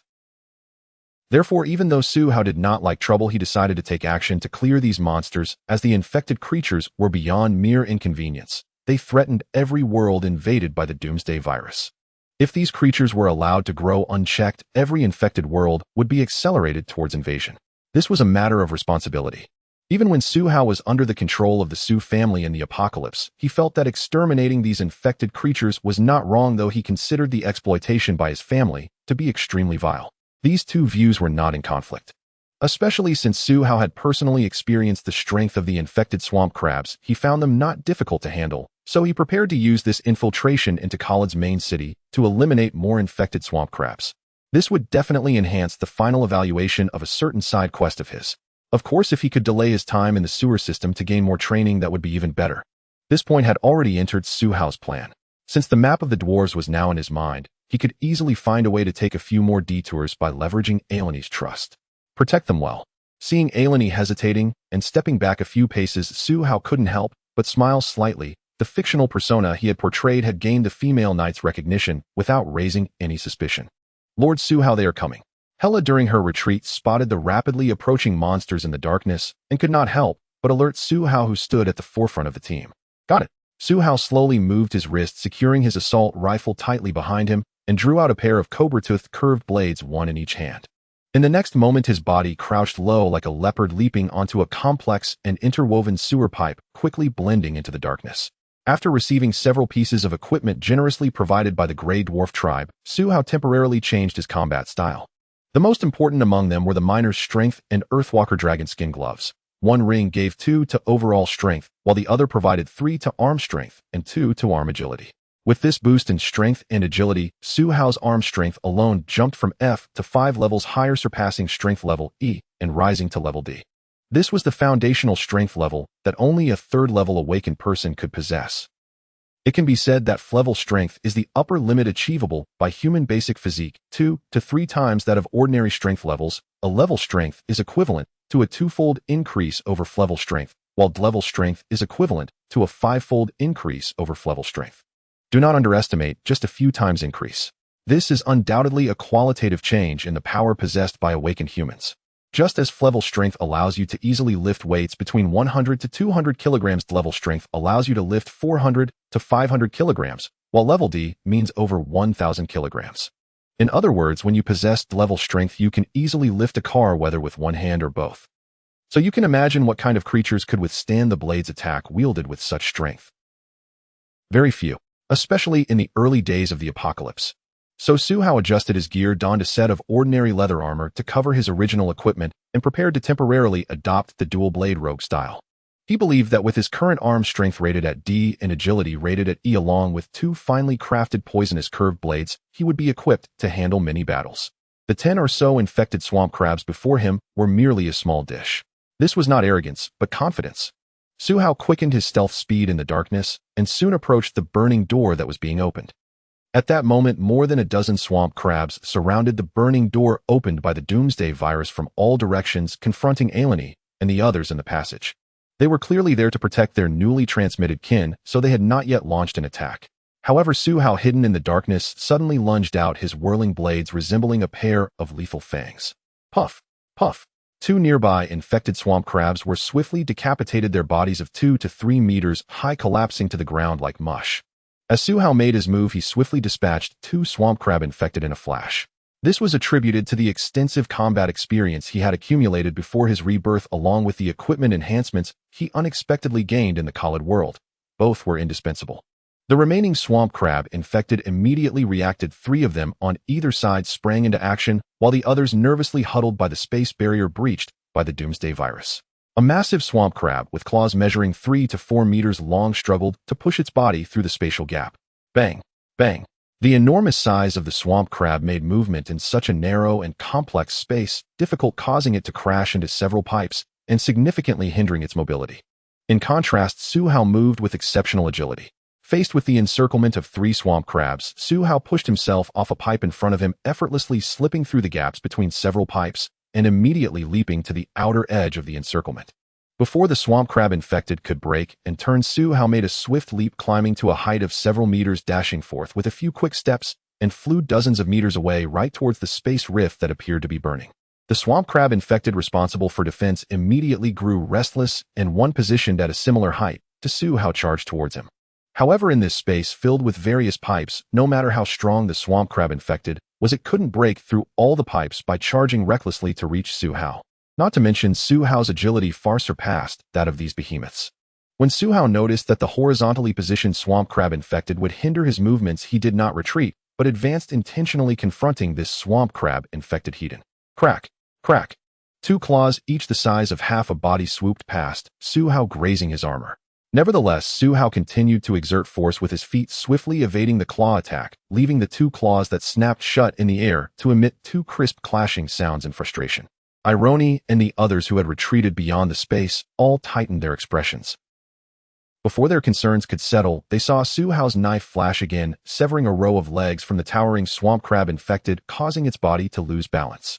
Su Hao immediately countered with a swift stab, piercing the back of the swamp crab infected's head, yet he did not stop, continuing to tread on the intertwined pipes, charging towards his target. Of course, at this distance, he could use firearms for an attack, even from further away. However, not to mention that the chances of inflicting a fatal wound with an assault rifle or bow against the fully armored swamp crab infected were minimal. The loud noise of the Blood Eagle revolver could easily attract more lurking creatures from the darkness. That would definitely not be worth the risk. Thus, Su Hao decided to temporarily engage in close combat. With his current agility and strength combined with the cobra tooth scimitar, the shell of the swamp crab infected was as thin as paper. Thud! Thud! Facing a jumping swamp crab infected, Su Hao once again severed its claw with a single stroke, and as he sidestepped, he leapt into the air, the scimitar thrusting straight through the crab-like brain. Next, more swamp crabs gathered, fiercely defending near the spatial rift. Su Hao, with an indifferent expression, quickly entered the fray, utilizing the cramped environment to swiftly encircle all the swamp crab infected, delivering lethal blows one by one. Executed a backstab, dealing a critical hit of 397 damage to the vital area of the swamp crab infected. Side quest: infection of the Doomsday virus activated. You have killed 19 swamp crab infected. Keep up the good work. Another similar mission prompt flashed momentarily in Su Hao's mind. His gaze immediately turned to the nearby spatial rift where a massive swamp crab infected had already squeezed out nearly half of its body, its enormous claws entwining several thick pipes like twisted dough attempting to pull itself free. Su Hao silently approached. The struggling large swamp crab infected immediately noticed Su Hao, a huge black gemstone-like eye drooping down to glance at the tiny human before it, and it immediately spewed forth grayish-white foam. Su Hao, calm in demeanor, continued forward. This was not the precursor to the swamp crab infected spraying acidic liquid, but rather a biological instinct in response to a delicious prey. This indicated that this large swamp crab had previously consumed humans, and its not-so-developed brain still remembered that past. What puzzled this large swamp crab was that all the humans it had encountered before would fear it and refrain from confrontation, yet the small figure before it walked steadily right up to it. Whoosh! A gust of wind sounded as the large swamp crab swung its gigantic claw down forcefully towards Su Hao. Not being particularly intelligent did not mean that the swamp crab infected would foolishly allow Su Hao to approach it. Its primal instincts sensed a threatening aura prompting it to strike first.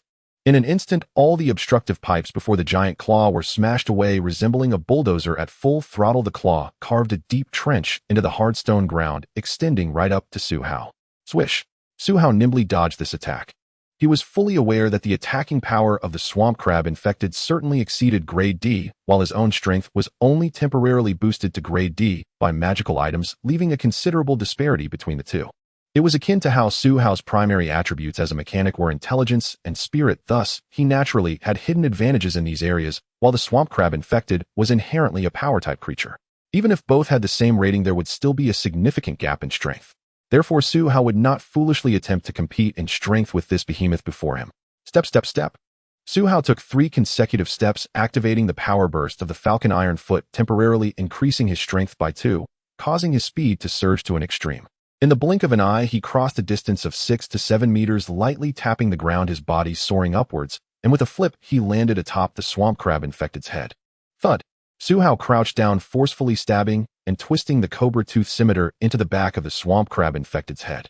The creature, which had just realized what was happening, began to tremble violently before instantly dying in the spatial rift. The spatial rift seemed to be affected by the death of this swamp crab, infected the red energy, flickering ominously before rapidly turning to ash. However, this energy could no longer sustain the spatial rift, ultimately collapsing and closing. Bang! The severed body of the large swamp crab infected fell to the ground, while Su Hao executed a roll, quickly jumping onto a pipe, nonchalantly flicking the filth off his scimitar before sheathing it. A squad composed of over a dozen swamp crab infected had thus easily become souls under his blade. After the battle, Su Hao stood for a moment at the high point of the sewer hub before jumping down. According to the map, just a little further ahead is the location where Wine and the others were ambushed. We have only just set off for less than an hour, and our physical strength is still sufficient, so I suggest we continue forward to check it out. As soon as Su Hao met them, he proposed this suggestion. In fact, during the time he spent up there, he was reconnecting with 4 mechanical spiders, as the signal had been interrupted when the apocalyptic virus corroded the spatial rift. Fortunately, it was not a major issue. After checking, Su Hao found that he only needed to incorporate more mechanical cells into the collective to enhance the signal for communication. Wine, who had originally been carefully following behind Hela, rushed to Iloni's side upon hearing Su Hao's suggestion. Master, Su Hao is right. The place where we were ambushed is just across the bridge ahead. Let's go there right now, the young dwarf exclaimed excitedly. Seeing that Iloni did not respond, Su Hao lifted his mask and said seriously, we are exactly on the way there. There are 3 passages leading to the underground depths, and to get there from our side, we must pass through the location where they were attacked. All right, I will follow your arrangement. Iloni ultimately put aside the sudden unease in her heart and relaxed a bit towards Su Hao. Let's set off. With 4 mechanical spiders scouting ahead, Su Hao was well aware of the situation within 1,000 meters ahead and several hundred meters on both sides, and he immediately commanded the team to move out. This was also the reason for his several coincidental encounters with the underground monsters. With the mechanical spiders scouting, he could selectively hunt the swamp crab swarm without the team realizing his intentions. After all, the team was following the map, and if they encountered monsters, it was all part of the map's course. In any case, it had nothing to do with the good person Su Hao. About 10 minutes later, Su Hao and his group peered out from a wall that had a hole in it and saw a dangerous underground cliff below. The cliff was covered by a layer of grayish-white mist with steep rock walls on both sides, making it impossible to see how deep it was. Between the cliff and the opposite rock wall, there was a bridge approximately 4 or 5 people wide, entirely made of metal lattice panels. This bridge was suspended in midair, resting on several thick pipes that crossed between the two banks. Suhao had already sent a mechanical spider to inspect the entire bridge's connections, and aside from appearing somewhat old, it seemed very sturdy and safe. Wine rushed to the front of the team, eagerly pointing to a metal staircase hanging on the cliff, saying, "The path we are taking is 1 level higher than the bridge. We must go down these stairs, or we will have to detour for a distance. Let's go this way." Iloni made the decision aloud. Suhao had no objections. The path had already been scouted by the mechanical spiders, which had discovered the location where Wine and the others encountered the swamp crab-infected bodies. However, there were no dwarf corpses to be found, and it was unclear whether Lambana, whom Wine was seeking, had been devoured by the swamp crab-infected bodies. But this finding was exactly what Suhao hoped for.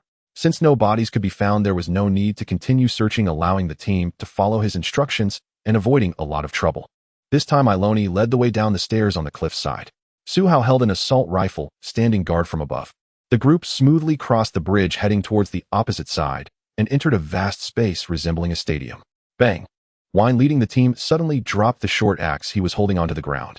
In the sight of the squad, several paths of varying widths appeared, and on one of the paths fresh blood was splattered everywhere, with some dismembered body parts scattered on the ground. "Lambana!" Wine cried out in despair, hurriedly running forward. Guilt, self-blame, panic, anticipation. Wine just wanted to find Lambana's corpse, or else he would be trapped in these emotions for the rest of his life. "Be careful," Iloni warned, keeping a vigilant eye on her surroundings. She was continuously casting a spell similar to sensing evil, which could detect objects disliked by holy light within a distance of 10 to 20 meters, but unfortunately it could not probe any further. Suhao also cautiously stepped into this space. Although he had mechanical spiders and mechanical dogs helping monitor the surroundings, he did not dare to be too complacent, as there were too many unique ways in this world to evade various surveillance, and maintaining a cautious attitude was a good habit for living longer. Behind Suhao, Hela also entered with several mechanical dogs carrying supplies. Looking around upon seeing the blood-stained passage, her lips involuntarily pressed tightly together. Clearly she had not yet fully adapted to such a killing environment. Before long, a muffled cry came from Ween's side. "I can't find him. Oh, why can't I find him? Lambana, where are you? I promised to Dulis I would bring you back.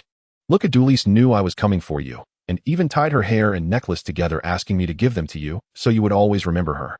I really wish it had been me who died then."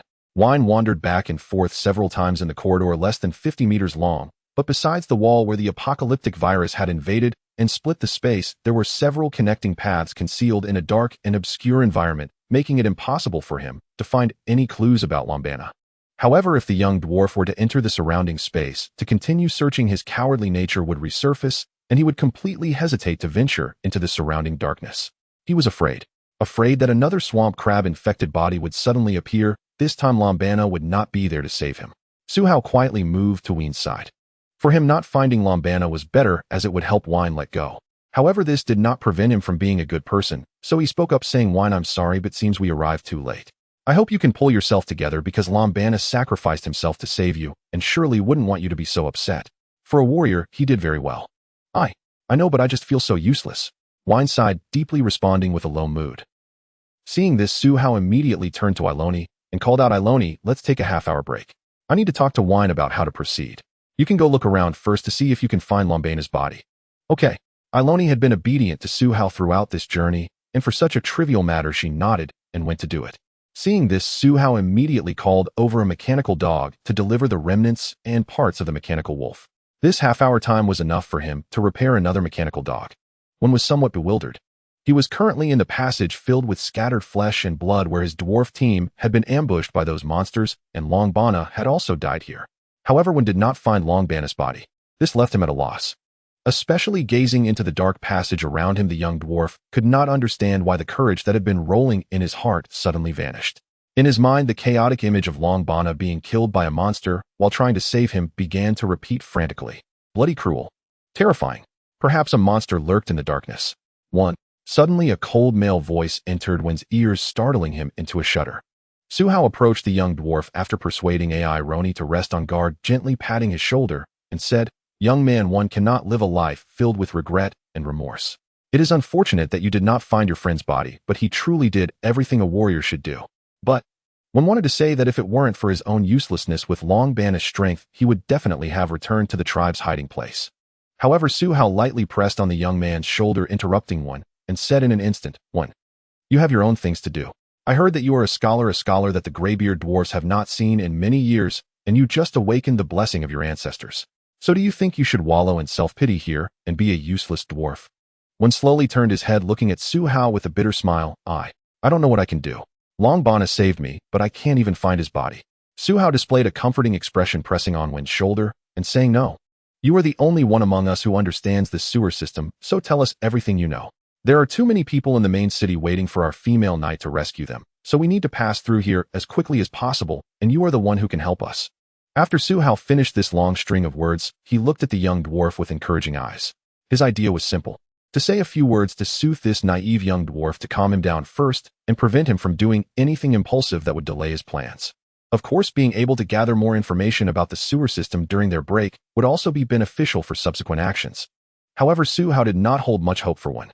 Wen's gaze met Su Hao's for a moment, and he immediately became somewhat stammering. I. He seemed completely unprepared for someone to trust him, feeling that he was not a waste. Just as the tribe had never regarded him as a warrior, just as Adoris liked only Long Bana, just as he had failed to recover Long Bana's body. "Don't be nervous, I am here repairing my machine.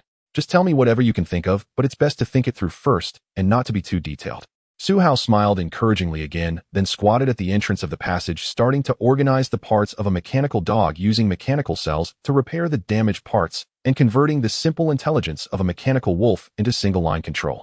About a minute later, Wen voluntarily squatted beside Su Hao. "The area I know is very limited, but I have seen the map that the chieftain gave you before, and I have some analysis of my own." Wen obviously hoped he could help Su Hao, even if only a little. This was because when he was in a state of loss and despair, it was this person who proactively helped him realize that he was still a useful person. Moreover, the goal Su Hao expressed was to rescue the residents of the main city, which greatly impressed Wen. So he silently set aside his sadness and remorse, and with the knowledge he had of archaeology, earnestly helped Su Hao analyze the vast sewer system of Khalid. Su Hao did not expect Wen to actively seek to talk to him. However, considering the need to keep the other from wandering around, he simply opened the map recorded by the wolf head mask and prepared to listen to what Wen would say. As a result, Wen awkwardly opened his bag and pulled out a map of the tribe that was as thick as a dictionary.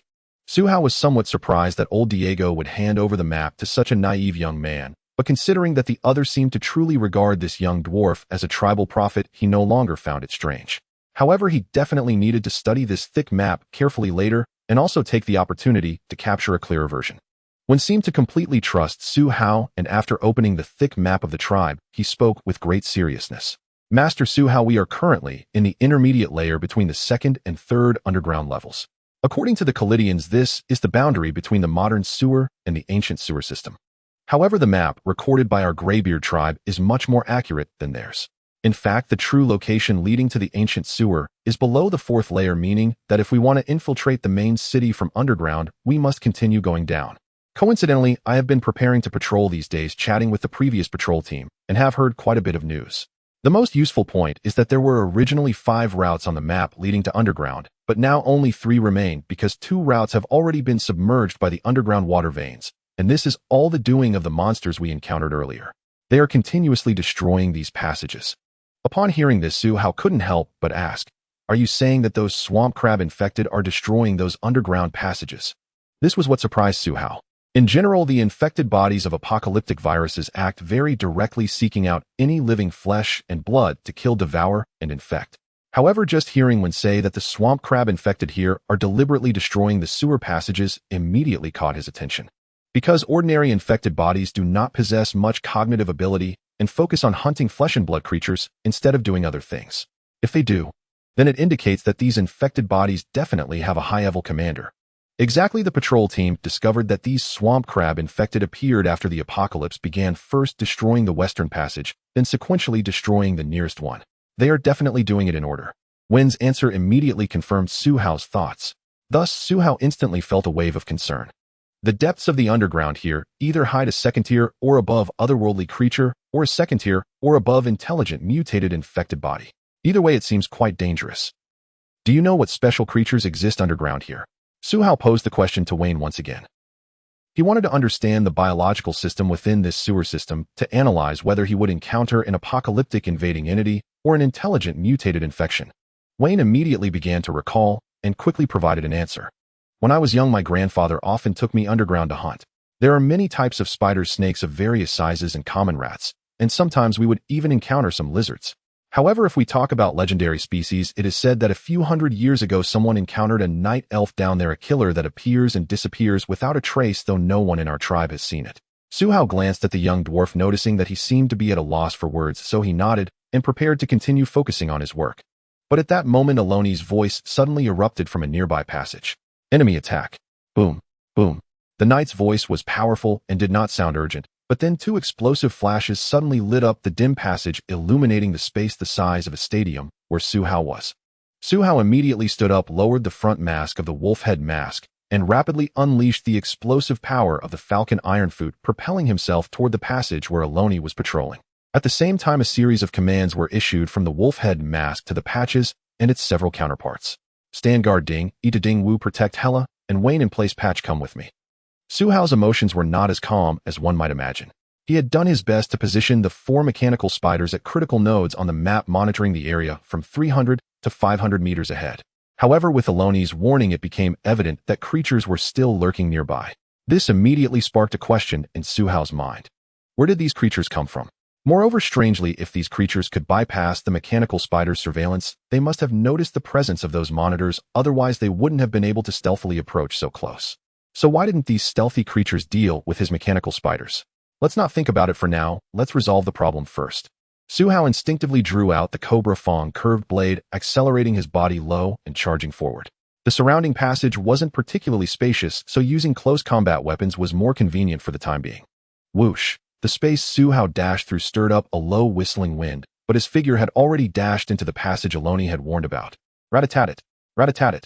As soon as Su Hao rushed into the passage, he saw Aloni swiftly wielding her knight's longsword, while retreating quickly, concealing herself behind a large vertical water pipe. Behind her, a familiar sound of machine gun fire reached Su Hao's ears. Mechanical creatures. Su Hao hastily waved his curved blade to dodge. With the flashes from the gunfire across the way, he spotted a massive mechanical spider charging out from the other side of the passage, its machine gun showing no signs of stopping. Su Hao immediately recognized this as a giant combat mechanical spider similar to the models he had encountered in the theater, but this one was only equipped with 2 light machine guns, its firepower vastly inferior to that of the spider's fiery tongue. However, Su Hao also noticed that this giant mechanical spider bore signs of difficult modifications. This indicated that the 2 light machine guns had been added later. Attention! I killed the big guy that just launched explosives, but there are still 5 more of these monsters. 4 of them are machine guns, and 1 is equipped with explosive launchers. After successfully dodging, Aloni spotted Su Hao and quickly called out a reminder. Su Hao was pressed against the wall opposite Aloni, and upon hearing her, he confidently replied, "Don't worry, I've encountered these mechanical spiders before in the theater, oh, just leave the rest to me." No sooner had he spoken than the machine guns at the entrance of the passage suddenly ceased firing. He immediately deduced that this giant mechanical spider was reloading, and it happened to block the entrance of the passage, preventing the other similar creatures from locking onto an attack target, leaving them to line up behind. Move in, Patch, try to disrupt their balance. Su Hao straightened his body, immediately crouched low, and continued to unleash the explosive power of the leading sticker, issuing new commands to the Patch following closely behind him as he charged out. 1 person and 1 dog dashed forward like 2 arrows released from a bow, speeding through the darkness ahead. Crack! Crack! The light machine gun of the giant mechanical spider successfully loaded, and its nearly 3-meter-tall body immediately lowered a bit. The darkness had little effect on its infrared vision and thermal detectors, at least not hindering its ability to lock onto the aggressive living beings charging from the opposite side. But just as the giant mechanical spider's gun barrel locked onto Su Hao, a faint sound of something slicing through the air echoed from a distance. Thud! Su Hao's right hand with the Cobra Fong curved blade struck first with a lethal attack, precisely penetrating the head of the mechanical spider at that moment, instantly disrupting the giant mechanical spider's operational program. In the darkness of the battle, Su Hao also had the technological assistance of the wolf head mask, which enabled him to see everything across the passage. The towering mechanical spider instantly collapsed, several of its supporting spider legs wobbling before its massive body fell heavily. However, just before the giant mechanical spider fell, Patch darted ahead from beneath its chaotic legs, while Su Hao, who charged in a moment too late, collided with the falling body of the mechanical spider. At that moment, half of the giant mechanical spider's body was raised high, bringing Su Hao face to face with several other giant mechanical spiders. It could be seen that the remaining 4 giant mechanical spiders had their eyes flashing red light, and upon spotting Su Hao they immediately activated their combat programs. However, the prepared Su Hao was faster than these mechanical beings. No one noticed when the Blood Eagle revolver appeared in his right hand. Bang, bang, bang. In quick succession, Su Hao fired 3 shots using the half-body of the giant mechanical spider that had flipped over in front of him, pulling the trigger at the fastest speed as it landed. The bullets seemed to have a mind of their own, effortlessly hitting their targets within a distance of about 20 to 30 meters. The heads of 3 giant mechanical spiders exploded in an instant, and 3 paralyzed bodies collapsed onto the ground. However, Su Hao did not relax at all in that moment. This was because the part of the giant mechanical spider's body that had flipped over in front of him was rapidly descending, obstructing his line of sight, and there was still another giant mechanical spider on the other side. Moreover, Su Hao suddenly noticed that the surveillance feed from one of the mechanical spiders flickered, and then several humanoid figures suddenly appeared on the screen, but before the image could be clearly captured, the video was completely cut off, turning into a speckled pattern. Someone attacked the mechanical spider. Most crucially, they did not seem to be benign. Distance: 300 meters. In the darkness, a shadow flickered inexplicably, causing Su Hao's heart to race. For a brief moment, although he could not clearly see the faces of those humanoid creatures, he distinctly captured a red light in the air resembling a spider web. Virus-infected entities. To be precise, they are infected by the apocalyptic virus. However, these entities are different because they are all humanoid beings. Any humanoid virus-infected entity is the most dangerous, especially the advanced variants among them. This Su Hao remembered clearly from his 17 years of battle experience during the apocalypse. They could appear as a child who looks 6 or 7 years old, or a stunning young girl in her late teens, or even a kind elderly lady in her 60s or 70s. Any variant infected by the apocalyptic virus is extremely terrifying. Be careful. The infected entities themselves are not overly terrifying, but the mutated ones are, as they not only possess extraordinary combat power, but also possess intelligence. So can an infected entity with such immense power, capable of discovering surveillance cameras the size of half a palm and knowing how to destroy monitoring facilities, be devoid of intelligence? I'll only be aware that there are still enemies behind. They are very strong. Su Hao could not afford to hide his target. Those humanoid infected entities definitely possessed intelligence, making them extremely dangerous. He didn't even glance at the remaining giant mechanical spider in the football field-sized space ahead. At that moment of his racing heart, the previously fallen giant spider lay straight on the ground, while the last giant mechanical spider had already locked onto his position with its 2 light machine guns aimed directly at him. Patch, go stealth. Su Hao noticed Patch rapidly pouncing towards the last giant mechanical spider, but he had no time to pay attention to that guy, as a distance of about 300 meters, even with a few turns, could be traversed in an instant by an awakened. Rat-a-tat. In the dim space, the tongues of machine gun fire erupted in a frenzy of shooting once again. But ahead of the bullets, all the shadows vanished without a trace. Su Hao and Iloni were about 30 or 40 meters apart, hiding behind several thick sewer pipes in the passage. Be careful. They are coming. Through the visuals transmitted by Patch, 5 humanoid beings rushed out of a corridor intermittently illuminated by the flashes of bullets. Using Patch's vision, Su Hao observed that all 5 were dressed in black robes somewhat similar to the uniforms of the collateral rebels outside, but each wore a black mask that completely obscured their heads and faces, making it impossible to discern their identities.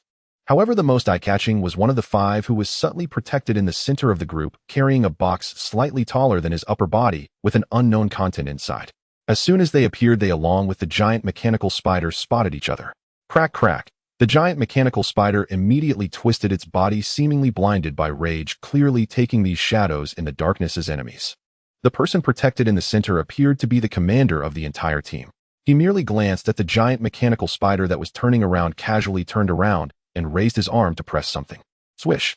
An electronic screen instantly appeared before him, flashing an electronic map. Number 3 stays behind to resolve the issue, the rest retreat together. We can return to the surface soon. The leader coldly issued the command, and the 5 acted without hesitation. Strange. Upon hearing that voice echoing in the space, Su Hao felt something was off, but he immediately attributed this peculiarity to the translation of the apocalypse, he thinking that perhaps the black-clad leader spoke with some strange accent. The key point is that the opponent possessed electronic devices, so they were very likely part of the Mechanical Legion. No, wait. Su Hao carefully observed the bodies of the few individuals and found that they were all covered from head to toe in black robes and masks. Thus, he felt confused about whether the traces of the virus spiderweb he had seen earlier were real. Because that layer of markings only appears on the surface of the body, these individuals were covered so thoroughly that, logically speaking, they should not have any traces of the spider web-like apocalyptic virus. Thus, Su Hao was momentarily uncertain about the origins of these individuals. In the football field-sized space, there were 4 passages.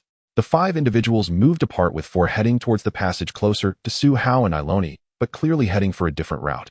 One of the black-clad individuals suddenly surged forward and rushed towards the giant mechanical spider. This person's speed was extremely fast, causing Su Hao to squint slightly.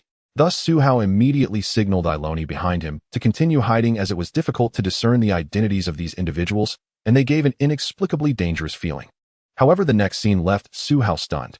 The black-clad individual stood directly in front of the giant mechanical spider, but unexpectedly did not launch an attack. Instead, he extended a hand the size of a palm fan underneath the head of the mechanical spider. Beep beep. Identity verification complete directly under the command of the Führer's Special Action Team Highest Level Operation Code, S-8971 Combat Unit Program Alteration. Decisively obey all commands of the person in front. With just a hand extended, he actually gained control of the giant mechanical spider.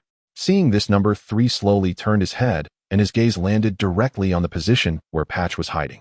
Not good. They discovered us. Su Hao only then realized where things had gone wrong. Earlier, the scouting spiders used in the battle zone had been detected by these individuals, so how could Patch, whose stealth ability was inferior to that of the scouting spiders, evade their detection? So he was misled. These people had long since discovered Patch. Patch, act. Su Hao was still uncertain if these black-clad individuals had noticed him, so he commanded Patch to act first. Then he appeared from the shadows and disregarded the sound of gunfire, firing 4 shots from the fully loaded Blood Eagle revolver, all aimed at the head and heart of the solitary number 3 black-clad individual. Whoosh, whoosh, whoosh. The bullets instantly traversed over 40 meters, and it seemed they were about to strike number 3 black-clad individual's vital points. At that moment, Patch also charged and leaping towards number 3. Number 3 black-clad individual suddenly let out a cold laugh. He did not dodge, nor did he use anything for defense. This meant he did not take any actions that an ordinary person would have taken against Su Hao's attack. The only thing number 3 did was to extend his palm lightning fast towards Patch's face. Swish! Unbeknownst to the method used by number 3, Patch, modified by Su Hao, suddenly went stiff in midair and fell to the ground with a thud, motionless. Su Hao immediately sensed a sharp pain from the mechanical cells within him. With this move from the black-clad individual, he and Patch unexpectedly lost their connection. However, at that moment, the bullets from the Blood Eagle revolver also struck number 3 black-clad individual. Yet again, the situation exceeded Su Hao's expectations. All 4 bullets hit their target, but a deafening metallic clash resounded and several sparks even burst from number 3's body. Clang, clang, clang. When the 4 projectiles struck number 3, they surprisingly all ricocheted away. Is this person wearing armor? Su Hao furrowed his brows tightly, feeling increasingly uneasy. Suddenly, he noticed a shadow rushing at him from the side. His heart tightened, and he immediately raised the wolf claw power arm on his left arm, only to feel an irresistible force coming from above, causing his body to involuntarily fly diagonally and crash heavily into a wall. A mouthful of fresh blood spurted out from Su Hao's mouth. Hyla grew up in Khalid and is now 18 years old. She has always had a passion for comedic performances, training in dance from a young age, and finally realized her dream by joining the Camellia Theater at the age of 15. Within 2 years, she secured a significant role in a play at the theater, gradually gaining some recognition. However, just then Hyla's parents tragically perished during a journey which brought a monumental change to her life. Her family once owned several shops, but all of it was seized by creditors flooding in from everywhere, leaving her with no wealth. Now Hyla Stark was left as the sole survivor of her family. Fortunately, the female owner of the Camellia Theater was a kind woman who reached out to Hyla during this critical moment, helping her endure the darkest times of her life. After a year of depression, Hyla, now an adult, realized she had to confront the harsh realities of life. Without family, she had to forge her own path. Thus, Hyla trained hard and performed, hoping to gain better fame. However, she gradually discovered that her life was unlikely to have any significant ups and downs. Now that she was 18, had she not lost her parents, she would have had many choices for her future, but now she was forced to make some decisions prematurely. Based on what she had seen and heard in the theater, many actresses like her, upon reaching a certain age, often chose to become the wives of merchants or mistresses of minor nobles to avoid being undesirable as they aged. Faced with this reality, Hyla felt conflicted. Just then, the apocalyptic virus opened spatial rifts surrounding the vast city of Khalid as mechanical legions surged forth, plunging the once prosperous and peaceful city into hellish flames of war. As an ordinary actress in the theater, she was abandoned. No one cared for her safety, not even the owner of the Camellia Theater who escaped to the main city, leaving all the actors behind. For over half a month, Hyla encountered no rescue, and subsequently, when the mechanical legions occupied the theater, she and her unfortunate sisters were captured, enduring the most harrowing time of their lives. Then a man appeared. Yes, a man. Although this man was somewhat handsome, his gaze was as cold as a wolf's, seeming to view everyone as mere prey. The most crucial part was that he single-handedly eliminated all the scoundrels in the theater and destroyed the terrifying mechanical demons outside. Hyla vowed she had never seen such a fearsome, yet deeply admirable man. Therefore, she desperately showcased her value before him. Hyla did not want to continue being someone else's plaything. She wanted to leave the theater with this man.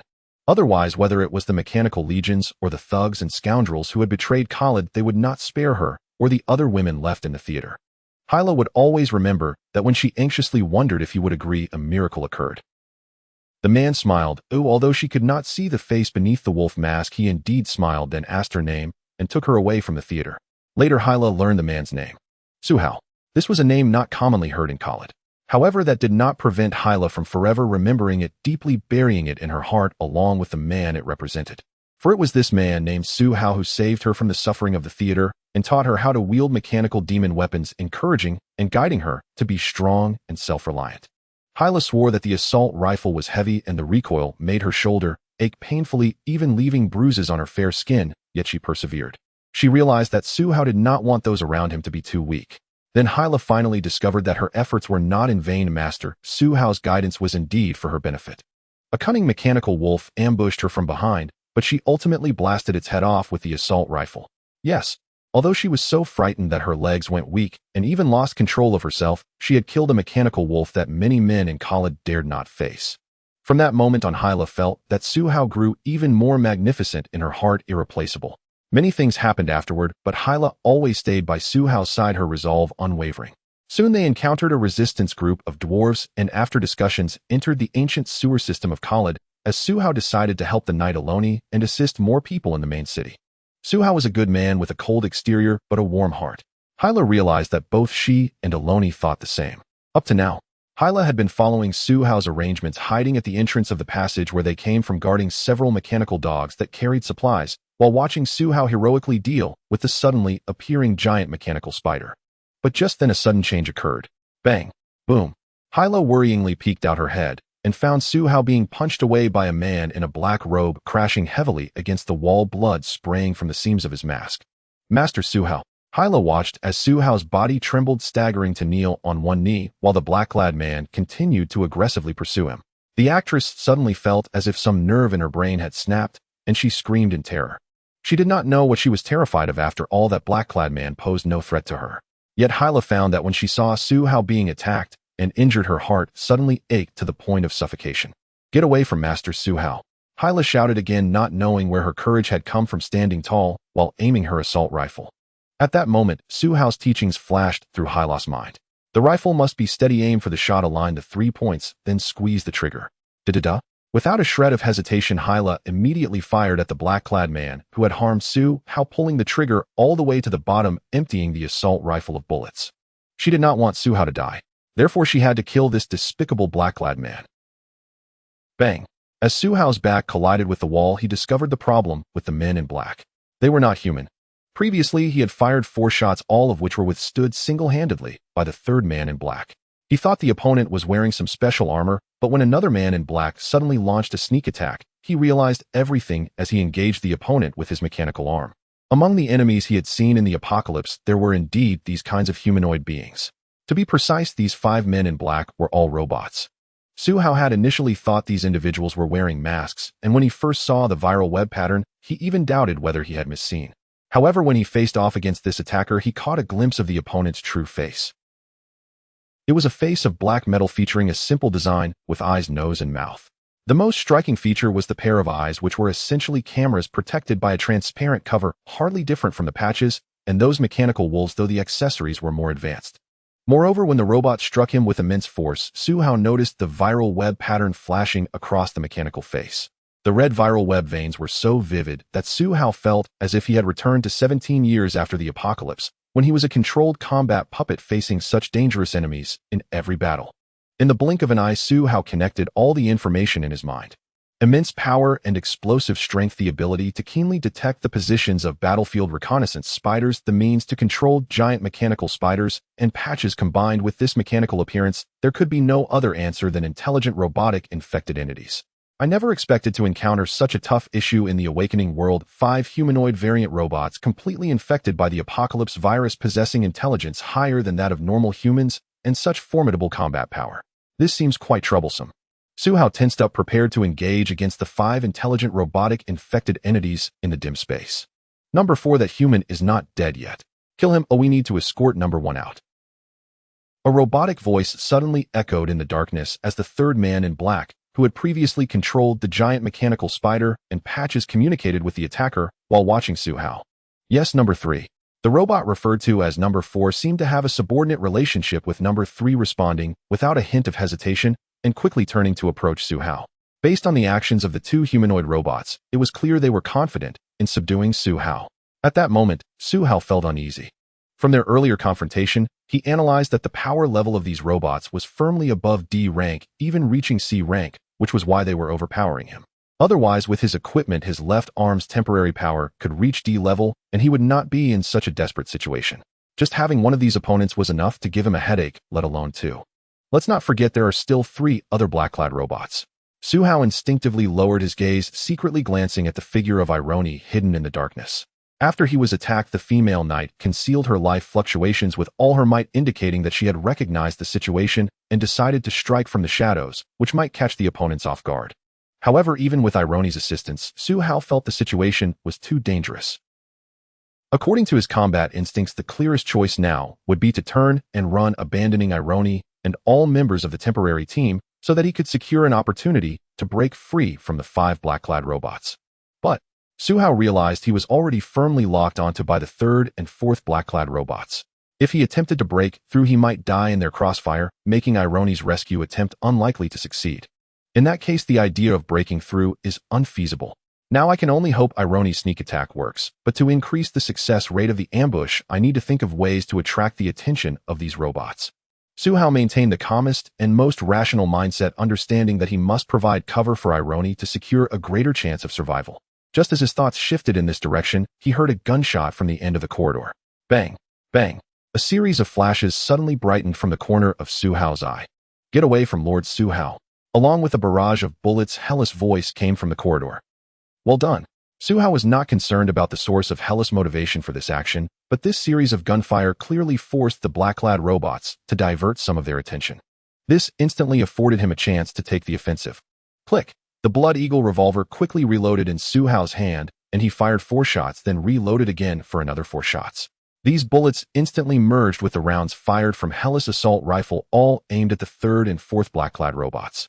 All of this occurred within 3 seconds of Hela opening fire, which was quite fast. However, Suhao did not take this attack too seriously. Because he was aware that this was merely an appetizer for the upcoming battle, and it was highly likely that he would be at a disadvantage throughout, ultimately having to abandon everything and escape alone. After all, his main mission in the awakening world was to survive for 15 days, not to be a saint or savior for those 15 days. Relative to his own safety, everything else could be sacrificed. But now all his energy was concentrated on the battle at hand. Because from the corner of his eye, Irony had stealthily approached through the darkness of the corridor, now less than 30 meters away from the 2 black-clad robots that had to defend against the bullet fire. At this distance, the female knight could launch a sudden attack at any moment, initiating an assault on the 2 robots.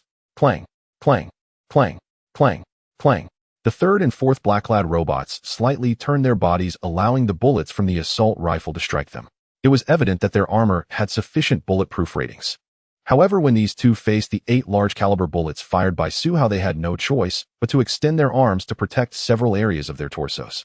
Although their vital points were different from those of humans, the black-clad robots also had their own vital areas. Suhao was well aware of this, so when attacking with the Blood Eagle revolver, he would not repeat the earlier mistake of treating the black-clad robots as flesh and blood beings to be ignored. At that moment, Irony launched her surprise attack from the darkness. Whoosh! The dim space was suddenly illuminated by a burst of light. Irony was enveloped in a layer of rich, holy light, and the knight's longsword she thrust forward extended a blade nearly 3 meters long, aimed directly at the 3rd and 4th black-clad robots. In the dimly lit space of the sewer, the attack launched by AI Lonnie pierced through the air at just the right moment. At that moment, Su Hao had already loaded the bullets into the Blood Eagle revolver for the third time, dropping to one knee, and then springing forward like a sprinter. He was closer to the third and fourth black-clad robots, allowing him to strike first. The Blood Eagle revolver was raised in Su Hao's hand, firing 2 shots at the heads of the 2 robots, while his mechanical wolf claw gripped the last remaining cobra tooth curved dagger and hurled it towards the back of the 4th robot's head. The sharp sound of the bullet and dagger slicing through the air suddenly drew the attention of the 3rd and 4th black-clad robots. They had no choice but to dodge or defend themselves. However, above them loomed AI Luoni's powerful attack, the holy light energy almost piercing through to them in the blink of an eye. Su Hao merely feigned a charge. His only goal was to hinder the movements of the 2 robots with bullets and the dagger, after which he immediately halted, retreating a few steps like a spring. He did not want to fall within the range of AI Luoni's attack. Given the intensity of the holy light accumulated on the knight's sword, if unleashed, its power would undoubtedly rival that of a high-intensity bomb. Most importantly, Su Hao's eyes remained fixed on the 3 remaining black-clad robots not far away. He was unsure when they would join the fray, so either he or AI Luoni had to conserve energy in preparation. Boom, boom. As expected, AI Luoni unleashed a powerful move right from the start. The holy light sword struck the 4th robot, with an unstoppable force piercing through its body and continuing to hit the 3rd robot, after which the holy light exploded, sending both black-clad robots flying. Bang! The 3rd and 4th black-clad robots crashed against a wall in succession, creating 2 deep indentations. However, the robotic bodies merely stiffened for a moment before collapsing to the ground. The black cloaks on both of them were torn to shreds by the holy light, revealing their all-metal bodies made of fine steel, with armored joints clearly marked with bullet scars. Su Hao, distract the remaining robots for me. Give me 300 breaths of time, and I will come help you. AI Luoni's figure swiftly descended from the air, veering to one side, and quickly distancing herself from the other 3 black-clad robots, continuing to drive the holy light sword towards the 3rd and 4th robots. Okay, Su Hao responded as he watched the female knight fly past him. The current situation was indeed dire. If AI Luoni could defeat the 2 black-clad robots in about 5 minutes, he would somehow have to stop the remaining 3 robots from attacking. However, Su Hao's gaze turned towards the 3 black-clad robots at the entrance of the passage, which had stood still since the beginning, not even glancing back at their companions. They seemed like a malfunctioning circuit. No, they appeared to be entirely absorbed by something else, hence they made no movements. As this thought flashed through Su Hao's mind, his heart suddenly jolted. Now, dealing with just 1 black-clad robot required all his concentration, thus their strength must be at least a grade, or even above grade. Logically, this squad of black-clad robots could dominate in Khalid. So if something could deter these black-clad robots from taking action, it would undoubtedly be a far more terrifying power. Thus, when Su Hao fixed his gaze on the trio led by the 1st black-clad robot, his nerves tightened, fearing that his observation might miss something. And indeed, what he feared came true. It wasn't until this moment that Su Hao realized a grayish-white mist had erupted from the passage where the 1st black-clad robot was facing, unnoticed earlier due to its color blending with the dim surroundings. However, just as Su Hao noticed the mist, his heart inexplicably tightened, feeling as if a pair of hollow, deep-set eyes were staring directly at him from within the grayish-white fog. Those eyes were cold and merciless, like an endless ice cavern in a polar abyss, instantly ensnaring one's soul and sending waves of bone-chilling cold that froze a person from their spiritual sense to their body, leading to a frozen death. Suddenly, the mist surged, revealing a multi-tentacled monster resembling an octopus lunging towards him. Swish! Su Hao evaded the suddenly appearing monster with great effort, only to feel an inexplicable sharp pain in his brain, his vision abruptly returning to normal, and he found himself staggering back a few steps. Everything that had just happened felt like an illusion. Huff huff. Su Hao panted heavily. He had definitely just experienced a mental shock. Had it not been for the strong will he had from his past life, he might have been forever trapped in that illusion. Thus, when Su Hao gathered his courage to look at the gray mist again, he clearly sensed that there was indeed something terrifying within. This thing was undoubtedly far more dangerous than those 5 black-clad robots. Where did this thing come from? Was it targeting those black-clad robots? Would he and AI Luoni be dragged into this matter together? A series of questions erupted from Su Hao's mind like a volcano, but he knew the reality did not allow him to dwell on these thoughts, for he noticed a chilling energy gathering rapidly in that gray mist, ready to explode at any moment. Scatter! Suddenly, the 1st black-clad robot, which had been standing like a stump, spoke and dashed away like a ghost. The other 2 guard robots acted slightly slower, but they also quickly followed the 1st as they darted away from the passage entrance. Bang! The gray mist that had filled the passage suddenly erupted with a thunderous boom, causing Su Hao's ears to buzz and he saw a mist as thick as the passage itself shoot out violently. "AI Luani, be careful." Su Hao finally grasped the source of his unease. The direction in which the turbulent mist was spraying was exactly where AI Luani was battling the third and fourth black-clad robots. At that moment, AI Luani was leaping high, her sword extending into a 3-meter-long beam of light, forcing the two robots against the wall.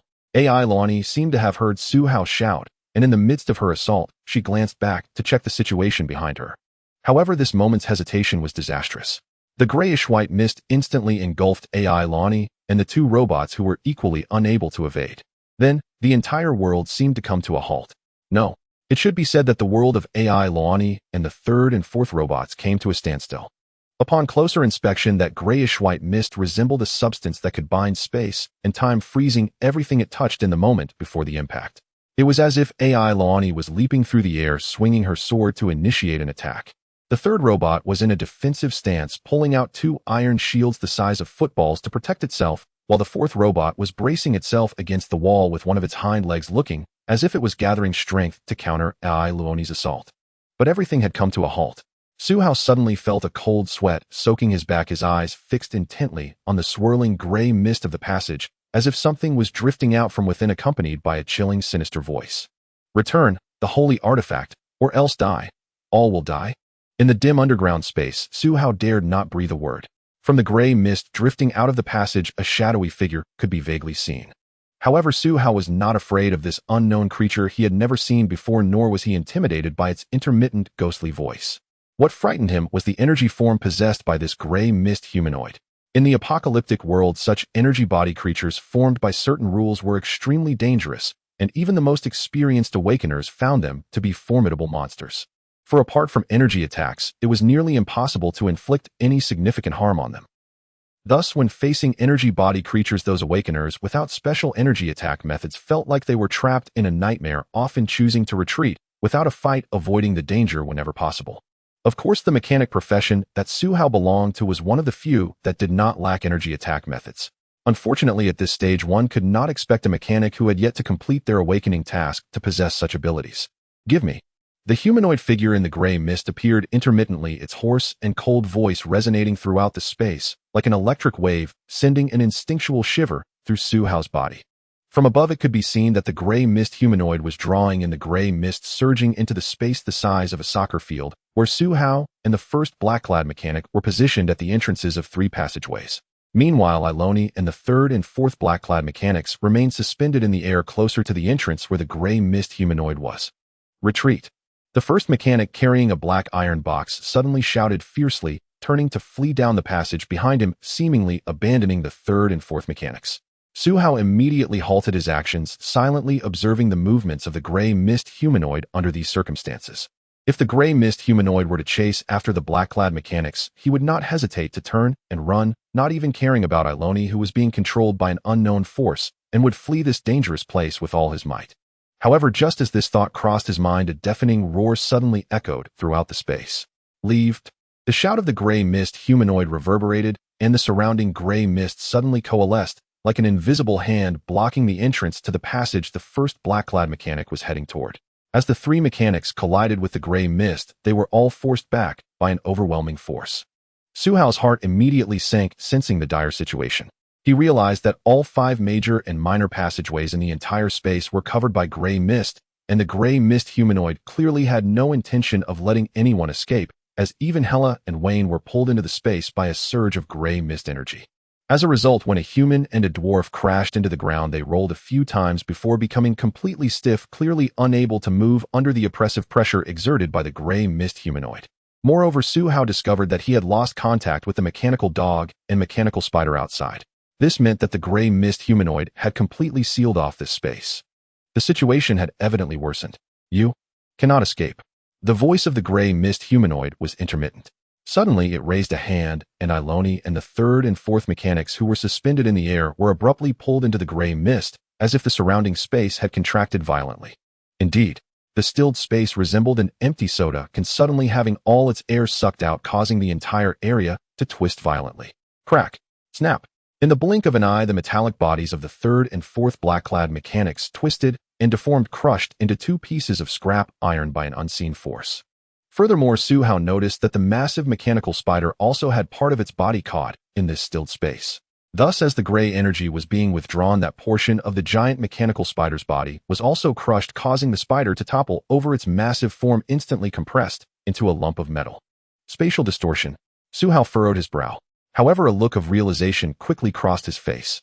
No, this is not merely spatial stasis and distortion. What this gray mist humanoid has done is concentrate all energy to create a high-intensity controllable energy field, and then utilize its own method to extract and distort the energy itself, resulting in this situation akin to spatial stasis and distortion. But even if I understand this mode of attack, I cannot underestimate this gray mist humanoid. Su Hao remained calm, but various circumstances made him feel exceptionally conflicted.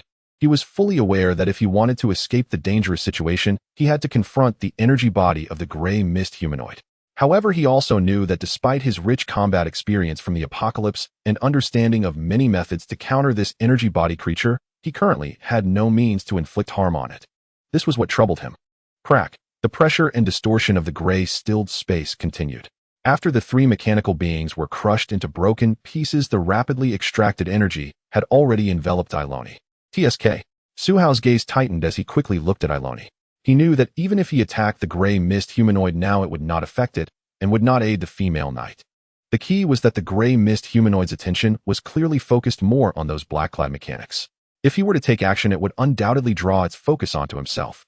Su Hao felt there was no need to take this risk, even if Iloni was his temporary ally, and her identity and strength also contributed to his awakening task. Since he was reborn, then the most important thing in this world was only himself. However, Su Hao couldn't help but silently mourn for Iloni in his heart. For in terms of her principles in life and her genuine actions, she was a person worthy of respect, a true knight willing to sacrifice everything for Khalid.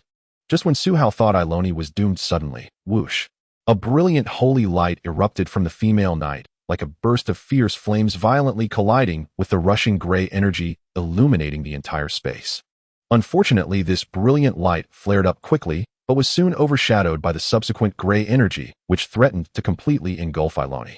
If this continued, Iloni's body would surely be crushed to pieces. After all, even with night training, a human body could not compare to the metal components of a mechanical being. From the ruined state of the third and fourth mechanics, one could easily infer how the female knight would be treated by the gray energy. And just at this critical moment, bang! A thunderous explosion echoed in the sealed space. In a moment of crisis for Iloni, Su Hao tightly gripped the Blood Eagle revolver, yet he restrained himself from pulling the trigger. Thus, the explosive sound in the space had nothing to do with him. On the other side, the three black-clothed robots were similarly observing, so it was not their doing. Therefore, this was entirely a self-rescue effort by the female knight. At that moment, Iloni experienced a brief moment of clarity. Just as she felt her body about to be crushed into a meat pancake, she immediately made a final effort, channeling the sacred light energy within her to ignite the knight's longsword in her hand. The knight's longsword seemed to sense the female knight's peril. After shattering into countless fragments, it surged outward like a cavalry charge, facing all fears heeded.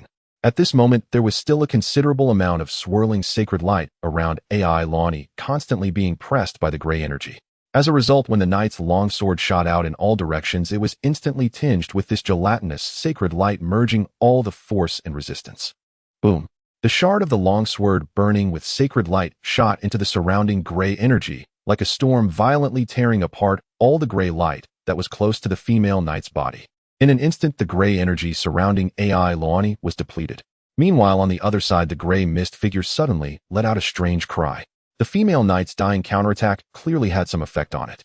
Su Hao and several black-clothed robots immediately turned their attention over, all witnessing the gray energy in the nearly frozen space suddenly contract, all rushing back into the gray mist figure's body, ceasing any further attacks on Iloni. Furthermore, Iloni's sacred light, after breaking through the gray energy, flickered like burnt ashes, unable to support the female knight's body any longer. She quickly fell downward and was subsequently flung away by an invisible force. Bang! Iloni crashed heavily to the ground, exhausting the last ounce of strength in her body. She rolled against the wall like a rag doll, half buried beneath a pile of shattered wall debris, unable to move. Fortunately, Su Hao could still sense the faint breath from the female knight. Dark elf. Suddenly weighing behind, Su Hao screamed in terror.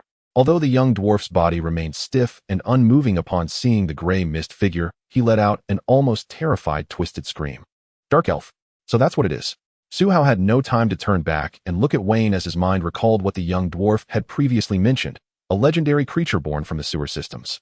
However, Su Hao also remembered that Wayne had mentioned when referring to this legendary creature that dwarf warriors had no means to deal with it. Only spellcasters had the ability to harm it. Most importantly, this creature was also a legend for the Greybeard tribe.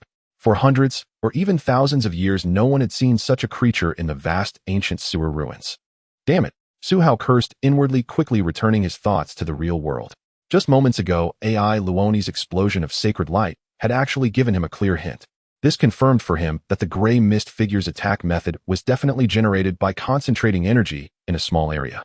In other words, theoretically, anyone who could create a sufficiently powerful shockwave attack could disrupt the gray mist figure's assault, just as AI Luoni had done. Not only that, Su Hao originally thought the gray mist figure had mastered some kind of energy rule, which left him feeling somewhat helpless. But now it seemed that the situation was not entirely like that. Su Hao realized he might not be completely without the power to counterattack. Because the strongest attack of the gray mist figure had been destroyed by AI Luoni's last effort, even reversing its influence, he could intuitively judge that the gray mist figure's strength was only comparable to AI Luoni's, with an overall attribute ceiling not exceeding grade D. Moreover, through his earlier observations, Su Hao discovered that the gray mist figure's energy would continuously deplete during offense and defense, so theoretically, he could still inflict harm on it. Of course, as long as he could increase the originally lethal attack against the enemy to 5-10, or even dozens or hundreds of times. Thinking of this, Su Hao slightly eased his tense nerves. He did not want to get himself tangled up in a dead end in the imagined battle, after all the development of events had to be seen as they unfolded. If it really comes to it, I can only grit my teeth and fight, but I must not be hit by the gray mist figure. No, I should call it the Dark Elf instead. I absolutely cannot be hit by its special attacks, otherwise once I am controlled there will be no sacred light to save me.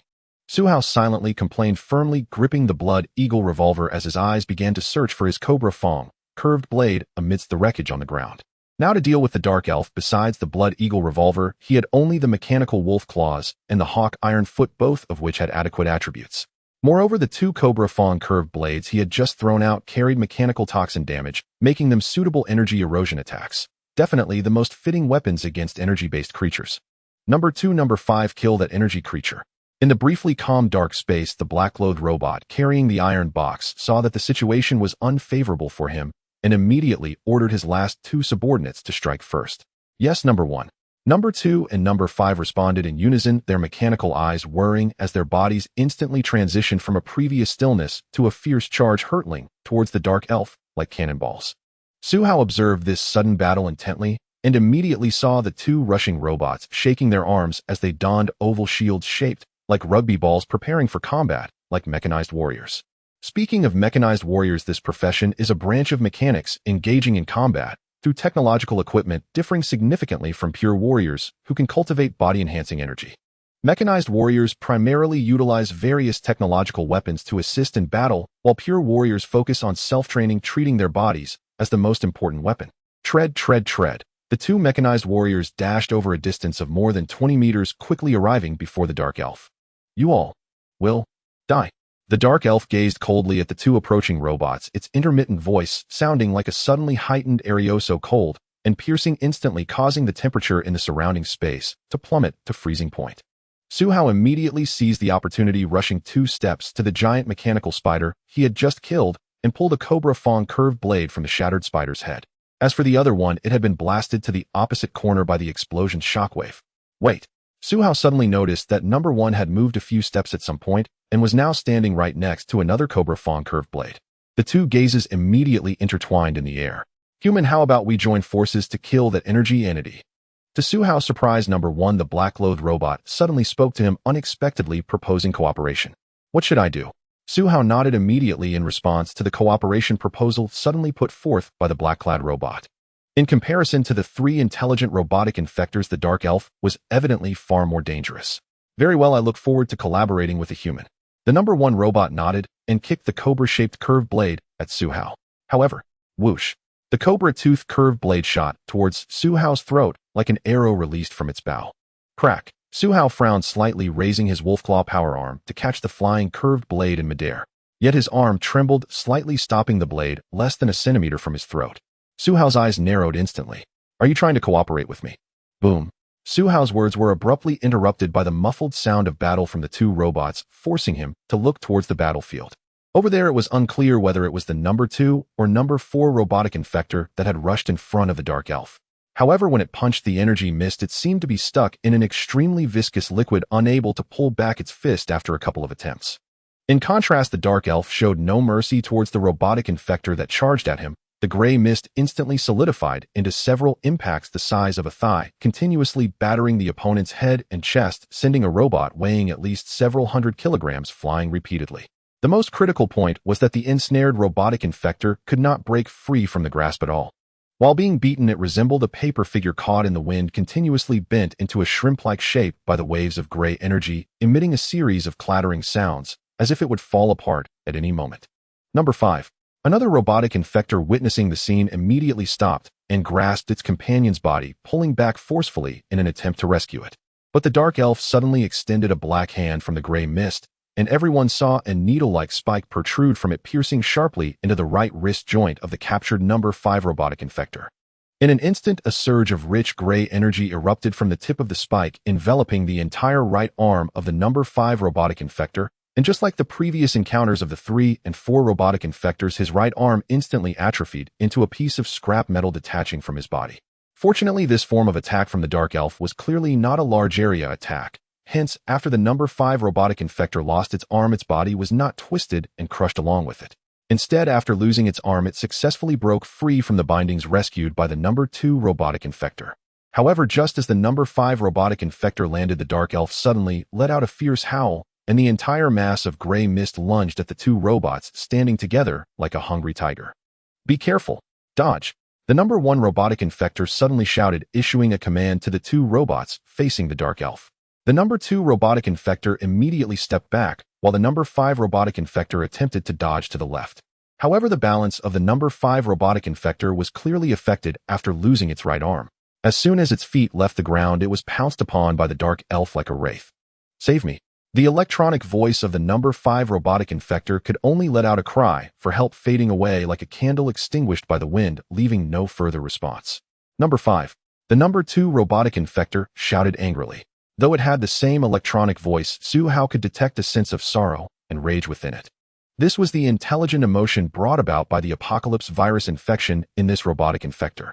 "Human, I hope our cooperation will be pleasant from here on." The number 1 robotic infector suddenly greeted Su Hao. As Su Hao turned his head, his body tensed up abruptly. For the number 1 robotic infector had pulled out a firearm that glimmered with an orange-yellow light from within its body. The gun was about half the length of a body, resembling a simple design similar to a shotgun, with a long barrel paired with a wide grip. Most notably, at the connection between the handle and the gun body, there was a metal cylinder the size of 2 fists with orange-yellow light flashing through the gaps of this cylinder. In fact, this light was not particularly dazzling, that just stood out exceptionally in the currently mist-covered space. As Su Hao laid eyes on this firearm, his pupils widened and his body instinctively became alert. An energy firearm. He was certain that this was the most crucial type of weapon in the apocalypse. To put it plainly, this was a powerful weapon that could operate independently of ammunition restrictions, dealing massive damage to enemies using energy impacts. The lowest grade of this type of weapon Su Hao had seen was at least of fine quality. However, this kind of weapon was equipment he only saw long after the apocalypse in his previous life. Even after 17 years into the apocalypse, not everyone could wield such powerful weapons. But Su Hao was not thinking that far ahead. Seeing this weapon now was undoubtedly an unexpected delight, akin to a shot of adrenaline revitalizing his spirit. This was definitely the most suitable equipment for dealing with energy-based life forms. Heaven knows why the number 1 robotic infector hadn't taken it out earlier. Regardless, we finally have a weapon to deal with the dark elf. However, if given the chance, it would be best to have this weapon in my own hands. Su Hao silently thought to himself, formulating a new plan for the battle. Bang! The number 1 robotic infector, without even looking at Su Hao, raised its hand and fired a shot. The energy weapon's power source activated instantly, and a beam of orange-yellow energy shot out from the barrel, piercing through the dark elf's gray mist, striking the flickering humanoid within. "Ah, it hurts." The dark elf let out a wail, immediately turning its front towards Su Hao. It was evident that the gray mist surrounding it began to roll more violently, instantly engulfing the flickering yellow light within. However, if one looked closely at this moment, the thick mist on the dark elf seemed to have lessened slightly. It really worked. Su Hao immediately raised his hand and tried to fire 2 shots at the dark elf with his Blood Eagle revolver. Nevertheless, when his bullets struck the Dark Elf, they clearly lacked the power of the energy weapon in the number 1 robotic infector's hands, merely dispersing a thin layer before quickly recovering. Bang! Bang! The number 1 robotic infector fired 2 more shots, causing the Dark Elf to let out 2 more wails. Yet anyone could see that the Dark Elf was not even lightly injured, far stronger than Su Hao had anticipated. Ultimately, the Dark Elf's gaze fell upon the number 1 robotic infector as it realized that among everyone present, only this detestable robot's weapon could pose a threat to it. I will kill you. The Dark Elf gathered strength in place and immediately charged at the number 1 robotic infector. Beneath him, the body of the number 5 robotic infector, crushed and shattered by energy distortion, fell to the ground with a clang, its mechanical eyes completely dimmed. Number 2 entangled that energy being. Do not confront him directly. We will join forces with this human to deal with him. The number 1 robot shouted loudly from the back. As a virus-infected entity, his voice, though still electronic, revealed a wisdom no different from that of an ordinary person. At the very least, upon realizing the Dark Elf was troublesome, he actively requested to team up with Su Hao.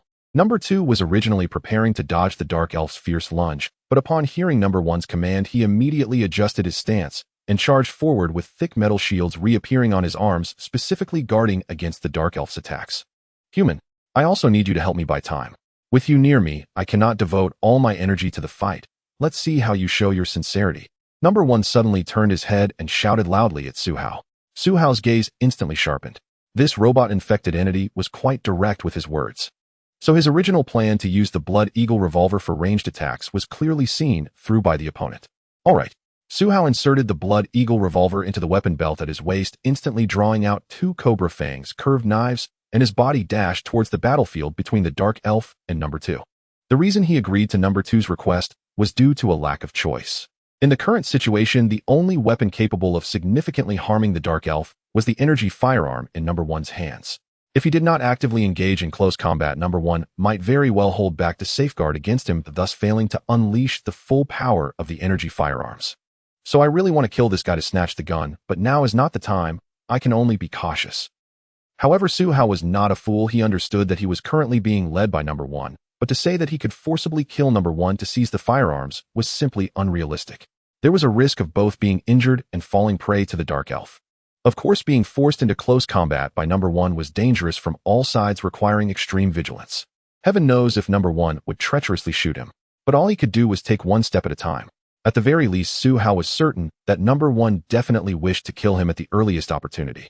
Whoosh! Su Hao's arms and legs erupted with power exceeding level D, so when he sprinted at full speed, his body instantly transformed into a blur in Hela and Wayne's eyes, dashing towards the Dark Elf's side. At that moment, the Dark Elf had just unleashed an energy shockwave at number 2, which was blocked by the latter's shield, becoming entangled near the entrance of the passage. You go high, I go low. Su Hao suddenly shouted when he was about 4 to 5 meters away from the Dark Elf. Number 2 immediately reacted, suddenly opening 2 metallic fists that revealed gaping gun muzzles, unleashing a barrage of bullets that instantly riddled the Dark Elf with holes. Su Hao's figure surged forward like a leopard, suddenly lowering his body and soaring beneath the Dark Elf, slashing twice with the Cobra Fong, curved knives easily slicing through the gray energy fog, striking the shadow protected by the fog. Puff puff. 2 large bursts of gray mist were sliced apart by the curved knives. The mechanical toxin on the Cobra Fong curved knives proved to be far more effective than Su Hao had anticipated, as the gaps created in the energy fog lingered for a second or two, then the fog that restored to its original appearance visibly became lighter. You attacked the Dark Elf. Your right-hand Cobra Fong curved knife caused a consumption of 10 points to its protective energy. Your left-hand Cobra Fong curved knife caused a consumption of 13 points to its protective energy. Fortunately, it seems that I am not empty-handed. Since the Cobra Fong curved knives can inflict damage on the Dark Elf, then I can still fight. Bang! Just as Su Hao accelerated to grasp the battlefield situation, the energy weapon in number 1's hand fired again, the powerful firepower causing the Dark Elf to emit a piercing scream. After rolling on the ground, Su Hao turned around just in time to see this scene, clearly realizing that the energy firearm's power was far greater than the damage of the curved knives he held. He immediately deduced that this energy firearm was at least of excellent quality. However, this thought quickly flashed through his mind, as the Dark Elf had clearly not lost enough health. Hela dragged Aloni to the side. Wayne, if you can still move, lend a hand. Suddenly, Su Hao noticed that the Dark Elf he and number 2 were entangled with was not far from Aloni, so he promptly instructed Hela and Wayne. As for whether those two could manage it, he did not hold much hope. In his view, if the dark elf noticed them alone, and the two rookie fighters would easily be turned to dust by the gray energy. Continue. The number 1 robot issued a command again from a distance. Su Hao raised an eyebrow, twirling the two curved knives in his hands, lowering his body once again like a leopard poised to pounce, fully concentrating on the dark elf, his gaze sharp, like the two curved knives constantly searching for the opponent's flaws. Here it comes. Su Hao noticed that number 2 again took the initiative to attack, using the shield for defense and the machine guns on his fists to entangle the dark elf, buying better offensive timing for him, and number 1. Bang! Bang! This time number 1 fired before Su Hao, hitting the dark elf with 2 precise shots, once again causing significant damage to the energy gray mist. Su Hao immediately lowered his body and found another opportunity to attack. The 2 Cobra Fong curved knives danced in his hands like butterflies, attempting to use the cover of number 2's body to inflict greater damage on the dark elf. However, before Su Hao could reach the dark elf, he noticed the energy gray mist around the dark elf suddenly swell and shrink violently. The figure that had been concealed within the gray mist abruptly accelerated, and a claw wrapped in energy gray mist shot out, fiercely striking hard against number 2's right-hand shield. Bang! Crack! The thick shield shattered with a resounding noise, and number 2 was immediately sent staggering backward. However, after the dark elf launched this attack, the energy gray mist around it noticeably became thinner. Although there was a constant replenishment of gray mist surrounding it, the difference was exceedingly apparent. Seeing this, Su Hao did not pause. Seizing the opportunity, he was determined to take the dark elf's life. Although the dark elf remained lethal in Su Hao's eyes, he would never give up as long as he had a chance to defeat the opponent. With another 2 slashes, he struck the dark elf cleanly. But just then an unexpected change occurred. You die too. Suddenly the dark elf, who had never paid much attention to Su Hao, turned, and with its thin dark claws wrapped in a thin layer of gray mist, lunged towards Su Hao's back. At that moment, Su Hao had just passed by the dark elf, and that claw was about to land on him. Lord Su Hao, behind you. Hela, trembling from head to toe, rushed to Iloni's side, pulling the female knight forcefully to the corner. However, she immediately saw a dark elf attacking Su Hao from behind, a ghastly withered arm emerging from the energy mist, which made her heart leap into her throat, prompting her to scream in alarm. But in her panic, she instinctively released Iloni's hand, raising the assault rifle at her side, allowing the female knight to tumble to the ground. Under Su Hao's constant guidance, Hela had deeply ingrained the command to never let go of her weapon, and it was now evidently paying off. At the very least, the action of the theatrical performer raising the assault rifle was quite standard. Yet after completing this motion, Hela suddenly realized she could not help Su Hao at all.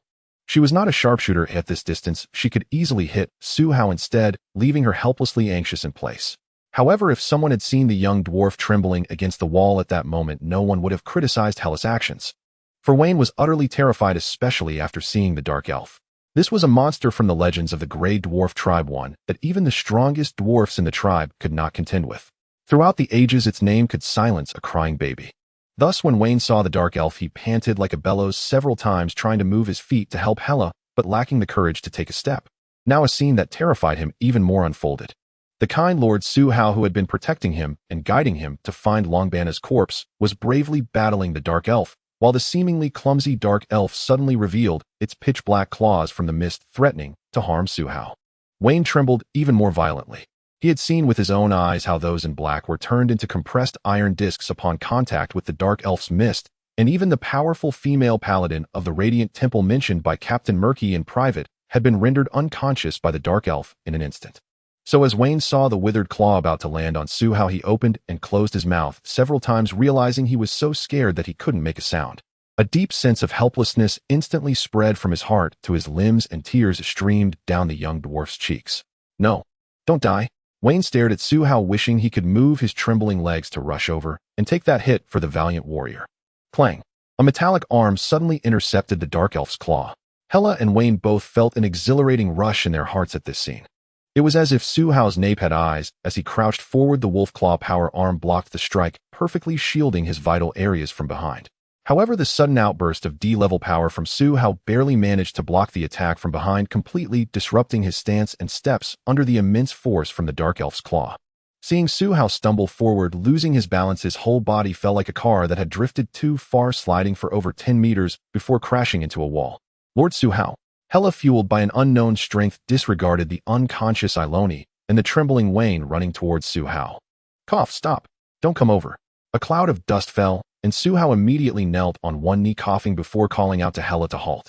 If this young woman rushed over, it would not only be useless, but would also make the current combat situation even more chaotic. Hela had run along the wall, positioning herself perfectly between Su Hao and the first black-clad robot. Upon being halted by Su Hao, her expression was one of sorrowful relief. Part of her emotion stemmed from the relief of knowing Su Hao was alive, while another part was the sorrow of thinking Su Hao might die. Bang! The sound of the energy weapon firing at maximum power from the side startled everyone awake. The dark elf was still very much alive. Thus they were all still in danger. Thud thud. After the first robot fired its energy weapon in another offensive, the surviving second robot charged at the dark elf again. At the same time, the electronic voice of the first robot echoed from the air. Humans, keep going. Help me hold that energy creature. Leave it to me. Su Hao vigorously shook his left arm, stood up, adjusted the wolf head mask slightly, and then followed closely behind the second robot, engaging the dark elf in close combat. However, this time as he engaged, Su Hao suddenly found the dark elf had become much more agile, making it difficult for him to take advantage as easily as before. He only managed to land one strike out of dozens of exchanges. Yet Su Hao did not relent, for he realized that the actual situation was not that the dark elf had grown stronger, but rather the opposite. The first robot's energy weapon had effectively depleted the dark elf's energy mist, forcing it to move to protect itself. Meanwhile, the first robot surprisingly also understood the need for encouragement. Come on, I calculated that with another 100 shots I can break through this energy creature's shield and deal real damage. Watch out, it's starting to move, dodging my attacks. You need to constrain its movement space. Keep it up. Yes, just like that, entangle it. Upon hearing the first robot's cheer, Su Hao felt an absurd sensation rise within him.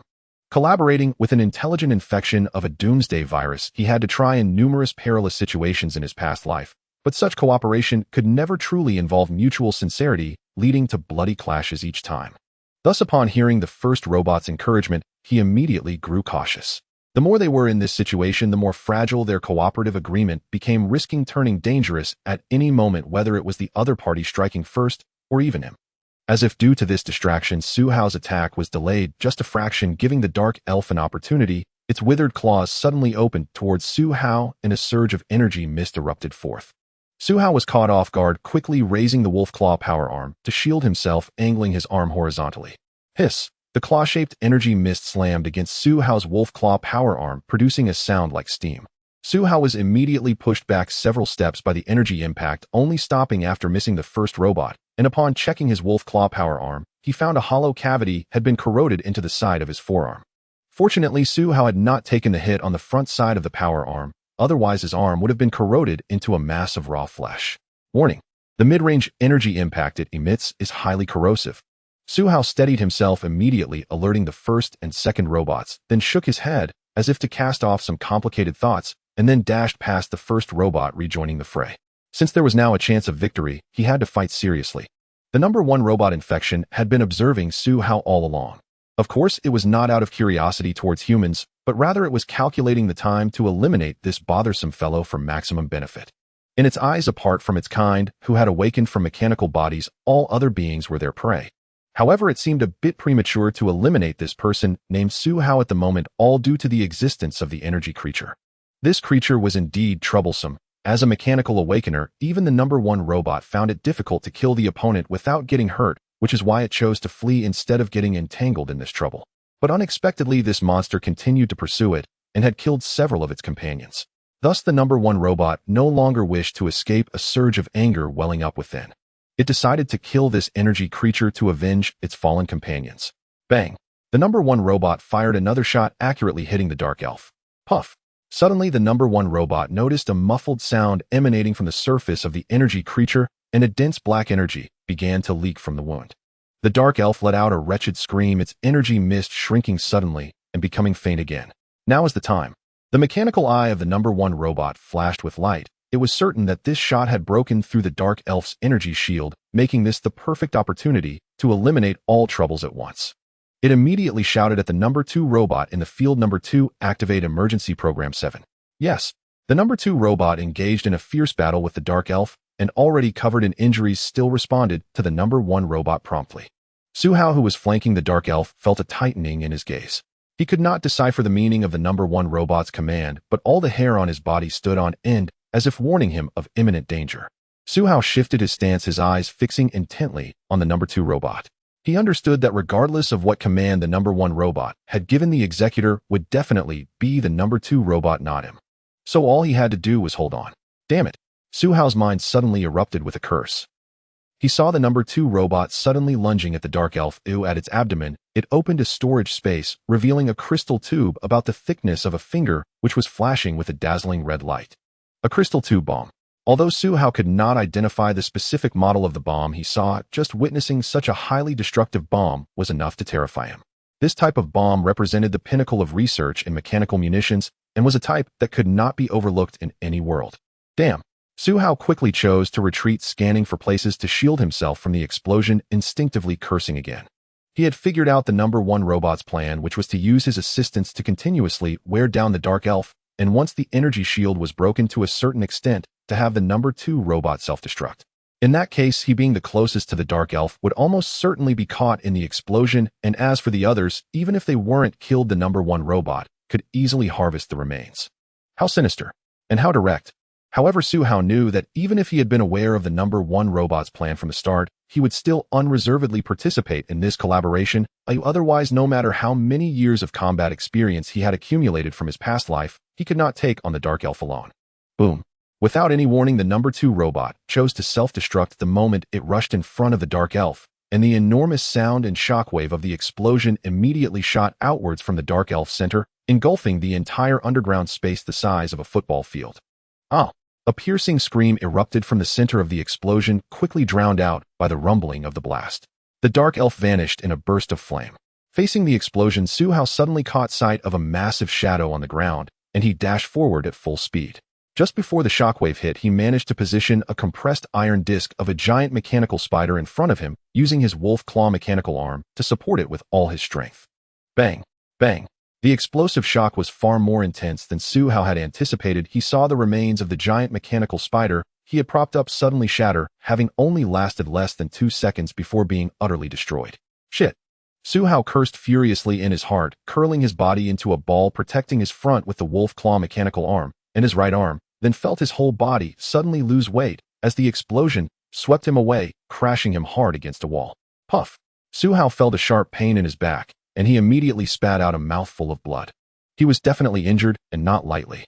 After a long while, the explosive shockwave in the narrow space finally subsided, leaving a sky filled with dust and debris, and a massive crack appeared in the ground.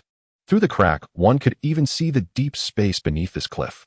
It was evident that the explosion caused by the number 2 robot was incredibly powerful, nearly collapsing the thousands of square meters of sidewall space on this cliff above the suspension bridge. If the explosion had been any stronger, the entire cliff face would have completely broken off and plunged into the depths of the abyss. Clatter, clatter. A figure emerged from a pile of rubble, kneeling as it shook off the debris, revealing a mechanical body. It reached out and grasped a half-broken firearm that was about half the length of a full gun. So fragile. The number 1 robot said softly, casually tossing aside the damaged energy gun. It looked around and found no signs of life in the area, then felt relieved to check the iron box strapped to its back, discovering that it was not significantly damaged, allowing it to stand up at ease. Suddenly, from the ruins of a wall, several stones tumbled down, immediately drawing the number 1 robot's attention. The number 1 robot silently clenched its fist, retreating to the position where it had sniped the dark elf. There were pathways leading outward on either side, ready to flee at the first sign of trouble. To its surprise, a woman suddenly emerged from the rubble, gasping for breath, and then she forcefully pushed away a dark skeleton that had been resting on her. As soon as the skeleton left her body, it disintegrated into ash like hills eroded by the wind for millennia. The woman seemed momentarily stunned, then began digging beside her. Soon she unearthed another unconscious woman and a similarly unconscious dwarf. The number 1 robot relaxed its fist slightly. These 3 posed no threat to it, but that did not mean it would not eliminate them. The woman's skeleton seemed to have come from the dark elf. The impact of the explosion appeared to have countered some energy within her, thus protecting this incredibly fortunate woman. But her luck ended there. The number 1 robot moved its body, also injured from the explosion, preparing to deal with these pesky crawlers. After dealing with the aftermath of this battlefield, it could return to the base with important items, and then, beep. Just as the number 1 robot prepared to act, a mechanical electronic sound suddenly rang out beside it. The number 1 robot instinctively turned its head to take a look. It immediately saw a red indicator light flashing from a technological device not more than a step away behind the fractured wall. No way. The wisdom gained after infection immediately sent out a warning. But the warning came a moment too late. Boom. In the rubble, a flash of fire erupted and an unexpected explosion sent the number 1 robot flying. Its already damaged body could not withstand the intense shock of the explosion, and most of its body was blown to pieces in midair until it crashed heavily against a wall and fell to the ground in a disheveled heap. Suddenly, from the wreckage not far from the number 1 robot, a figure burst forth, pouncing on the downed robot, like a leopard, a dull curved blade appearing in its hand seemingly out of nowhere, gripped tightly as it stabbed downward with force. Crack! The curved blade pierced through the number 1 robot's forehead, twisting forcefully within. In an instant, sparks flickered rapidly in the crevice of the number 1 robot's forehead, and the camera in its pupils slowly dimmed. If the metallic face of the number 1 robot could have shown expression, it would undoubtedly have been one of surprise, disbelief, and astonishment.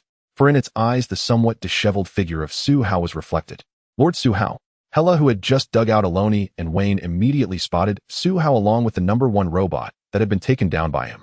The woman shouted, immediately struggling to stand up, rushing to Su Hao's side with concern in her eyes. Hoo-hoo!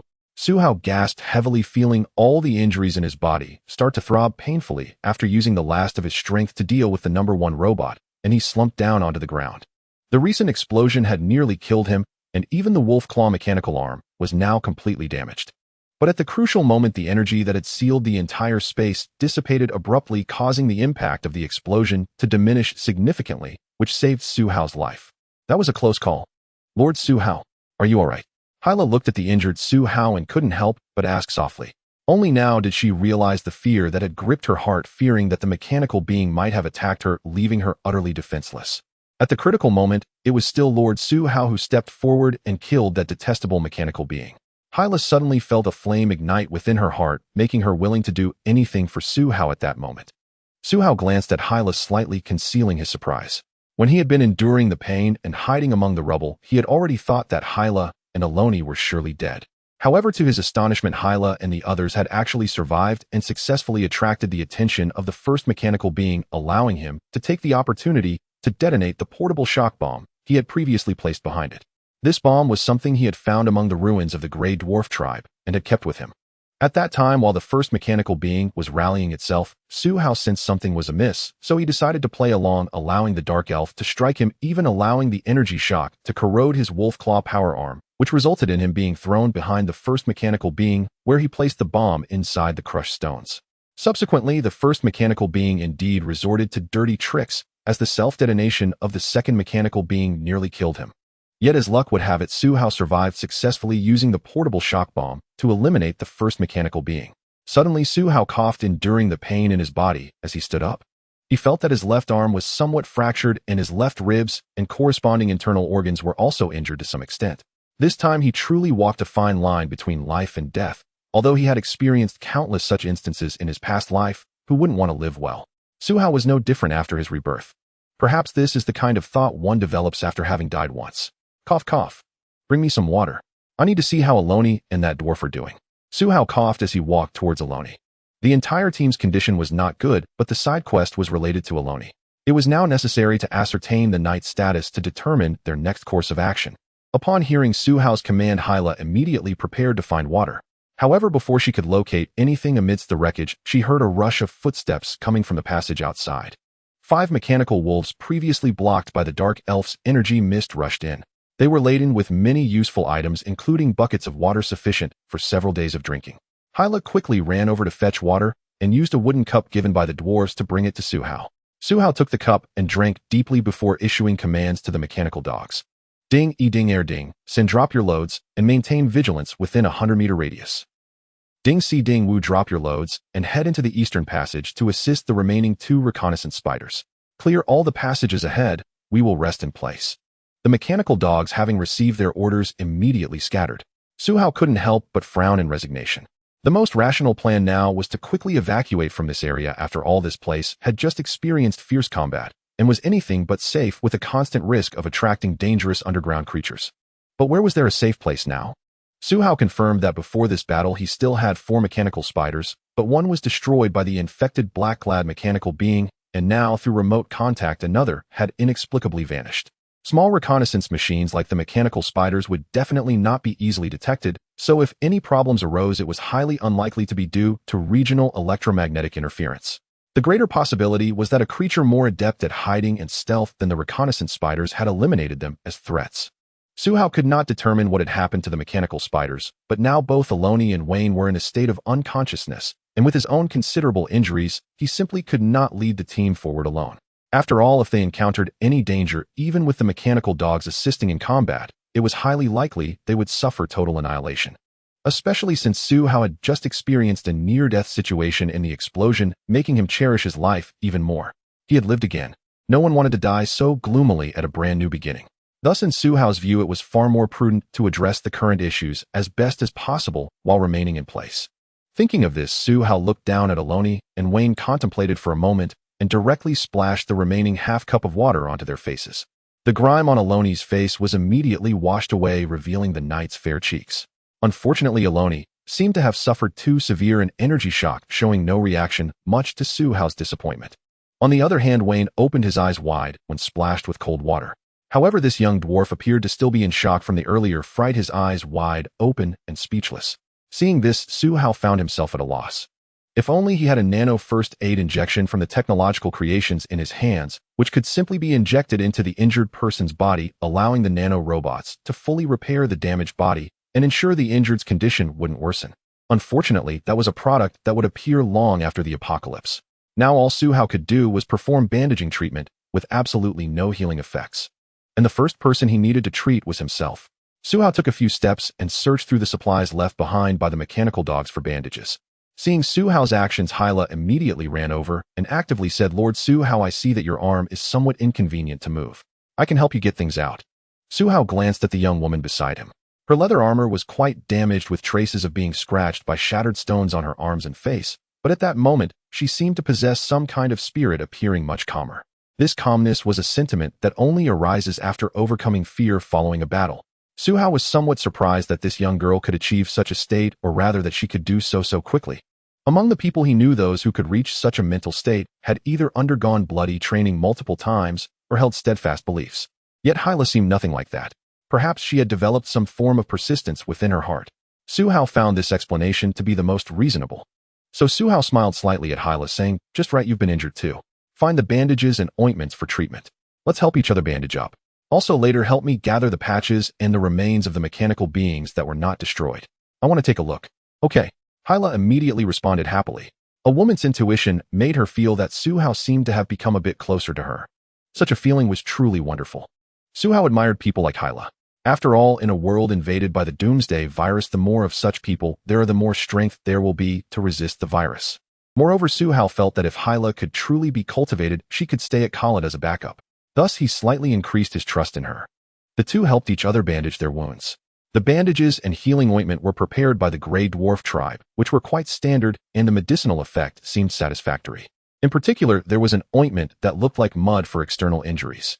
Once applied to the wound, it immediately provided a refreshing sensation and had a noticeable analgesic effect. After bandaging, Suhao picked up the ointment and took a careful look. Greybeard's Ancestral Healing Ointment. Type: medicine. Quality: ordinary. Description: this is a secret medicine passed down from the Greybeard tribe of Khalid, effective in healing wounds and alleviating pain and inflammation. However, it is said to be made from the bodily fluids and even excrement of no less than 10 different creatures. TSK. Suhao casually set the ointment aside. He would eventually craft some portable medicinal equipment. After all, he couldn't carry a watermelon-sized medicine jar with him. However, the technology possessed by mechanics includes healing technology. He thought that researching it later would definitely be a very practical project. Hyla was currently obedient to Suhao. Therefore, this beautiful girl, despite not being very strong, gritted her teeth and dragged all the patches and remnants of the mechanical bodies she could find to Suhao. Suhao immediately ordered Hyla to take care of Aloni and Wayne while he focused on studying all the materials available to him. What caught his most attention was the relatively intact remains of the No.1 robot. Without mentioning anything else, Suhao speculated that these infected mechanical bodies must have a crystal bomb inside. If he had such a high-tech bomb in hand, it would at least provide him with an extra trump card. However, speaking of bombs, the previous portable impact bomb had also performed quite well. If given the chance, perhaps he should visit the Greybeard tribe again. However, Suhao suddenly remembered the fully mechanical creature team that his electronic eagle Little Bird had discovered earlier. If he guessed correctly, the Greybeard tribe must have been attacked, so his wish to pick up the leftovers was likely difficult to fulfill. Crack crack. Su Hao had no tools at hand, so he used the modified devouring abilities of the mechanical cells to break into the chest and abdomen of the No. 1 robot. But this time he still encountered trouble. The outer metal disassembly and reconstruction of the No. 1 robot proceeded relatively smoothly, but when he touched the area where the bomb core was loaded, he found that the bomb was housed in a completely sealed square metal frame. Although it was possible to forcibly crack this metal protective device, as soon as the mechanical cells began to slightly erode it, he could clearly sense the intensifying thermal response inside. Su Hao immediately stopped his work and retracted the fog-like mechanical cells that were attached to the bomb's outer shell. Based on his experience, this kind of locking protection was a genetic password lock that could only be solved with specific magical and technological means.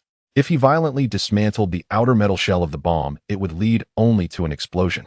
Su Hao immediately furrowed his brow. Tisk, it seems this bomb won't be usable for now. I can only learn some specialized cracking skills from mechanics to solve this metal genetic password lock. Thinking for a moment, Su Hao wasn't foolish enough to keep such an uncontrollable bomb by his side. He summoned the mechanical dog, codenamed Ding E, and in less than a minute installed the bomb inside its belly. This bomb might not be useful now, but it could be in the future. Moreover, at a critical moment, it could definitely play a role. After dealing with the bomb, Su Hao glanced at the remains of the infected robot. This time he focused his attention on the patch. Previously, this modified mechanical dog had encountered the infected robot and was controlled by the other party with some command. It could be understood that Patch, as a modified body of the mechanical wolf in the mechanical army, should still retain some of the highest commands. Fortunately, Su Hao discovered that his modification of Patch's program using mechanical cells was still effective. Because after the conflicting commands with the infected robot, Patch automatically crashed and was not controlled by the other party. Therefore, to repair Patch, he only needed to reconnect the mechanical cells with it. This was not difficult for Su Hao. Next, the mechanical cells once again played a significant role. After a few minutes of adjusting and sorting Patch's program, the modified mechanical dog that Su Hao had put considerable effort into restoring immediately returned to normal. However, watching Patch wobble and readjust to its body, Su Hao felt once again that he needed to quickly master several unique skills of mechanics, such as mechanical programming and mechanical protection. In short, he must quickly improve his talent in mechanical technology. Otherwise, a mechanic whose main ability is mechanical manufacturing, even though he can inherently control mechanical creatures with mechanical cells, would definitely be at a loss when encountering opponents who master higher command programs. This was just like how the infected robot had controlled Patch earlier. Su Hao lost this powerful mechanical biological combat power, which led to the subsequent battles not being completely under his control. Woof! Patch affectionately circled around Su Hao and nudged against him. Su Hao also gently rubbed Patch's large head with a soft gaze. For such cold metallic mechanical creatures, they were in some ways more trustworthy than humans. Go strengthen the vigilance nearby. If there is danger, alert immediately. If you can kill, then kill. If you can't, run back. Su Hao instructed Patch to enhance its alertness, and only then did he feel a bit more relaxed. Never underestimate Patch, as after all it counts as an enhancement of combat power. In certain respects, it is even more suited for battle than Su Hao and Aloni. Su Hao understood this well, so he stored the precious energy fragments inside Patch's body. In the blink of an eye, Su Hao's gaze fell back on the half-destroyed body of the No.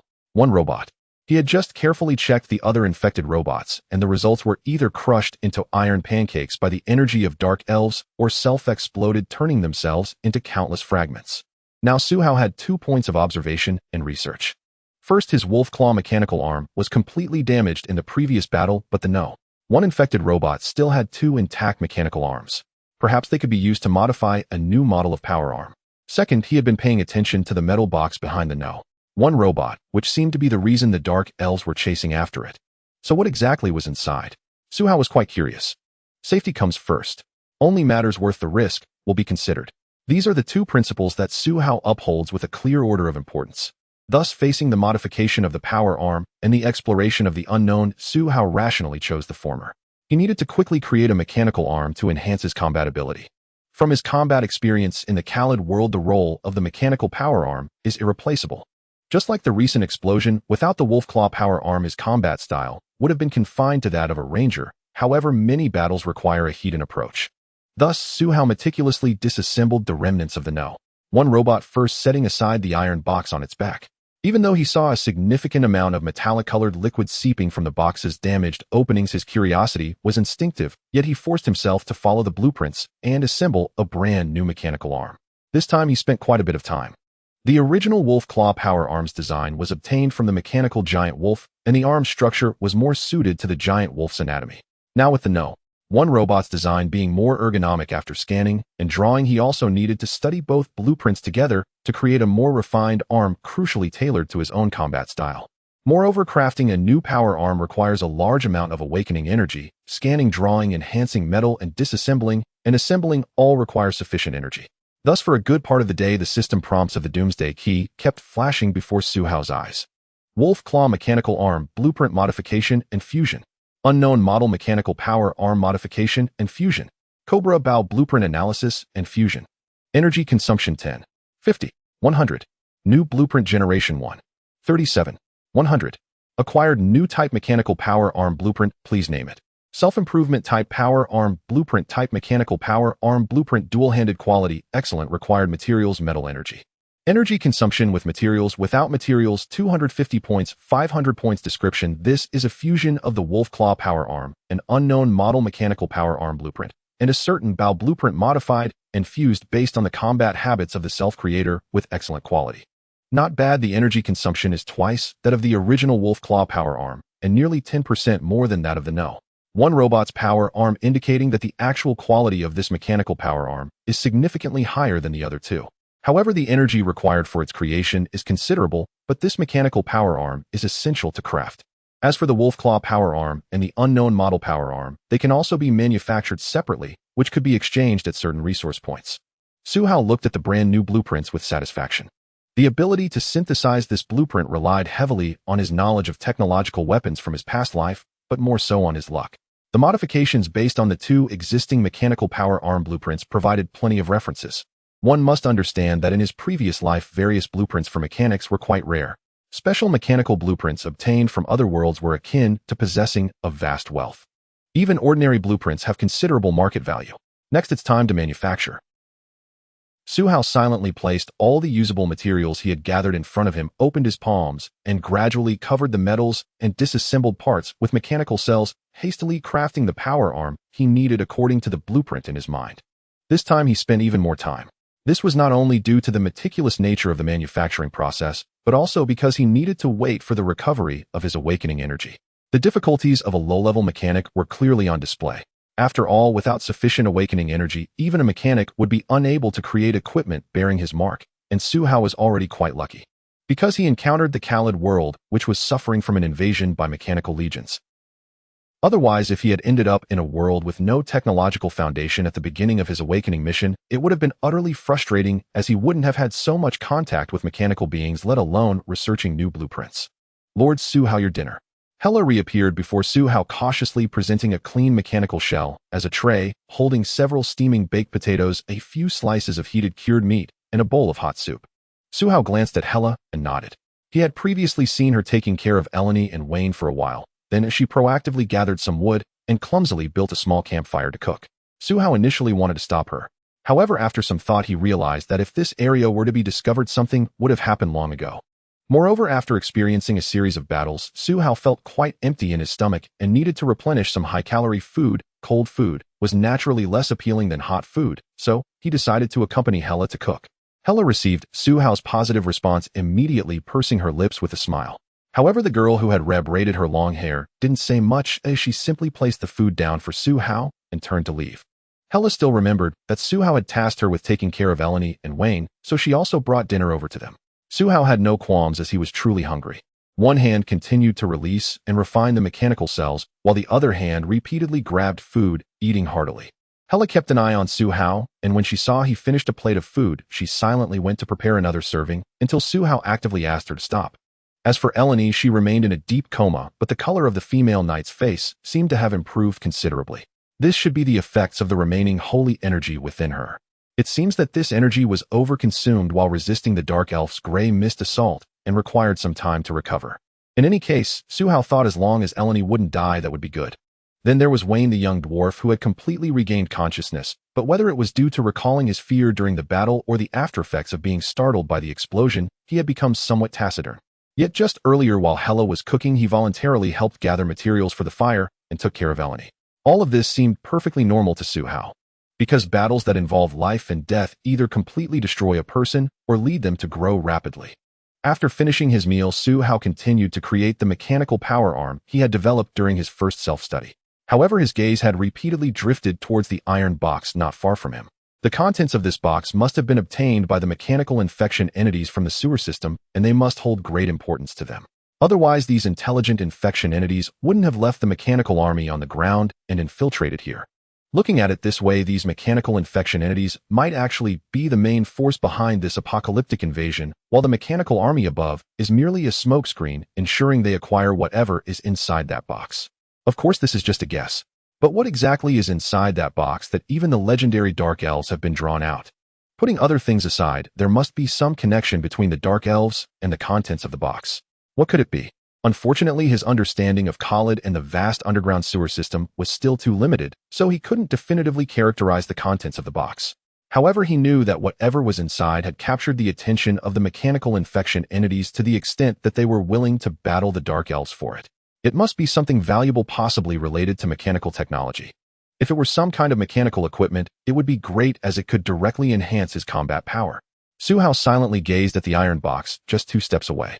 If it weren't for the manufacturing work in his hands that couldn't be paused, he would have already gone over to examine that box closely. After a long while, Hela began cooking again, and the dim underground space was illuminated once more by the glow of the campfire.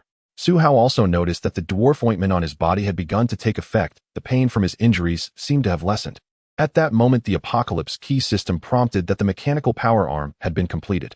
Identify attributes. Su Hao eagerly looked at the brand new power arm, which was entirely silver gray and roughly 5 or 6 times the thickness of a normal arm. Swish. A string of attributes immediately appeared. Unnamed mechanical power arm, type mechanical power arm, left-hand quality, excellent attack defense, excellent special effect equipment, arm strength, rating 1, agility 1.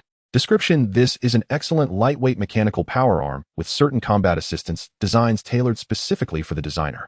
The exact performance will need to be tested in battle.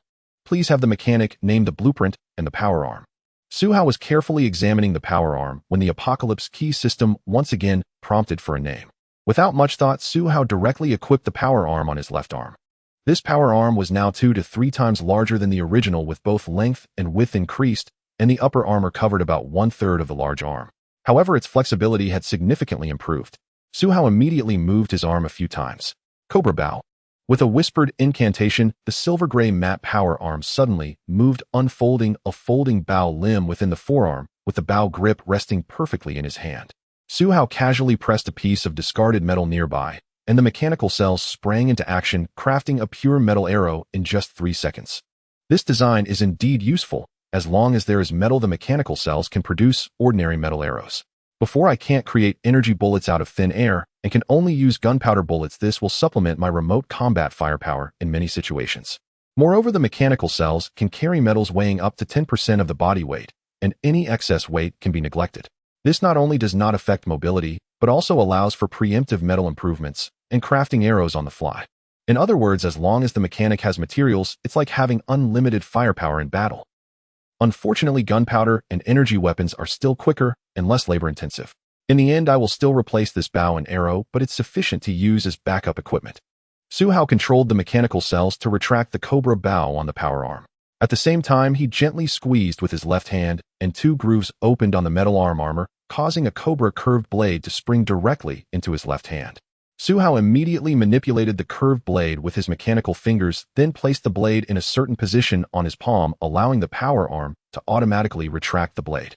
Both curved blades were stored within the power arm, saving space on his body and making it more convenient for him to engage in combat. Additionally, Su Hao not only maintained the mechanical claw mode on the power arm, but also enhanced the defensive capabilities of the arm armor. One can see that a wolf claw-type gauntlet was installed on the outer side of the wrist, which can be donned on the palm at any time to become a mechanical claw. On the front of the forearm, there are some streamlined multi-angle grooves designed to alleviate a considerable amount of impact force from frontal strikes, and can also deflect attacks when struck by sharp weapons. Finally, this power arm was equipped with a temporary self-contained energy source. This energy source was salvaged from a Type 1 robot. Although it was somewhat damaged, it was still relatively intact overall, allowing Su Hao to save the awakening energy that the mechanical arm must consume during each battle.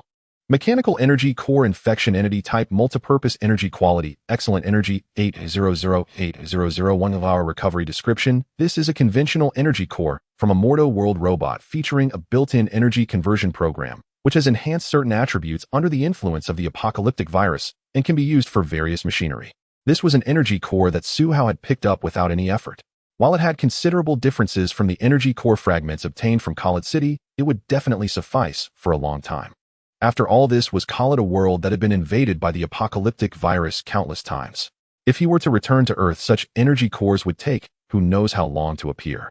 Awakeners could only obtain them from interdimensional tasks or from monsters crossing over from other worlds.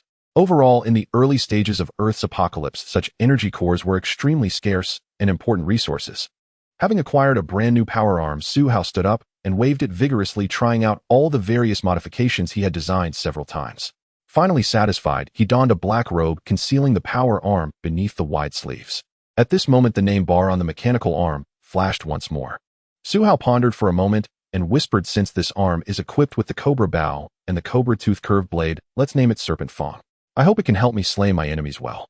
Suhao equipped the snake tooth power arm and organized all his gear, feeling a slight sense of reassurance.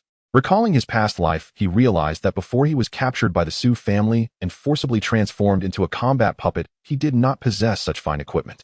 It could be said that at the onset of the apocalypse, every piece of equipment Suhao wore would make any awakened individual who understood their value absolutely envious. Suhao let out a long sigh. Now was not the time to reminisce about the past. Before him lay an iron box waiting for his investigation. The action of the 5 mechanical infection bodies risking provoking dark elves to take this box away indicated that it must contain something special. His heart was filled with anticipation.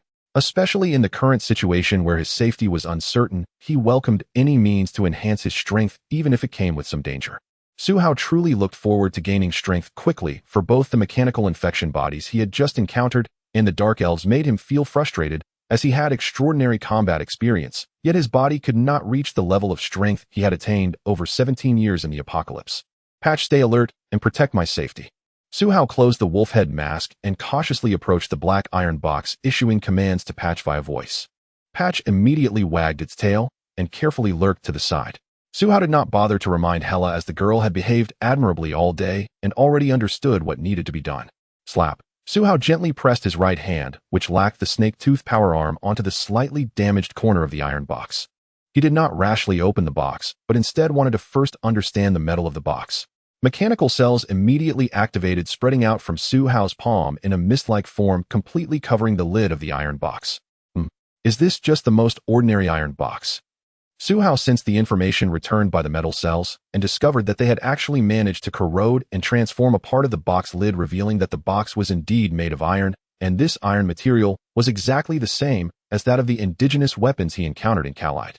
This meant that the box was likely something the mechanical beings casually took from Khalid, rather than something they intentionally brought along. This contradicted Suhao's original assumptions. In other words, the target of the first mechanical being was very likely this box, and the mechanical squad was certain that what they wanted was contained within this type of box. Forget it, whatever it is, I'll find out after checking. Seeing the box was so easily opened, Suhao immediately prepared to unlock its clasp and lift the lid to see what was inside. However, just as he was about to withdraw his palm, he suddenly felt a powerful suction coming from the hole in the box, sticking his right hand to the lid. Suhao was startled. He disliked developments outside of his control. He immediately activated his awakening energy, intending to corrode and transform the entire lid, believing this would eliminate the pulling force. But this time Suhao miscalculated. He suddenly realized that although the mechanical cells stimulated by the awakening energy had invaded more of the lid, the suction from inside the box had intensified. It was as if the force generated from within the box was entirely stimulated by the mechanical cells and changed with the number of cells present. It seems that the box contains some kind of metal, and it must be a special type, which is why those mechanical infection bodies dared to risk taking it from the Dark Elves. Suhao quickly analyzed this in his mind, immediately withdrawing some of the awakening energy and absorbing the already transformed metal back into the mechanical cells. A palm-sized hole suddenly appeared on the lid, revealing what was inside. Liquid. It was actually a type of black liquid. Suhao was slightly taken aback. He had expected there to be metal inside, but unexpectedly, it was a kind of opaque liquid. What's going on? Didn't the mechanical cells only react to metal? Su Hao silently retracted his palm, pulling back the awakened energy that had spread out into the misty mechanical cells. He intended to carefully examine what type of metal was in the box. But at that moment, a sudden change occurred.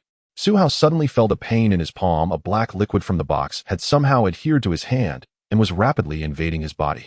In this situation, Su Hao instinctively activated his awakening energy, filling his right hand with mechanical cells. The moment these awakening energy-infused mechanical cells touched the black liquid, they became agitated as if they had encountered flames. Su Hao had no time to understand what was happening before he found the black liquid in the box rapidly rising, as if magnetically pulled, instantly covering his entire right hand and arm up to his shoulder. In an instant, Su Hao's entire right hand seemed to swell several times, and as the black liquid continued to adhere, all of it seeped into his arm, leaving not a trace behind. Ugh! Su Hao felt as if both the muscles and bones in his right hand were being crushed, a sharp pain almost causing him to faint. What the hell is going on? What are these liquids? Su Hao was in such pain, he almost felt dizzy, as if his entire right hand no longer belonged to him. Just at that critical moment, the apocalypse key suddenly provided a prompt. Detected other types of mechanical cell liquid level higher than the host's internal mechanical cells, unable to expel. Do you wish to convert and merge? Other types of mechanical cell liquid. Su Hao suddenly felt the confusion clear up. No wonder the first mechanical being regarded this box as a treasure. No wonder these liquids reacted to mechanical cells, just like metal. It turned out that the box was filled with mechanical cell liquid. Su Hao immediately revealed a bitter smile. The apocalypse key actually notified him that these mechanical cell liquids could not be expelled, so what choice did he have in this situation? He couldn't just let them continue to corrode his body. At this moment, Su Hao already felt as if his entire right arm was no longer his own. If this continued, he didn't know whether his body would withstand it and completely collapse. Merge. Since there's a merging option, then hurry and merge for me. Su Hao responded without choice. Boom. As soon as he made this decision, he immediately felt the black mechanical cell liquid explode, like a bomb, surging into all his blood vessels and frantically spreading throughout his body. In the underground space, Hella's gaze frequently fell upon Su Hao. Thus, she was the first to notice the anomaly of the iron box. Lord Su Hao. Hella sensed something was wrong and immediately put down the food she was preparing, instinctively moving a few steps closer to Su Hao. As a result, she caught sight of Su Hao's pitch-black right arm, which seemed to have grown several sizes larger. At that moment, she vaguely heard Su Hao say something. Whoosh. Hella was horrified to discover that the black liquid on Su Hao's right arm surged into the arm completely, and then Su Hao let out a low cry and slumped to the ground. Lord Su Hao. Hella screamed in fright and immediately ran over. Su Hao, lying on the ground, looked even more terrifying than before, with black veins bulging all over his body, each one writhing like earthworms, as if they would break through the surface at any moment. Hella was instantly at a loss. She dared not touch Su Hao in such a situation. Wayne also sensed that something was amiss and awkwardly left his care of irony to come over. What happened? Wayne was also startled by Su Hao's condition. Hella was almost in tears, hurriedly saying, I don't know what happened to Lord Su Hao. He was just inspecting that iron box, but suddenly something sticky got on his hand, a mass of black liquid, and then I saw it. All that liquid seeped into Lord Su Hao's arm, and then he became like this. Black liquid, how could there be such a thing? Wayne blurted out in response to Hella's words, but he only managed to say half of it before stopping, his eyes widening as he looked at Hella. No, say it again. You saw black water, right? Wayne seemed to realize something, panic overtaking his expression as he shouted uncontrollably. Hella tensed up as well, hurriedly nodding. This is bad. It's black water. Wayne yelled loudly, slapping his forehead as he said, I remember wherever dark elves appear, there will be black water. It is a very terrifying substance. The young dwarf suddenly turned to glance at Su Hao, his entire face showing panic and regret. Hella abruptly pulled Wayne's arm and shouted, What do you know? I don't care about any black or white water. If you have a way to help Lord Su Hao, tell me quickly. Wayne was startled by Hella's sudden outburst, hurriedly saying, I will. I heard in the legends that once someone comes into contact with this water, all their vitality will be drained away, leading to death, and if that person possesses magical energy, they will turn into a dark elf. You must be joking. How could Lord Su Hao turn into a monster like a dark elf? Hella watched Su Hao's body on the ground begin to convulse and shouted angrily at the young dwarf with all her might, and then, seemingly out of control, she raised the assault rifle she had slung over her shoulder, pressing the dark muzzle against his forehead. Tell me. There must be a way to help Lord Su Hao.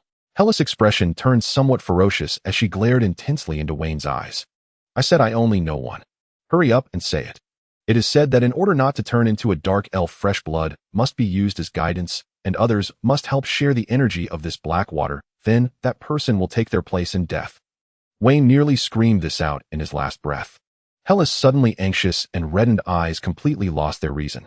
The young dwarf understood that if he did not give a quick answer, his head would definitely be blown off by that terrifying firearm. He certainly did not want to die here. Upon hearing the solution, Hella immediately furrowed her brows tightly, then suddenly relaxed her entire body, as if she had thought of something. Tell me, what must I do to help Lord Su Hao? Hella slowly lowered the gun, her voice becoming somewhat hoarse. Clearly, she had made a certain decision in her heart. Wayne immediately understood that Hella was going to do what he mentioned about being a substitute, which made his gaze towards her become a bit complicated. You can't. Hush. Hella raised her eyes to look at Wayne again, her tone as cold as ice. Tell me what to do. Wayne genuinely feared Hella's gaze and immediately spoke at the fastest speed. You really can't. Ordinary people cannot exchange blood with Lord Su Hao, only mages or believers can. After the young dwarf finished saying this, he immediately met Hella's cold stare, prompting him to hastily swear, believe me. If you exchange blood with Lord Su Hao, not only will you not save him, but you will also die for nothing. I understand. Hella replied quietly, then suddenly turned to look behind her, startling Wayne again. However, he quickly noticed that Hella's frown had suddenly relaxed, causing him to instinctively follow her gaze. Irony. In that direction lay the female knight Irony, who was lying on a patch of relatively clean ground. Wayne's heart tightened, and he then noticed the resolute expression on the woman's face. You? Help me drag the female knight over, and let her blood be exchanged for Lord Su Hao. Hella turned to Wayne and said. Wayne instinctively shook his head. He understood Su Hao's importance to the team, but he found it hard to accept sacrificing Irony to save Su Hao. No, you can't do that. Click, click. The bullets were chambered and the safety was released, the dark muzzle cutting off Wayne's words again. Hella looked coldly at the young dwarf, her voice icy. I don't need any of your opinions. Whatever I say now, you must do it. But Wayne felt that Hella had truly gone mad. Rat-a-tat-tat. Hella pulled the trigger, and 3 gunshots instantly placed the initiative in her hands. For Su Hao, this woman who had survived in the apocalyptic world of Khalid forced herself to harden her heart. She knew what she had to do, and all of it had nothing to do with others. Thus, for Irony, who had no way to refuse all of this, Hella could only silently apologize. Wayne was completely stunned by the gunshots, and soon he was jolted awake by the warm muzzle against his cheek. All right. I'll go now. The young dwarf dared not say anything more, fearing to provoke Hella.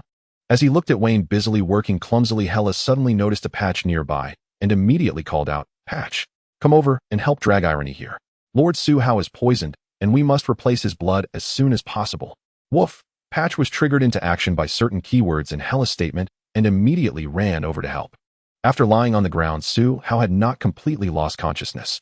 However, his body had suddenly absorbed an overwhelming amount of unknown mechanical cell liquid, losing all control. Thus, he created a false impression of unconsciousness for Hella and Wayne. Nevertheless, it was still an entire half-box of black mechanical cell liquid, which when weighed certainly exceeded 200 pounds, possibly even 300. The fact that this liquid surged into his body without causing Su Hao's body to explode was already a miracle. Although Su Hao could not move, he could distinctly sense that the black mechanical cells penetrated into his flesh and bones in the blink of an eye, eventually flowing through his veins and permeating every corner of his body. It was an indescribable agony. It felt as if his blood vessels, meridians, bones, and every inch of flesh were being crushed and separated, the pain of broken bones and marrow continuously stimulating his brain, while his body felt like a bowl of fresh water mixed with salt, making all resistance futile as they became indistinguishable.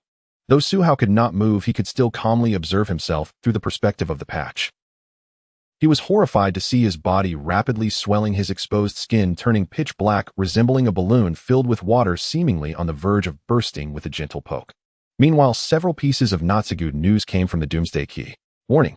Unknown mechanical cell liquid level 2 high, forcibly eroding the existing mechanical cells within the awakener. Conducting mental will check. Check failed. Resistance failed. Unable to expel the complete unknown high-level mechanical cell liquid. Warning.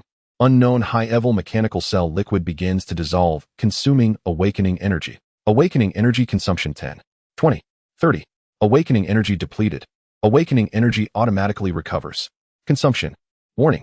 Existing mechanical cells are being eroded. Willpower detection insufficient. The attributes of the awakener's body are changing. The mechanic's talent is undergoing alteration. A series of alerts left Su Hao feeling somewhat dizzy. Though he possessed a wealth of future information and combat experience from his past life, he had never truly experienced the awakening of a mechanic. Moreover, given the current situation, even the mechanics from his past life should not have encountered anything like this. After all, the world connected by the Doomsday Key has countless realms, and it is extremely rare for a mechanic to arrive in Khalid, enter the city's sewer system, encounter dark elves and mechanical infection bodies, and obtain a box filled with mechanical cell liquid. Just like there are no two identical leaves in the world, Su Hao's experience was unique. However, judging by the current circumstances, his condition was dire. Whoosh! The Doomsday Key actively opened all of Su Hao's attribute panels, and the data was continuously changing. The most noticeable fluctuations were in his physical attributes and mechanic talent. Surprisingly, Su Hao found that all of his physical attributes were continuously rising. Excluding the attributes added by equipment, his original attributes were uniformly rated at F, but after being eroded by this high-level mechanical cell liquid, nearly all attributes were frighteningly elevated to grade D, and this value continued to rise, as if there were no limits. In the blink of an eye, his strength first broke through to D, followed by E. However, Su Hao's gaze quickly settled on his constitution attribute. This attribute still remained at the F rating, showing no change. The situation was critical. Su Hao had lost the motivation to examine how his mechanic talent had changed. The fluctuations in his single attribute made it clear that the high-level mechanical cell liquid within him was remodeling his body, forcibly infusing him with an additional power. However, it should be noted that his constitution attribute had not increased. This meant that his body's basic stability and endurance for all attributes was still only at the F level, and if it exceeded too much, adverse mutations would occur. This theory was drawn from experiences summarized by many awakened individuals in the apocalypse.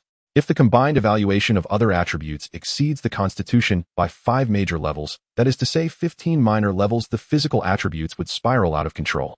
Given the current situation, Su Hao's body was already on the brink of collapse. What does the complete mechanical cell liquid mean? Why is this mechanical cell completely uncontrollable and cannot be expelled from the body? Su Hao felt a rare urgency rising within. Fortunately, he noticed that he still maintained control over all mechanical beings. So Su Hao decided to take a risk and prepare to call the patch over to let him bleed. Heaven knows whether the awakening energy could not expel those black high-level mechanical cells. Could a purely physical approach work? After all, those high-level mechanical cell liquids were primarily transmitted through his blood vessels. Yet as things have developed to this point, everything seemed to be heading in a direction beyond Su Hao's control, as if an invisible hand in the dark was guiding him step by step to this moment. Just as Su Hao was preparing to command the patch to take action, he suddenly noticed Hela and Wayne arguing. Though his body had lost control, his senses remained intact. Thus, Su Hao heard Wayne mentioning the legend that the black water could transform into dark elves, as well as Hela's resolute decision. Suddenly something dawned on Su Hao. Dark elves. Energy manipulation. The mechanical infection bodies were willing to provoke dark elves for the sake of this black water. Unknown high-level mechanical cell liquid. So it means. Su Hao recalled the battle he had experienced earlier. The combat style displayed by the dark elves was singular and direct, and their actions did not seem to exhibit high intelligence. Instead, they were more akin to beast-like fighting. Dark elves are actually a technological product. Although Su Hao was still being eroded by high-level mechanical cells, he could not hide the astonishment within his heart. What kind of technological means could create such powerful mechanical beings? This was no longer merely a mechanical form, but rather an evolved energy life form. So those 5 mechanical infection bodies must have come with a purpose, seeking these high-level mechanical cell liquids. One can easily imagine how compatible the mechanical infection bodies he had just seen were with this high-level mechanical cell liquid, particularly regarding the issue of fusion. The mechanical infection bodies need not consider this, as they were entirely composed of metal parts and would not exhibit the kind of rejection Su Hao was experiencing. The fusion rate of mechanical cells could undoubtedly reach 100%. Thus, these high-level mechanical cell liquids seemingly were not intended for humans. Hyla was unaware of Su Hao's specific situation, yet she was determined to change it. With Su Hao's consent, the patch dragged Aroni to his side. Su Hao did not hesitate at all, though after his rebirth, everything he did was to ensure he could survive in the apocalyptic world for which he had no better choice. Hyla's thoughts were almost identical to Su Hao's. She was resolute in keeping Su Hao alive, even if it meant doing something against her conscience. Thus, as Veen trembled and walked back to Su Hao's side, witnessing the patch laying Aroni's body beside Su Hao while Hyla's gun remained pointed at him, he nearly broke down. Hyla pressed her lips tightly together, pulling out a dagger the length of her palm and tossing it in front of Veen. Use this knife to do everything you can. Veen, upon hearing this, wanted to say something, but it all turned into a timid sigh from his heart. I only know I need to cut the wrists of both individuals to exchange their blood, but I'm not sure if this will work. If something happens to Master Su Hao, I will make you accompany him in death, so do it well. Hyla's voice was icy, and even she found it hard to believe it was her own voice. However, such matters were not worth considering right now. All she wanted was for Master Su Hao to survive. All right. Veen nodded, knowing that anything he said at this moment would be futile. He bent down to pick up the sheathed dagger and drew it out. The dagger was forged by the Greybeard dwarf clan and was incredibly sharp. The young dwarf took a few steps to the middle of Su Hao and Aroni, crouching down to support Su Hao's right wrist with his sleeve. Su Hao's hand was swollen like a bear's paw, the skin bulging with a dark sheen resembling a balloon filled with water emanating a cold aura. Veen gritted his teeth, lifting Aroni's left hand and resting it on Su Hao's wrist. Are you sure you want to do this? At the last moment, Veen could not suppress his conscience and looked up at Hyla. Click. The sound of the safety of the assault rifle being released responded to Veen. I understand now. Veen lowered his head, casually grabbing a piece of iron plate about the size of a basketball, placing both Su Hao and Aroni's wrists on it. With determination, Veen reassured himself that he was under duress. The sharp edge of the dagger swiftly sliced down, creating a small cut on both Su Hao and Aroni's wrists, and immediately one red and one black stream of blood flowed out. Seeing this, the young dwarf gently stirred the two streams of blood with the blade of the dagger, causing them to merge in the iron plate. Hyla frowned tightly.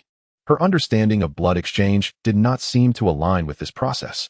However, Veen quickly pointed to the iron plate and reassured the concerned Hyla, look, the blood mixed with the black water does not flow out excessively, but it will absorb the energy from the healthy blood. I've read in legends that this can weaken the influence of the black water. Hyla immediately stepped closer for a better look. On the iron plate, two distinctly colored streams of blood flowed, one black and one red. However, the black blood, upon flowing from Su Hao's wrist, left only a small ping-pong ball-sized stain on the plate. In contrast, the blood flowing from Aroni's wrist was much more normal, quickly spreading into a blood stain the size of a soup bowl. It was evident that the red blood was significantly lighter than the black blood, and it was connecting with the black blood through the lines Veen had drawn, rapidly merging together. Suddenly, Hyla saw a gray light flash from Aroni, flowing along her blood, swiftly entering the blood on the iron plate and rapidly spreading to Su Hao. Su Hao's body quivered violently, his muscles instantly tensing. He could see a gray hue mixing with his dark skin like a layer of gray flowers blooming in an ink wash, rapidly diffusing like a tattoo. Ugh! Su Hao let out a muffled groan. Hyla immediately became anxious and hurriedly looked at Veen. What's happening? Is something wrong? Veen did not respond. He only stared wide-eyed at the mingling blood on the iron plate, murmuring, I don't know what will happen next. Oh, I've mixed their blood together, and it really changed, which means the legends are true, they are real. As he spoke, the young dwarf's hand involuntarily began to rise as if he wanted to reach out and grab the mingled blood on the plate. Hyla frowned and immediately raised her gunstock, intending to knock some sense into Veen. However, before her gunstock could descend, a shadow suddenly pounced from the side.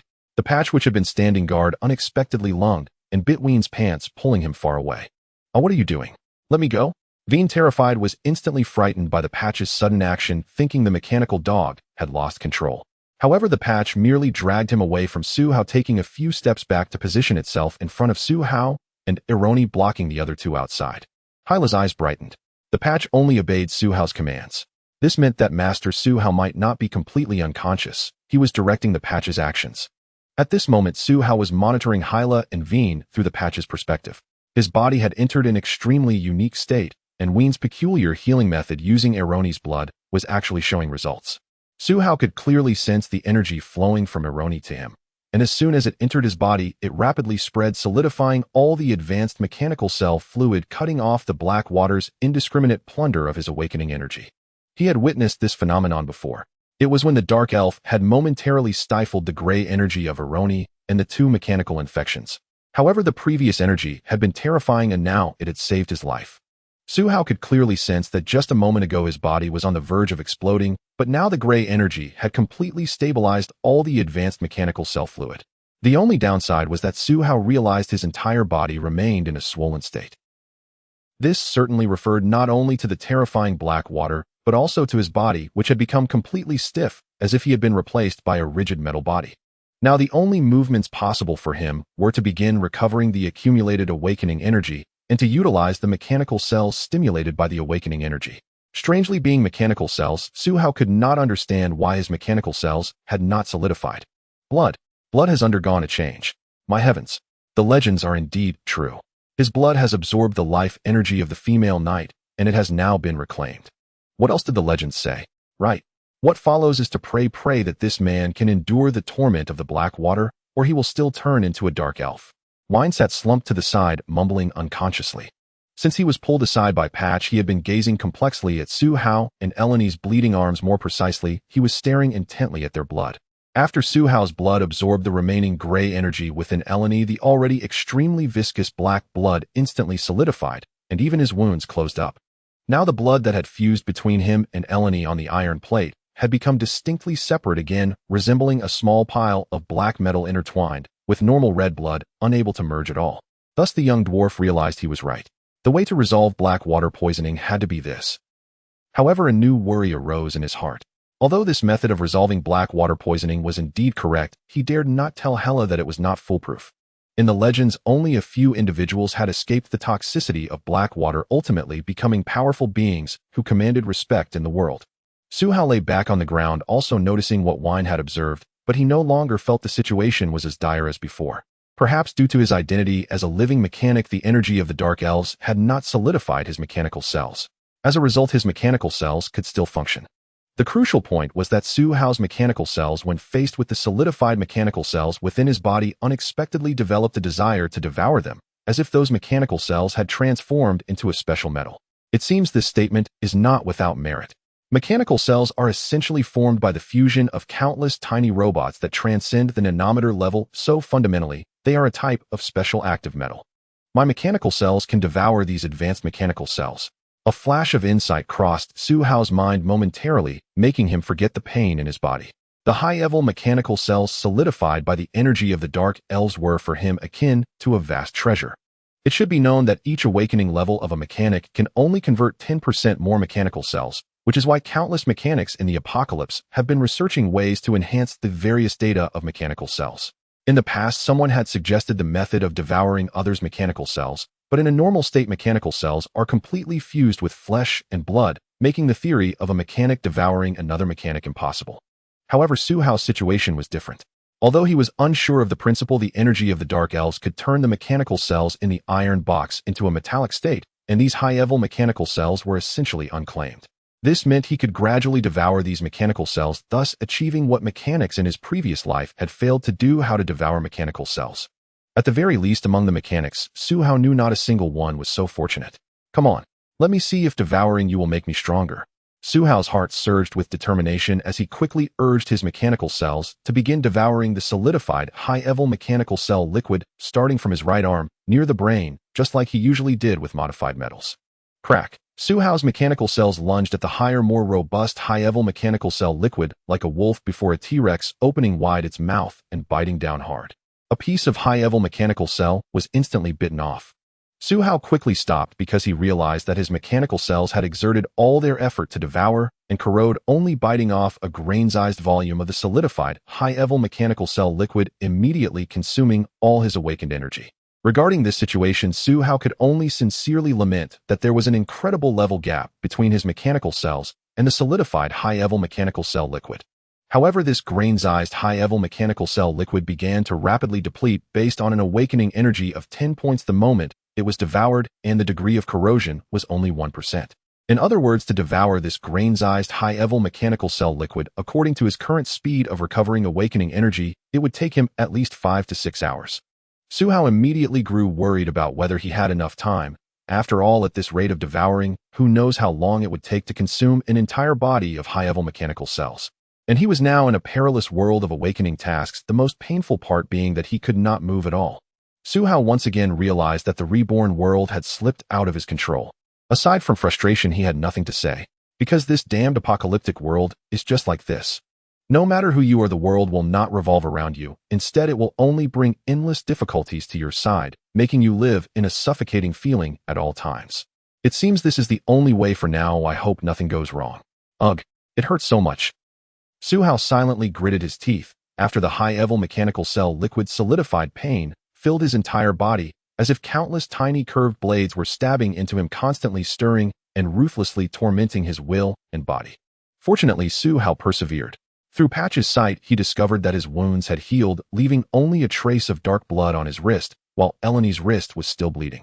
Su Hao was unsure if Eleni would die from this, but he still ordered Patch to drag Hela over to Eleni, signaling Hela to bandage the female knight. Then the only thing Su Hao could do was wait quietly. Finally, 7 hours slowly passed.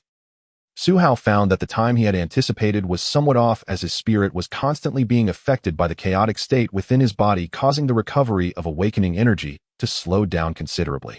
Fortunately, he finally devoured that grain-sized high-level mechanical cell liquid. This was indeed progress, wasn't it? But before Su Hao could breathe a sigh of relief, he noticed that the high-level mechanical cell liquid fixed by the energy of the dark elves suddenly twitched. Indeed, it was as if some kind of life form had moved as a whole. Then he suddenly realized that all the high-level cell liquids began to move violently again, as if they had been disturbed by a stick. However, this time the part of his own mechanical cells became the target. All the high-level mechanical cell liquids surged towards him without waiting for him to actively absorb them. This was equivalent to 90% of his bodice weight rushing into the area protected by his 10% mechanical cells. Inheritance discovered. Active contact activation type.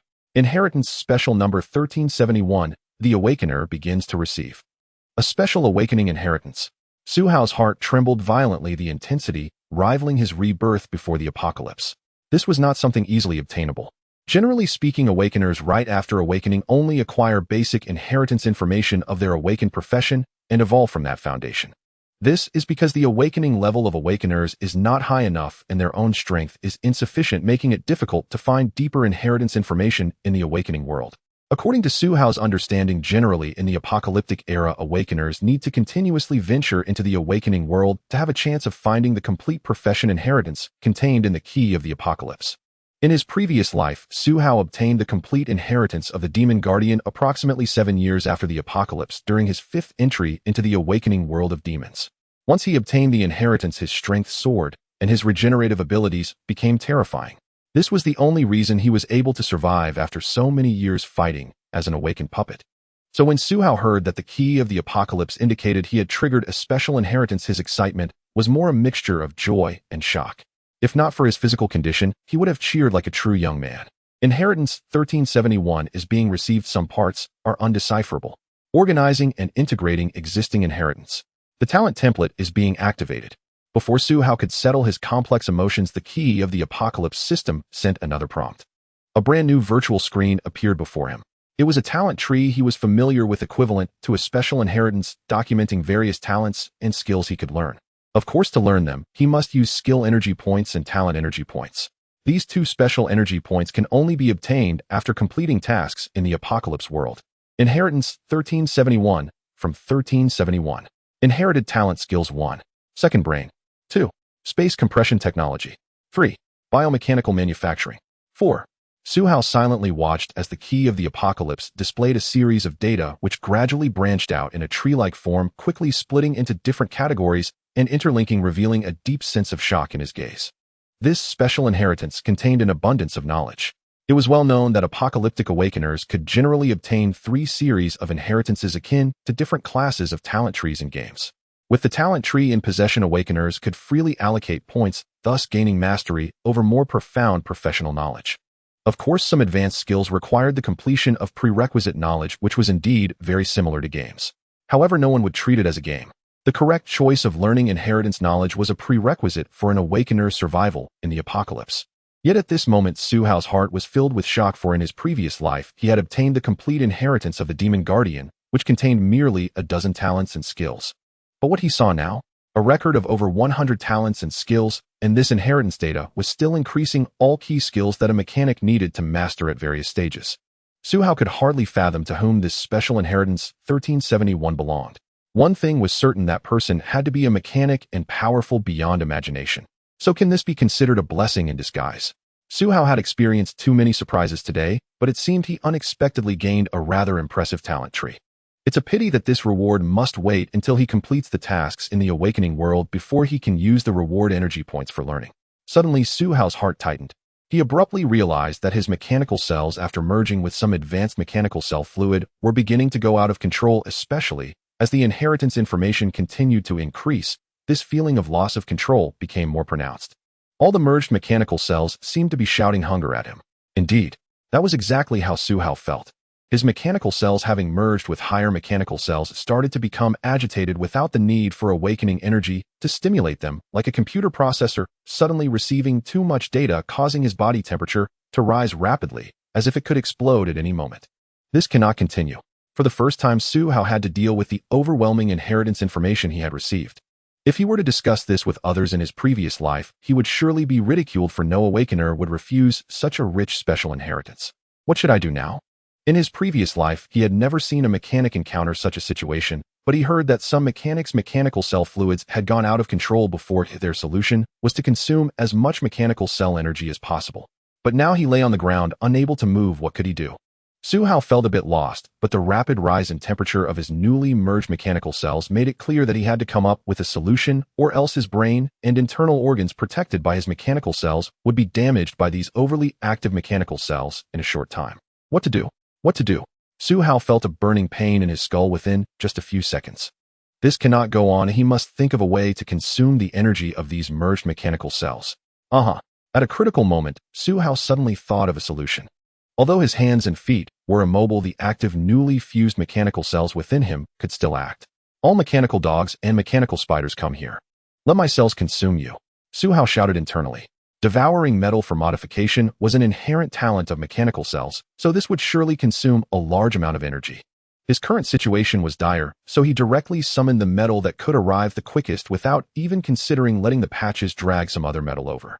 Because Su Hao was out of time, he sensed that his brain might explode from the scorching heat at any moment. It was truly a terrifying feeling. All the mechanical beings obeyed Su Hao's commands and rushed over from all directions, with the patch leaping onto Su Hao immediately. The mechanical cells began to operate rapidly. In an instant, all the metallic devices on Su Hao's body were the first to suffer. The wolf head mask was transformed into a puddle of metallic liquid in a blink, and the falcon iron foot and the brand new snake-tooth power arm were also not spared from the mechanical cells, instantly devoured and modified, flowing over Su Hao's heated, reddened body. Su Hao quickly realized that the heat generated by his newly integrated mechanical cells, imbued with a unique lineage, was escalating uncontrollably. Thus his armor, once dissolved, proved utterly insufficient to counteract the relentless rise in his body temperature. Fortunately, the first mechanical hound lunged forward and slammed into him. In the blink of an eye, the entire unit melted like wax beneath searing heat, collapsing into a pool of gray metallic fluid. No, it's not enough merely to dissolve metal. This energy must be redirected. I must act immediately. Su Hao instantly thought of mechanical fabrication. Ordinarily, he required awakened energy to fabricate devices, but now his mechanical cells themselves surged with volatile, restless power, eerily mirroring awakened energy, both emanating from the enigmatic lineage designated 1371. To this day, Su Hao remained uncertain whether 1371 referred to an individual or a faction. Yet one truth was undeniable: this lineage was extraordinary. Right? Mechanical cells don't just dissolve, they also construct. And I still possess countless unanalyzed blueprints. These energies can be harnessed for creation. A path forward suddenly crystallized in his mind.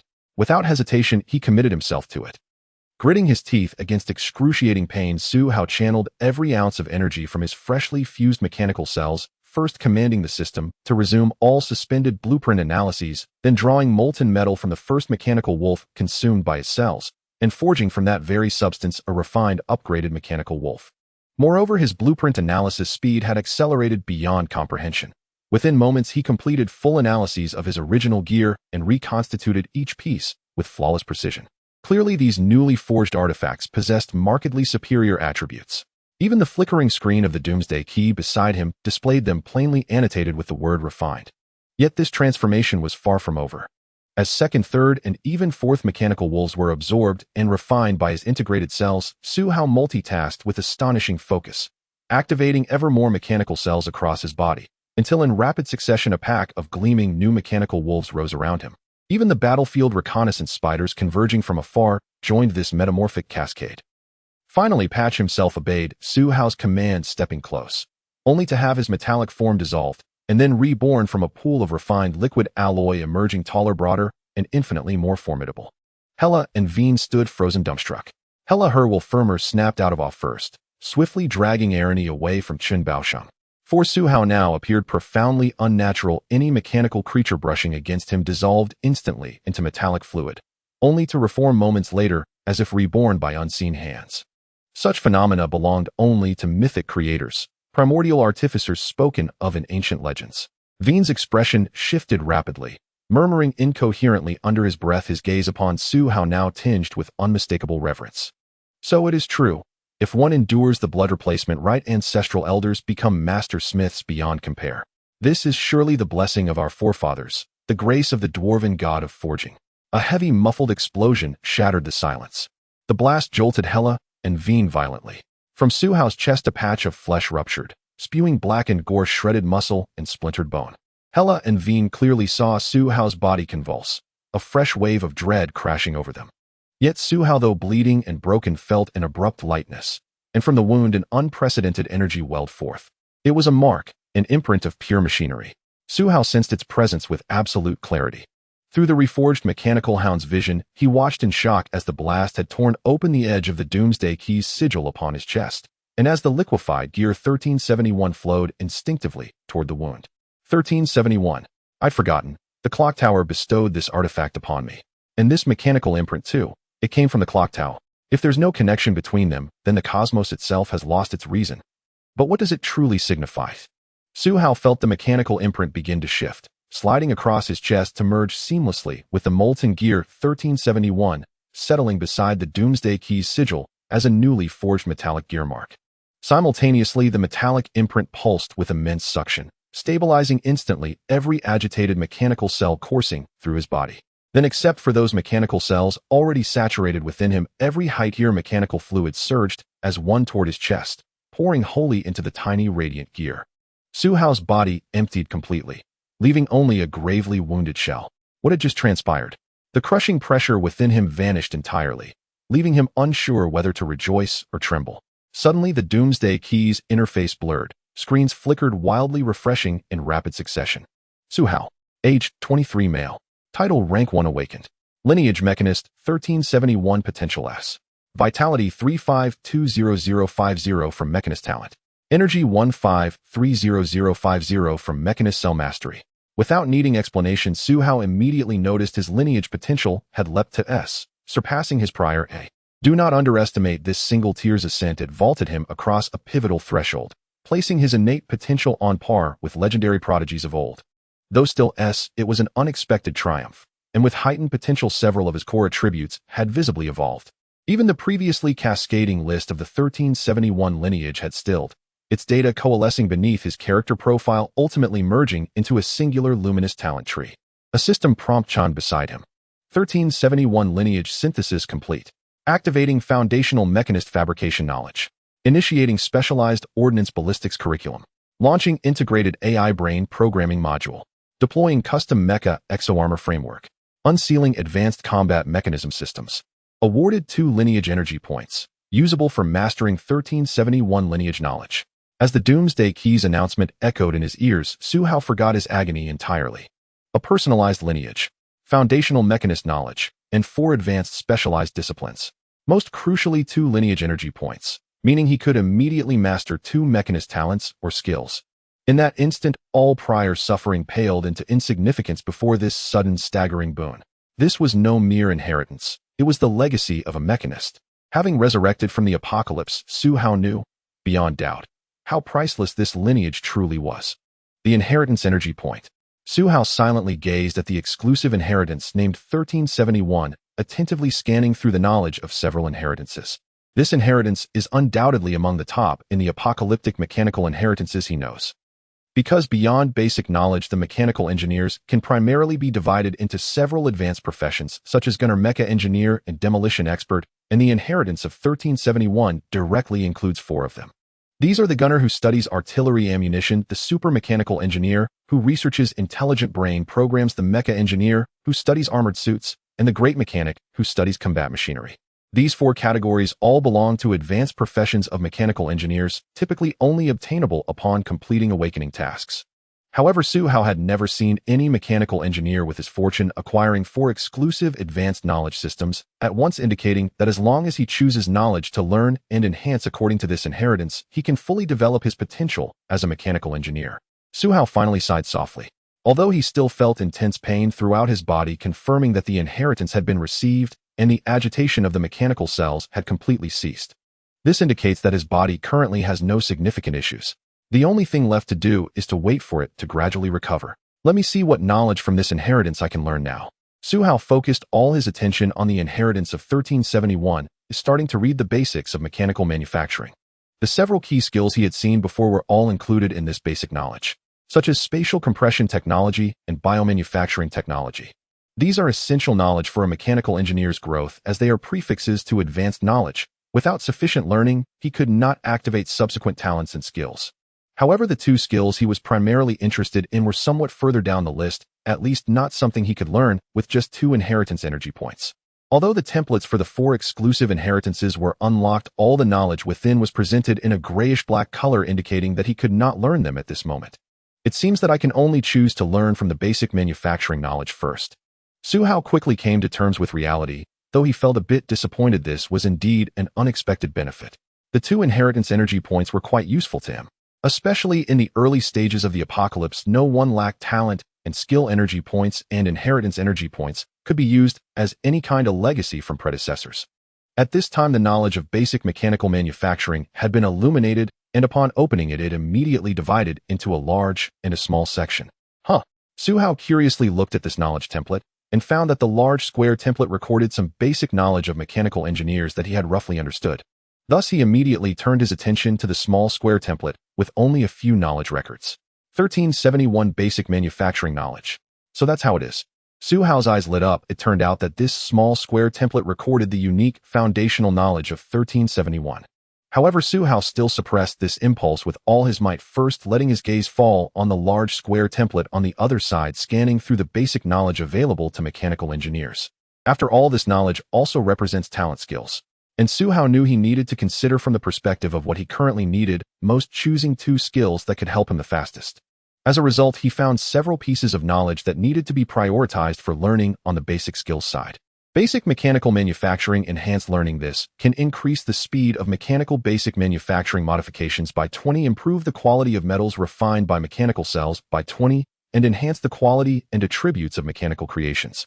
Basic mechanical equipment mastery. Learning this allows mechanical equipment to gain a 20 increase in attributes and effects when used. Basic biological control of machinery. Learning this can enhance control over mechanical creatures, improving their response speed. Basic ammunition manufacturing. Mastering basic ammunition manufacturing can enhance the quality of ammunition produced from blueprints by 20. Mechanical cells healing. You can learn this knowledge to utilize mechanical cells to heal your body.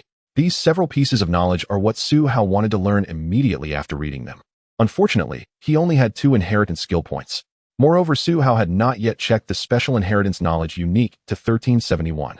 Thus, Su Hao concentrated his mind and dragged the small square template of the special inheritance he had just been holding back from looking at in front of him. It only recorded 3 exclusive inheritances. As a result, Su Hao glanced at it, and his eyes immediately brightened. Sure enough, the exclusive inheritance must contain some extremely special skills.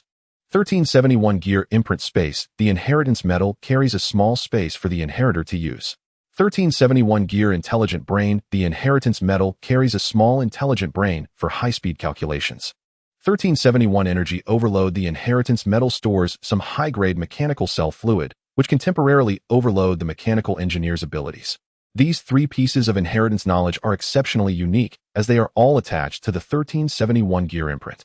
And this metal imprint is now resting on Su Hao's chest. Su Hao remained silent for a moment. He must now choose 2 items from the selected knowledge, meaning that with the inheritance energy points he can directly acquire 2 from these inheritances. Finally, Su Hao's gaze first fell upon the inheritance that contained a small space. 1371 Gear Imprint Space. Although I don't know how much space it hides for an ordinary mechanical engineer, at least 5 or more apocalyptic world tasks must be completed to learn the prerequisite skills for spatial compression technology, and during that time no other talent skills can be learned. So for the current situation, being able to obtain such a space in advance is undoubtedly a fortunate surprise. This inheritance knowledge must be learned. Su Hao secretly determined the first skill to learn, then immediately directed his gaze to a screen in front of him. Because his talent Gear Imprint and the special item Gear 1371 had already merged together, forming a new explanation. 1371 Gear Imprint. Type Special Item. Quality Excellent. Effect Intelligence 1. Spirit 2. Awakening Energy Recovery Speed increased by an additional 10, minimum 60 points hour. Description: this is a magical gear containing a special energy, marked with a clear number 1371. You now know it pertains to a mechanical engineer's inheritance, yet you still do not know where it originated. You have used a legacy energy point to learn basic mechanical manufacturing enhanced version. Knowledge infusion complete. You have acquired this knowledge. You have used a legacy energy point to learn mechanical cells healing. Knowledge infusion complete. You have mastered this knowledge. In Su Hao's final choice, there was no exclusive legacy of 1371. After consideration, he first focused on enhancing his current strength. Thus, in reality, he currently has little need to utilize the gear space, and the other two options cannot significantly enhance his strength at this stage. Therefore, considering what is most suitable for himself, Su Hao chose these two talents: mechanical manufacturing enhanced with the type of auxiliary, and an effect that increases the speed of basic mechanical manufacturing and modification by 20, and improves the quality of metals modified by mechanical cells by 20, enhancing the quality and attributes of mechanical creations. Related attributes: intelligent spirit. This is a portion of the special knowledge of mechanical manufacturing. Mastering it can help you obtain higher quality machinery. Mechanical cells healing with the type of auxiliary, and an effect that automatically restores 1 health point per minute. It consumes 10 awakening energy points, increasing health recovery by 1 point per minute. Related attributes: constitution spirit. Explanation: utilizing mechanical cells to heal oneself. The degree of injury recovery is related to the awakening level. Mechanical cells consume awakening energy to restore health and injuries.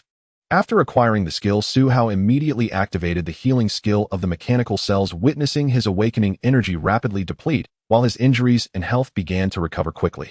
After a brief torment, Su Hao opened his eyes again. Lord Su Hao, you have awakened.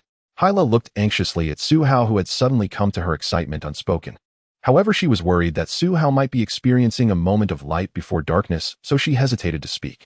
Su Hao turned his head without responding to Hyla's inquiry, and quickly said, Hyla bandage, Hyla, well, she should still be alive. Also, Wayne, I need you to quickly search the map and find a safe place for us to rest. Yes, my lord. Hyla demonstrated what it means to be obedient. Wayne hesitated for a moment, but then returned his surprised gaze to Su Hao and began to carry out the instructions. Su Hao paid no mind to these details. The healing ability of the mechanical cells allows his body to continue recovering, so now it was time to use another newly learned skill. The enhanced version of mechanical manufacturing. He can now improve the material quality of all mechanical beings around him, thereby enhancing their attributes and gaining stronger auxiliary combat power. This was also the reason he considered learning this skill. Patch, come here. Su Hao first summoned Patch, instructing the remaining mechanical dogs to continue patrolling the surroundings. As for the 3 mechanical spiders, he kept them nearby, preparing to modify them after Patch. This process was extremely urgent. Su Hao did not waste any time and maximized the utilization of every minute of recovering awakening energy. In 1 hour, he completed the modifications on Patch and the 3-type reconnaissance spiders. Thus, all reconnaissance spiders were upgraded to excellent quality, and their original optical camouflage capabilities were enhanced. As for Patch, it had undergone multiple material refining processes during the chaotic episode, with Su Hao's mechanical cells distributing its metal parts attributes evenly across its body, transforming into an exceptional mechanical dog. Do not underestimate such a mechanical dog. In the early days before the apocalypse, it was equivalent to a level 4 advanced mechanical battle pet, with actual attributes exceeding a level assessments, and even certain attack methods could reach level comparable to having the attributes of a level 3 awakened being. This is significantly more useful than an equally exceptional piece of equipment. It's worth noting that this is without Patch being equipped with a sufficiently advanced AI, otherwise it could absolutely reach the combat power assessment of a level awakened being. Therefore, to some extent, as long as Patch avoids several dangerous monsters from the onset of the apocalypse, it can definitely move about freely. And Su Hao, who possesses Patch, is the same, as long as he can complete the awakening task for the world and return alive to Earth. Mechanical Dog Modified X3, with codename Patch type, elite mobile unit quality, exceptional lethality defense, exceptional special effect, energy storage rating 4, all combat attributes 3. Explanation: this is a mechanical dog you have modified multiple times, equipped with several high-quality components and energy sources, now possessing greater overall capabilities, becoming a powerful assistance in your battles. Note: modified components are fused into black gold material with excellent metallic quality. Equipped with a Type B small energy converter capable of utilizing half the attributes of exceptional level energy fragments. After modifying Patch and the 3 mechanical reconnaissance spiders, Su Hao called for Wayne. The group had been in this dangerous place for nearly half a day, so they needed to change locations, check on AI Leonie's condition, and decide what to do next. This time Wayne did not lag behind, instead finding an ancient small waterway repair shop. It is said that these repair shops were used by ancient repairmen to guard the sewer system, and in reality they served as a defensive circle against underground creatures, with the differentiation of old and new sections of the sewer system based on these repair shops serving as nodes. Suhao did not overthink. He had to leave the original spot, or else he would attract another dark elf and fall into a bitter battle. So Suhao ordered several mechanical dogs to carry the remaining supplies, with Wayne leading the way as they continued downwards. After about 2 hours, the team had moved far from the cliff area where they fought, delving deeper underground. The air in the darkness became very humid and the atmosphere grew heavy. Wayne turned the map left and right, finally finding a few blue-yellow rusty sewer pipes, each with a diameter tall enough for 2 people to stand side by side, stretching across many water pipes. This is it. Wayne found a water valve that had its wheel removed and immediately crouched by the wall near the valve. Crack! A brick in the wall was pressed down by Wayne's hand, producing a crisp sound, and a half-height iron door suddenly opened on the thick water pipe. A damp, rotten odor immediately wafted out. Lord Suhao, this pipe leads to the repair shop. The repair shop is definitely the safest hiding place in the sewer. Wayne sighed in relief, explaining to Suhao behind him. However, when the young short man looked at Suhao, his gaze suddenly froze as he lunged towards a corner of the wall and picked up a blood-stained arm ring from the ground. This is Longbana's arm ring. Wayne vigorously wiped away the dust and bloodstains on the arm ring, speaking earnestly.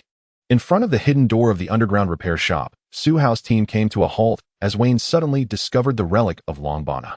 Suhao swore that if it weren't for Wayne's reminder, he would have almost forgotten the dwarf named Longbana, as he had never even met the young dwarf who sacrificed himself to save others and naturally had no impression of him. Sir, this is Longbana's arm ring. I beg you, please take me to search around. I must find Longbana's remains and bring them back to the tribe. Wayne's eyes suddenly turned red as he held up the bloodstained arm ring and rushed to Suhao, pleading loudly. Suhao helplessly twitched the corner of his mouth. He genuinely did not want to complicate matters in this situation, but he needed to find a way to persuade Wayne not to overthink. Because through Wayne's guidance earlier, Suhao discovered that he was quite suited to interpret the map of the Greybeard tribe, which would save him a lot of effort in deciphering those incomprehensible symbols. However, before Suhao could refuse, he saw Wayne once again raise the bloodied arm ring towards him. Sir Longbana died to save me. I must bring back his body. Please, in the name of our tribe's ancestors who fought alongside you against the Dark Elves and ignited the divine fire by vanquishing them, help me. You will surely earn the gratitude of our Greybeard tribe. Side quest, discovered, find Longbana. Clearly the dwarf before you hopes you can assist him in finding Longbana, and you can choose to help him fulfill this wish, thereby gaining favor with the Greybeard tribe. A prompt interrupted Suhao's intention to refuse Wayne's request. Another side quest. Suhao narrowed his eyes slightly, sensing that this task was somewhat special, especially since he had just heard Wayne mention their ancestors of the Greybeard dwarves, and that the method to ignite the divine fire was related to eliminating the Dark Elves. Moreover, Suhao was curious as to why Longbana's arm ring appeared here. After all, this place was nearly an hour's journey away from where Longbana was attacked. If the swamp crab infection had devoured that dwarf, given its acidic interior, it could digest everything cleanly, leaving no trace of an arm ring. This implied that the dwarf named Longbana might not be dead yet. But what could the swamp crab infection possibly want with a living dwarf? Suddenly, Suhao considered that within this vast sewer system dark elves existed, and the high-grade mechanical cell fluid he had obtained previously seemed to originate from beneath here, which sparked his thoughts. Accept the quest. Suhao silently muttered in his heart as he saw another straight-line quest added to his task template. His body had recovered significantly, so he began to contemplate what to do next. Ryn was still unconscious, making it impractical to venture directly onto the surface of Khalid. Since he had to wait for Ryn to awaken, he decided to follow Wayne to undertake this side quest, while also thoroughly investigating the underground space here, as he might encounter some legacy left by a mechanic. After analyzing, Suhao looked up at Wayne, who was filled with anticipation and deliberately assumed a helpless expression, saying, Wayne, I understand your feelings, so I can accompany you to find Longbana's remains, but you must follow my lead in everything. No problem. I would agree to give my life to you as long as you help me find Longbana's body. Wayne immediately expressed his gratitude with multiple thanks upon hearing Suhao's acquiescence. Suhao smiled and patted Wayne on the shoulder, saying, I respect your choice, but we first need to make arrangements for Ryn, don't you think? Wayne nodded vigorously and led the way into the hidden door of the massive metal pipe, a booming voice immediately emanating from within. Sir Suhao, please follow me. I have researched the information about the underground repair shop. It's very safe, and no one will know we are here. Suhao immediately signaled a mechanical dog to enter first, then called out to Hyla, bringing Ryn and the pack of dogs in after. The remaining 3 mechanical spiders scattered at the entrance of the hidden door, standing guard. The road beyond the hidden door turned out to be surprisingly easy to traverse. Aside from the initial damp, foul odor, everything in the passage was orderly. Particularly after walking through the pipes for about a few minutes, a space of approximately 200 square meters appeared clearly entirely constructed of metal and carved out within the sewer. In this space, several racks stood piled with weapons and equipment wrapped in oilcloth. On either side of the space, 2 passages could be seen. It seems there was not just one path leading here. Upon seeing the racks, Wayne immediately rushed over, bypassing the equipment and weapons, and finally pulled out a bag of food from one of them, promptly shouting to Su Hao. "Sir Su Hao, this is the repair shop where food and equipment for the College Guardians are supplied. Typically, one repair shop links to at least 2 others, meaning we can utilize the 3 hidden doors here and the resources available to us during our actions." Su Hao observed this fascinating underground space seriously and couldn't help but marvel at how advanced the college's engineering had become. After all, the surrounding area was filled with hard rocks and densely packed pipes, remnants left behind from ancient times. Such monumental engineering might have even involved demigods who ignited the divine fire, resulting in the old sewer system we see today. However, the modern college people successfully established a new sewer system and also constructed repair shops throughout the entire sewer system for monitoring, which was likewise a massive undertaking. Yet Su Hao quickly regained his composure after his moment of awe. He instructed 2 mechanical dogs to scout the other 2 repair shops along the pipe, then sought a place to settle Iron.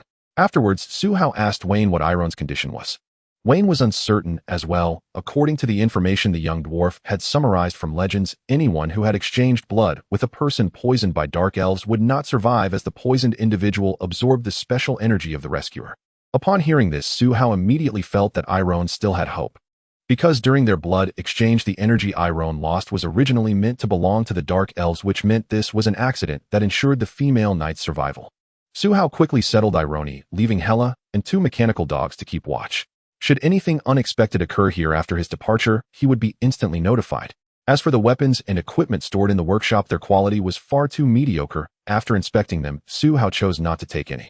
"Let's go, we'll head out to see if we can find Longbana for you," Su Hao said to the impatient Wayne, whose expression immediately brightened, clearly indicating that Longbana had become a fixation for the young dwarf. The reason he was so willing to help the dwarf, aside from Ironi's unconscious state and the benefits of completing the side quest he suddenly received, was due to the clues his reconnaissance-type mechanical spider had discovered outside the workshop. These were the corpses of some dwarves. To be precise, not just dwarves, but also some clearly human and various beast corpses scattered both inside and outside a not-sosmal passage with a staggering number.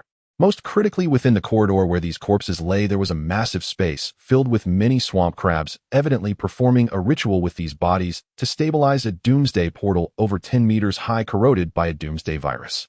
Su Hao could not mistake the fiery red color. The doomsday virus portal must be destroyed, otherwise when we come back to this world we might just be annihilated by those mutated monsters. This would be utterly unworthy and would speed up Earth's infection by the doomsday virus. Su Hao was resolute in his decision, and after a brief equipment check, he left the workshop's hiding place alongside Wayne, heading straight towards their target area.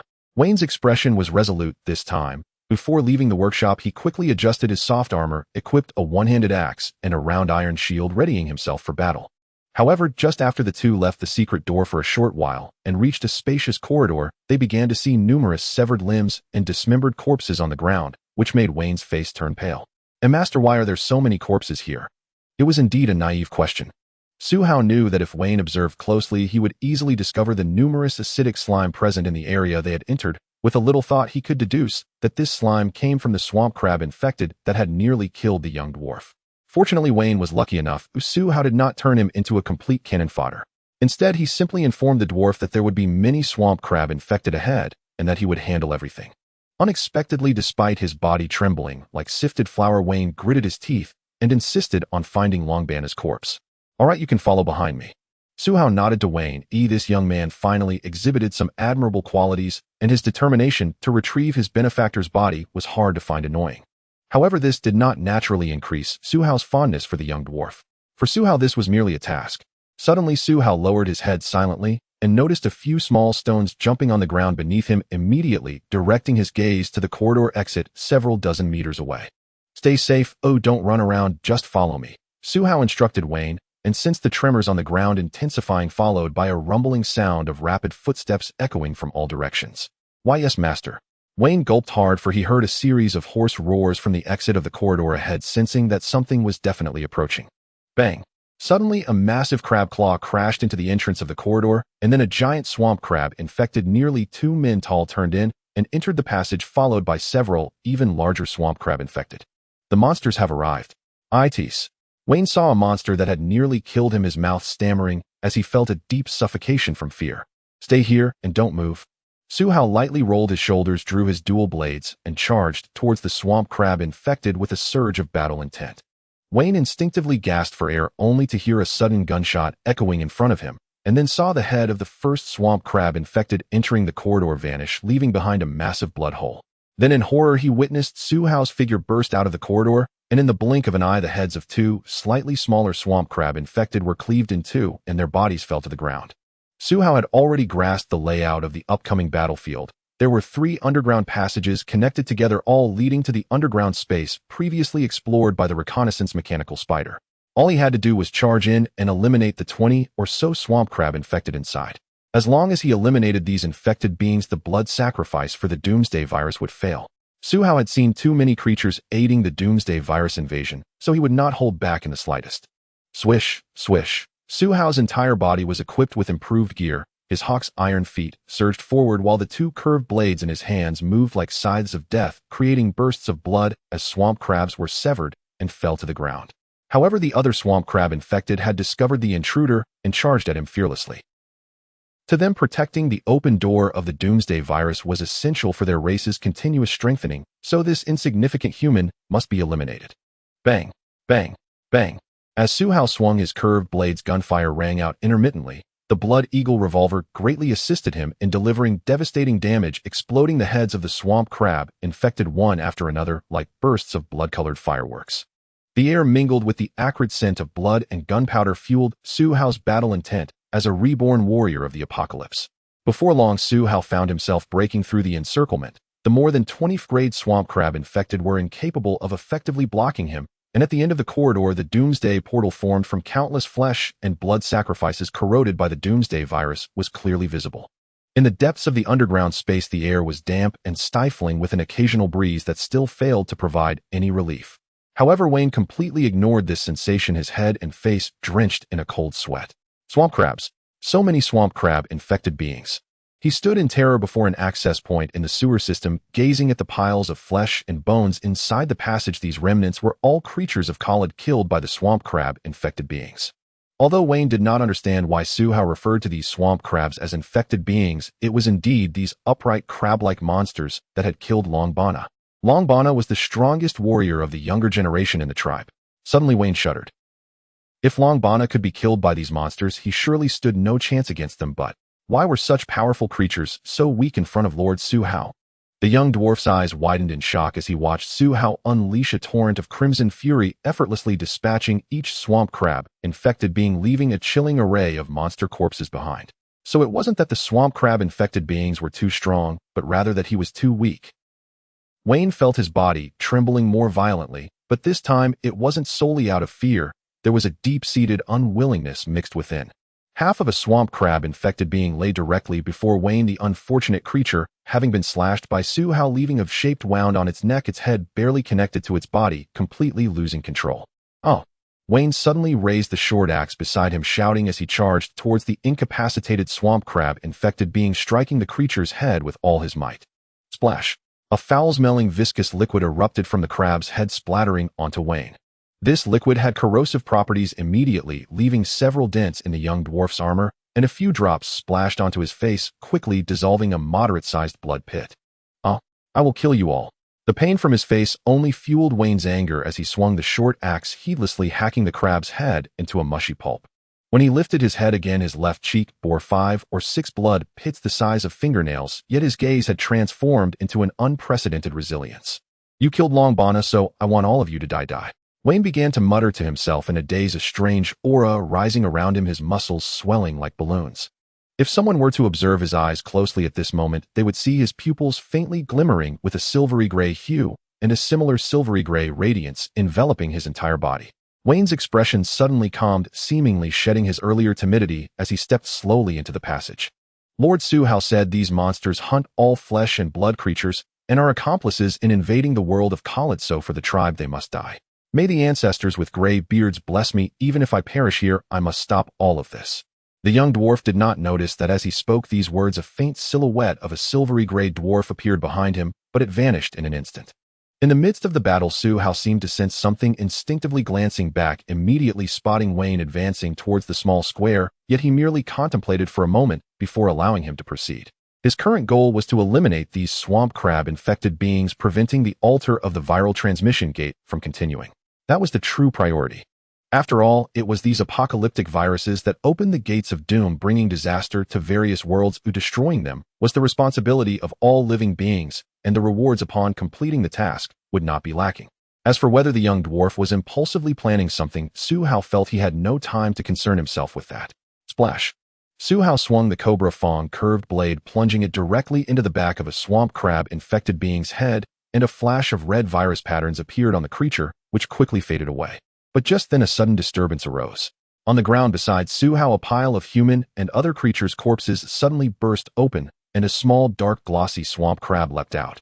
This swamp crab-infected being was clearly smaller than the larger ones, and had only 2 pincers, yet when Su Hao saw it, his expression hardened. A mutated infected being. It has at least an A-level combat rating. Su Hao's body reacted too late, immediately shielding himself with the snake Fong power arm, only to hear a clang as the black swamp crab-infected being's pincers proved as hard as steel, the force unbalancing Su Hao, forcing him to leap backward, landing several meters away. Its strength rivals that of a level, while the rest of its attributes should still be at a level. Drawing on his battle experience, Su Hao quickly processed this information in his mind, but before he could finish thinking, he noticed several more piles of corpses exploding around him, revealing several black swamp crab-infected beings leaping out. These swamp crab-infected beings positioned themselves in a semicircle, effectively guarding the red viral gate over 100 meters away.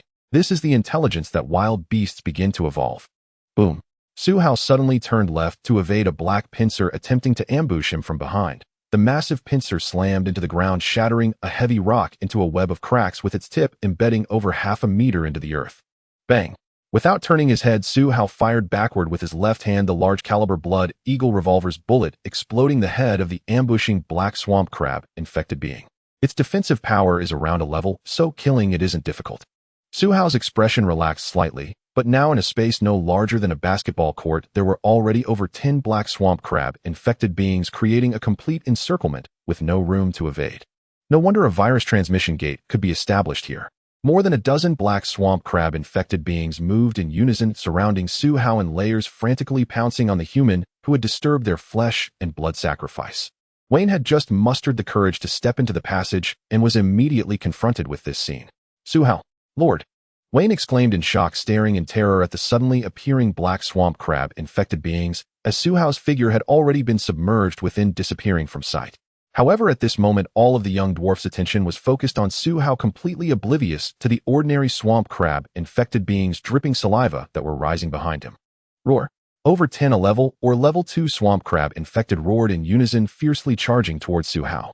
Su Hao faced everything with a calm expression. In the apocalyptic battles of his past life, he had been trapped in wars against countless monsters numerous times, so this group of swamp crab-infected could not shake his resolute heart. Patched! Su Hao called out in his heart, immediately lowering his body and swiftly dashing into the midst of 2 level 2 swamp crab-infected. He did not rashly engage in a fight to the death, instead, after skillfully dodging, he slashed at the nearest swamp crab, severing one of its claws. The injured swamp crab-infected continued its momentum, collapsing to the ground and colliding with several of its kind. The space behind Su Hao immediately cleared out as the remaining swamp crab-infected changed direction and surrounded him from both sides. Even with such a brief moment of respite, it was enough for Su Hao to accomplish many things. Especially when he noticed that one of the swamp crab-infected outside the monster group suddenly fell to the ground, silencing itself. He immediately raised his Blood Eagle revolver and fired 4 shots at the 3 monsters in front of him, emptying the bullets from his handgun. Patch had been lurking as instructed, ready to provide support at the critical moment, now perfectly assisting him in breaking through the encirclement. Puff! The level 2 swamp crab-infected reacted much faster than regular swamp crabs, but even with just a few meters between them, two were instantly taken down by large-caliber bullets. No matter how tough their shells were, their weaknesses remained fatal. Only one swamp crab-infected raised its claw in front, just in time to block the bullets from the Blood Eagle revolver, but its shell was immediately penetrated by the bullets, leaving a web-like pattern of cracks. However, this swamp crab infected did not survive long either, as Patch flew over its front claws, slicing through half of the monster's head with sharp, curved blades splattering brain matter and blood before it struggled a couple of times and fell to the ground. In just 10 seconds, Suhao had broken through the encirclement. Woof! Seeing Suhao rush to its side, Patch immediately let out a loud bark, positioning itself between the swamp crab infected and its master. Suhao steadied himself and quickly turned to prepare to join forces with Patch to eliminate all the level 2 swamp crab infected. But just as he turned, he suddenly noticed that less than 30 meters away was the apocalyptic virus teleportation gate, and beneath the teleportation gate there was a noticeable lowlying pit. From Suhao's position, he could see that all the blood from the corpses gathered around the square was flowing toward that pit. His gaze shifted immediately. The blood in the pit was connected to the virus gate, with countless blood streams being drawn into the gate, causing the red light on the gate to flicker like a living being breathing. In the apocalyptic world, both awakened and commoners knew that each teleportation gate caused by the apocalyptic virus could maintain teleportation ability only for a small part, and the duration of each gate was directly related to the energy it contained. However, some teleportation gates brought a portion of mutated infected during the opening process. These infected acted like parasites of the apocalyptic virus, actively filling the gate with energy after being teleported. And the energy fulfilling this requirement was the flesh and blood of any living creature. Thus, these mutated infected would create a blood pool beneath the teleportation gate, while launching large-scale hunts in the vicinity until they captured enough flesh and blood to stabilize the gate. However, what forced Suhao to pay attention was a corner filled with countless severed limbs and broken arms that filled the blood pit. There lay a dark red bulge buried beneath a pile of flesh and blood. If one were not careful, it would be hard to notice. Apocalyptic Guardian. Upon seeing this flesh cocoon, Suhao immediately tightened his grip on the Blood Eagle revolver. Once this second type of blood pool generating apocalyptic teleportation gate appears, as long as the energy allows for stabilization, it will bring forth enough apocalyptic virus, which will randomly create a mutated creature in the blood pool to become the guardian of that gate. These are the apocalyptic guardians that are well known and detested by humanity, and to break through these gates, humans have fought countless battles against these monsters. Thus, Suhao understood that he absolutely could not let the mutated creature in this blood cocoon be born. Help! A sudden scream came from the direction of the tunnel. Suhao immediately recognized that it was Wayne's voice and instinctively turned his head to take a look.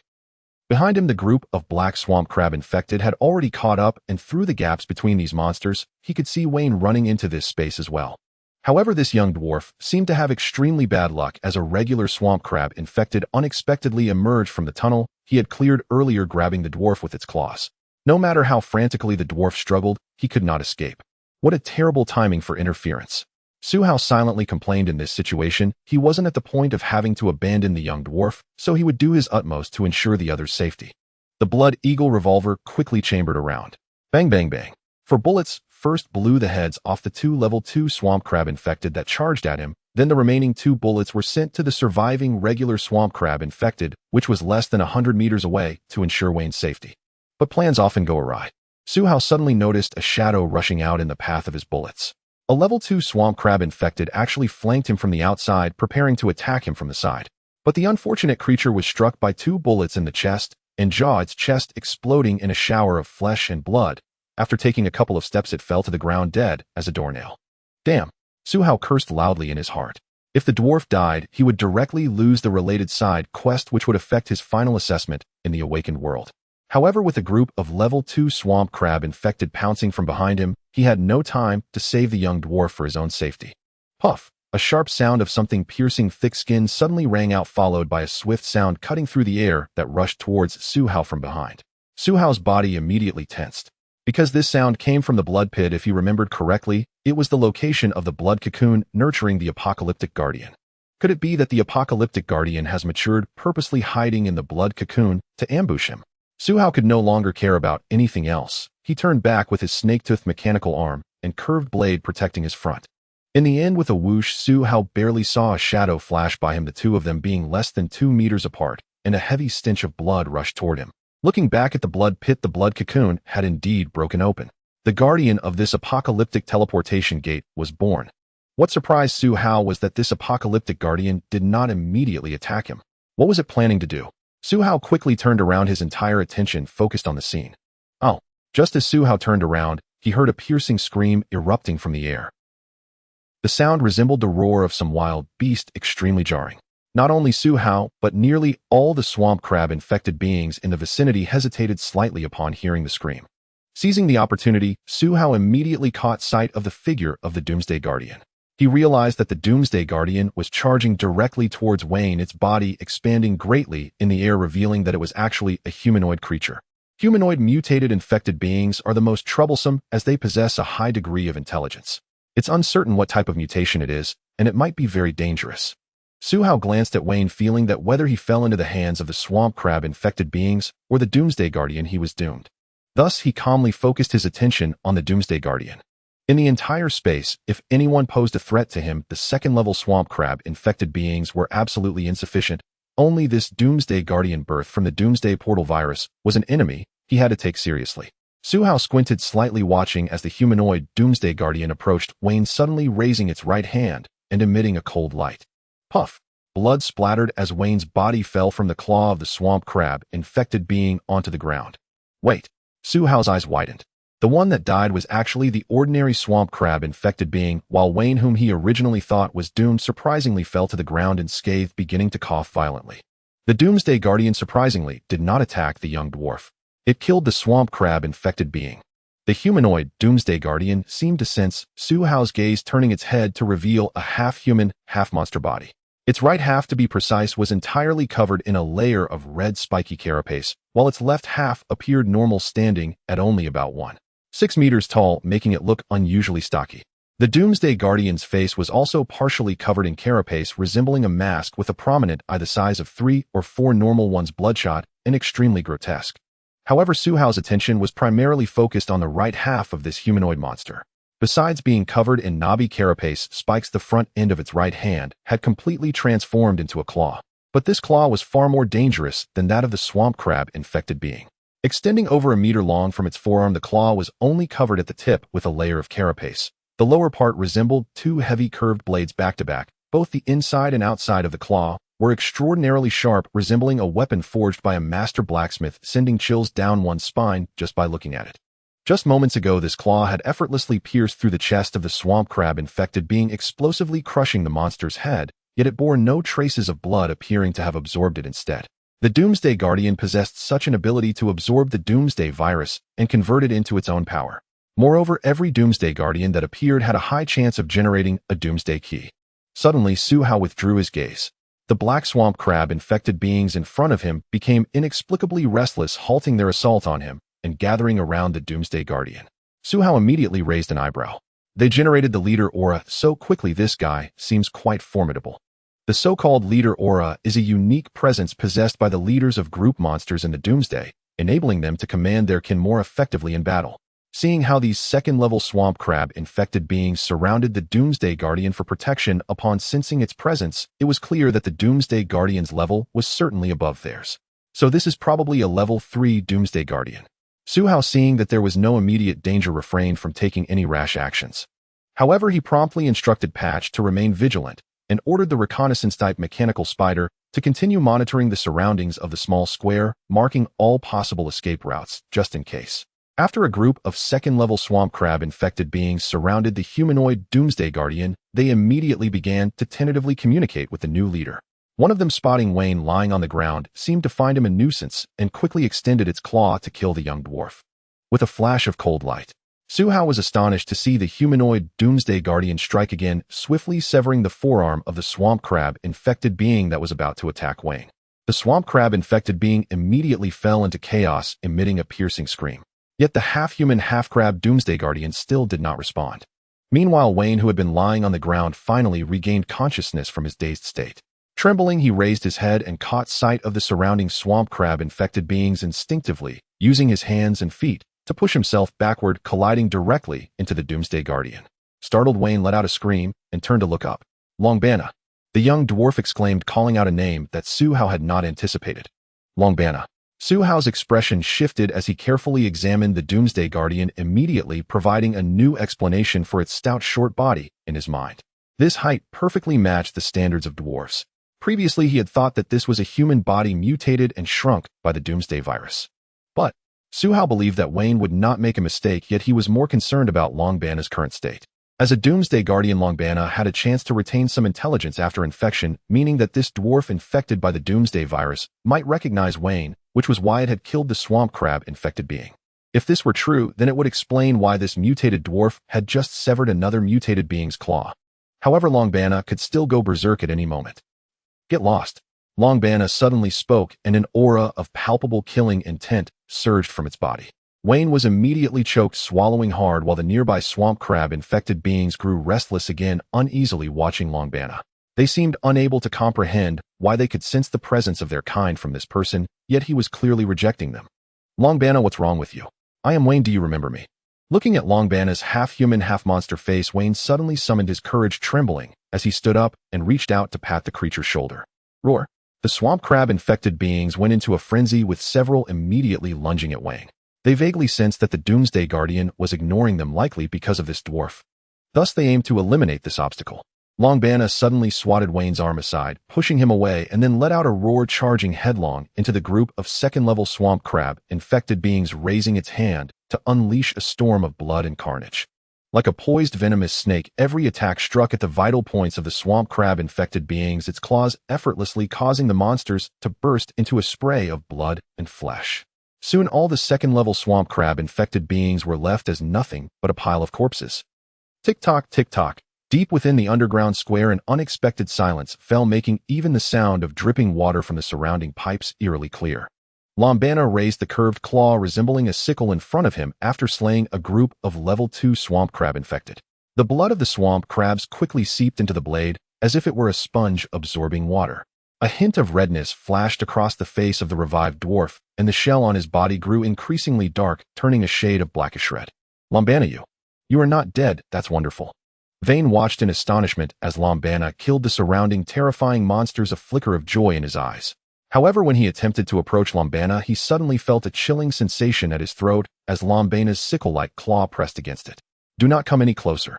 Longbana's voice was hoarse, like a tattered bellows, as if his throat were leaking air, his tone fluctuating erratically.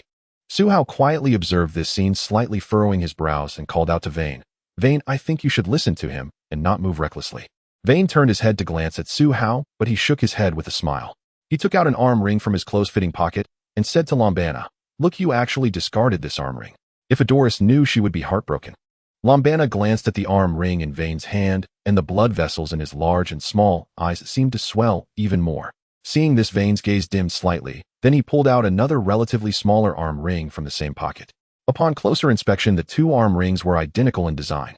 This is the arm ring Adoris asked me to bring. She said that if your corpse was found, the arm ring should be placed with you. She said, You are a hero, and also the one she loves. Even if you are dead, her heart will always accompany you.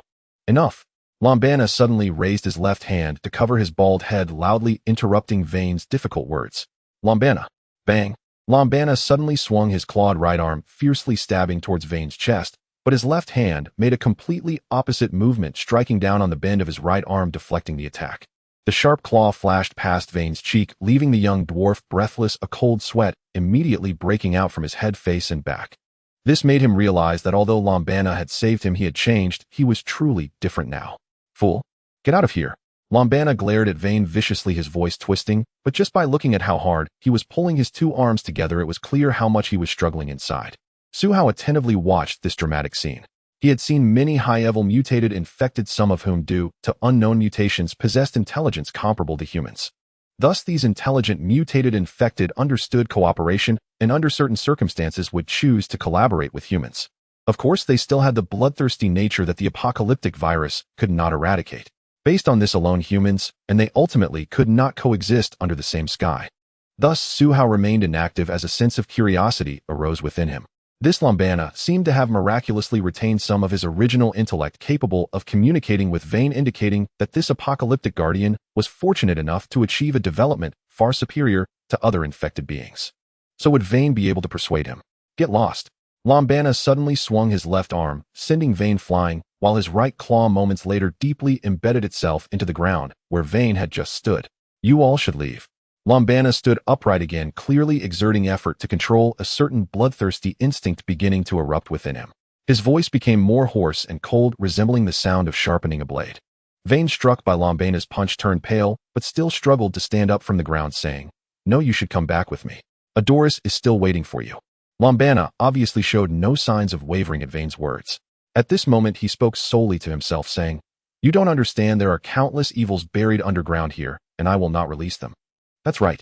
Only by sealing this place can the monsters invading the Khalid world be prevented from coming through, otherwise not just Khalid, but all the graybeard dwarves will perish. In contrast to the impulsive Vane, Su Hao had been observing Lombana's every move carefully.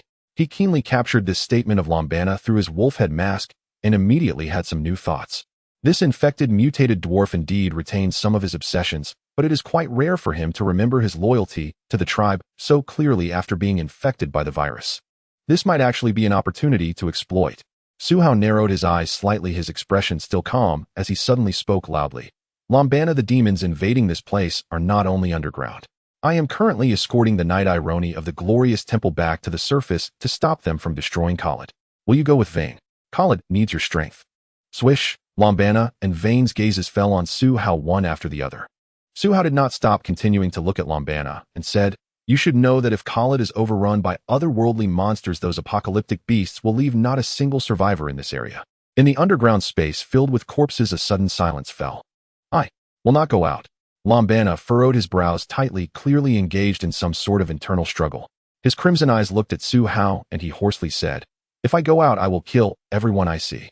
However, after finishing this sentence, he immediately covered his forehead and shouted to Su Hao and Vane, "You all should hurry and leave. I will destroy this place and take this altar down into the abyss. Can you really not help us?" Su Hao seized the opportunity to press Lombana further. Vane, watching from the side, couldn't help but say, "Lombana, come with us. I received a prophecy that told me I would definitely find you. Now that I have found you, so you should come back with me. Uncle Machi and old Chief Diego and I will definitely help you return to normal." "Prophet," Lombana instinctively mumbled, then took a deep look at Vane, suddenly grinning, but his face quickly twisted into a terrifying expression. But whether it was Su Hao or Vane, they could see that he was indeed smiling at Vane. "Are you trying to make me say that you are indeed the youngest scholar of the Graybeard tribe in hundreds of years?" Lombana lightly nodded at Vane, stating, "Since you have found me through the prophet's guidance, the only thing I can do is point you away a shortcut that leads you to the main city." Su Hao's lips curled slightly.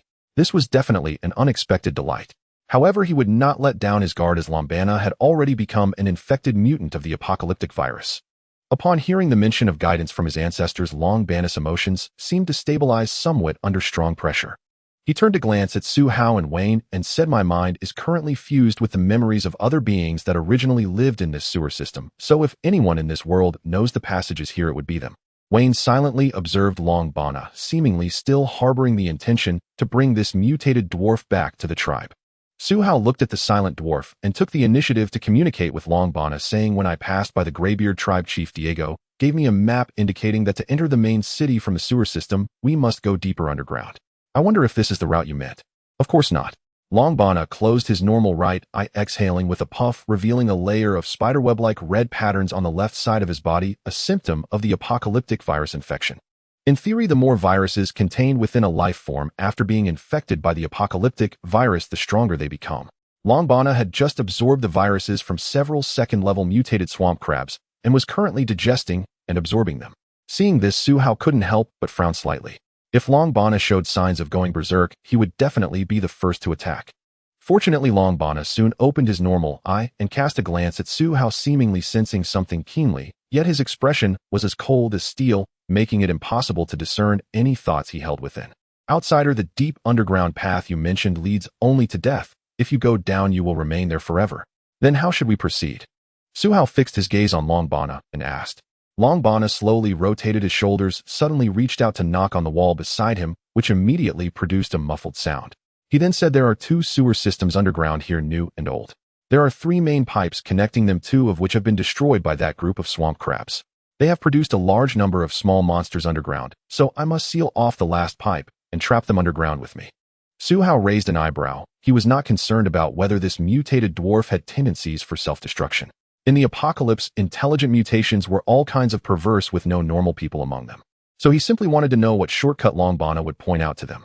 Lombana had no intention of holding back. He continued his previous thought, saying, "In fact, there is only one path underground leading to the main city, but the memories of the underground creatures I absorbed reminded me that every pipe is a passage. Just like the garrison repair station established by Khalid in the new sewer, As long as we break through a main pipe leading to the right route, we can reach where you want to go. Su Hao's heart brightened.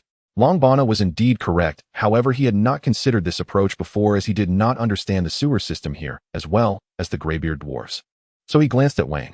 Long Bana is not wrong, a part of the underground repair station built by Khalid was also directly transformed from the original pipes. Wayne noticed the inquiry in Su Hao's expression and said. Then he thought for a moment and added, and you can rest assured Long Bana is the best architect in the tribe with a better understanding of this place than I do. If he says there's a way, he will definitely find that pipe. All right then. Su Hao nodded at Wayne in response, and then fell silent. In the face of a mutated dwarf like Long Bana, it was unnecessary to clarify everything. Prolonged entanglement in words might yield adverse effects.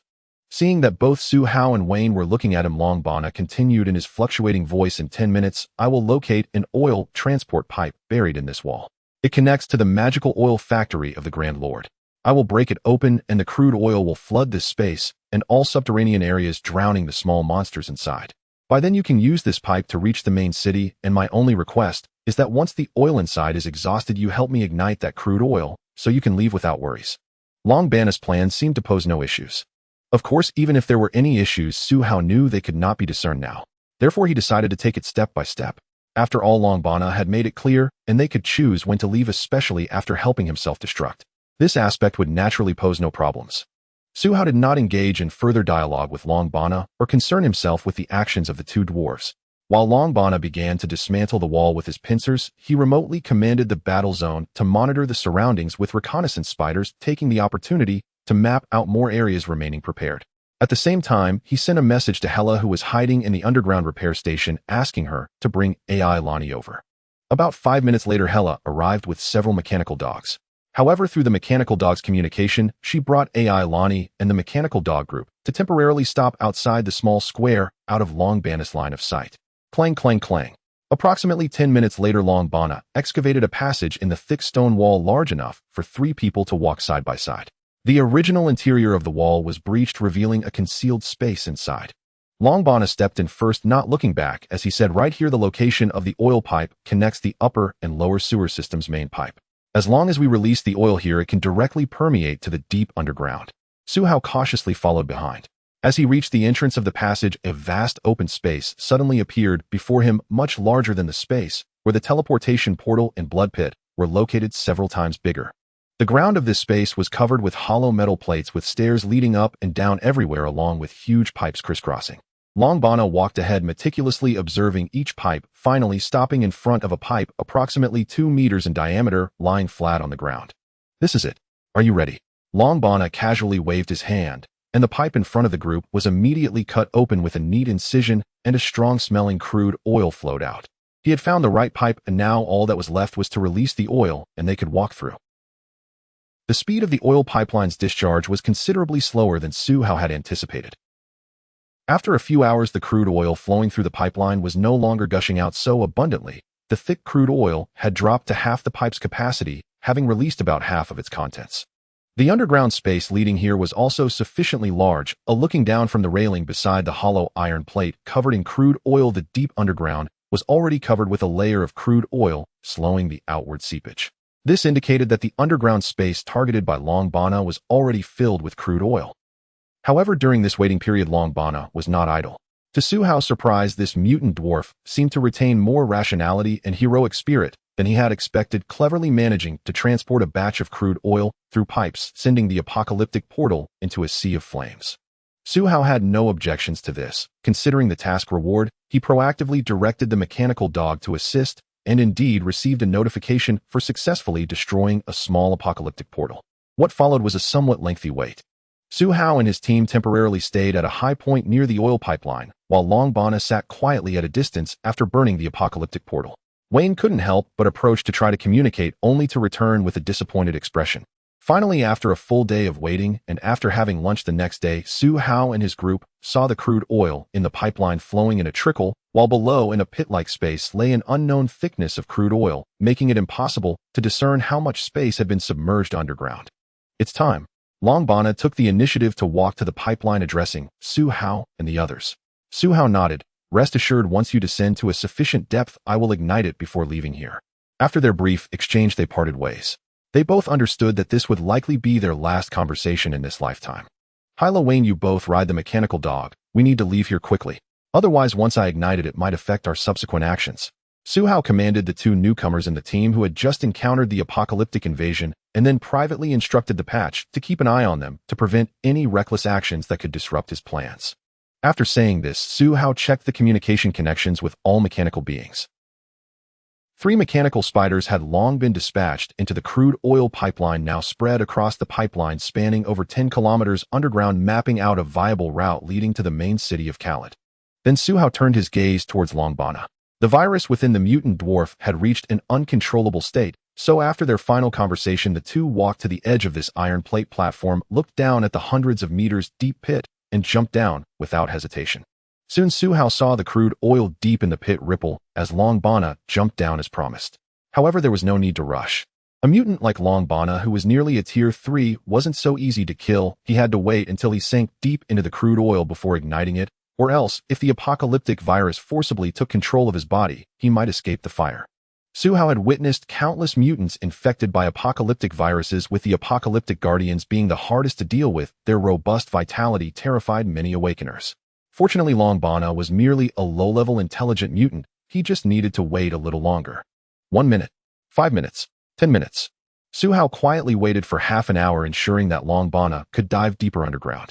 Only then did he jump onto the ruptured oil pipeline, using his power arm to restore the broken iron plate as much as possible, and then drew the Blood Eagle revolver, firing a shot through the gap he had left. Bang! The large-caliber bullet from the Blood Eagle revolver struck the metal support beside the crude oil, successfully igniting the pit into a sea of flames. Without looking back, Su Hao ran towards the oil pipeline. The wolf head mask provided him with infrared night vision, allowing him to swiftly catch up with the team that had set off first. The team quickly regrouped. All of them were already clear about the destination of this mission, so their next course of action was to hurry through the greasy, slippery oil pipeline. It must be said that the oil pipeline wound underground, extending the distance leading to the main urban area. However, correspondingly, Su Hao and the team members encountered no further troubles along the way. However, Ironi was still unconscious, and Wayne had become somewhat solemn due to Longbana's situation, while Hyla's emotions remained well-controlled, feeling that the experiences of this past day had matured her significantly. Thus, the team continued to advance through the pitch-black crude oil pipeline, with the mechanical dog and spiders replacing their eyes, carrying them forward at full speed. Finally, a battle zone reconnaissance spider located the final exit of the oil pipeline. Su Hao immediately commanded the mechanical dog to accelerate, and after nearly a day's journey they reached their destination, the main urban area of Khaled.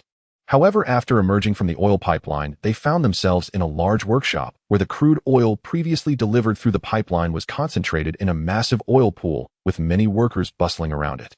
These people were filling the black crude oil into iron pipes and wooden barrels, loading them onto carts, and immediately a group of soldier-like individuals drove the carts away from the workshop. The workers also immediately noticed Su Hao's team. This was simply because their location was too obvious. Several oil pools, each several thousand square meters in size, surrounded the oil pipeline, so the workers could see the shadows above the diversion channel as soon as they looked up. A dozen soldiers dressed in standard leather armor, carrying weapons, rushed over. "Who goes there?" The leading captain, sporting a beard and wielding a long sword, shouted loudly upon seeing the mechanical dogs beside Su Hao, signaling his men to slowly surround Su Hao's team. Su Hao immediately ordered the mechanical dog carrying Ironi to move to the front and loudly declared his identity. "I am an outsider, a descender. I encountered Ironi, a punishment knight from the Radiant Temple in the outer city. She carries a mission from the Resistance and the Radiant Temple to reclaim part of the city's energy core. She is now severely injured and needs treatment." Upon hearing this, the soldier captain temporarily halted the encroaching circle, instructed a soldier to go, and then shouted, "I will immediately notify the Radiant Temple and the Resistance. Someone will come to verify your identities. Please remain here temporarily and do not make any actions that could be misunderstood." Su Hao shrugged nonchalantly and ordered the mechanical dogs to form a defensive line in front of him. Although he had reached the main urban area, he could not afford to be careless.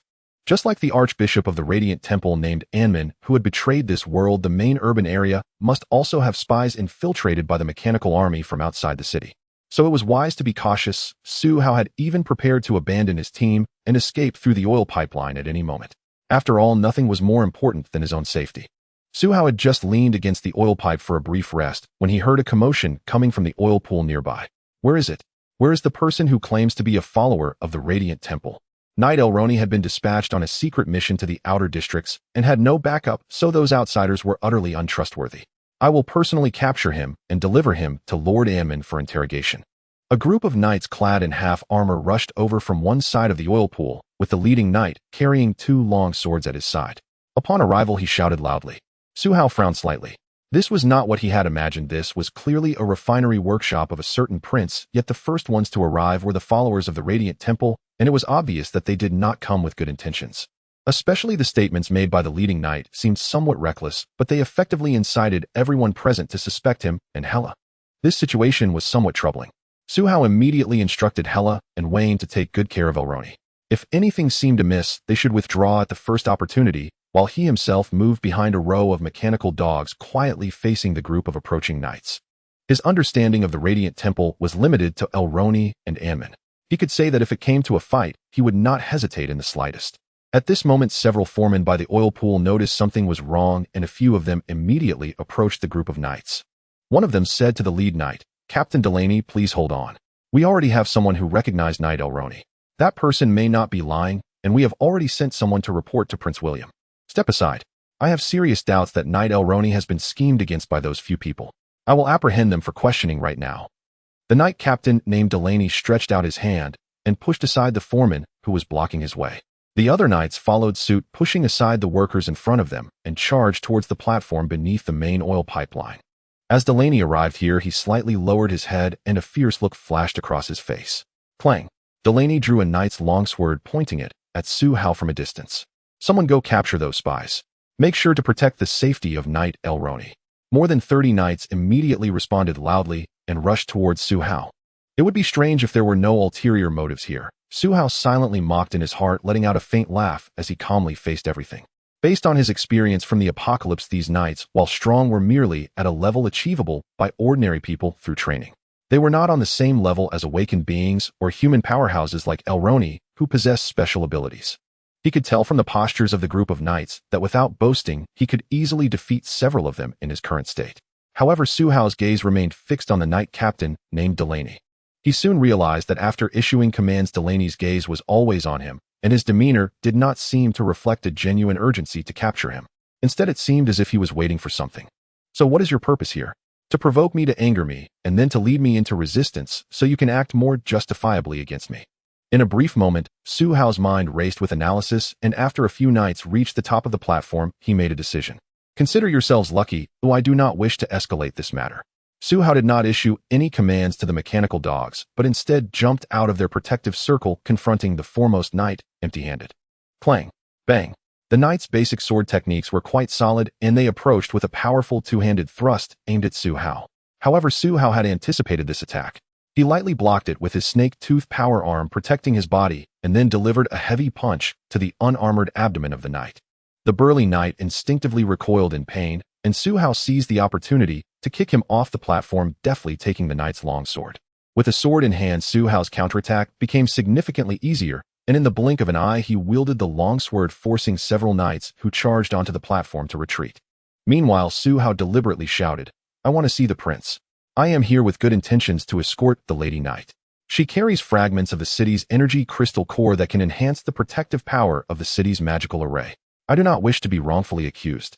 Hearing this, Delaney's expression changed slightly, and he quickly waved his hand, instructing the knights to intensify their attack, while shouting, "Since you are wronged, then surrender peacefully. We will investigate thoroughly, and if you are innocent, we will not make things difficult for you."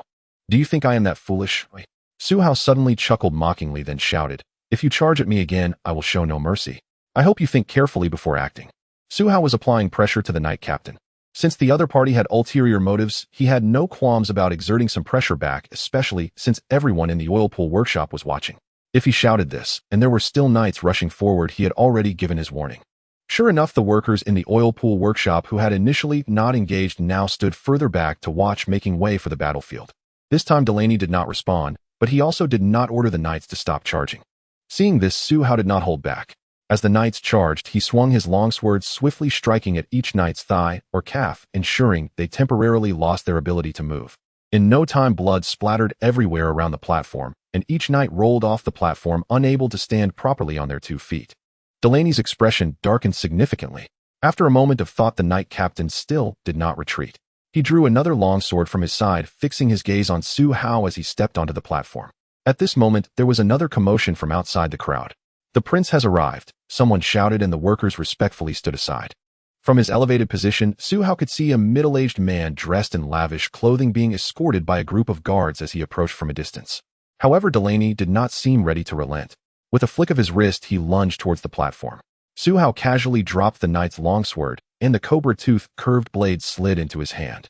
Just as the two were about to engage, a figure suddenly flew through the air. "Stop! His Highness the Prince wants to see the individuals accompanying Knight Elroni." The figure not only brought a message, but also summoned a brilliant blue magical barrier that descended from the sky, directly blocking the space between Delaney and Su Hao. "A mage." Su Hao raised his brow and instinctively stepped back. Delaney also halted in place. Prince William has arrived, and Delaney immediately stepped forward to greet him, saying a few words. This was the first time he had seen a mage since his rebirth. It is known that in the apocalyptic world, mages are the most favored profession among awakeners. This is because the mage heritage of awakeners contains a vast amount of knowledge, making it the most popular and thoroughly developed awakening profession in the magical category. They can adapt to numerous dangerous areas with an endless array of powerful spells and supportive abilities. As far as Su Hao knew, there were too many forces of awakened mages in the apocalyptic world. However, speaking of the excellence of the mage profession, the mechanic is a profession with even stronger survival capabilities in the apocalypse. Both are among the most learned individuals in their respective fields. The middle-aged mage in the air had slicked back hair and wore a silver-white robe. He held a brown wooden staff about half his height, embedded with several colorful gemstones that occasionally emitted layers of vibrant arcane light, making him a handsome figure of the older generation. From the arcane fluctuations around him, Su Hao deduced that this grand mage's strength was likely around the level of a third-tier awakener. The middle-aged mage looked at Su Hao and calmly said, "Outsider, I am in Lake, the mage advisor to His Highness Prince William. Upon hearing that Knight Elroni was returned by you, His Highness rushed here immediately. We hope you can hand over Knight Elroni for treatment, and we would also like to hear about your experiences in the outer city regarding the resistance against those otherworldly creatures." Facing the grand mage, whose strength was clearly above his own, Su Hao's attitude remained sufficiently mild. "Esteemed Grand Mage, I hope to be by Elroni's side while she receives treatment. We developed a strong camaraderie while fighting against the mechanical demons from the other world, so I hope you can understand. I promise to help Elroni return to the main city, and I must keep my promise to protect her until she awakens." The grand mage fell silent for a moment, seemingly unable to make a direct decision on this matter. "All right. Since you sincerely returned my injured niece, I can grant this request." At that moment, Prince William, having just concluded his conversation with Delaney, heard Su Hao's request and immediately spoke in a booming voice. Su Hao turned his gaze to Prince William, a man in his 30s with golden long hair, dressed in heavy armor, exuding a wild aura like a golden lion. He was extraordinarily sturdy, striding towards the platform while leaving his guards behind. As this imposing man ascended the platform, Su Hao immediately sensed a powerful pressure, and his inner instincts kept warning him, "Danger, danger." To his surprise, Prince William burst into hearty laughter, waving to stop the guards, and the Grand Mage then walked directly up to Su Hao and said, "Rest assured, Elroni is my niece. I am personally grateful to you for bringing her back from the outer city, and on behalf of the Magnetico family, I want to thank you. So do not be nervous. I am not concerned about how you were able to control those mechanical monsters. I just want to get Elroni treated as soon as possible." Seeing this, Su Hao understood that the other party had completely taken control of the situation. The key point was that Prince William's strength was unfathomable, and he could only make a rough estimate based on experience, concluding he was at least a fourth-tier awakener. This was not something he could confront Hedon at this moment. "Please." Su Hao stepped aside and instructed the mechanical dog to spread out, creating a path leading to Elroni. Prince William nodded at Su Hao and walked over with great strides. "In the name of the Holy Light, heal." Before Prince William reached Elroni, he opened his broad palm and summoned a rich holy light, pouring it down upon the female knight. Elroni's complexion, still in a coma, immediately improved somewhat, yet she still did not awaken. Seeing that the Grand Mage and the prince's guards did not ascend the platform, Su Hao felt somewhat relieved and immediately addressed Prince William, "Your Highness, Elroni traversed the depths with us and encountered a dark elf. She was injured by the gray energy of the dark elf." Prince William slightly furrowed his brows and muttered softly, "So it is the legendary mysterious creature. This could be a bit troublesome. In Lake, come down quickly and help me check on Elroni." The Grand Mage, who had been floating above the platform, immediately began to descend slowly upon hearing this. Prince William promptly recounted Su Hao's words to Enlake. Lake displayed a hint of difficulty thinking for a moment before responding. The energy of the dark elf is extremely unique and does not belong to ordinary elements. To completely eliminate this energy, I will need some time to prepare a large-scale, dispelling magic array. Prince William immediately patted the Grand Mage's shoulder and said, as long as you have a way, that's good. Now, let's hurry back to my manor. Just tell the butler what you need, but regardless, I hope Aloni can recover as soon as possible. Yes, Your Highness. Lake respectfully accepted the order. Seeing this, Prince William immediately looked at Su Hao. It's too chaotic here at the oil depot, come with me. Su Hao had no objections to this, but he first called out to Prince William and then took out a crystal stone the size of a thumb from his pocket. Prince William and Grand Mage Lake both paused, clearly recognizing what this crystal stone was. Seeing their expressions, Su Hao immediately handed over the energy shard he had retrieved from Aloni to Prince William, saying, Your Highness, this is a fragment of the city's energy core that Aloni fought to protect. I believe the main city needs it urgently right now. It seems Aloni did not misjudge you. Prince William regarded Su Hao deeply before accepting the city energy core fragment and gripping it tightly in his hand. From then on, Prince William said nothing further, directly issuing a few commands. The prince's guards immediately cleared the way in front while he and Grand Mage Lake walked alongside Su Hao without hastily taking Aloni away from the back of the mechanical dog. At this moment, Delaney, the captain of the knights from the Holy Light Temple, could only stand aside, with his head slightly bowed, no longer looking at Su Hao. However, just as Su Hao's group exited the oil depot, they noticed another team approaching from a disheveled street, with a luxurious, white carriage leading the way. Your Highness, Ammon has arrived. Grand Mage Lake reminded Prince William immediately. Su Hao, hearing this, immediately turned his gaze to see what kind of person Khaled's greatest traitor was. The luxurious white carriage came to a halt in front of Prince William's entourage, and over 100 armored knights immediately stood in formation beside it, their presence imposing and severe. A knight stepped forward and opened the carriage door, and out walked an old man who appeared to be in his 70s or 80s tall, yet somewhat stooped. Yet no one present dared to underestimate this old man, for he was Anmin, the Grand Archbishop of the Radiant Light Temple and an important leader of the resistance. Your Highness, Prince William, I heard that Sir Aroni has returned, so I rushed here immediately.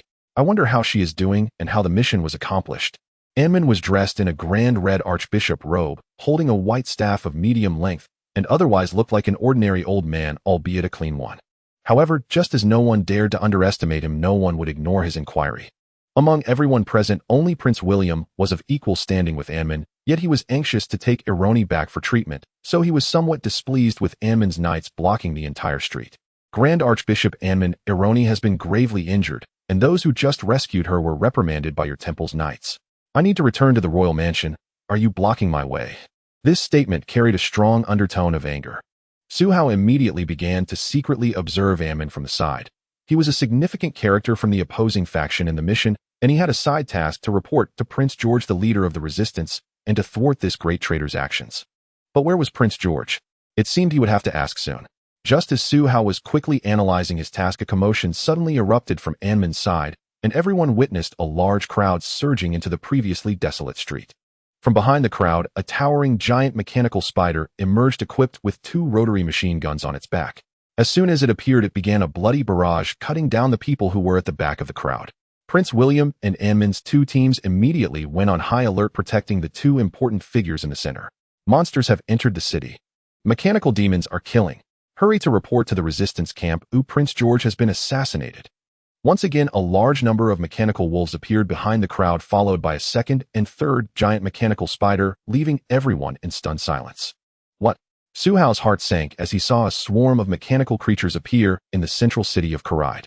He had struggled to get here from underground, only to stumble upon such a scene. Could it be that the mechanical army has breached the city? However, amidst this chaos, Su Hao's extraordinary hearing sharply caught a loud voice shouting, Prince George has been assassinated. The reason he caught this name so keenly was that the key figure in the task he had just thought of was none other than the deceased Prince George. Su Hao immediately called up the task panel and glanced at the mission. Side quest: The Traitor in Karide, 3 change. You arrived in the central city with the knowledge that Grand Archbishop Anmin of the Radiant Light Temple is a traitor, only to find that the leader of the resistance, Prince George, has been assassinated. You can choose to inform Prince William of what you know and work with him to stop Anmin. The mission has changed. Su Hao, having experienced such situations in the apocalypse, remained calm. However, when he saw that the task allowed him to choose to inform Prince William, he decided to observe a bit more before acting. Heaven knows if Anmin is the only traitor in the Karide city. Although Prince William seemed to be arguing with Anmin for Aroni's sake, it did not necessarily reflect their actual relationship. Everything will have to wait until Ironi wakes up. Otherwise, he definitely should not get involved in the current chaos in Karide. After all, anyone who could reach the level of Prince and Grand Archbishop would not be a fool believing anything just because someone said a few words. Where did those mechanical creatures come from? Could it be that the city defenses have been breached? Prince William and Anmin both changed their expressions upon seeing the mechanical creatures behind the fleeing crowd. Anmin pondered for a moment and then shouted loudly, "All knights pay attention. Go help evacuate the crowd and find a way to eliminate those mechanical demons." A stout knight beside him immediately said in a deep voice, "Grand Archbishop, let me leave a team here to guard you."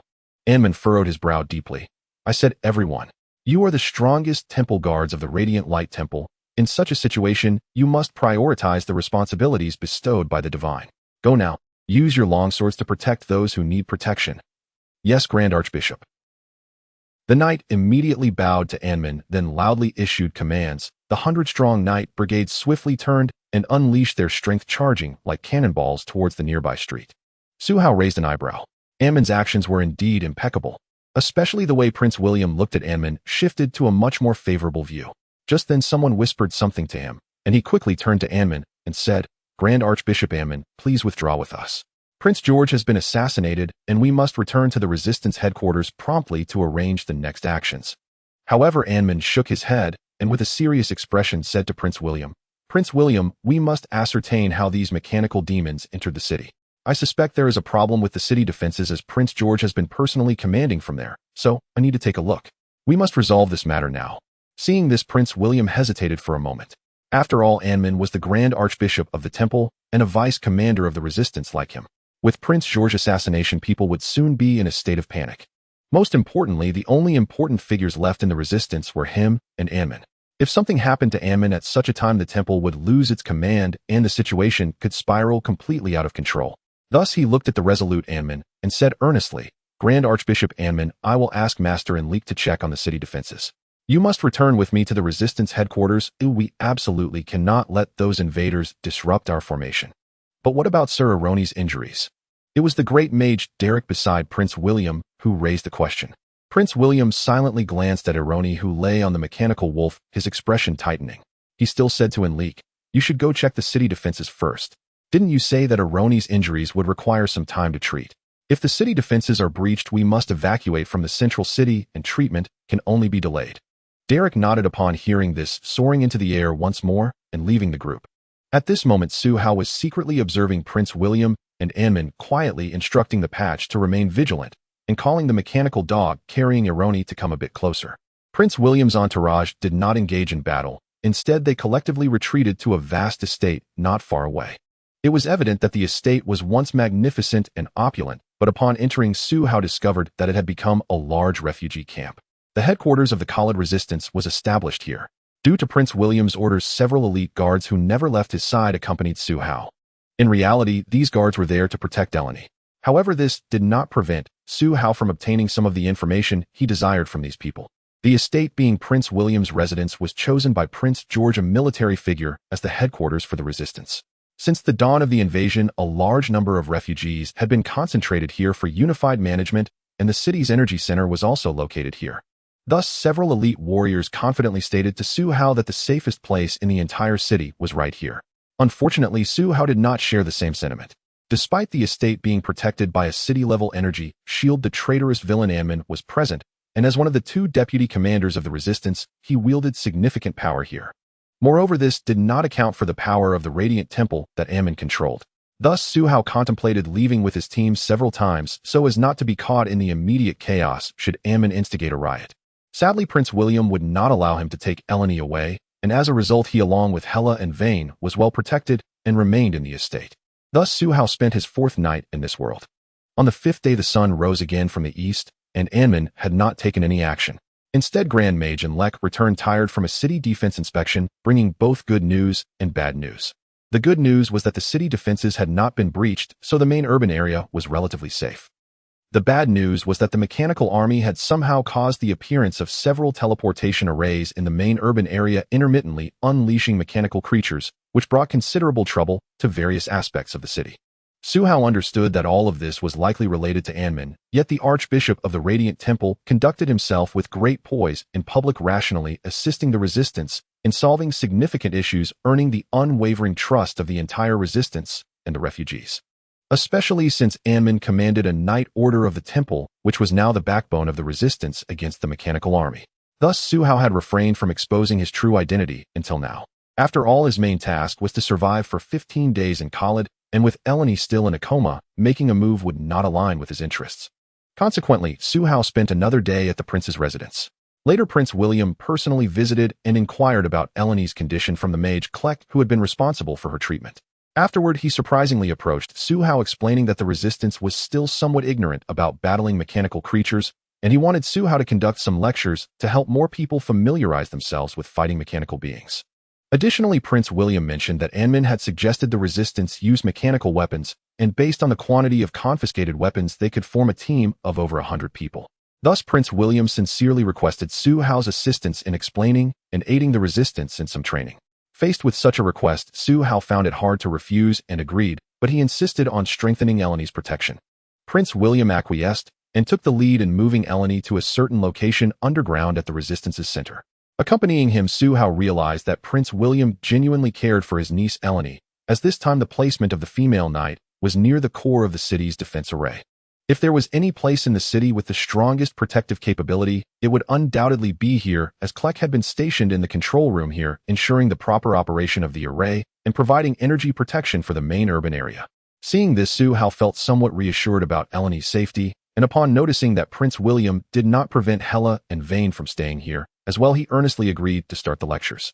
In the following 2 days, Su Hao ran back and forth between the training field and Eleni, finding it not too tiring and unexpectedly reaping some benefits. During the lectures, Prince William would bring various models of mechanical creatures as examples, allowing Su Hao to scan many new blueprints, and he also requested Prince William to provide him with plenty of mechanical remains for research, which ultimately transformed into his experience in mechanical manufacturing.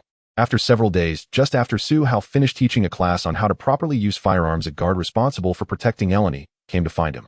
Eleni had awakened. Prince William had already rushed over.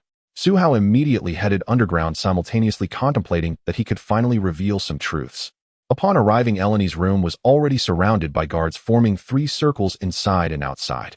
When the guards saw Su Hao, they immediately allowed him to enter. Eleni finally opened her eyes, leaning weakly against the headboard, conversing with Prince William. The female knight's voice was evidently hoarse, indicating she had just awakened and was slowly regaining her strength and awareness. So Su Hao is truly an arriver who has helped you along the way. Indeed, if it weren't for him, I might have already been captured by the mechanical demons, and several times he helped me at critical moments. Just as expected, Su Hao had long known that Prince William did not fully trust him. Fortunately, Eleni had awakened in time, and this situation would soon change. As soon as Su Hao entered the room, he was seen by several people inside, and he noticed Eleni looking over with a relieved expression. He immediately adopted a serious demeanor and spoke first, saying, "Eleni, I have refrained from mentioning Archbishop Anmin's issues these past few days, but now that you are awake, I believe it is more appropriate for you to address it." Eleni immediately composed herself, clearly understanding what Su Hao was referring to. She turned to face Prince William and immediately revealed that Anmin was a traitor within the resistance, and that he had been coveting the city's energy core as an insider attempting to interfere. Upon hearing Eleni's news, Prince William surprisingly expressed his trust without hesitation. This caught Su Hao off guard, as he had initially thought it would take longer to earn the trust of this prince. This made things much easier. No wonder I always thought there were no issues with the patrols in the main city area, yet mechanical creatures still managed to infiltrate. Looking back, it was mostly the area under Anmin's jurisdiction. Upon hearing Ironi report that Anmin was the traitor within the resistance, Prince William immediately displayed an expression of sudden realization.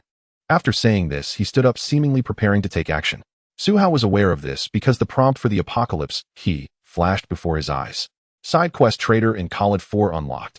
You and your teammates have finally exposed the greatest traitor in Khalid, informing the upper echelons of the resistance that Anmin is now their greatest enemy. You should know what to do next. Find Anmin and prevent him from destroying this city. Main quest awakening. Temporary change. You have uncovered the identity of the greatest traitor in Khalid. You can now choose to join the battle against Anmin. Killing Anmin will allow you to complete the main quest early and achieve a higher evaluation. Swish swish. The 2 quests flashed before Su Hao's eyes, causing them to gleam with excitement.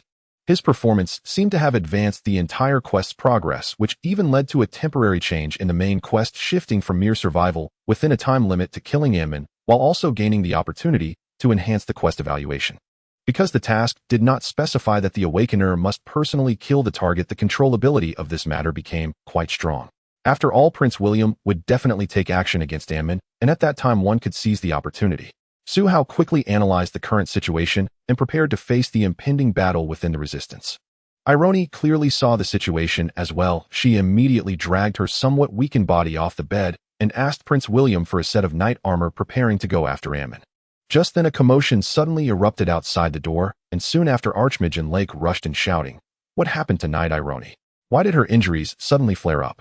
Was she provoked by something? What's going on?" Hearing in Lake's shout, everyone in the room looked at the Archmage in a silver-white robe with confusion. Upon entering the room, in Lake's expression froze as he took in the situation. Especially when he saw Irony sitting steadily on the bed, his eyes widened in shock. "Knight Irony is fine. But why did Cardinal Amon send someone to tell me that Knight Irony's injuries had suddenly worsened? Your Highness, you summoned me from the control room." Swish. The faces of several people in the room immediately changed dramatically. Amon had clearly tricked in Lake away from the main control room, indicating he had ulterior motives. Perhaps this traitor from Khalid already knew something. Otherwise, why would he choose to deceive in Lake at such a time right after Irony awoke? Furthermore, with in Lake distracted by Amon, the command in the control room was clearly compromised. Not good. That traitor aims to strike at the city's core formation. Prince William suddenly grasped the key to the situation and shouted to all his subordinates nearby, "Quick!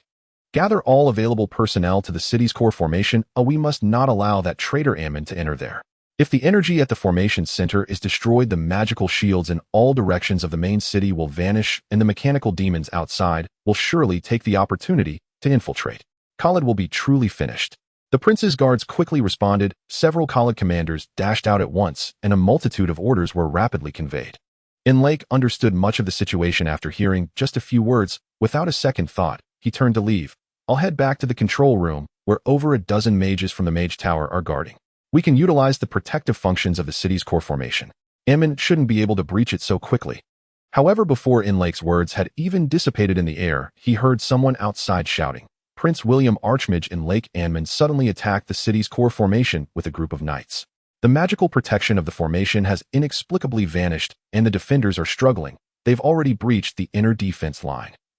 This announcement was like a clap of thunder, causing many present to feel their minds go blank.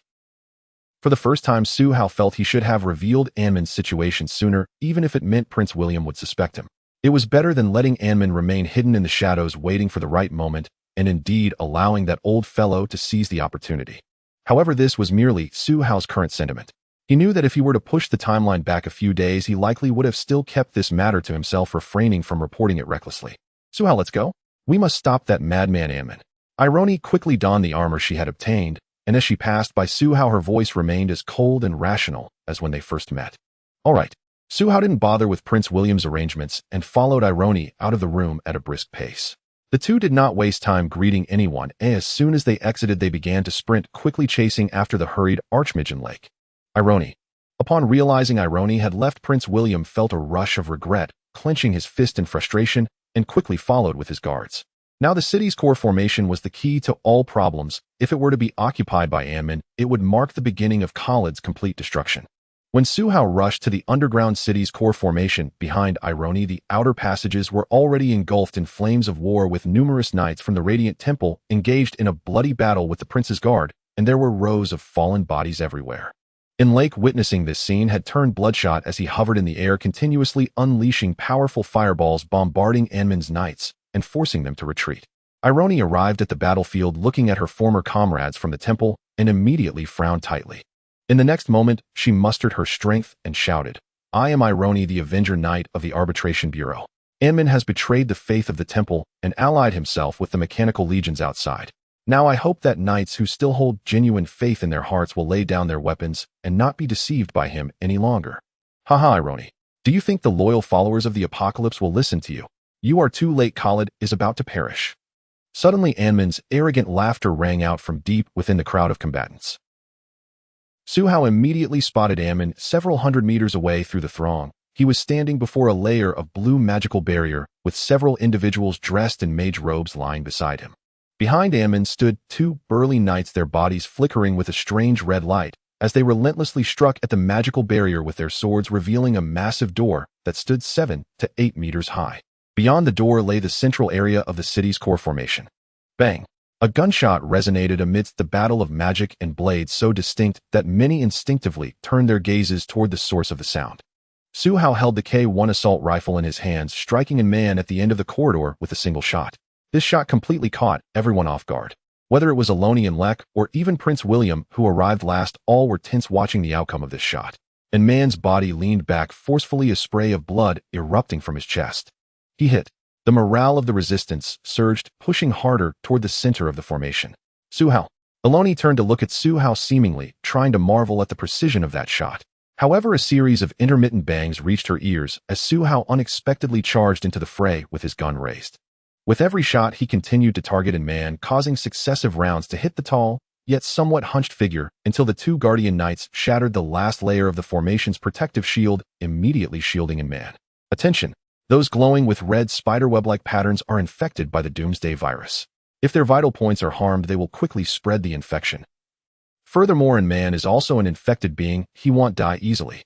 Su Hao rushed forward, quickly changing clips after expending a magazine, taking the opportunity to remind the resistance. But his actions did not stop there. As Prince William said, if a man were to enter the main control room of the city's core formation, Khalid would surely be completely breached. Thus, Su Hao had no choice. He had to find a way to deal with in man. If he failed, he would immediately turn and leave, perhaps allowing the main quest to revert to its original survival timeline. In any case, it was worth a shot. Data.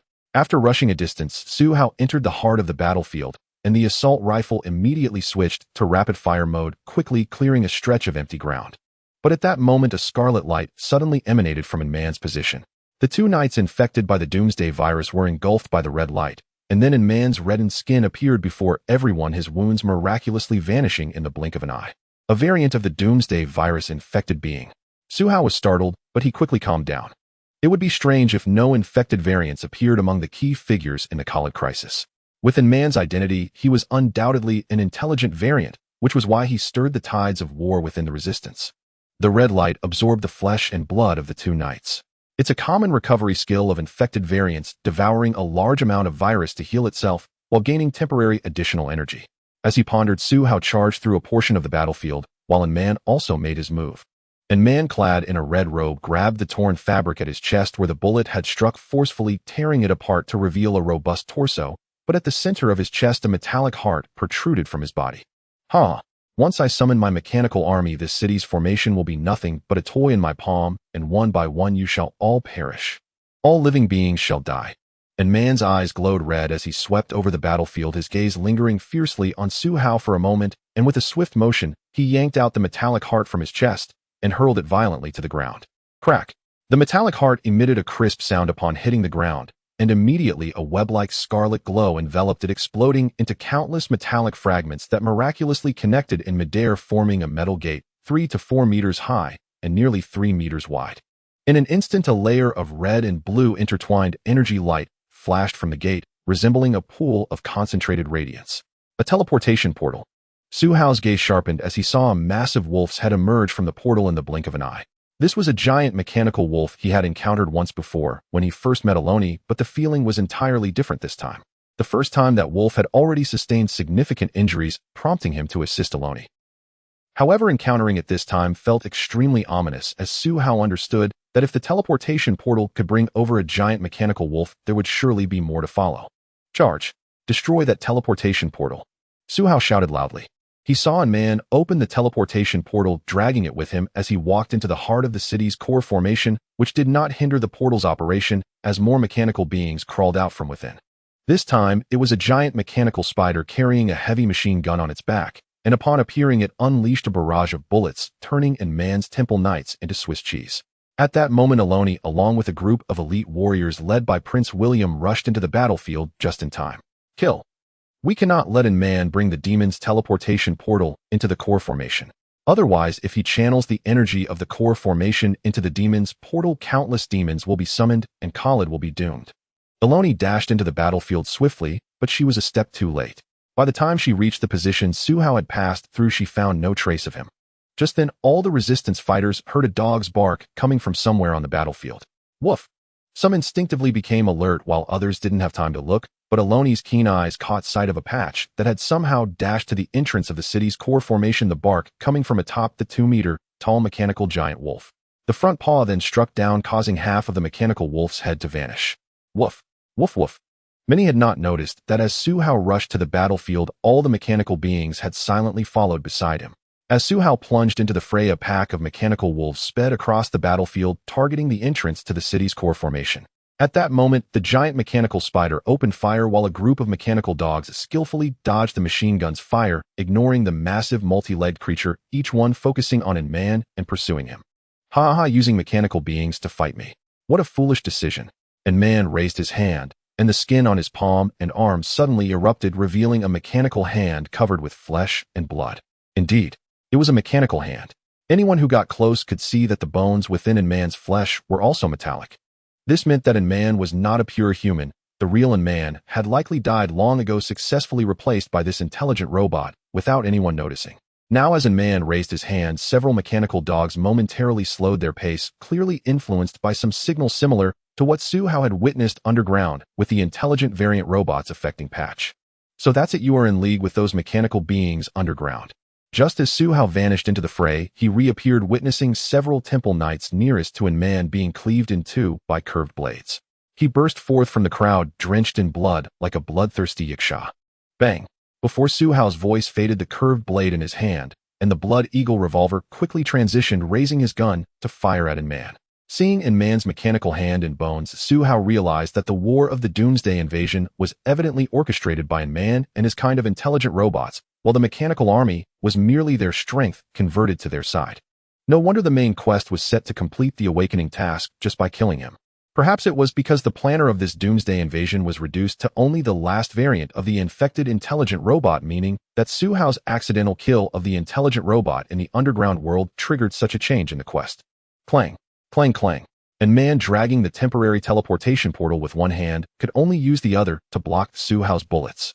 However, since the Blood Eagle revolver only had a 4-round capacity, when he accurately deflected the fourth bullet, a pair of blood-red cold eyes shot through from behind his palm, locking on Su Hao, who had rushed forward. Die! At that critical moment, Su Hao unexpectedly charged forward without hesitation, wielding two Cobra Fong, curved blades, diving toward in man's lower body with all his might. Not only that, as in man blocked the bullets, several mechanical dogs regained their freedom and pounced one after another, with Patch joining the ambush just in time. Hey! You still underestimate me, Zero. And man suddenly referred to himself as Zero. His hand moved with lightning speed as he grabbed a mechanical dog that leapt toward him and hurled it violently at Su Hao. Su Hao, seasoned by many battles, immediately dove forward, skimming the ground as he slashed the curved blade towards the now revealed Zero.